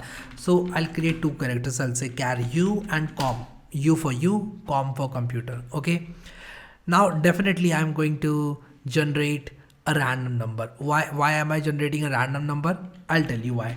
So we have already seen how to generate a random number, but we are generating a random number to randomly select snake, water, or a gun for a computer. So what I'll do is I'll say srand times 0. This will actually set my random seed to times 0, which will be a random number always. And now what I'll do is I'll simply say int number is equal to rand %100 plus 1. Okay. So what this will do is this will simply give me a random number starting from 1 all the way till 100. Any random number can be provided to me inside number. I'll also make sure that I have time.h included because this is the file that we need if we want to use all these functions. Also, I'll include stdlib.h because this is also something that we need if we are generating a random number. What I'll do is now I'll ask the user, what do you want to choose? So I'll simply say select S or rather enter. I'll say enter S character for snake and W character for water and G character for gun. So you have to do this. This is pretty straightforward. Now what you'll do is, yes, a good old scanf function and %C for character, %U, it'll be a character for you. So U might be snake or water or gun. You can be anything, okay? But computer can also be snake, water or gun. You will not know whether the computer is snake, water or gun. How will we decide whether computer is snake, water or gun? I'll use a bunch of if-else statements. So if the number generated out of 1 and 100 is less than 33, I'll randomly give computer a snake. Otherwise, what I'll do is else if the number is say less than 66. If it is less than 66, which means that it is definitely greater than 33, if it then went inside this if block, it will definitely be greater than 33 and lesser than 66. In that case, I'll randomly assign it water. Otherwise, in other cases, I'll assign it gun. So I'll say else, no condition inside else. I'll say else computer is gun. Now you can shuffle them around. You can do water gun snake or snake gun water, whatever you want. Okay, that's your choice. Now what I'll do is I'll simply say int result is equal to snake water gun, which is going to be a function, and that function will take u and computer as the input, and this will either declare you as the winner or you as a loser and computer as the winner. So if this result is equal to 0, I'll simply say that game draw. I'll say printf game drawn. Okay, otherwise if this result is say equal to 1, what I'll do is I'll say printf, oops, I made a mistake here, I need to close this if block here, format document. I have formatted this document. I'll use Control S to save. I don't like this. I need my if statements and the curly bracket in one line. Now if this happens, what I'll do is let me put a backslash n here as well.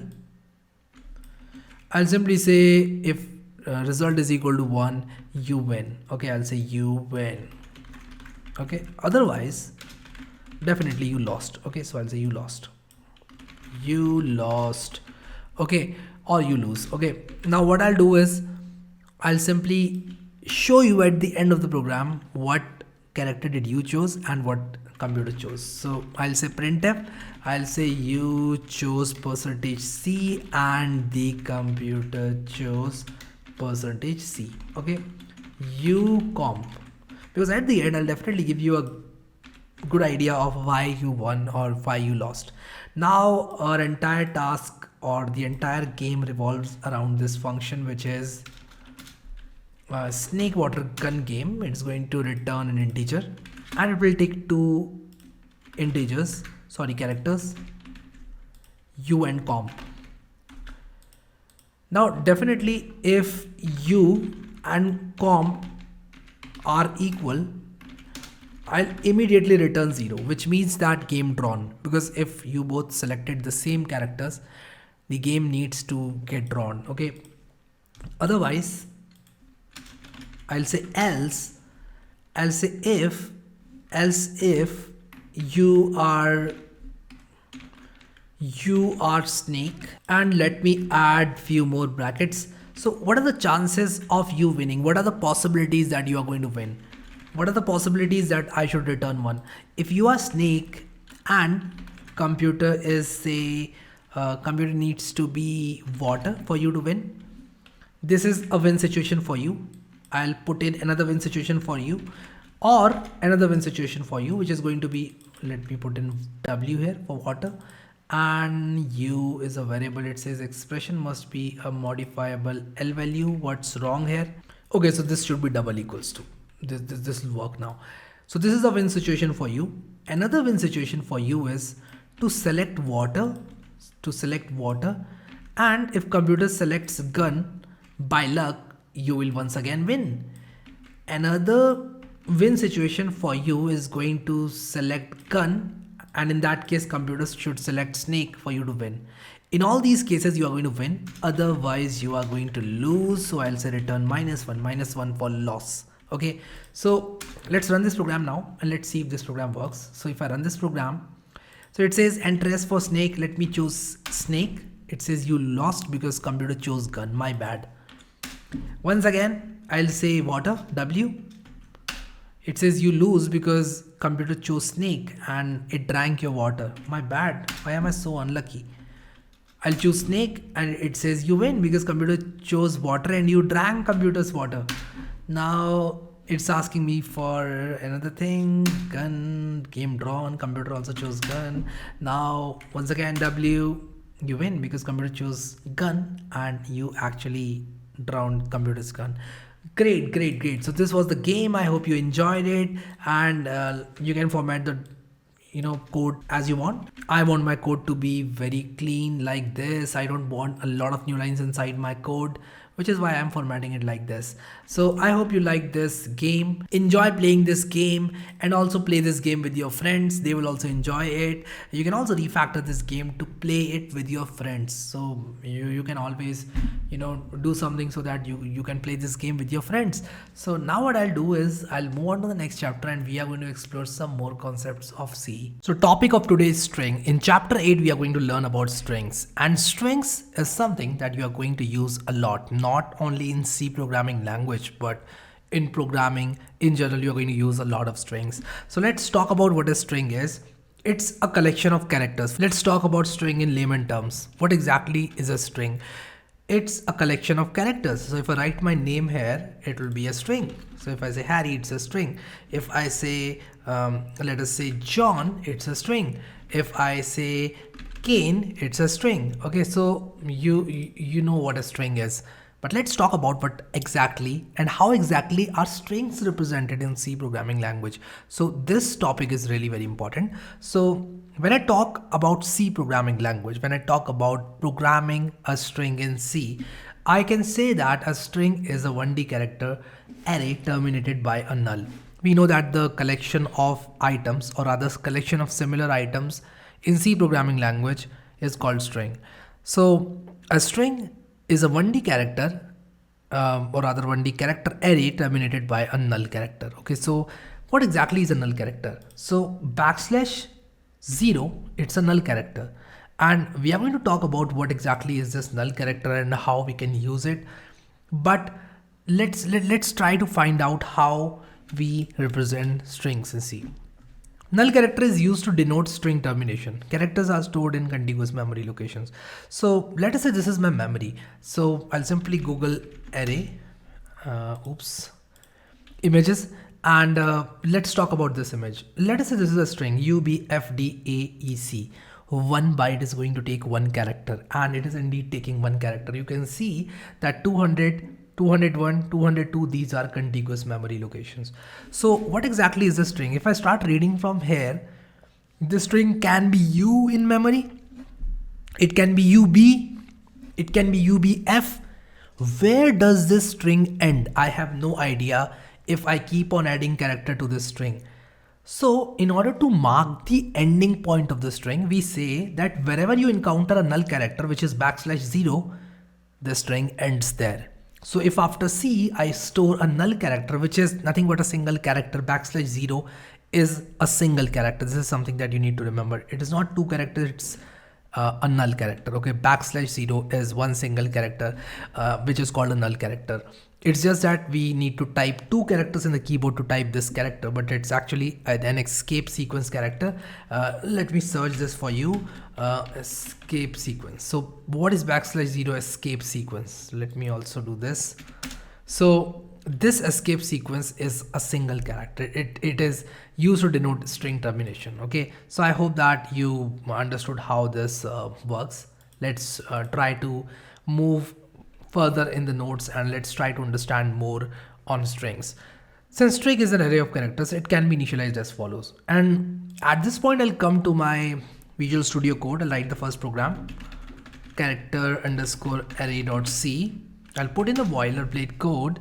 I'll zoom in a bit, and what I'll do is I'll simply say int arr, or let me call it string. Let me call it int str1. So let's say this is str1. So what I'm doing is I'm saying, sorry, I need to make it char because the string is collection of characters. So I'll simply say h, I'll simply say a, then I'll say r. Make sure that you are using single quotes, because if you're not using single quotes, then it will not be a character. So in order to write a character literal in C, you need to use single quotes. Do not use double quotes. If you're coming from a language like JavaScript, where single quotes and double quotes can be interchangeably used, Do not get confused, right? In C programming language, you strictly use a single quote for characters, okay? So HARRY, and this is the last character, but no, this is not the last character. I need to write a \0 to tell C compiler that my string ends here. I don't have to write anything else after Y. That's all I needed. I needed 3 plus 2, 5 characters, but I will need 6 characters to store the string. Why do I need 6 characters? One character for marking the termination of the string, one character for storing the null character, which is \0. So how do I print this now? I can print a string by doing printf %s, and I'll simply write str1, and yes, I'll be able to print this string. So let me enable the extension. So I'll go to extension, I'll enable code runner. By default, I have disabled code runner, so I'll simply enable it in workspace. If you can't see this run button, install this extension and enable it. You can see that Harry has been printed on the screen. So this is how strings are represented in memory, and this is how you can write a program to print a string. So %s is format specifier for strings. Okay. Let's move further in the notes. Let's see what notes are saying. So since string is an array of characters can be initialized as follows. We just did that. There is another shortcut for initializing strings in C language. Okay, so this was a bit of a pain because we have to write single quotes and then we have to write these curly brackets.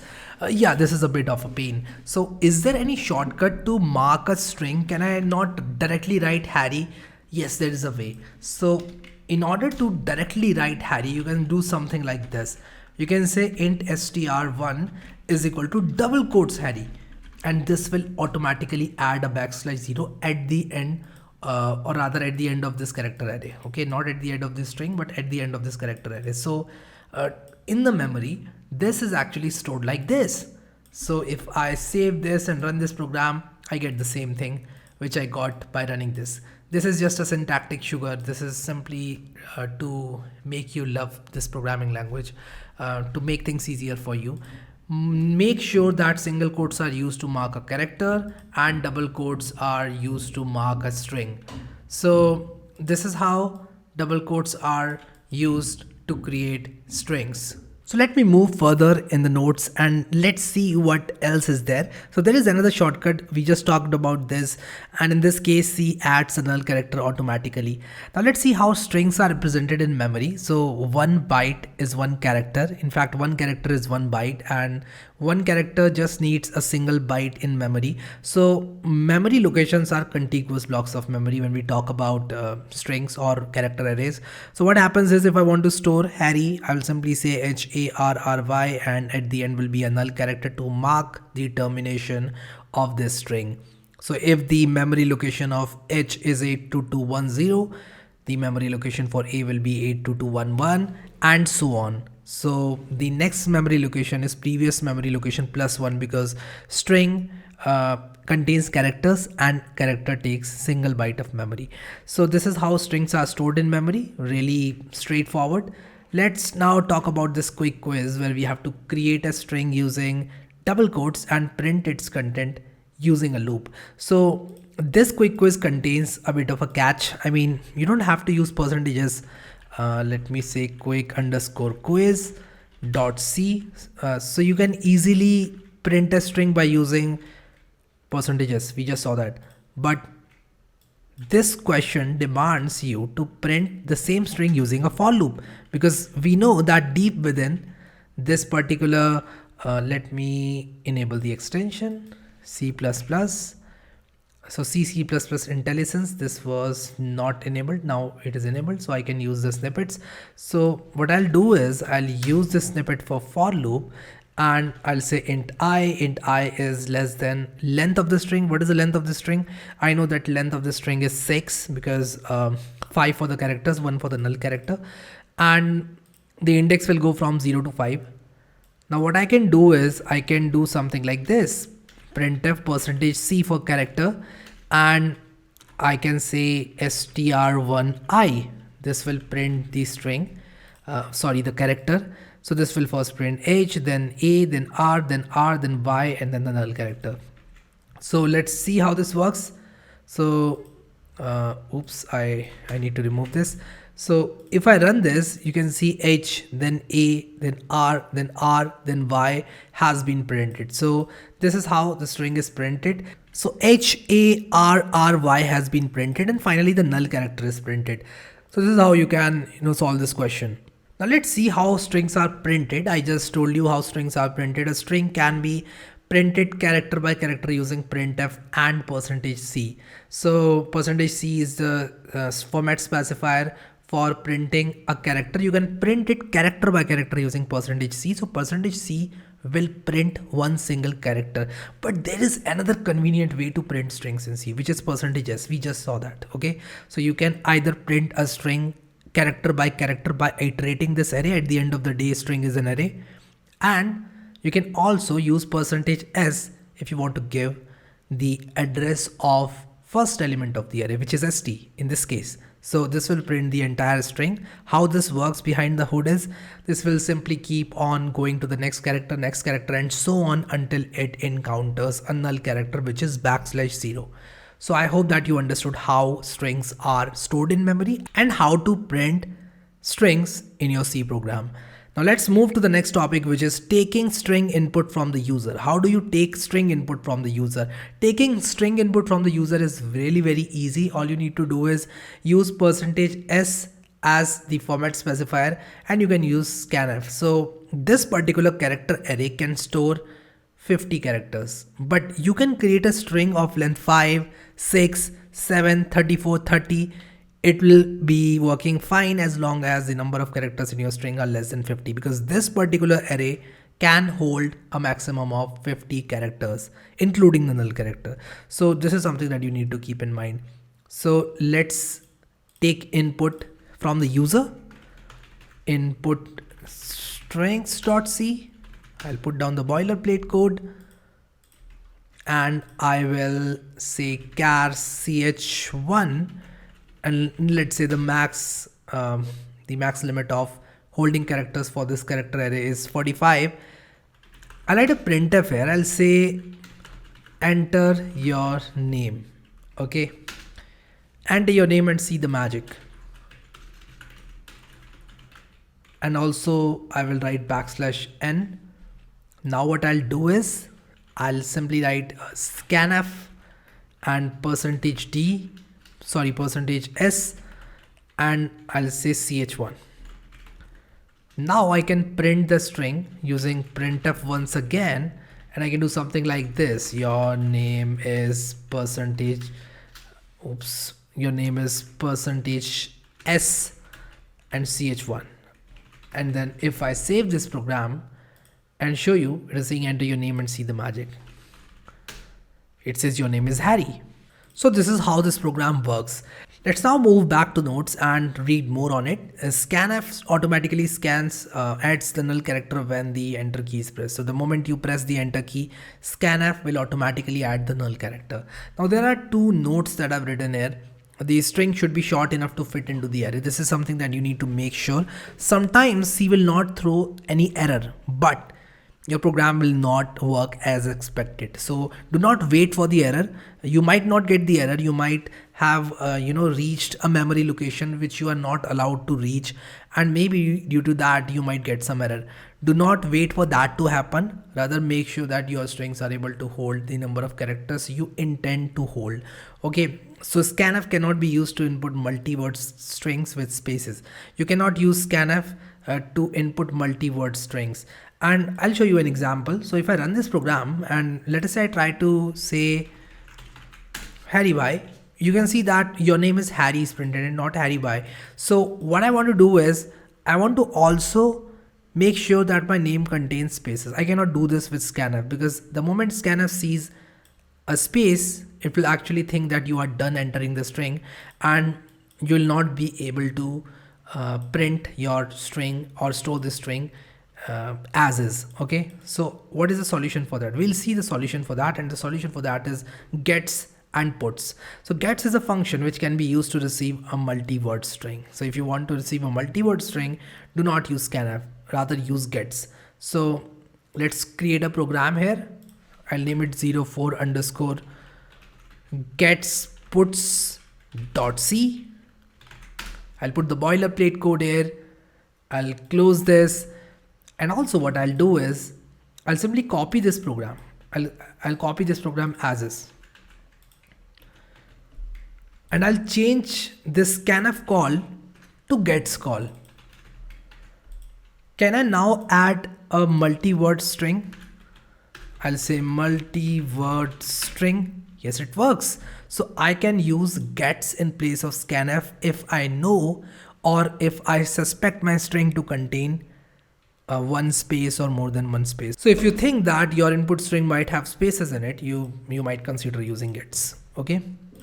Coming back to the notes, gets is a function which can be used to receive a multi-word string. So this is a very basic function. It can be used to receive multi-word string. There is an example here. The entered string is stored in st. So st is a character array, and gets will make sure that even if your input contains a space, your string is stored in the appropriate place. Multiple gets calls will be needed for multiple strings. So if you want to store multiple strings, you need multiple gets calls. Likewise, puts can be used to output a string. You can use puts as well to output a string. Prints the string, places the cursor on the next line. So puts will print the string first and then it will place the cursor on the next line. I'll show you. So there is a difference between printf and puts. So I'll show you.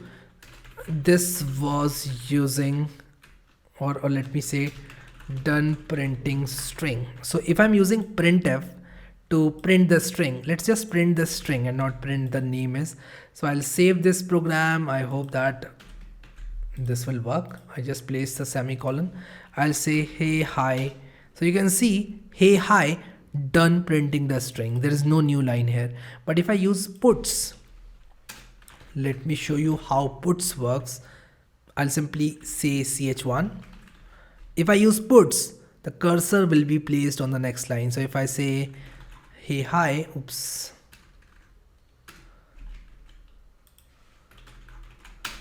you'll see that hey hi and then done printing string is placed on the next line. So this puts call will simply place the cursor on the next line. So I hope that you understood what is the difference between puts and printf. Now declaring a string using pointers, this is important. So we can actually declare strings using pointers like this. We can say char star ptr is equal to Harry.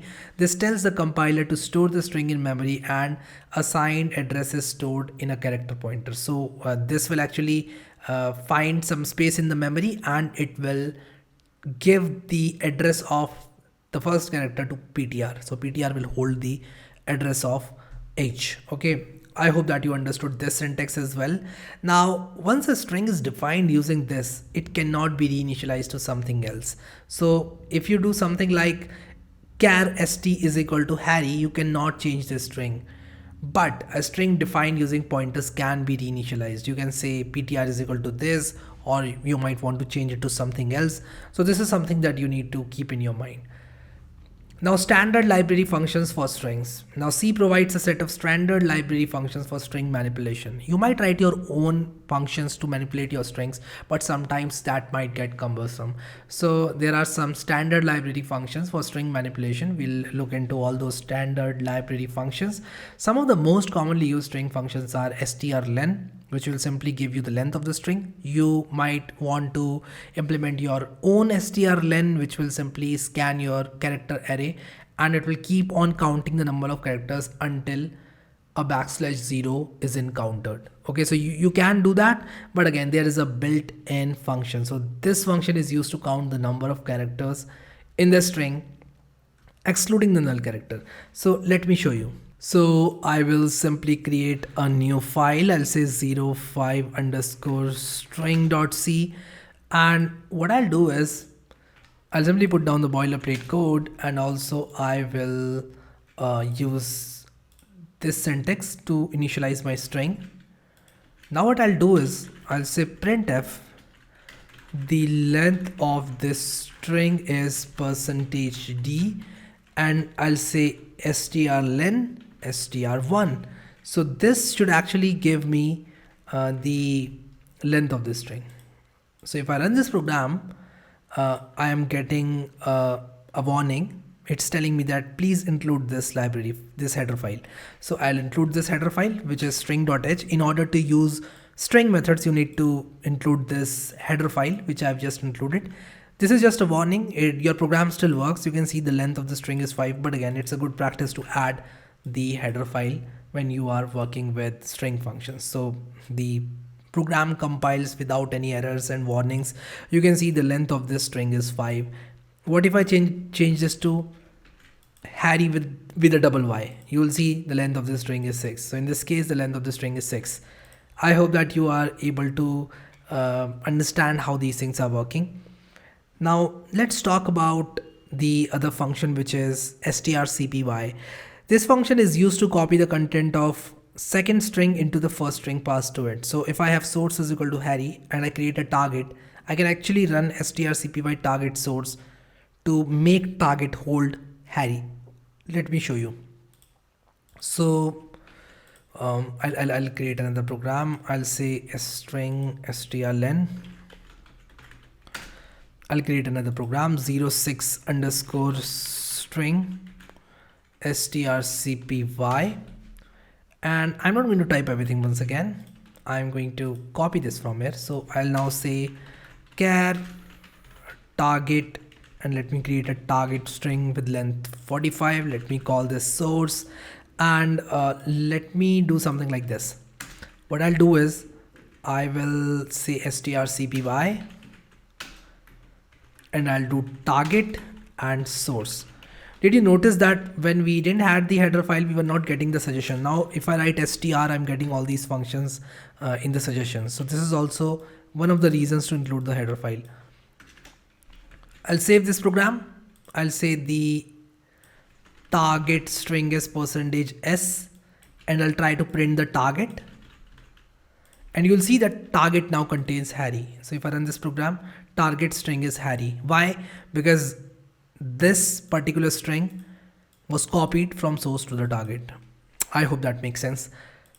Coming back to the notes again, strcpy is something that we just saw. Target string should have enough capacity to store the source string, obviously. So if I create a string with 4, I'll start seeing weird behaviors. You might not want your program to misbehave. So make sure the target string has sufficient character limit to hold the source string.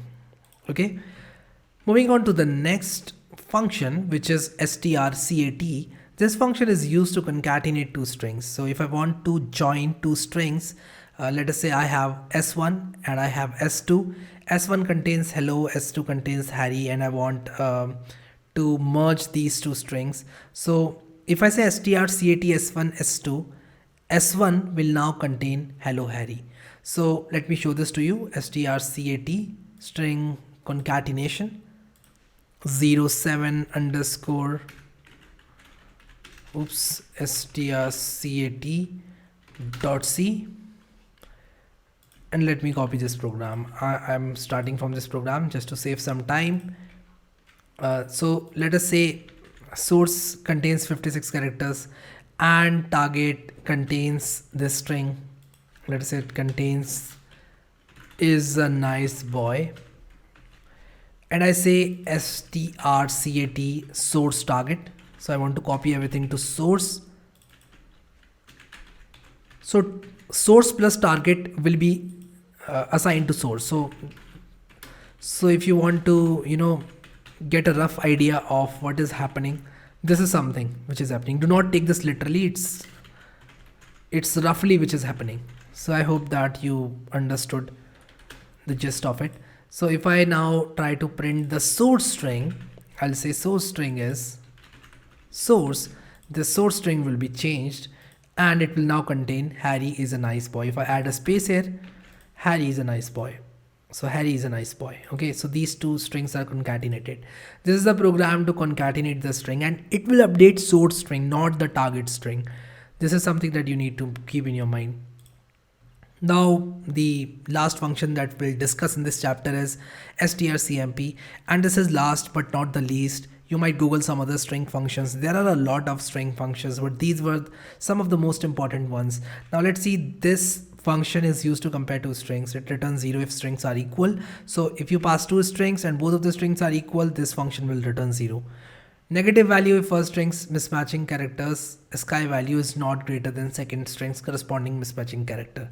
So if far comes before joke in the dictionary, we'll see a positive value. But if that is not the case, then we'll see a negative value. Let me show you. So I'll use strcmp. Let me show you strcmp, the new program. So I'll say 08 underscore strcmp.c.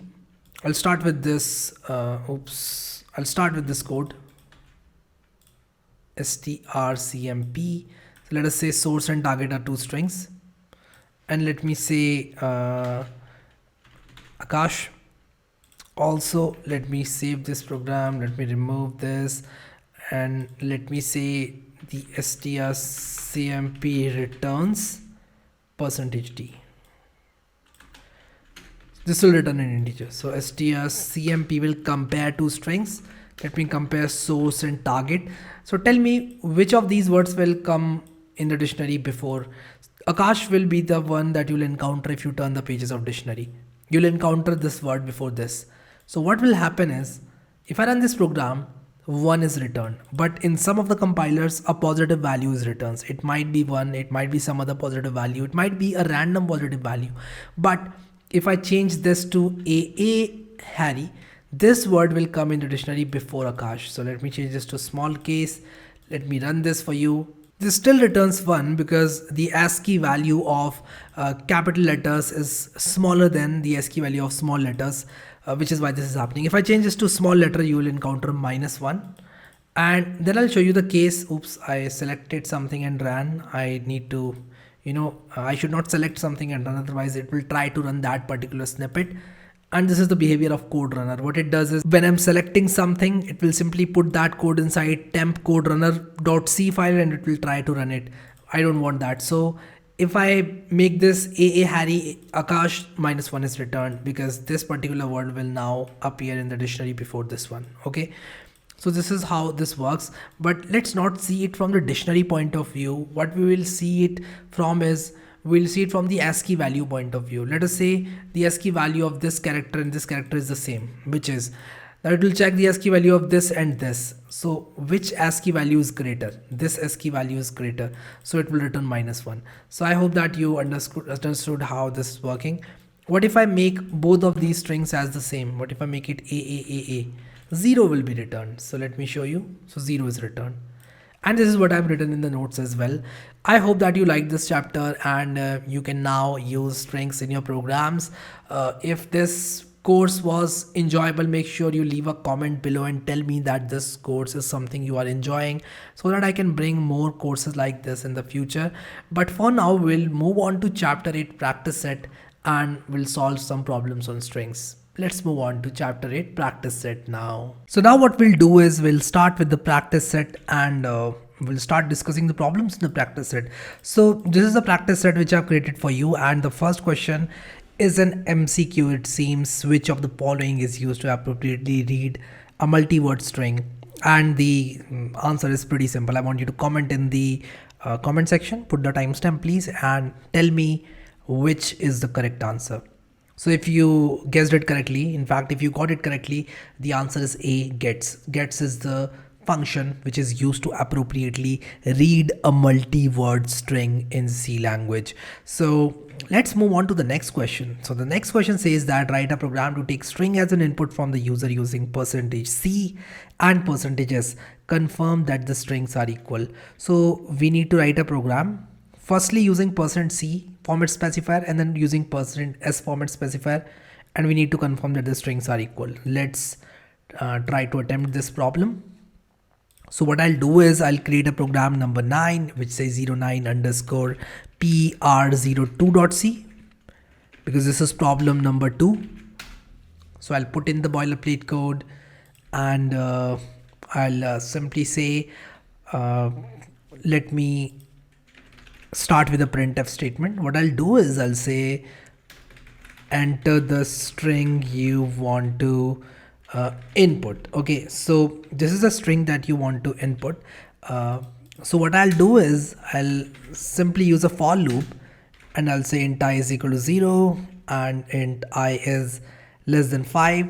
Let's assume that the length of the string is 5, and I'll also add using %c, and I'll not write using %c, using %c, because I don't want to print anything here. So what we'll do is we'll keep on pressing the enter key, and also I'll say enter the string of length 5 you want to input using %c. Now what I'll do is I'll simply use my for loop. Let me use the for loop, and what I'll do is I'll say scanf %c. So we in the first case what we are doing is we are taking the input character by character. So I'll say ampersand, and let me say char I, or sti, where st is a string. So let me also say char st5. This will declare a string with name st of length 5. In fact, I'll have to make it 6 because length of the string is 5. Also, I need to add a null character to it. So I'll keep on doing this, and at the end what I'll do is I'll simply say st5 is equal to null character \0. So let me run this program, and the moment I run this program and try to enter HAR, it stops me. What is happening here? Why is it not allowing me to enter my name? My name is of length 5. The string can hold 5 characters. What's wrong that I'm doing in this program? Let me explain you. The moment I try to run this scanf and I try to store H inside STI, which is ST0 initially, what will happen is I'll press an enter key, and that enter key will actually be taken by the next scanf, which means the next character will be the enter key. So what is happening here is, so when I say this, a for loop and a scanf inside for loop, listen to this very carefully because this is very important concept. And if I have scanf inside a loop, for loop, while loop, or it can be any kind of loop, do while loop, this scanf will actually take this character, whatever I'm typing using my keyboard, will be stored inside this. So initially I will be 0. So inside st0, this particular character, whatever is entered by me through the keyboard, will be stored. But after I press that character, I'll definitely press enter key. That enter key will be catched by st1. I don't want st1 to catch that enter key. So what I'll do is I'll write fflush stdin. So what this will do is this will flush that enter key. So the moment I press enter key to finalize the character that I want to store in st0, that enter key will be removed from the stdin, which means that next time when this runs, when the scanf runs for I is equal to 1, it will take the fresh character and not the enter key. I hope I was able to explain you this. So basically, to flush the enter key that we have pressed, I have to write this. So now if I run this program, now I can say HARRY, and yes, I can store Harry inside ST. Now what I'll do is I'll simply say comparing this string with Harry gives %d, and %d is nothing but the output of strcmp. So I'll compare this st string with Harry. Now let me also include string.h because this is important. We discussed this in the last chapter. In fact, in the same chapter, in chapter 8. Now if I save this program and if I try to run this program and I enter Harry, HARRY, so comparing this string with Harry gives 0, which means Harry and this string is the same. So if I, let us say, type something else, you can see that comparing this string with Harry gives -1 because the string was not the same. So this was a bit, vague question. I hope that I was able to explain you the concepts. Maybe the statement might not lead you to the correct answer, but I hope that I was able to explain you some of the concepts. Write a program to take a string from the user using %c and then using %s. So I should have taken it using %s, but that's fine. We can even use these double quotes. This works as well. You can refactor the program in the way you want. Now write your own version of strlen function from string.h. This one is going to be interesting, let me tell you. So let's implement our own strlen So 10 underscore pr03. So I'll say pr03.c. So what I'll do is I'll start with this program so that I have a string, and I'll say char st is equal to Harry. Also what I'll do is I'll write my version of strlen, and what I'll do inside that strlen is I'll return int strlen, and I'll remove this my strlen. Let me call it my strlen, and what I'll take is a character pointer, and I'll keep on scanning this character pointer until I encounter a \n. So I'll say char star ptr is equal to st, and I'll keep on incrementing this pointer. I'll say while this ptr is not equal to \0. So the moment this ptr turns out to be \0, what will happen is this while loop will stop working. So this pointer is currently not equal to, or rather I should say star ptr. The value of this pointer should not be equal to \0. It should not be null character. I'll keep on incrementing this pointer, and also I'll keep on incrementing length plus. So initially the length will be 0. So I'll say int length is equal to 0, and I'll return length. The moment this while loop exits, I'll return not 0, I'll return length. Let's see if this works. The length of the string is, I'll say the length of this string is %d, and what I'll do here is I'll simply write the length of the string is %d, and it will be my strlen, and I'll give this particular pointer which is st, and let's see if it is able to find the length. So if I run this program, I'm getting some error. I think I forgot some brackets. So this is the bracket for this. Okay, so now the program should work, and it says the length of the string is 5. Let's see if it is able to return the correct answer if the length of the string is 6. Yes, and if I even further increase my string, you'll find the length of the string is 15. So this works. This my strlen works pretty well. I hope you understood how I implemented this. Let's move on to the next question, which is question number 4. It says write a function slice to slice a string. It should change the original string such that it is now the sliced string. Take m and n as the start and ending point for slice. So this question simply says that if your string is this, you might want to change this to say this, a part of the string. So in order to do this, what you will do is you will keep on copying S, T, F, D, S, F, S into these initial characters. And finally what you will do is you will terminate the string with \0. I want you to take this as a challenge and solve this problem, because we have already wrote a program on swapping two numbers and reversing an array. So this is exactly the same thing. I want you to try this on your own, and also try to implement your own version of strcpy, because this is also very simple. This is also based on arrays. We have already solved a lot of problems on array. I don't want to repeat a lot of concepts that have been already discussed here. The next question says that write a program to encrypt a string by adding 1 to the ASCII values of its character. And let me solve this for you. So this is problem number 6. So 11 underscore pr06 .c, and what I want you to do is change a string such that it is encrypted. So I'll simply say char name is equal to, so the char name is equal to Harry, and I want to change this string so that it is encrypted. So I'll use a for loop. I'll say int I is equal to 0, I is less than 6, because or rather let me make it 5, because there are 5 characters. I don't want to touch the null character. Now what I'll do is I'll say name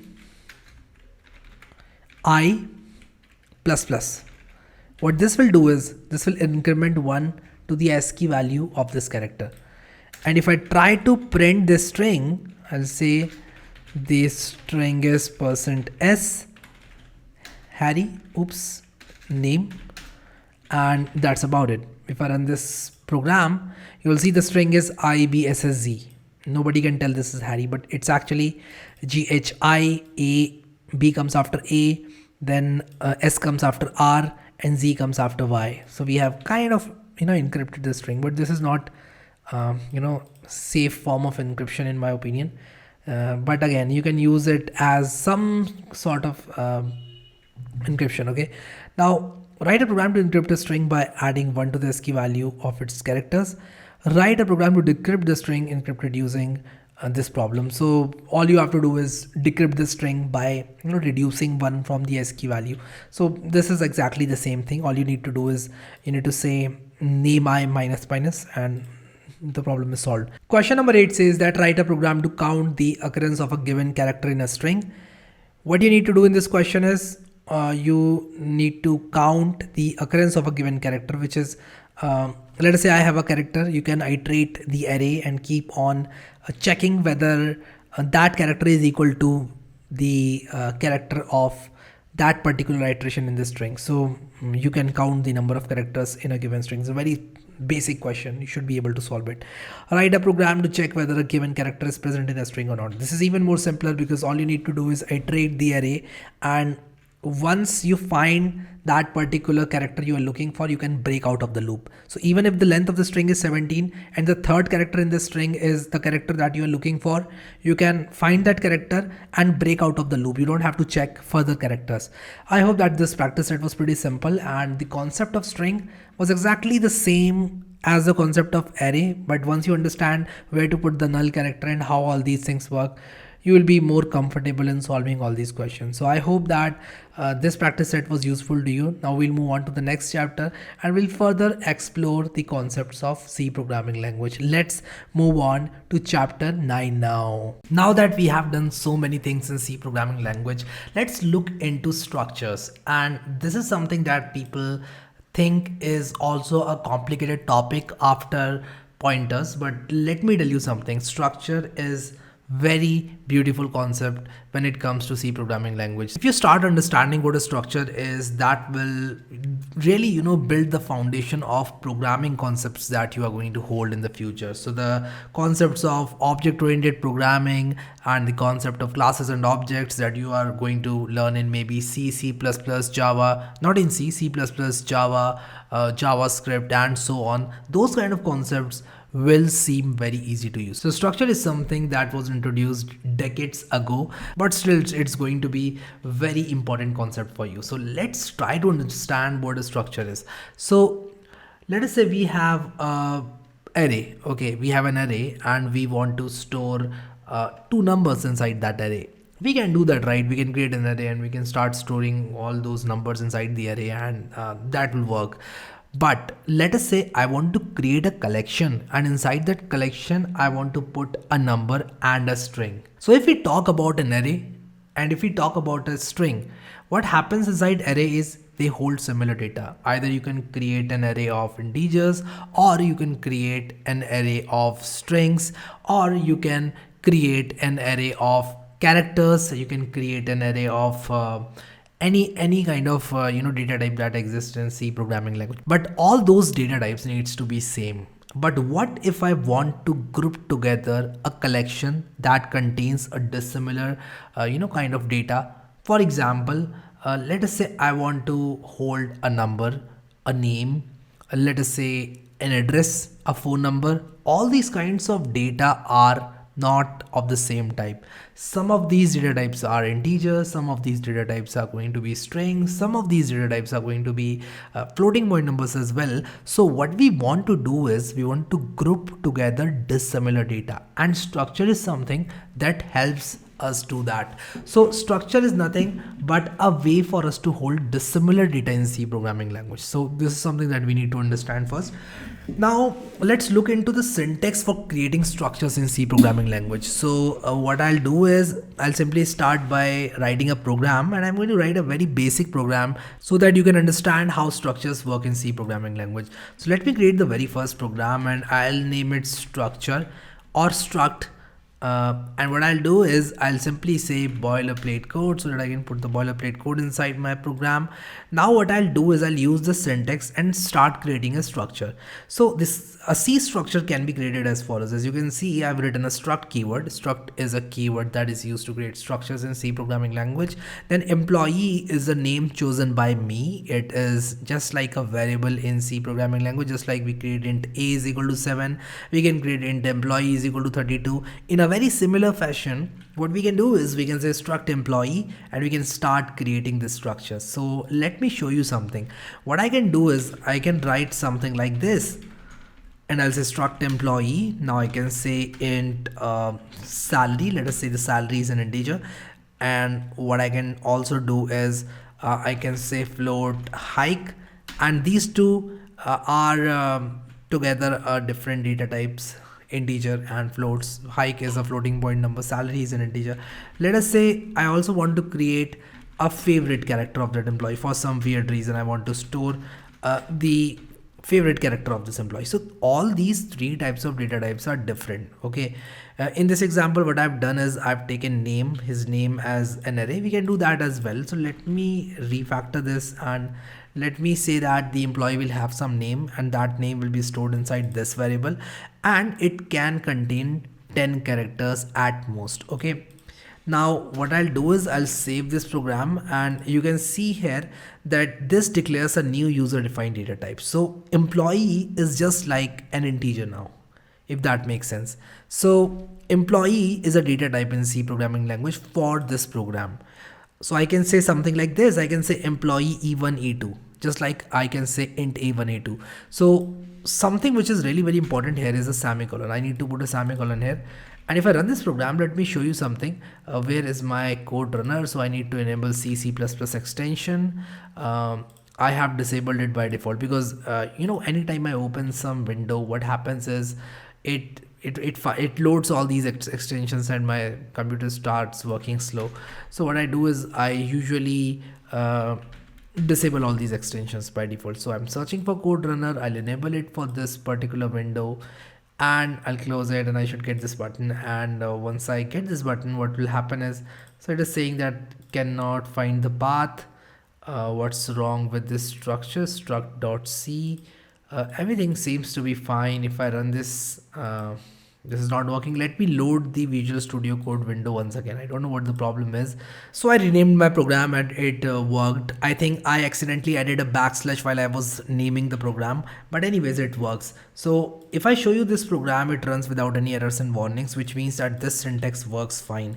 So what I've done here is I've created a custom data type. Now if I want to use this custom data type, I'll have to write something like this. We can use this user defined data type as follows. I can say struct employee E1. Now E1 is an employee. So let me show you something. I can do something like this. I can say int a is equal to 45, and I can say struct employee Harry, and Harry is now a variable of type employee. So I'll have to write struct employee completely. I cannot say employee Harry. This is the rule. So I can now do something like this. I can say Harry dot name is equal to Harry, and I can say Harry dot hike is equal to 5.3. I can say, let me write Harry here. I can say Harry dot salary is equal to 10. So I can do something like this. Okay, let me add a couple of zeros here. Okay, that sounds good. Okay, so I can say Harry dot name is equal to Harry. I can do all these things. What is it telling me? It is saying that expression must be a modifiable L value. So this is throwing me an error because it is just telling me that Harry dot name is simply the address of the first character of this array, and you cannot assign it to Harry. So what I'll have to do is I'll do something like this.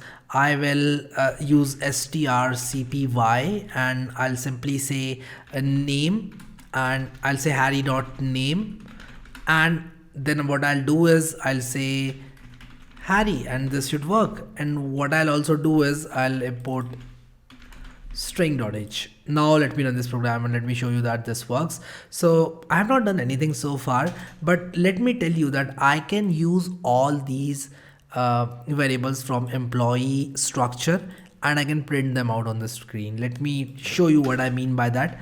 I can do something like this. I can say the name of the employee is, let me say percentage S, and I'll say Harry.name. Then I can also say that the salary of employee is percentage D. I can say Harry.salary.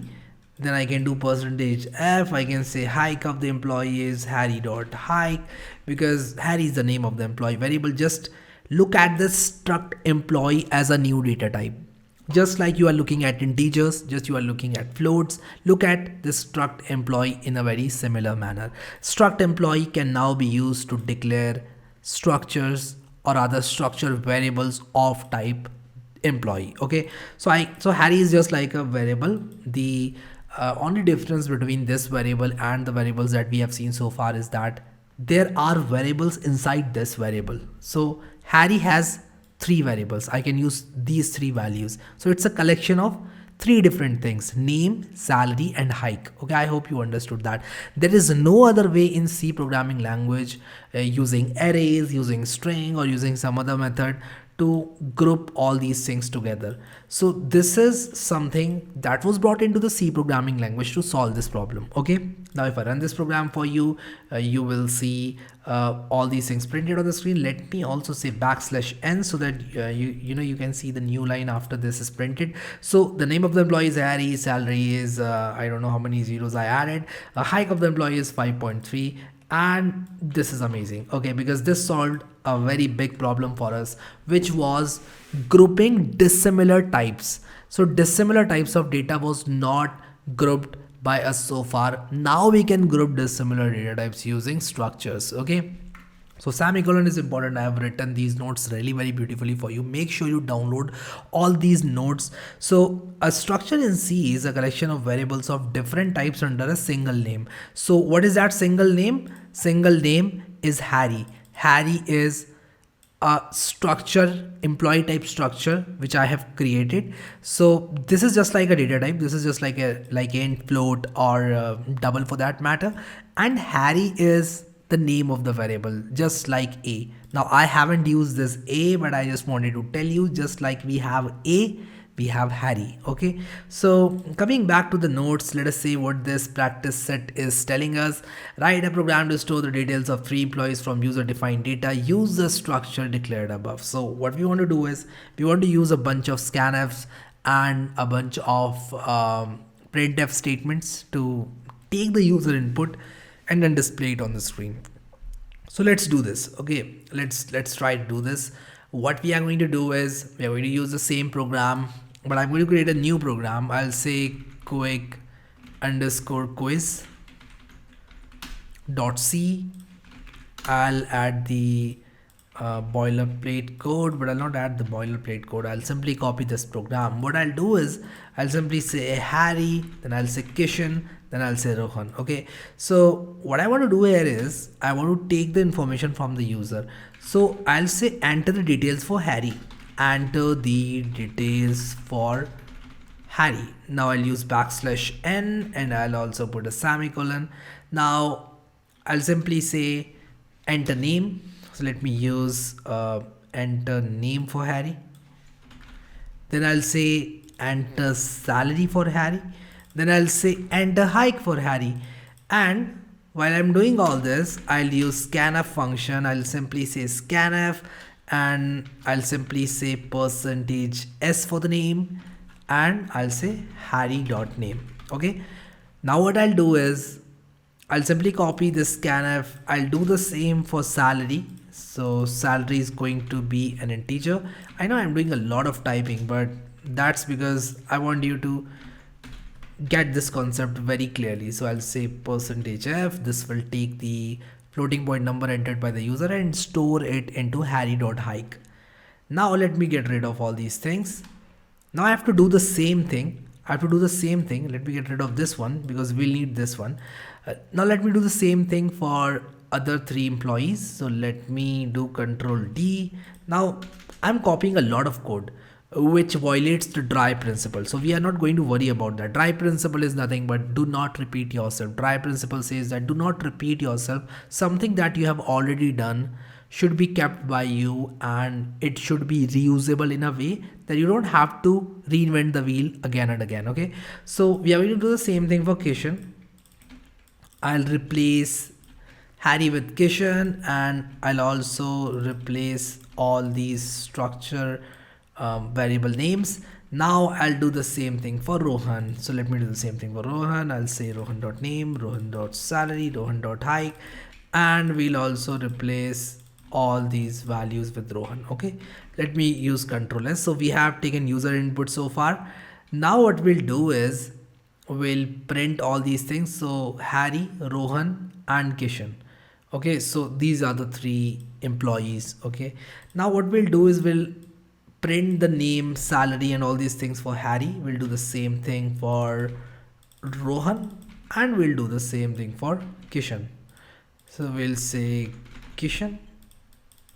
I'll copy, I'll paste the salary of the employee of Kishan is. So I'll have to replace this with Kishan. I know that's a lot of typing, but bear with me. I'll quickly do this, and also I'll replace all these values with Rohan's. Okay, so I've used multi-cursor functionality of VS Code, which simply can be done by pressing Alt key and clicking wherever you want the cursor. So you can press Alt key and you can keep clicking, and you'll see the magic of Visual Studio Code. So let me run this program. So it says enter details for Harry, enter the name for Harry. I want to enter Harry. Salary is 34 rupees and hike is 4.2. Now the program ended. What went wrong? Let me check what went wrong. So enter the hike for Harry, Harry.hike. So I have made a major mistake here. So what I'll do is I'll simply use ampersand here. I forgot to take the address of all these variables. I'll do the same thing here, and I'll not do the same thing for string because sorry, I don't want to put an ampersand here. I'll simply put an ampersand here and here. Okay, so let me also put the ampersand for Kishan's salary and Harry's salary. So let me do the same thing for Harry's salary and also for Kishan's salary and hike. So I'll use ampersand here, and now this program should work. So let me run this program. I accidentally selected the program. So I'll say enter the name for Harry. It's Harry. Let us say 45. Hike can be 5.2. Then again, it asks the same thing for Rohan. Salary can be 34 for Rohan. And the hike for Rohan is going to be 0. I'm very sorry about that. Kishan, and then salary 477. He's the richest guy in this company. Hike is 9.7, and you can see that all these values are printed on the screen. So the name of Harry is Harry, salary of Harry is 45, hike of Harry is 5.2, and all these values were stored in a very compact way because we were using structure. We could have done the same thing by creating 3 different salary variables, 3 different hike variables, 3 different name character arrays, but we do not want to do that because we want to create an organized pattern to store our data. Okay, so this was a quick quiz. Now let's talk about why should we use structures. Why use structures? Now we can create the data types in the employee structure separately, but when the number of properties in a structure increases, it becomes difficult for us to create data variables without structures. So what happens is, let us say we have 3 employees. In this case, you might think that how about creating 3 different salary variables, 3 different hike variables, and 3 different name character arrays, saying name underscore Harry, name underscore Kishan, name underscore Rohan, and the same for hike underscore Harry, Kishan, and Rohan. But we didn't do that because in this case we had only 3 employees. But you might encounter a situation wherein you will have, say, 70,000 employees, 80,000 employees. In that case, it will not make sense for you to create 80,000, 70,000 variables. Okay, this was one. Now the second reason why we are using structure is, in this case there are only 3 data types. But what if the number of data types are, say, 20 or 40? Now you might be wondering why would there be 40 different types inside a structure, but let me tell you something. When the complexity of a program increases, you will definitely encounter programs with this level of complexity. So I've written it here. In a nutshell, structures keep the data organized. So structures help you keep the data organized. Structure make data management easy for the programmer, just for the reasons I just told you. Okay, now array of structures. So we'll talk about array of structures. Just like we create integer arrays, we can create array of structures. So what we can do is we can say struct employee Facebook 100, and this structure can hold 100 employees. Okay, just like int a100 can hold 100 integers. So this Facebook variable is an array of structures. Now this might sound really very confusing to you if you are a beginner, but bear with me. Let me write a program for you so that this will become really easy for you. So what I'll do is I'll say array of structs.c. I'll put in the boilerplate code. Let me copy this structure because I'm not going to type this again and again. I'll reuse it. Now what I'll do is I'll say struct employee struct. I misspelled struct and I don't want to use a snippet. I want to say struct employee, and I can say something like this. I can say Facebook and I can say 10. Now this array is actually capable of storing 10 different items or rather 10 different employees from Facebook company. Okay, now it can be anything. I just wanted to present the data in a very meaningful way so that you can understand that we are doing this for employees of Facebook. But this can be anything. This can be a book, this can be say an electronic equipment wherein you will have the number of wires, the number of circuit connections. So it can be any complicated thing, but the basics of C programming language and structures are going to be the same. Okay, so what we can do now is we can access the data like this. We can say Facebook 0.code, Facebook 1.code. In this case, what I'll do is, just like we have created our struct employee Harry, what I'll do is I'll simply say Facebook 0.name. I can do something like this. So what I'll do is I'll replace all these Harrys with Facebook zeros. Okay, let me also copy this and let me paste this. I'll save it. Now what I'll do is I will do the same thing that I did in the first program. I'll copy these printf statements, and before I return, I'm going to paste all these printf statement to print these values. So what I'll do is I will change all these Harry variables to Facebook 0. So I can now run this program and show you that Facebook 0 was able to store name, employee, name, salary and hike of this employee. Okay, so this is how it works, and we can use Facebook 1, Facebook 2, and Facebook 0, 1 and 2 will store different structures. Okay, let me also create a program which will tell you how we can refactor the program from quick quiz. Let me call it quick quiz auditor.c. What I want to do is I want to tell you that the program that we wrote can also be created by, say, creating an array of 3 different structures in the form of an array. So this particular thing will look like one particular structure, but it is not a single structure. Just like int a100 is not one integer, it's 100 integers. This represents 3 different employees. Okay, so now what I can do is I can replace Harry with Facebook 0. So let me do that. So I'll say Facebook 0. So whenever I've written Harry dot, I'll replace it with Facebook 0. So let me do that for you. So whenever I've written Harry dot, I will replace it with Facebook 0. So let me do replace all, but before that I want to make sure that I'm replacing the correct things. Why am I not replacing Harry and Harry dot, and I'll replace it with Facebook dot? I am replacing Harry dot because if I replace Harry, these things will also get replaced. I don't want that. So I'm replacing Harry dot with Facebook 0 dot replace all.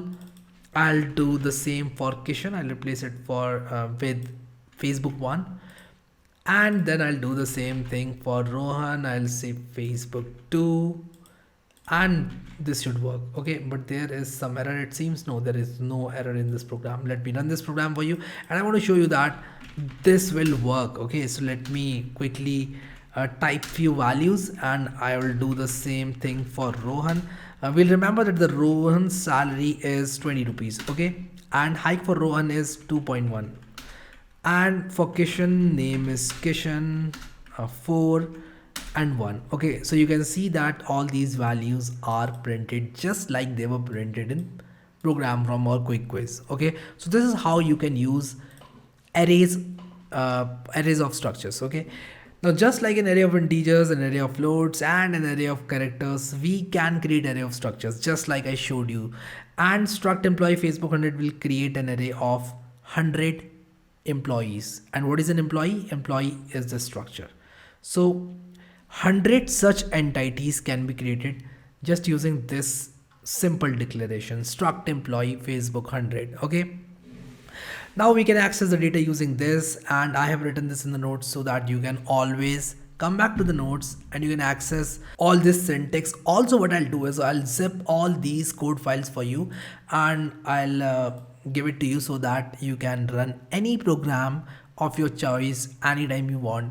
So we'll now move into the next topic and we'll talk about initializing structures. So how do we initialize a structure?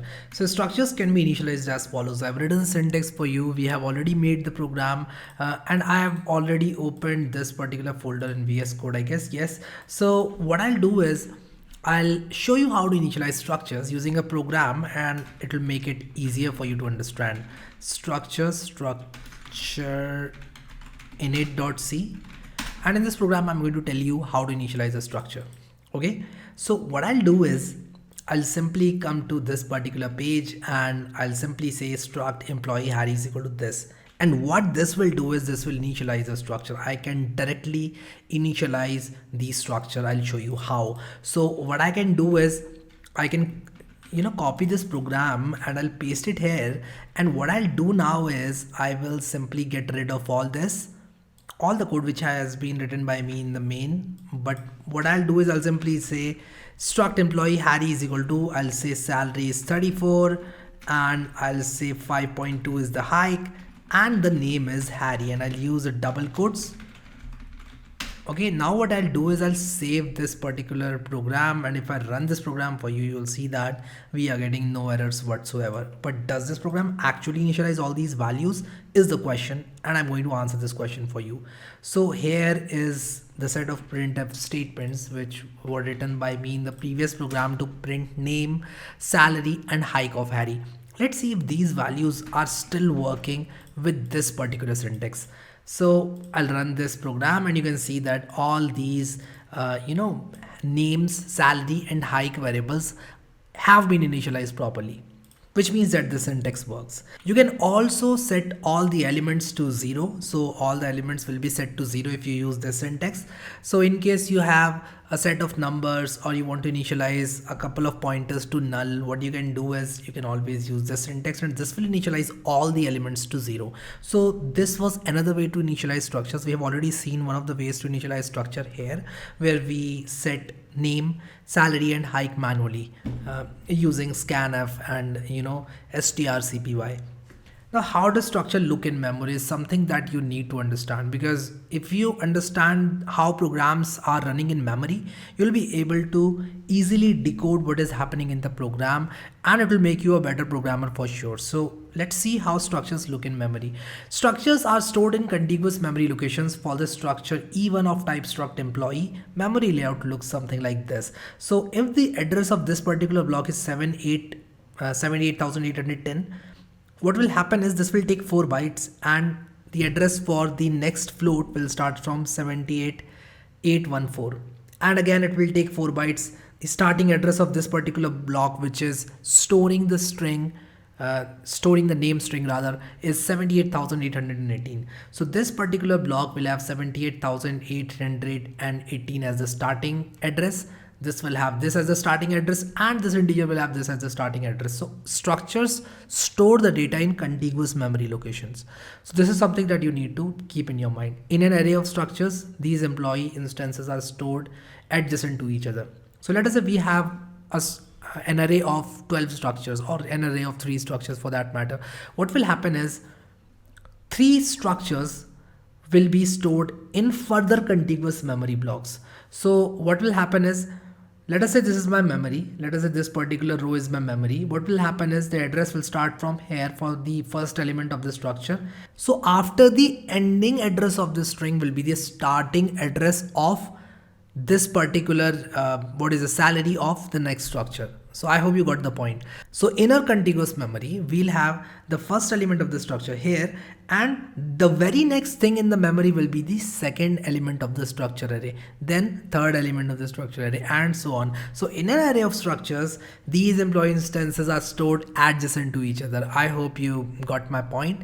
So let's talk about pointers to structures. A pointer to structure can be created as follows. So you can say struct employee star ptr, and ptr is equal to ampersand e1. So this syntax can be used to create a pointer of type struct employee. Remember, I told you, just like int is a data type, struct employee is also a data type, and I can use this struct employee data type to create a pointer of this type. So ptr is a pointer of type struct employee. ptr is not a pointer of type int or type float or type char for that matter. It's a pointer of type struct employee, which is a data type, a custom data type which is defined by me. Just like we have int, float, double, all these data types available.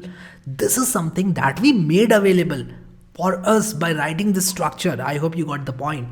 Now we can print structure elements using printf %d, and just like I was using this address of operator, this asterisk operator, I can use it with the pointer to structure as well. I can say tell me which structure variable is this pointer pointing to, and I can decode this address and get the structure. And once I get the structure variable, I can do dot code, dot name, dot salary, whatever is available in the structure can be used by me. In this case, I don't have anything such code, but I have this code. I'm sorry, I have not written the code in the program, but in this example I have the code. In my example, I have salary, hike, and name, so I can use dot salary, dot hike, or dot name to get all these things. But in this example, since we have code here, so I'm using dot code. So this is how you can create pointers to structures and then further dereference them to get the value at those pointers using the star operator. Now there is something called an arrow operator in C, which will make your life a whole lot easier if you are using pointers to structures. Instead of writing star ptr.code, what we can do is we can use arrow operators to access structure properties as follows. But before that, let's write a program using pointers to structures. Okay, so what I'll do is I'll simply create another program 06 underscore pointer to structure dot c, and what I'll do is I'll copy this code inside this particular file. And what I'll do is I'll simply create a pointer of type struct employee. And what I'll do is I'll set this to the address of Harry. Harry is what? Harry is a structure of type employee. So it's a struct employee variable. So struct employee variable Harry now has a pointer ptr which is pointing to this structure. So how do I make a pointer point to a variable? I simply set it to the address of that variable, and ptr will now point to Harry. Now instead of doing harry.name, I can also do something like this. Let me show you. So instead of writing Harry, what I can do is I can write star, and I can do ptr.name. So I can do something like this. I can say star ptr.name, star ptr.salary, and star ptr.hike. What this will do is this will dereference the pointer, and finally after dereferencing the pointer, what I'll get is I'll get this particular structure. So this is something which is very important. I'll have to wrap it inside the brackets because this will not work otherwise. So what we want to do is we want to get the structure first, and then we want to do dot name on that structure. So what I'll do is I'll replace all this with these brackets. So let me copy this, paste here, and all these red underlines which were indicating the error have now vanished. Now if I run this program, you can see the salary of Harry is 34, and this also prints the salary of Harry as 34. Name is also printed same, and the hike is also printed same.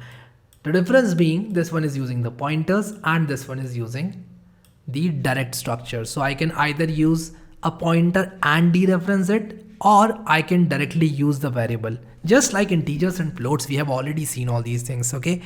Now what we'll do is we'll create another program, and our next program is 07 underscore arrow operator. And arrow operator is really very important if you want to go into data structures and work with structures, you'll definitely use all these things. So what I've done here is I've copied the code from pointer to structure program, this particular program, and I've pasted it here. And now I'll tell you how arrow syntax works.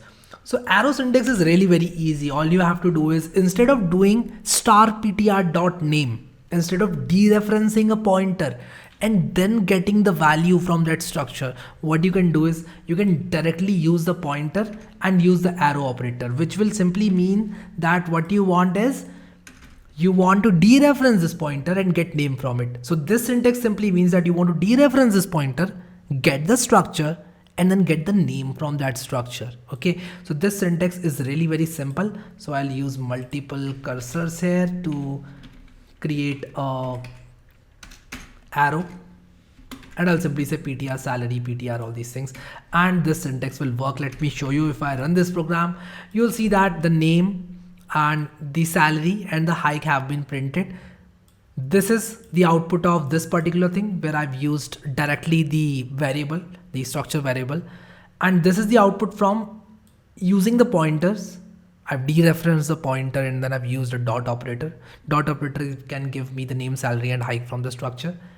Now this is a special syntax that we learned, which is the arrow operator. So here the C programming language or the C compilers is smart enough to understand that I want to dereference this pointer and get the name from it because I'm using this arrow syntax. So this arrow syntax actually makes it really very convenient for users to dereference the pointer and get a value. If you use a lot of pointers in your program, it will be a big headache to dereference those pointers and use dot operators. This is a clean syntax and is easy to write, easy to read, as well as easy to maintain. So this was the arrow operator. Instead of writing star ptr.code, we can use this arrow operator to access structure properties as follows. I can do star ptr.code, or I can do something like this. Okay. Now here, I think I have not written the bracket correctly. This bracket should come outside. So you need to make a note of this. This is the correct syntax. I accidentally wrote the star outside the bracket. This will create problems for you. So I want you to remove this bracket and put it here. So make sure that you do this. This is a minor mistake in the notes, but again, arrow operator is amazing. This is why we use arrow operators. We don't want to get into all these things, where to put the bracket, where to put the star, where to put the dot. Simply use the pointer and say arrow code, and this will give you the code from this structure. Okay, so here this is known as the arrow operator. You can use this operator to dereference a pointer and get the value from the dereferenced pointer or the structure. Okay, passing structure to a function. Can you pass a structure to a function? And if yes, how does it look like? So a structure can be passed to a function just like any other data type. You can pass a structure, and this is the function prototype. So there is a quick quiz I have for you. Complete this show function to display the content of employee. So you need to complete this function and you need to tell me how to write this particular function. So what we'll do is we'll simply write this program because this is a very important concept. So what I'll do is I'll write a program 08 underscore quick quiz. So I'll say 08 underscore quick underscore quiz.c. And inside this particular function, what I'll do is, or rather inside this program, what I'll do is I will copy this structure first.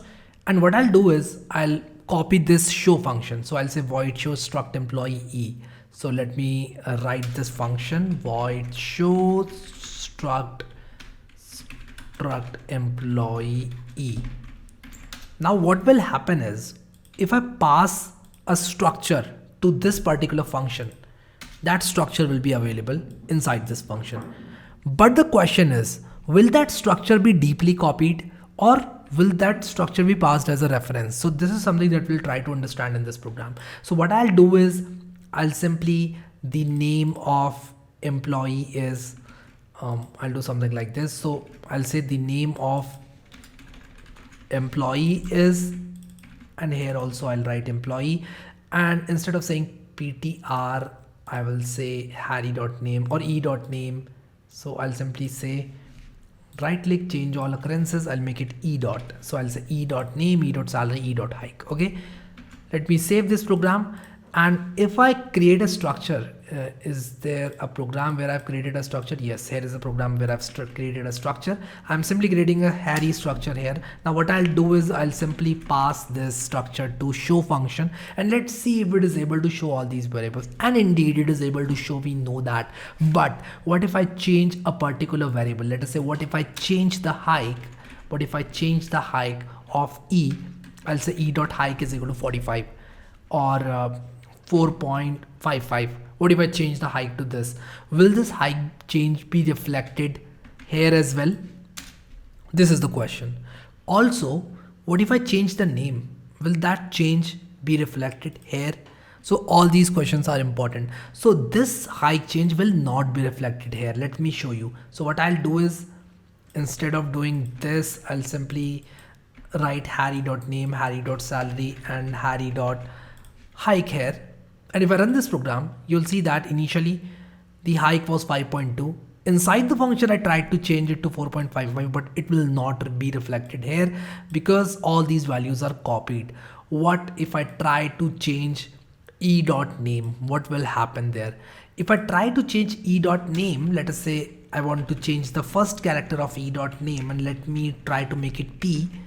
If I try to do something like this, inside my function I'll get parry, but after this function returns, this change will no longer be reflected in my main function, which means that this function is making or receiving the copy of Harry structure. It is not receiving it by reference. I can make it, go by reference, and in that case, all these changes will be reflected. Let me create another show function. And what I'll do is this time I'll name it show reference, show ref. And I'll receive a structure pointer and not a structure, and I'll change all these things to arrow operator because we are dealing with structure pointers. So I'll dereference this pointer and I'll get name, salary and hike from it. And also here what I'll do is I'll simply say star e dot name 0 is equal to p. So I can do something like this, and here as well I can do something like this. Okay, so star e dot hike is equal to this, star e dot name 0 is equal to p. All these things can be written like this. Okay, now if I run this program, you'll see that here the change is not reflected because I'm calling this show function. What if I call show ref and I pass the address of this structure? In this case, what will happen is if I try to run this program, this change is actually reflected here. Also, the hike change will be reflected. So initially the hike change was 5.22, but after I changed it to 4.55, it will be reflected here. So all these things are something you need to understand. This is basic C logic, I would say. This is something that you need to understand by now, and I hope that all of you understood how these things are working by now. Now what we'll do is we'll talk about a keyword which is typedef keyword, and this keyword is a syntactic sugar but really comes very handy. Now you all must be thinking that when we have integer data type, float data type, character data type, all these are single word data types. I can use int a, char b, or I can say float c. But when we are dealing with structures, we have to write this struct. We have to write struct complex. But there is a way where instead of writing struct employee, you can replace all your struct employees with a single word which is employee. How can we do that? In this case, you can use typedef keyword. We can use the typedef keyword to create an alias name for data types in C. Typedef is more commonly used with structures. Typedef is used with structure. It simply renames the type. It will rename struct complex to complex number. So I can say typedef struct complex number. And in this case, what I can do is I can say typedef.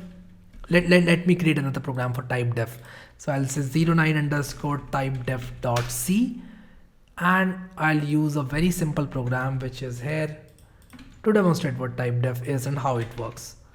So I can say typedef struct employee. I can do all these things, and instead of saying employee, I can say emp. I can call this emp now. So instead of saying struct employee, I can say emp here as well. And no prizes for guessing. This will work. This works. So you'll see that we can use emp to create a pointer as well as to create the structure. We no longer need to type struct employee every time we want to create a structure of type employee. Okay, so this comes really very handy when you are dealing with complex programs and you are frustrated writing struct employee again and again. You no longer need to type struct employee again and again. Okay, so this is something that you need to understand. So in this case, what I've done is I've created a diagram for you. I've written the program for you. So struct complex c1 c2 for defining complex numbers. This is a structure for defining complex numbers. Now here we are using type def keyword. So instead of using struct complex c1 c2, I can write something like this: complex number c1 c2 for defining the complex numbers. So I hope that you understood structures well enough, and I hope that these notes will help you even further. So we'll now move on to chapter 9 practice set, where we'll see all the questions pertaining to structures. Let's move on to chapter 9 practice set now. So let's now talk about chapter 9 practice set. Let's look into the questions in this practice set. So the question number 1 says, create a two-dimensional vector using structures in C. So we just have to create a two-dimensional vector using structures in C. So what I'll do is I'll simply create a program, and let me minimize this one. I know I have made a lot of programs. So what I'll do is I'll simply create a new file. I'll say 10_pr01.c, and I'll put a boilerplate code here.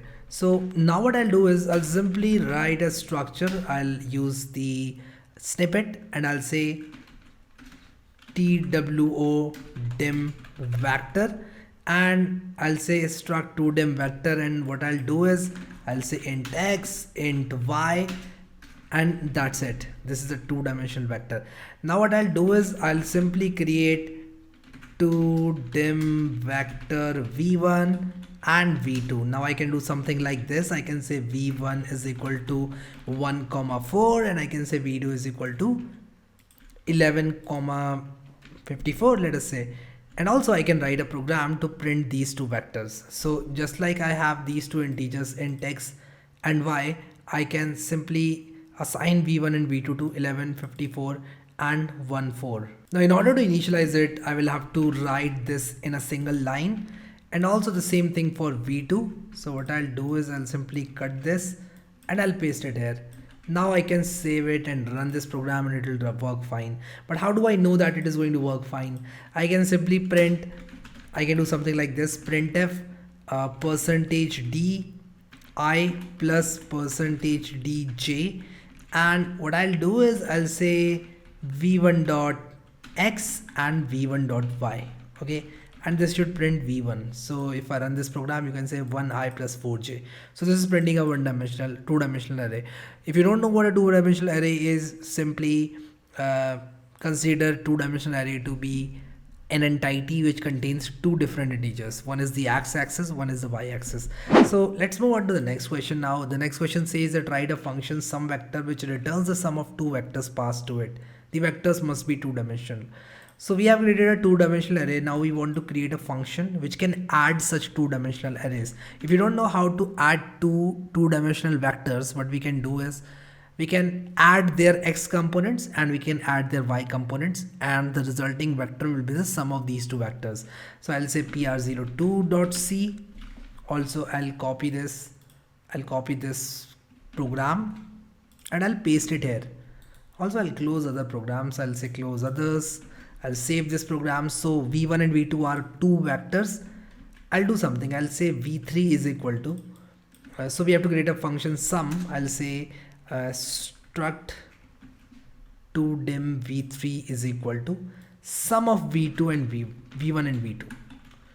Now sum is a function which will take two vectors which are two-dimensional vectors, and it will return a structure. So I'll say struct todim vector sum, and this is a function. Sum is a function, and this function is going to take two-dimensional vectors. Let us call them x and y. So this will take two-dimensional vectors. So what I'll do is I'll create a third two-dimensional vector here. I'll say result, and result will contain a and b. Now what is this a and b? A and b are two integers, int ab. A is equal to x dot x plus y dot x, and b is equal to x dot y plus y dot y. Okay, so what is this vector? To make it a bit less confusing, what I'll do is I'll call this first and I'll call this one second, and instead of writing x dot x and y dot y, I'll simply write first and second. So I'll write first here and I'll write second here. So A is the sum of x components from first and the second vectors, and B is the sum of y components of first and second vectors. So A is equal to this thing, y is equal to this, B is equal to this thing, and the resulting vector is this, and I will return result. Okay, now let's see if I'm able to print this vector just like I was able to print this here. So instead of printing this for V1, I'll print it for V3, and I'll see if V3 is the sum of V1 and V2. So I should get 12 and 58. Am I getting 12 and 58?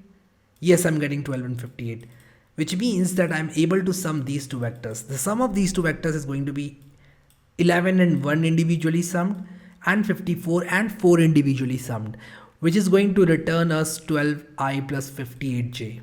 Okay, I hope that makes sense. Let's now move on to the next question.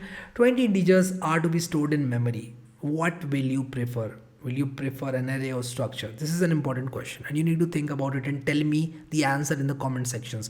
So if you have 20 integers waiting to be stored in the memory, what are you going to use? Are you going to create a structure with 20 different integers, or you are going to create an array? Definitely you are going to create an array, because we use structures when we have a collection of dissimilar data types, and we use arrays when we have a collection of similar data types.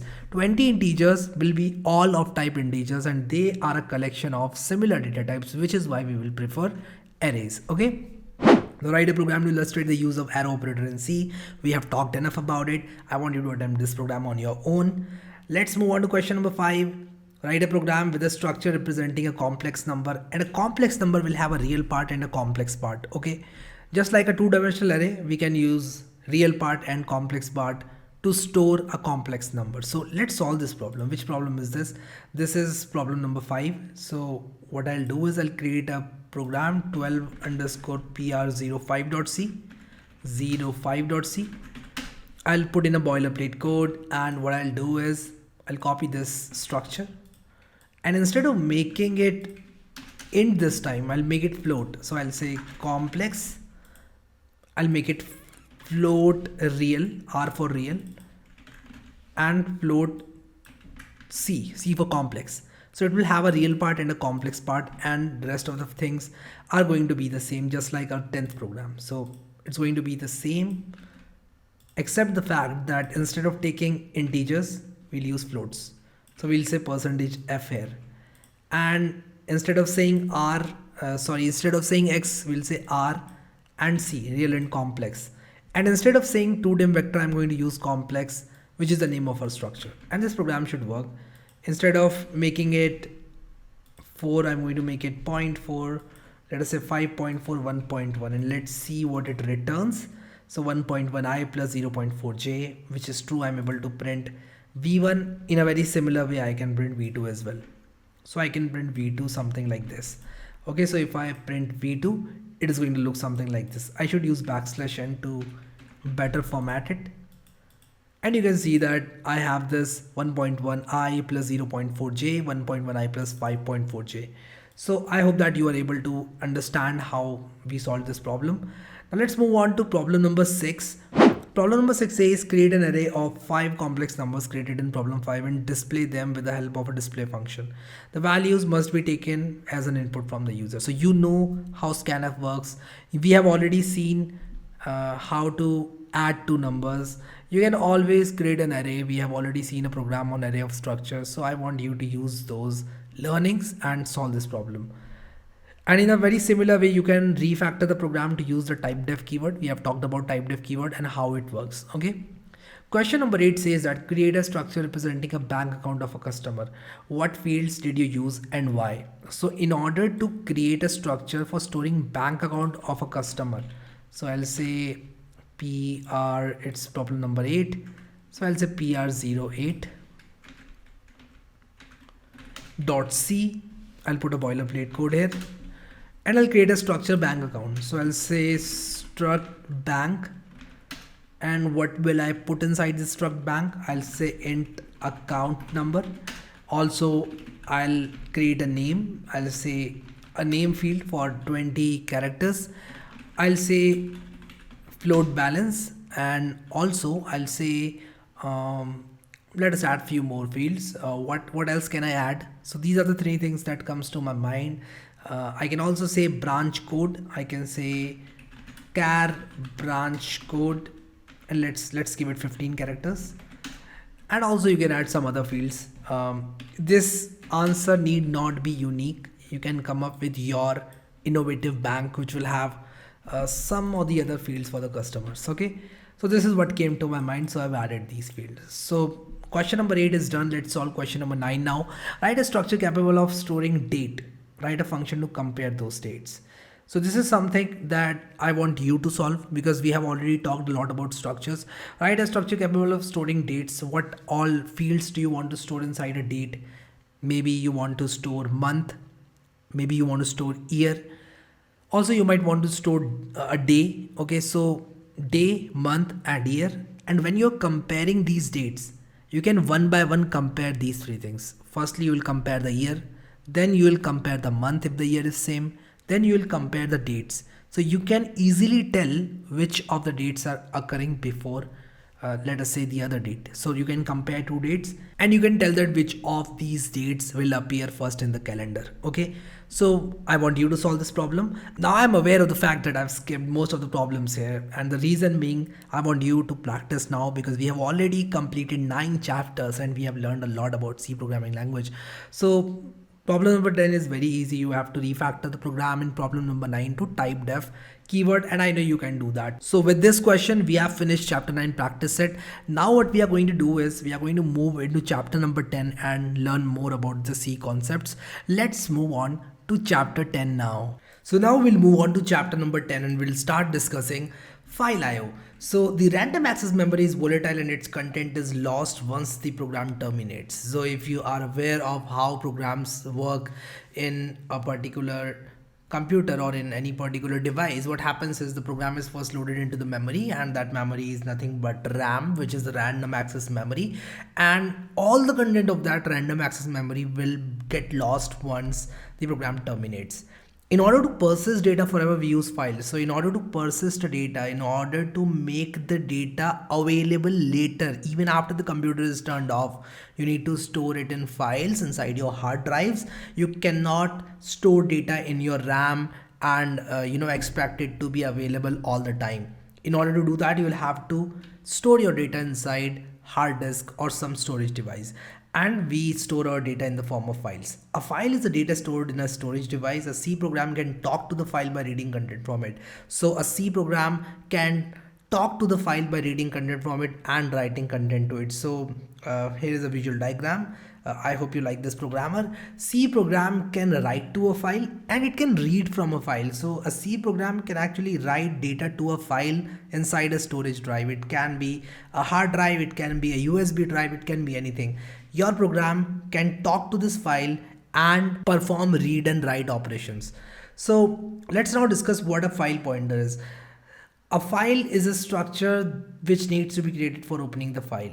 Okay, so this is a pointer which needs to be created for opening the file. A file pointer is a pointer to the structure of the file. So a file is a structure and file pointer is a pointer to the structure. Okay, file pointer is needed for communication between the file and the program. So if you need to talk to this file, you'll have to create a file pointer. A file pointer can be created as follows. All you need to do is you need to type file star ptr, and all you need to do is you need to use this fopen function which is available. Let's create a program which can read a file. So I'll say read file.c. I'll put in the boilerplate code. I'll also write a sample file.txt, and I'll say this is a sample file. I'll save this file. So what I've done is inside my hard disk at this location, wherever this folder is open at this location, what I've done is I've created this sample file.txt and I've generated some content inside it. Now what I'm doing is I'm trying to create a file pointer. So I need to keep it in caps. I'm saying file star ptr. Now I'll say ptr is equal to fopen. The first argument is the name of the file, which is sample file.txt, and the second argument is the mode. Okay, so all I need to do is I need to give the mode here. So this is the mode, and mode is a string, so I'll use double quotes. I'll give read mode. Now let me show you that this program works. I'll save this program, and I'll also have to enable C++ extension and also the code runner. So I'll enable these two things. I'll also enable code runner. So what I'll do is I'll enable it, and what I'll do is I'll simply start with this ptr is equal to fopen sample file.txt r. Now let me show you that this program actually works. So I'll simply run this program, and you can see that this program is not throwing any errors whatsoever, which means that this particular program works. Now we'll see what are the file opening modes in C. We have already seen read mode. I just showed you read mode. We can open our file in read mode. Now let's see what are the other modes available if you want to open a file in C. So C offers the programmers to select a mode for opening a file. So you can either open in read mode, either you can open in read binary mode, you can also open in write mode, you can also open in write binary mode, also you can open in append mode. So let's see what are the modes available. Following modes are primarily used in C file IO. So R is open for reading, RB is open for reading in binary, W is open for writing, WB is open for writing in binary, A is open for append. Now let me tell you something about read. If the file does not exist, fopen returns null. So if the file does not exist, you will get a null pointer, and you know what a null pointer is. Null pointer means it is pointing to nothing. So null is a constant in C, and if the pointer is null, it means that it is pointing to nothing. Okay, so you can actually check if ptr is equal to null. You can perform these kind of checks to find whether a pointer is null or not. Now let's talk about these open for writing and open for writing in binary. If the file exists, the content will be overwritten. So this is something that you need to be very careful with. If you are writing to a file and that file actually exists, that file will be overwritten. So you should be very careful if you are dealing with files that you really care about. So let us say I write a program, and I write a program to use write operation on sample file.txt. I might lose this content if I overwrite this file. So this is something that I need to keep in my mind. Now let's talk about append. Append simply means append characters at the end of the file. So let us say I'm appending 3 to this particular file. I'll simply add 3 at the end. This is how append works. Okay, so append means adding content to the end of the file. If the file does not exist, it will be created. This is something that you need to keep in mind as well, because if the file does not exist and you have opened a file in append mode, the file will actually be created. Okay, so I hope that this makes sense. Now let's talk about types of files. Primarily there are two types of files: text files and binary files. Text files are the ones which can be opened using Notepad, and the content of those files can be easily read by human.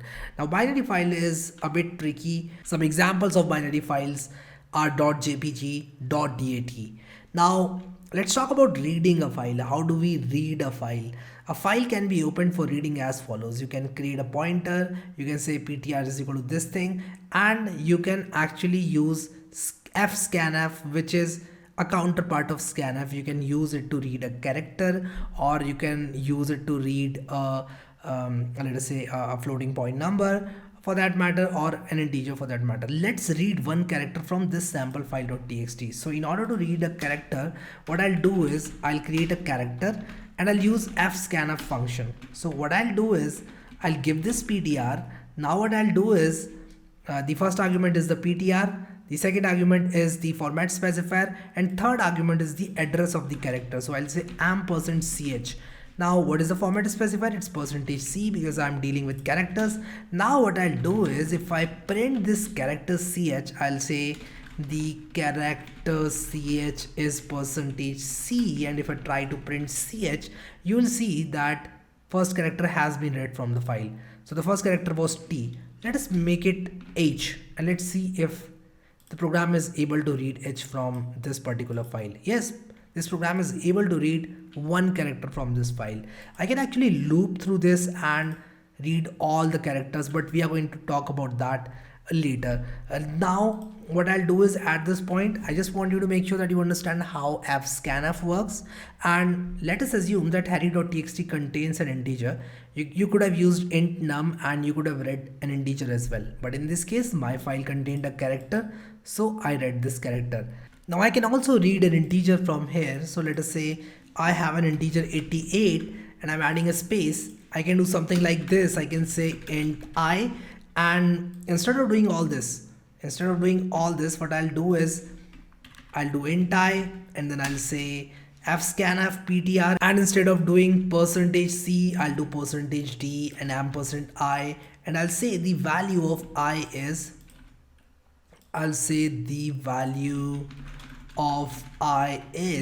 what is the value of I? Percentage di.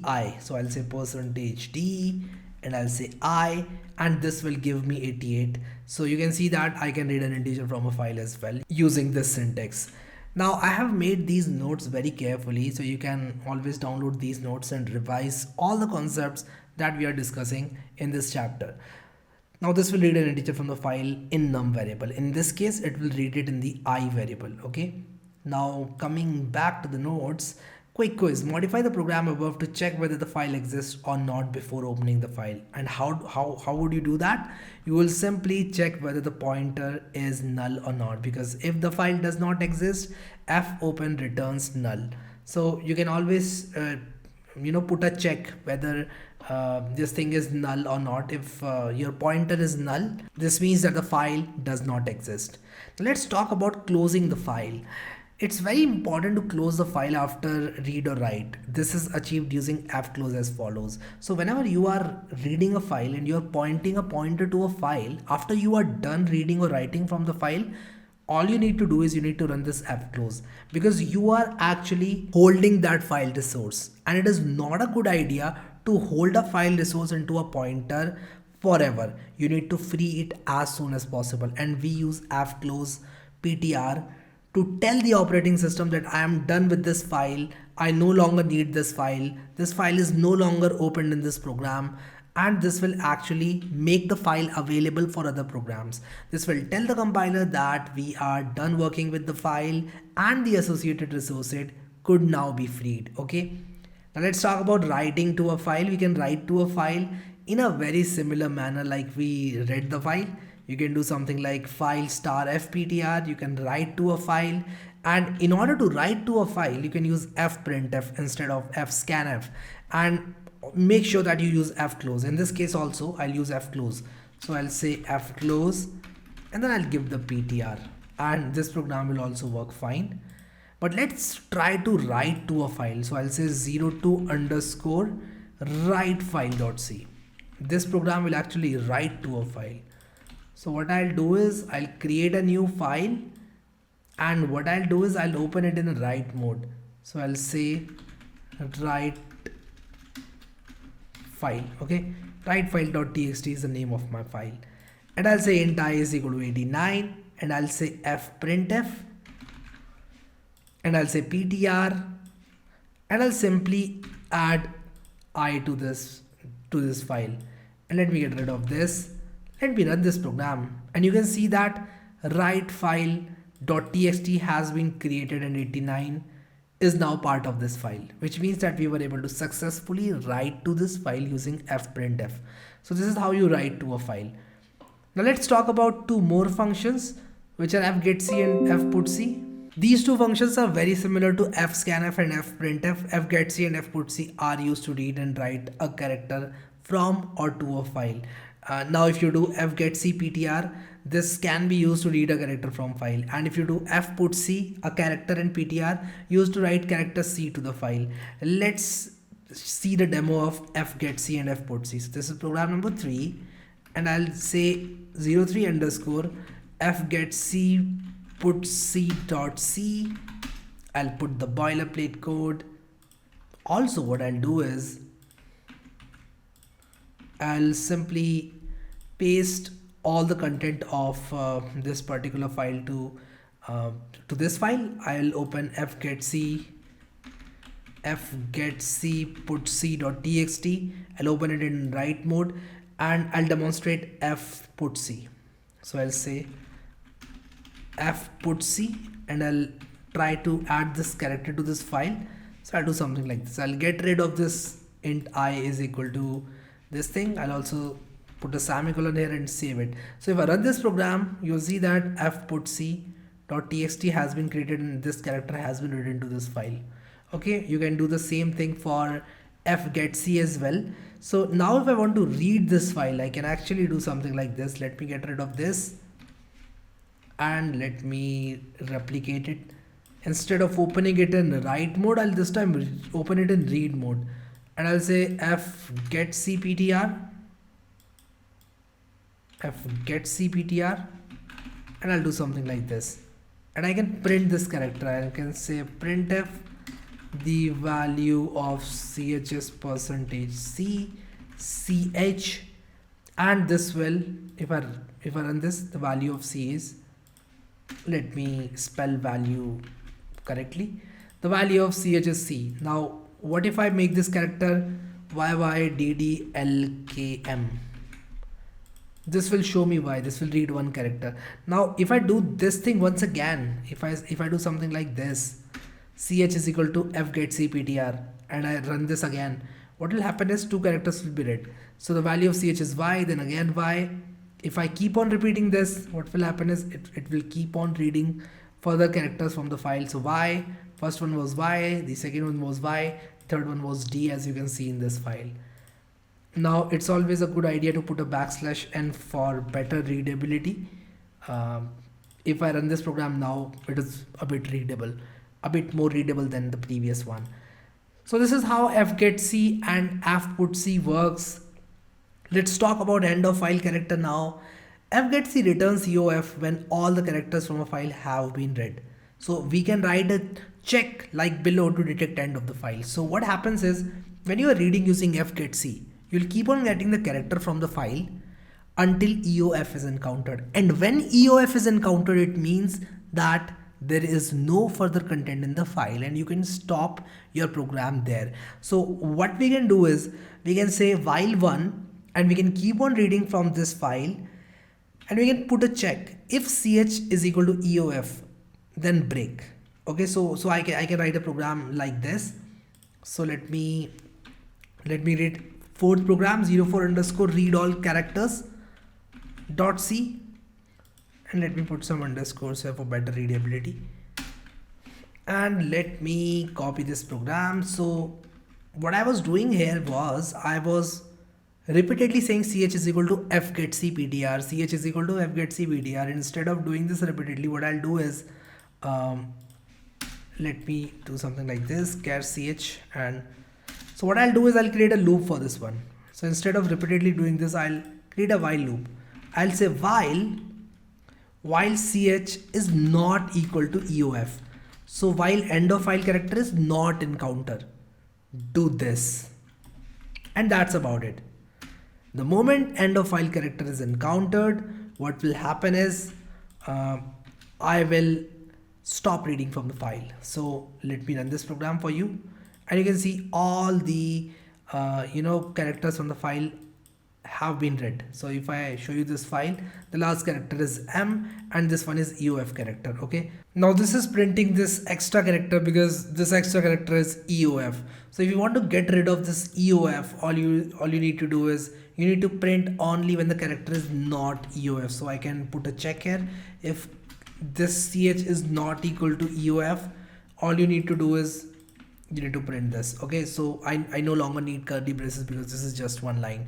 So this is something that you can remember. If I run this program, you can see it's printing starting from y all the way till m. Okay, so all the characters from this file. So this is how you can read all the characters from a given file in C language. So when all the content of a file has been read, break the loop. So this is another implementation of the same thing. You can either use this implementation or you can go for this one. Both of the things will get the job done for you. So with this, we will conclude file IO in C. I hope that these notes will be helpful for you.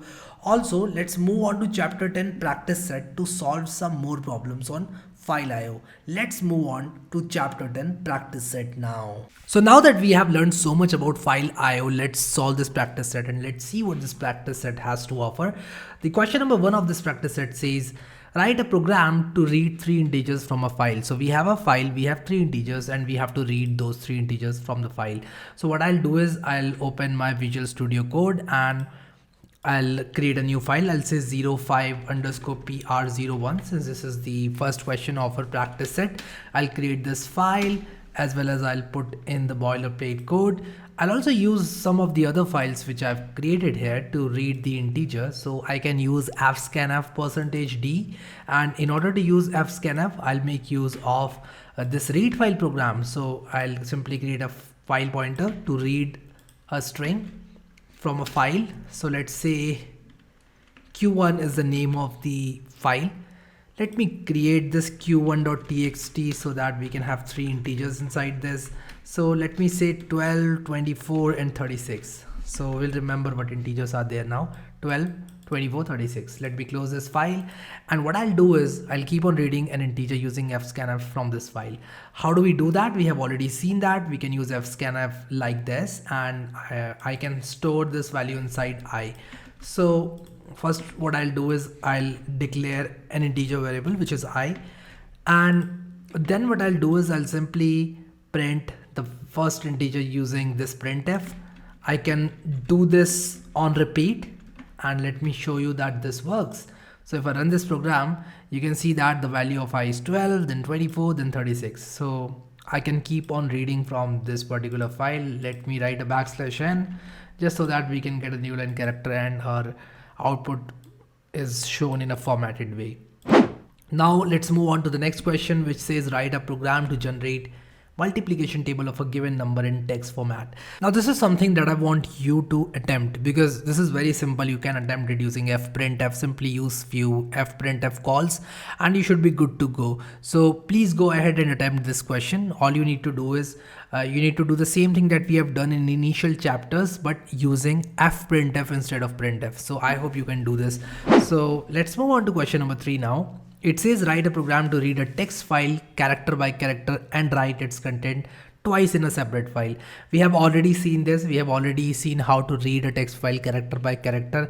What you have to do is you have to print that particular thing twice. So you can read twice, or you can simply store it in a character array and you can write it. It's your choice totally. You can do it however you want. All the methods will work. Let's move on to the next question, which is question number 4.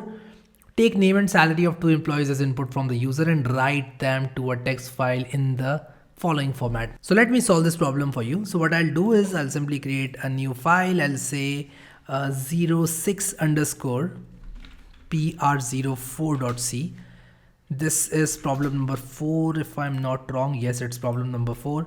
So what you have to do is you have to read name and salary of 2 employees. So how do we do that? I can simply create a character array.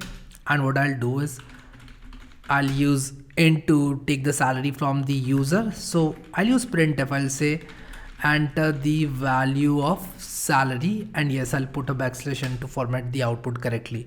Now I'll use scanf. I'll say %d, so %d and ampersand salary. This will give me the value of salary, and I'll do the same thing for my name. So I'll use %s this time, and I'll use ampersand name. So let me do it name, because name is the address of this, the first element of this character array. Enter the value of name, and I'll get name inside name and salary inside salary. So if I want to print the name and salary, I can do something like this. I can say salary name, and you'll see that name and salary will get printed in the output. So if I say 45 and I say Harry, so 45 and Harry are printed on the screen, which confirms that this particular variable now has salary and this particular variable has Harry, or the name entered by the user, stored inside of it. So what I have to do now is I have to create a file pointer, and I have to use this. I have to write to a file. So what I'll do is I'll copy this program and I'll use this file pointer. I'll declare the pointer at the top, and I'll get rid of this integer. What I'll do is I'll say fprintf, and let me also call it q6.txt so that you can figure out which question this file is referring to. I'll say salary, and let me see in what fashion this particular thing demands to get printed. So we have to do it for two employees first of all. So name one comma salary. So let me format it in this way. So I'll say percentage S, and then I'll use a comma and then salary. So I'll say name and salary. Let me see if this works for one employee and name. Let me run this program. I'll say 34 Harry, and let's see if 34 and Harry are written to this file. Yes, Harry 34 are written to this file in this manner, but we have to do the same thing for two employees, not for one employee. So instead of calling it name, I'll call it name 1, and also I'll call it name 2 and salary 2 for the second employee. And I'll say enter the value of salary 1, then salary 2, and we are going to do the same thing for name 1, and then we are going to do the same thing for name 2 and salary 2. So let me call this 2 once again, 2 here as well. And instead of printing the salary, I'll directly write it to the file.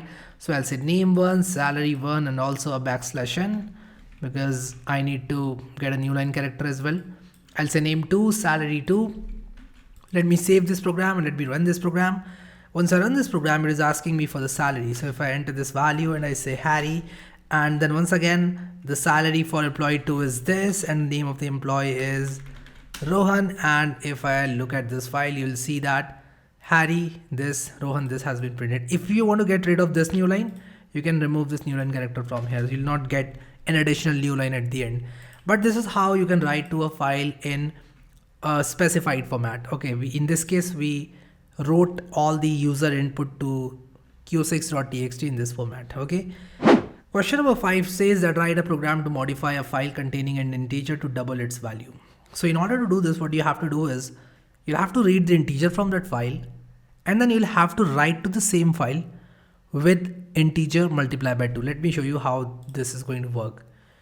Let's write 7th program, which is problem number 5.txt. Sorry, not txt. We are going to create a txt file later, but for now I want to create a C file. And also in this case, we have to read the file as well as write the file. So these two programs are very handy. Sometimes you might forget the syntax, so you can use these programs. All you have to do is open the file in read mode first. So I'll open the file in read mode, and let me call this file q5.txt, just so that you know that this is a file from question number 5. And I'll read an integer from this. So I'll say int I. And in order to read an integer from this file, I'll use this fscanf, and I'll use the syntax. So whatever integers q5.txt now contains has been stored inside of I. So I now contains the integer which was written inside q5.txt. Now I have to open q5.txt in write mode, and what I'll do is I will simply write this particular integer to this file. So I'll say fprintf, instead of scanf, I'll write fprintf ptr %d and I, but not I. I'll write I multiplied by 2 to this file. And also I'll fclose ptr. I'll save this file. Let me create a file q5.txt. Let's write 45 to this. Let's run this program. If I run this program and if I check q5.txt, 90 is now there. So if I run this program once again, 180 should be present in the file. If I run this program once again, 360, 720, then 1440, 1440 and so on. Okay, so this will print double the value inside the file. It will actually read the file first, and then it will write double the value to the same file. So I think we have to create a new file in this case, but you can always create a new file. You can always replace this q5 with q5_new, and a new file will be created. So I hope that you understood how files work with C and how you can read and write files in C programming language. In the next chapter, we are going to cover a very important topic, which is dynamic memory allocation, and this topic is going to help you a lot when it comes to data structures and algorithms. So make sure that you understand this topic really very well. We'll now move on to chapter number 11, and we'll look into dynamic memory allocation.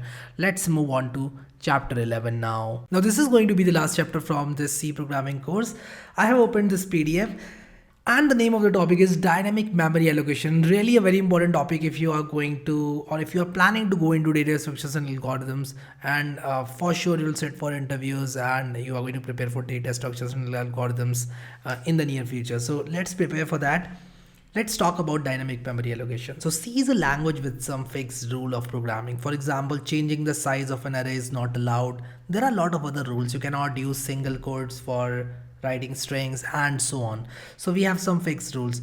Changing the size of an array is not allowed is one of the rules. Now, why have I mentioned this changing the size of an array is not allowed as one of the fixed rules? Because at times you might want to have a variable sized array, but what happens is memory allocation in a program happens before the runtime. So what happens is before the runtime, your program reserves some space in the memory and your program operates on that memory. But at time, what happens is we need dynamic memory. Now let me explain you what dynamic memory is. Dynamic memory is the memory that you don't know that you will need, but you might need while the program is executing. For example, you might ask the user for the size of an array. Now after user tells you the size of an array, you want to create an array of that size for the user. Now user might enter 5, user might enter 10, user might enter 25, you don't know. So you will have to dynamically allocate the memory. Dynamic memory allocation means that memory allocation will happen during runtime. So let's read about dynamic memory allocation from the notes now. Dynamic memory allocation is a way to allocate memory to a data structure during the runtime. We can use dynamic memory allocation functions available in C to allocate and free memory during runtime. So what happens is if you are using traditional arrays or integers or character for that matter, what happens is memory is allocated in stack. Now what is a stack? Whenever a function runs, a stack for that function is maintained and all the variables are stored in that stack. Now you cannot dynamically change the array which is stored inside the stack. But what we can do is we can request some memory from the heap, which is another area in the memory, and we can dynamically allocate memory from the heap. So what we tell our C compiler is, hey C compiler, I know we are between the program, we are in mid of the program execution, but please give me an array of size 20, 25, 30, a variable size. It can be anything. The moment you request C compiler for that memory, C compiler will go to the heap and allocate the memory in the heap and give you the pointer to that memory. Now this might sound very strange to you, but let me show this to you. We'll write some programs and we'll learn about some functions that C programming language offers to do the dynamic memory allocation in C. Now following functions are available in C to perform dynamic memory allocation. The very first function which is available is malloc. Then we have calloc, then we have free, then we have realloc. Now if I tell you in very short about all these functions, let me tell you malloc is for memory allocation. Calloc is for contiguous memory allocation. We'll see how it is different from malloc. Free is used to free the memory in the heap, because if you are requesting a memory from the heap, there is some memory which will be already in use because you have a pointer to that memory in the heap. Now you want to free that memory in order to tell compiler that I no longer need this memory. You are free to provide this memory for other tasks. Now realloc is used to reallocate memory in the heap using a pointer. Now let me show you something. What I'll do is I will show you memory layout of in C. I want to show you how this thing is working, because if you don't understand how this thing is working, it will be really very difficult for you to understand dynamic memory allocation. So let me open an image here. You can see that this is your program in memory. So this is your RAM. Now this is high address, this is low address. This is a nice diagram. Let me open this diagram in a new tab. Now what I'm going to do is I am going to explain how our program works. So what happens is this is stack which starts filling from the top. This is heap which starts filling from the bottom, and we have a text area where the code is stored in the memory for our program. Then there is initialized data, uninitialized data. Now the stack will hold all the variables from different functions in the program, and heap will contain all the memory which is dynamically allocated. How will you allocate memory dynamically from heap? What you do is you allocate the memory in a heap and you request a pointer to that memory, and you can now use it in your function from you can store that pointer in stack and use memory which is available in heap. So I hope that you understood how stack and heap are working. Initially we were dealing only with stack, but now we realized that we might need some memory for some time during our execution of the program. We can request that memory from the heap dynamically. It can be any amount of memory as long as it is available. Your operating system is ready to give it to you. Your program will get it. Okay, so we'll come back to the nodes and we'll start with the malloc function. Malloc stands for memory allocation. It takes number of bytes to be allocated as an input and returns a pointer of type void. So what happens is you can use malloc and then you can use the amount of bytes you want, and once you give it this input you will get a pointer. Where will this memory be located inside your RAM? It will be allocated in heap. Make sure that it will be available in heap. You need to understand this concept so that you understand how dynamic memory is working. Okay, so let's try to use dynamic memory in our C programs. What I'll do is I'll close this one. I'll open this particular folder in VS Code. I know I'll have to enable C++ extension because by default I have turned it off. I'll enable it. Okay, it's enabled for now, which is good. And we have code runner as well. Let me see if it is enabled as well. It is enabled as well, which is good. Now what I'll do is I'll create my first program on malloc. I'll say malloc.c and I'll put in the boilerplate code, and I'll show you how you can use malloc to allocate memory from heap. Now you'll have to use this header file which is malloc.h. Make sure you include this header file. Now what I'll do is I'll simply say ptr is equal to int star. We are typecasting the pointer. What this int star in the brackets does is it will convert the type whichever is supplied here.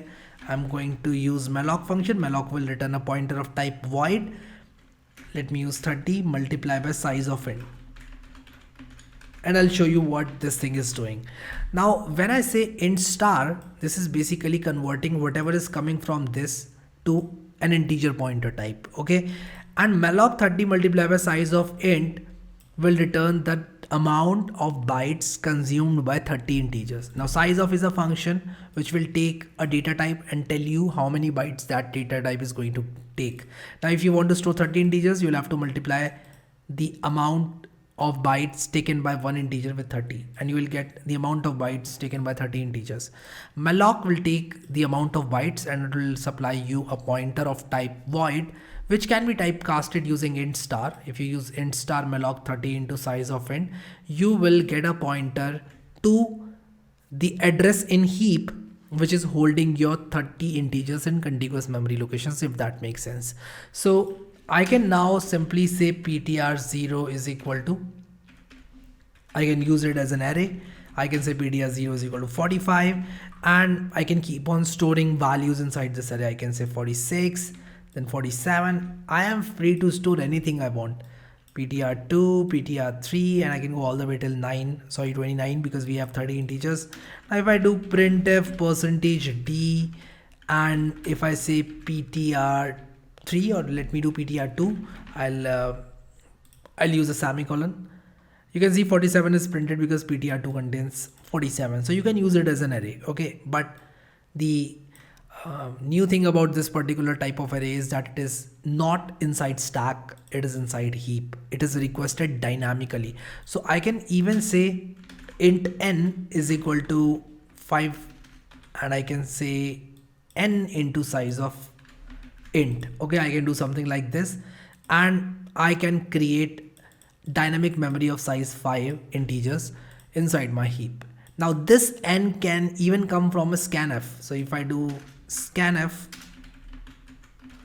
%d, And if I do something like this, ampersand n, I can even supply 6, 7, 8, whatever I want from my keyboard, and I can then use variable here. You cannot do this with arrays. You cannot do int I, or let me show you what I mean by int I, and you cannot do something like this is not valid. Okay, you can see it's throwing an error. Expression must have a constant value. N is not a constant, so it is saying that it's a variable. You cannot use variable. Okay, so you want to create an array dynamically, this is how you do it. Okay, so I have also written this inside the notes that we are casting void pointer to int. This is space for 30 ints. This is size taken by one int. So if you want to create an array of characters, you can use size of char. Now, why do we use size of function? Why can't we simply hard code 4 here? You can hard code 4 here, but it's not a good idea to hard code a value here, because in different architectures, integer might take different bytes. So you don't want to hard code 4, 2 or 8 for that matter.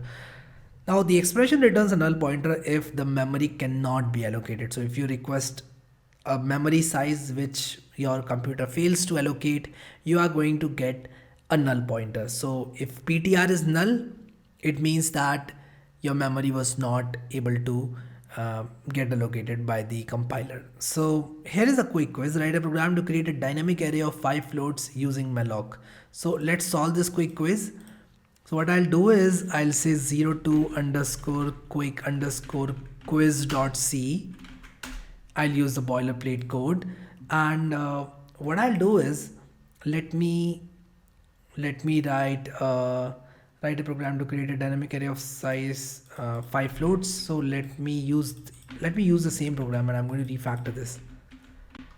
What I will do is I will simply say 5, n is equal to 5, and I'll say malloc 5 into size of float, and I'll use float star malloc because this is PTR will be a pointer to float this time. Float, and let me not use n, let me simply say 5 here. And I can use floating point numbers here, and since I'm using floating point numbers, I'll use %f. So I can store 5 floats.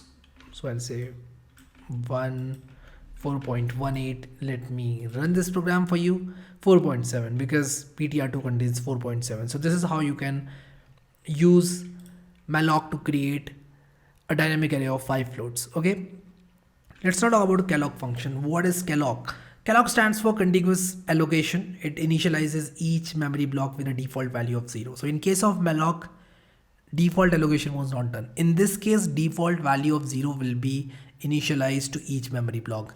So you can simply use calloc in this way. You can say PTR is equal to float star calloc 30 and comma size of float. So this allocates contiguous space in memory for 30 blocks or for 30 floats. Okay, if the space is not sufficient, memory allocation fails and a null pointer is returned, just like in the case of malloc. So if null pointer is returned, it means that your memory allocation failed. Now another quick quiz says write a program to create an array of size n using calloc where n is an integer entered by the user. So n is an integer which is going to be entered by the user. You will use scanf, and you can simply use this syntax to use calloc. So calloc is really very simple. Let me show this to you. Let me write this program for you. I'll say 03 underscore calloc.c, and I'm going to use the same program that I used for malloc, except the fact that this time I'm going to use calloc. So I'll say printf enter the size of your array, and I'll simply say ampersand. I'll say nothing because I've already used this scanf in the new line. So what will happen is this is an integer pointer. This is an integer. Now printf enter the size of your array will be shown on the screen. Then user will enter the size, and then what I'll do is I'll use calloc, and calloc takes 2 arguments. First is the number of integers, floats, or whatever you want, and then the size of one block. So it will allocate these many contiguous blocks of this size. So I want n blocks of size of int, which is 4 in this architecture. Okay, so I can use this to create an array. Let me come back to the question. So size n using calloc where n is an integer, so I can enter as large n as possible, and this will do the job for me. So if I save this program and run this program, and if I say 4, 47 is printed. So I can allocate an array of size 4 by using this syntax as well. But by default, what will happen is all the blocks will be initialized to 0. So if I don't do this, I will get 0 as the output. So if I say 4, 0 is the output. In case of malloc, you might or might not get 0 as the output, but in calloc, you will always get 0 as the output because all the blocks are initialized with the initial value 0. So I have already written it here. Where is it written? It's written here. Okay. Now let's talk about free function. We can use free function to deallocate the memory. So if a pointer is holding some memory, you can always use free and that pointer to free that memory in the heap. The memory allocated using calloc malloc is not deallocated automatically. So the moment you allocate memory and use it and your program is still running, calloc or malloc will keep on holding that memory in heap. Now your compiler might do some sort of optimizations from its end, but we are talking about C program here, and calloc malloc will not deallocate the memory automatically. So in that case, you'll have to use free function, which will release the memory which PTR was holding. So if you were holding say 5 ints, those memory blocks will be freed. So here is a quick quiz. Write a program to demonstrate the usage of free with malloc. So you are free to write the program. It's really very simple. Simply use the free function and it will deallocate the memory. Okay. Now let me show you this one thing quickly. If I allocate the memory, let me come back to this quick quiz.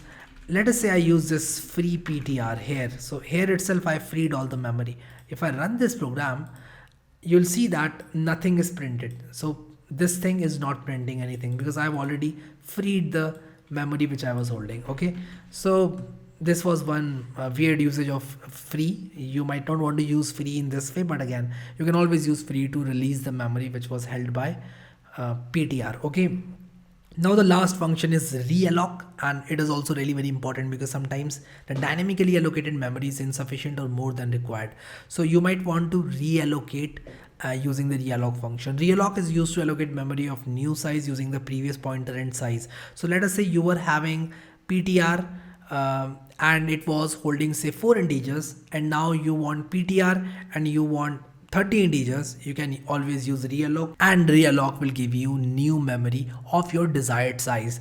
Okay, so PTR is equal to realloc PTR 3 into size of int will give me a new pointer which is capable of holding 3 integers. So PTR now points to this new block of memory capable of storing 3 integers. So this is how realloc works. I've written all the syntax in the notes. I hope that you like this dynamic memory allocation concept. Now you might want to dive deeper into dynamic memory allocation by writing programs on your own. So practice as much as possible, as hard as possible, and you'll definitely get this concept. Sometimes it's really very hard to grasp for beginners, the concept of stack, concept of heap, and how a memory layout of a program in C looks like. So I want all of you to search on the internet about the memory layout of C programs, how memory layout of C program looks like, and then from there you can definitely understand how dynamic memory works. In order to add to our understanding, we will solve practice set from chapter 11. Let's now move on to chapter 11 practice set and solve some problems. So I'll open this chapter 11 practice set for you,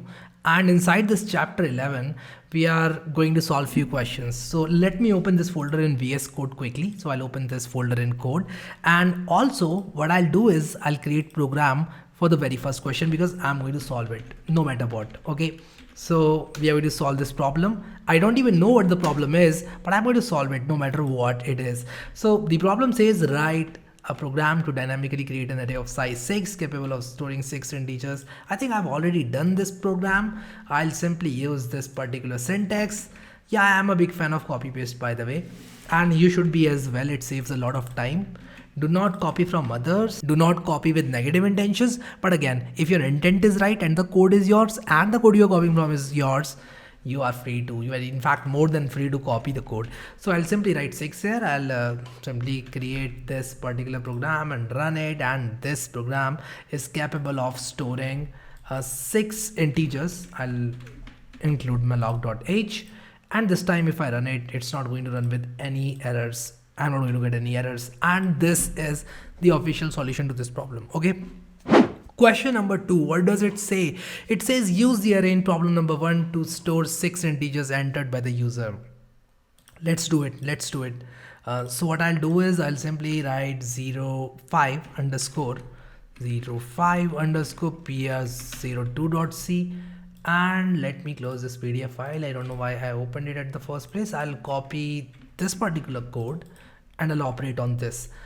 This question says that use the array to store 6 integers. So how will I do that? I will simply say ptr0 is equal to say 1, and then I'll simply use 1 2 3 4 5 6 7 8. So I'll say 1 2 3 4. By the way, I can go only till 5 because I have to store 6 integers. And let me give some random numbers here, and I'll give it t8 this time.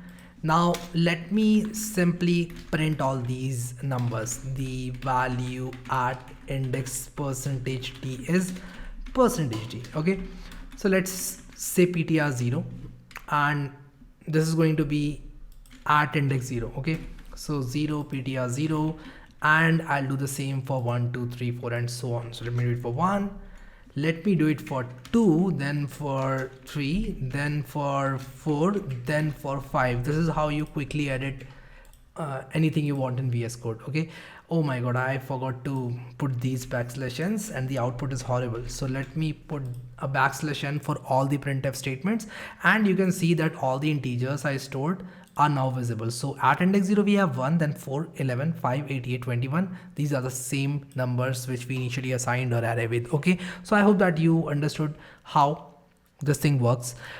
Question number 3 says solve problem 1 using calloc, and yes, you can use calloc. So calloc is very similar to malloc, and you need to solve it yourself. Okay, this is very simple. You just have to change the malloc call to calloc, and just look at the syntax of calloc from the chapter 11 PDF. It's pretty straightforward. Question number 4 says that create an array dynamically capable of storing 5 integers. Now use realloc so that it can store 10 integers. We are going to solve this problem. This problem is interesting. This is question number 4. So I'll simply say pr04.c, and let me start from this program itself. So initially this program was capable of storing 6 integers, but my question says that create one which is capable of storing 5 integers.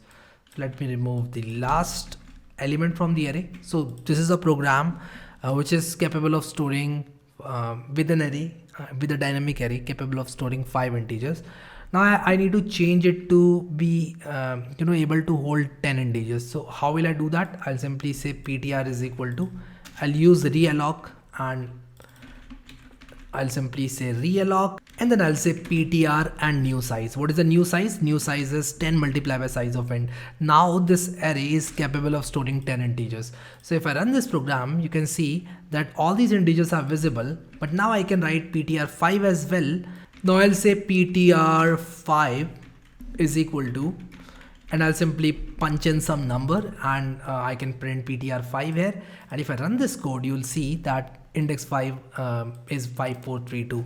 So I'm able to store one more integer, and I can store 4 more. Yeah, this is an array of size 10, so I can store 4 more. Okay, coming back to the practice set.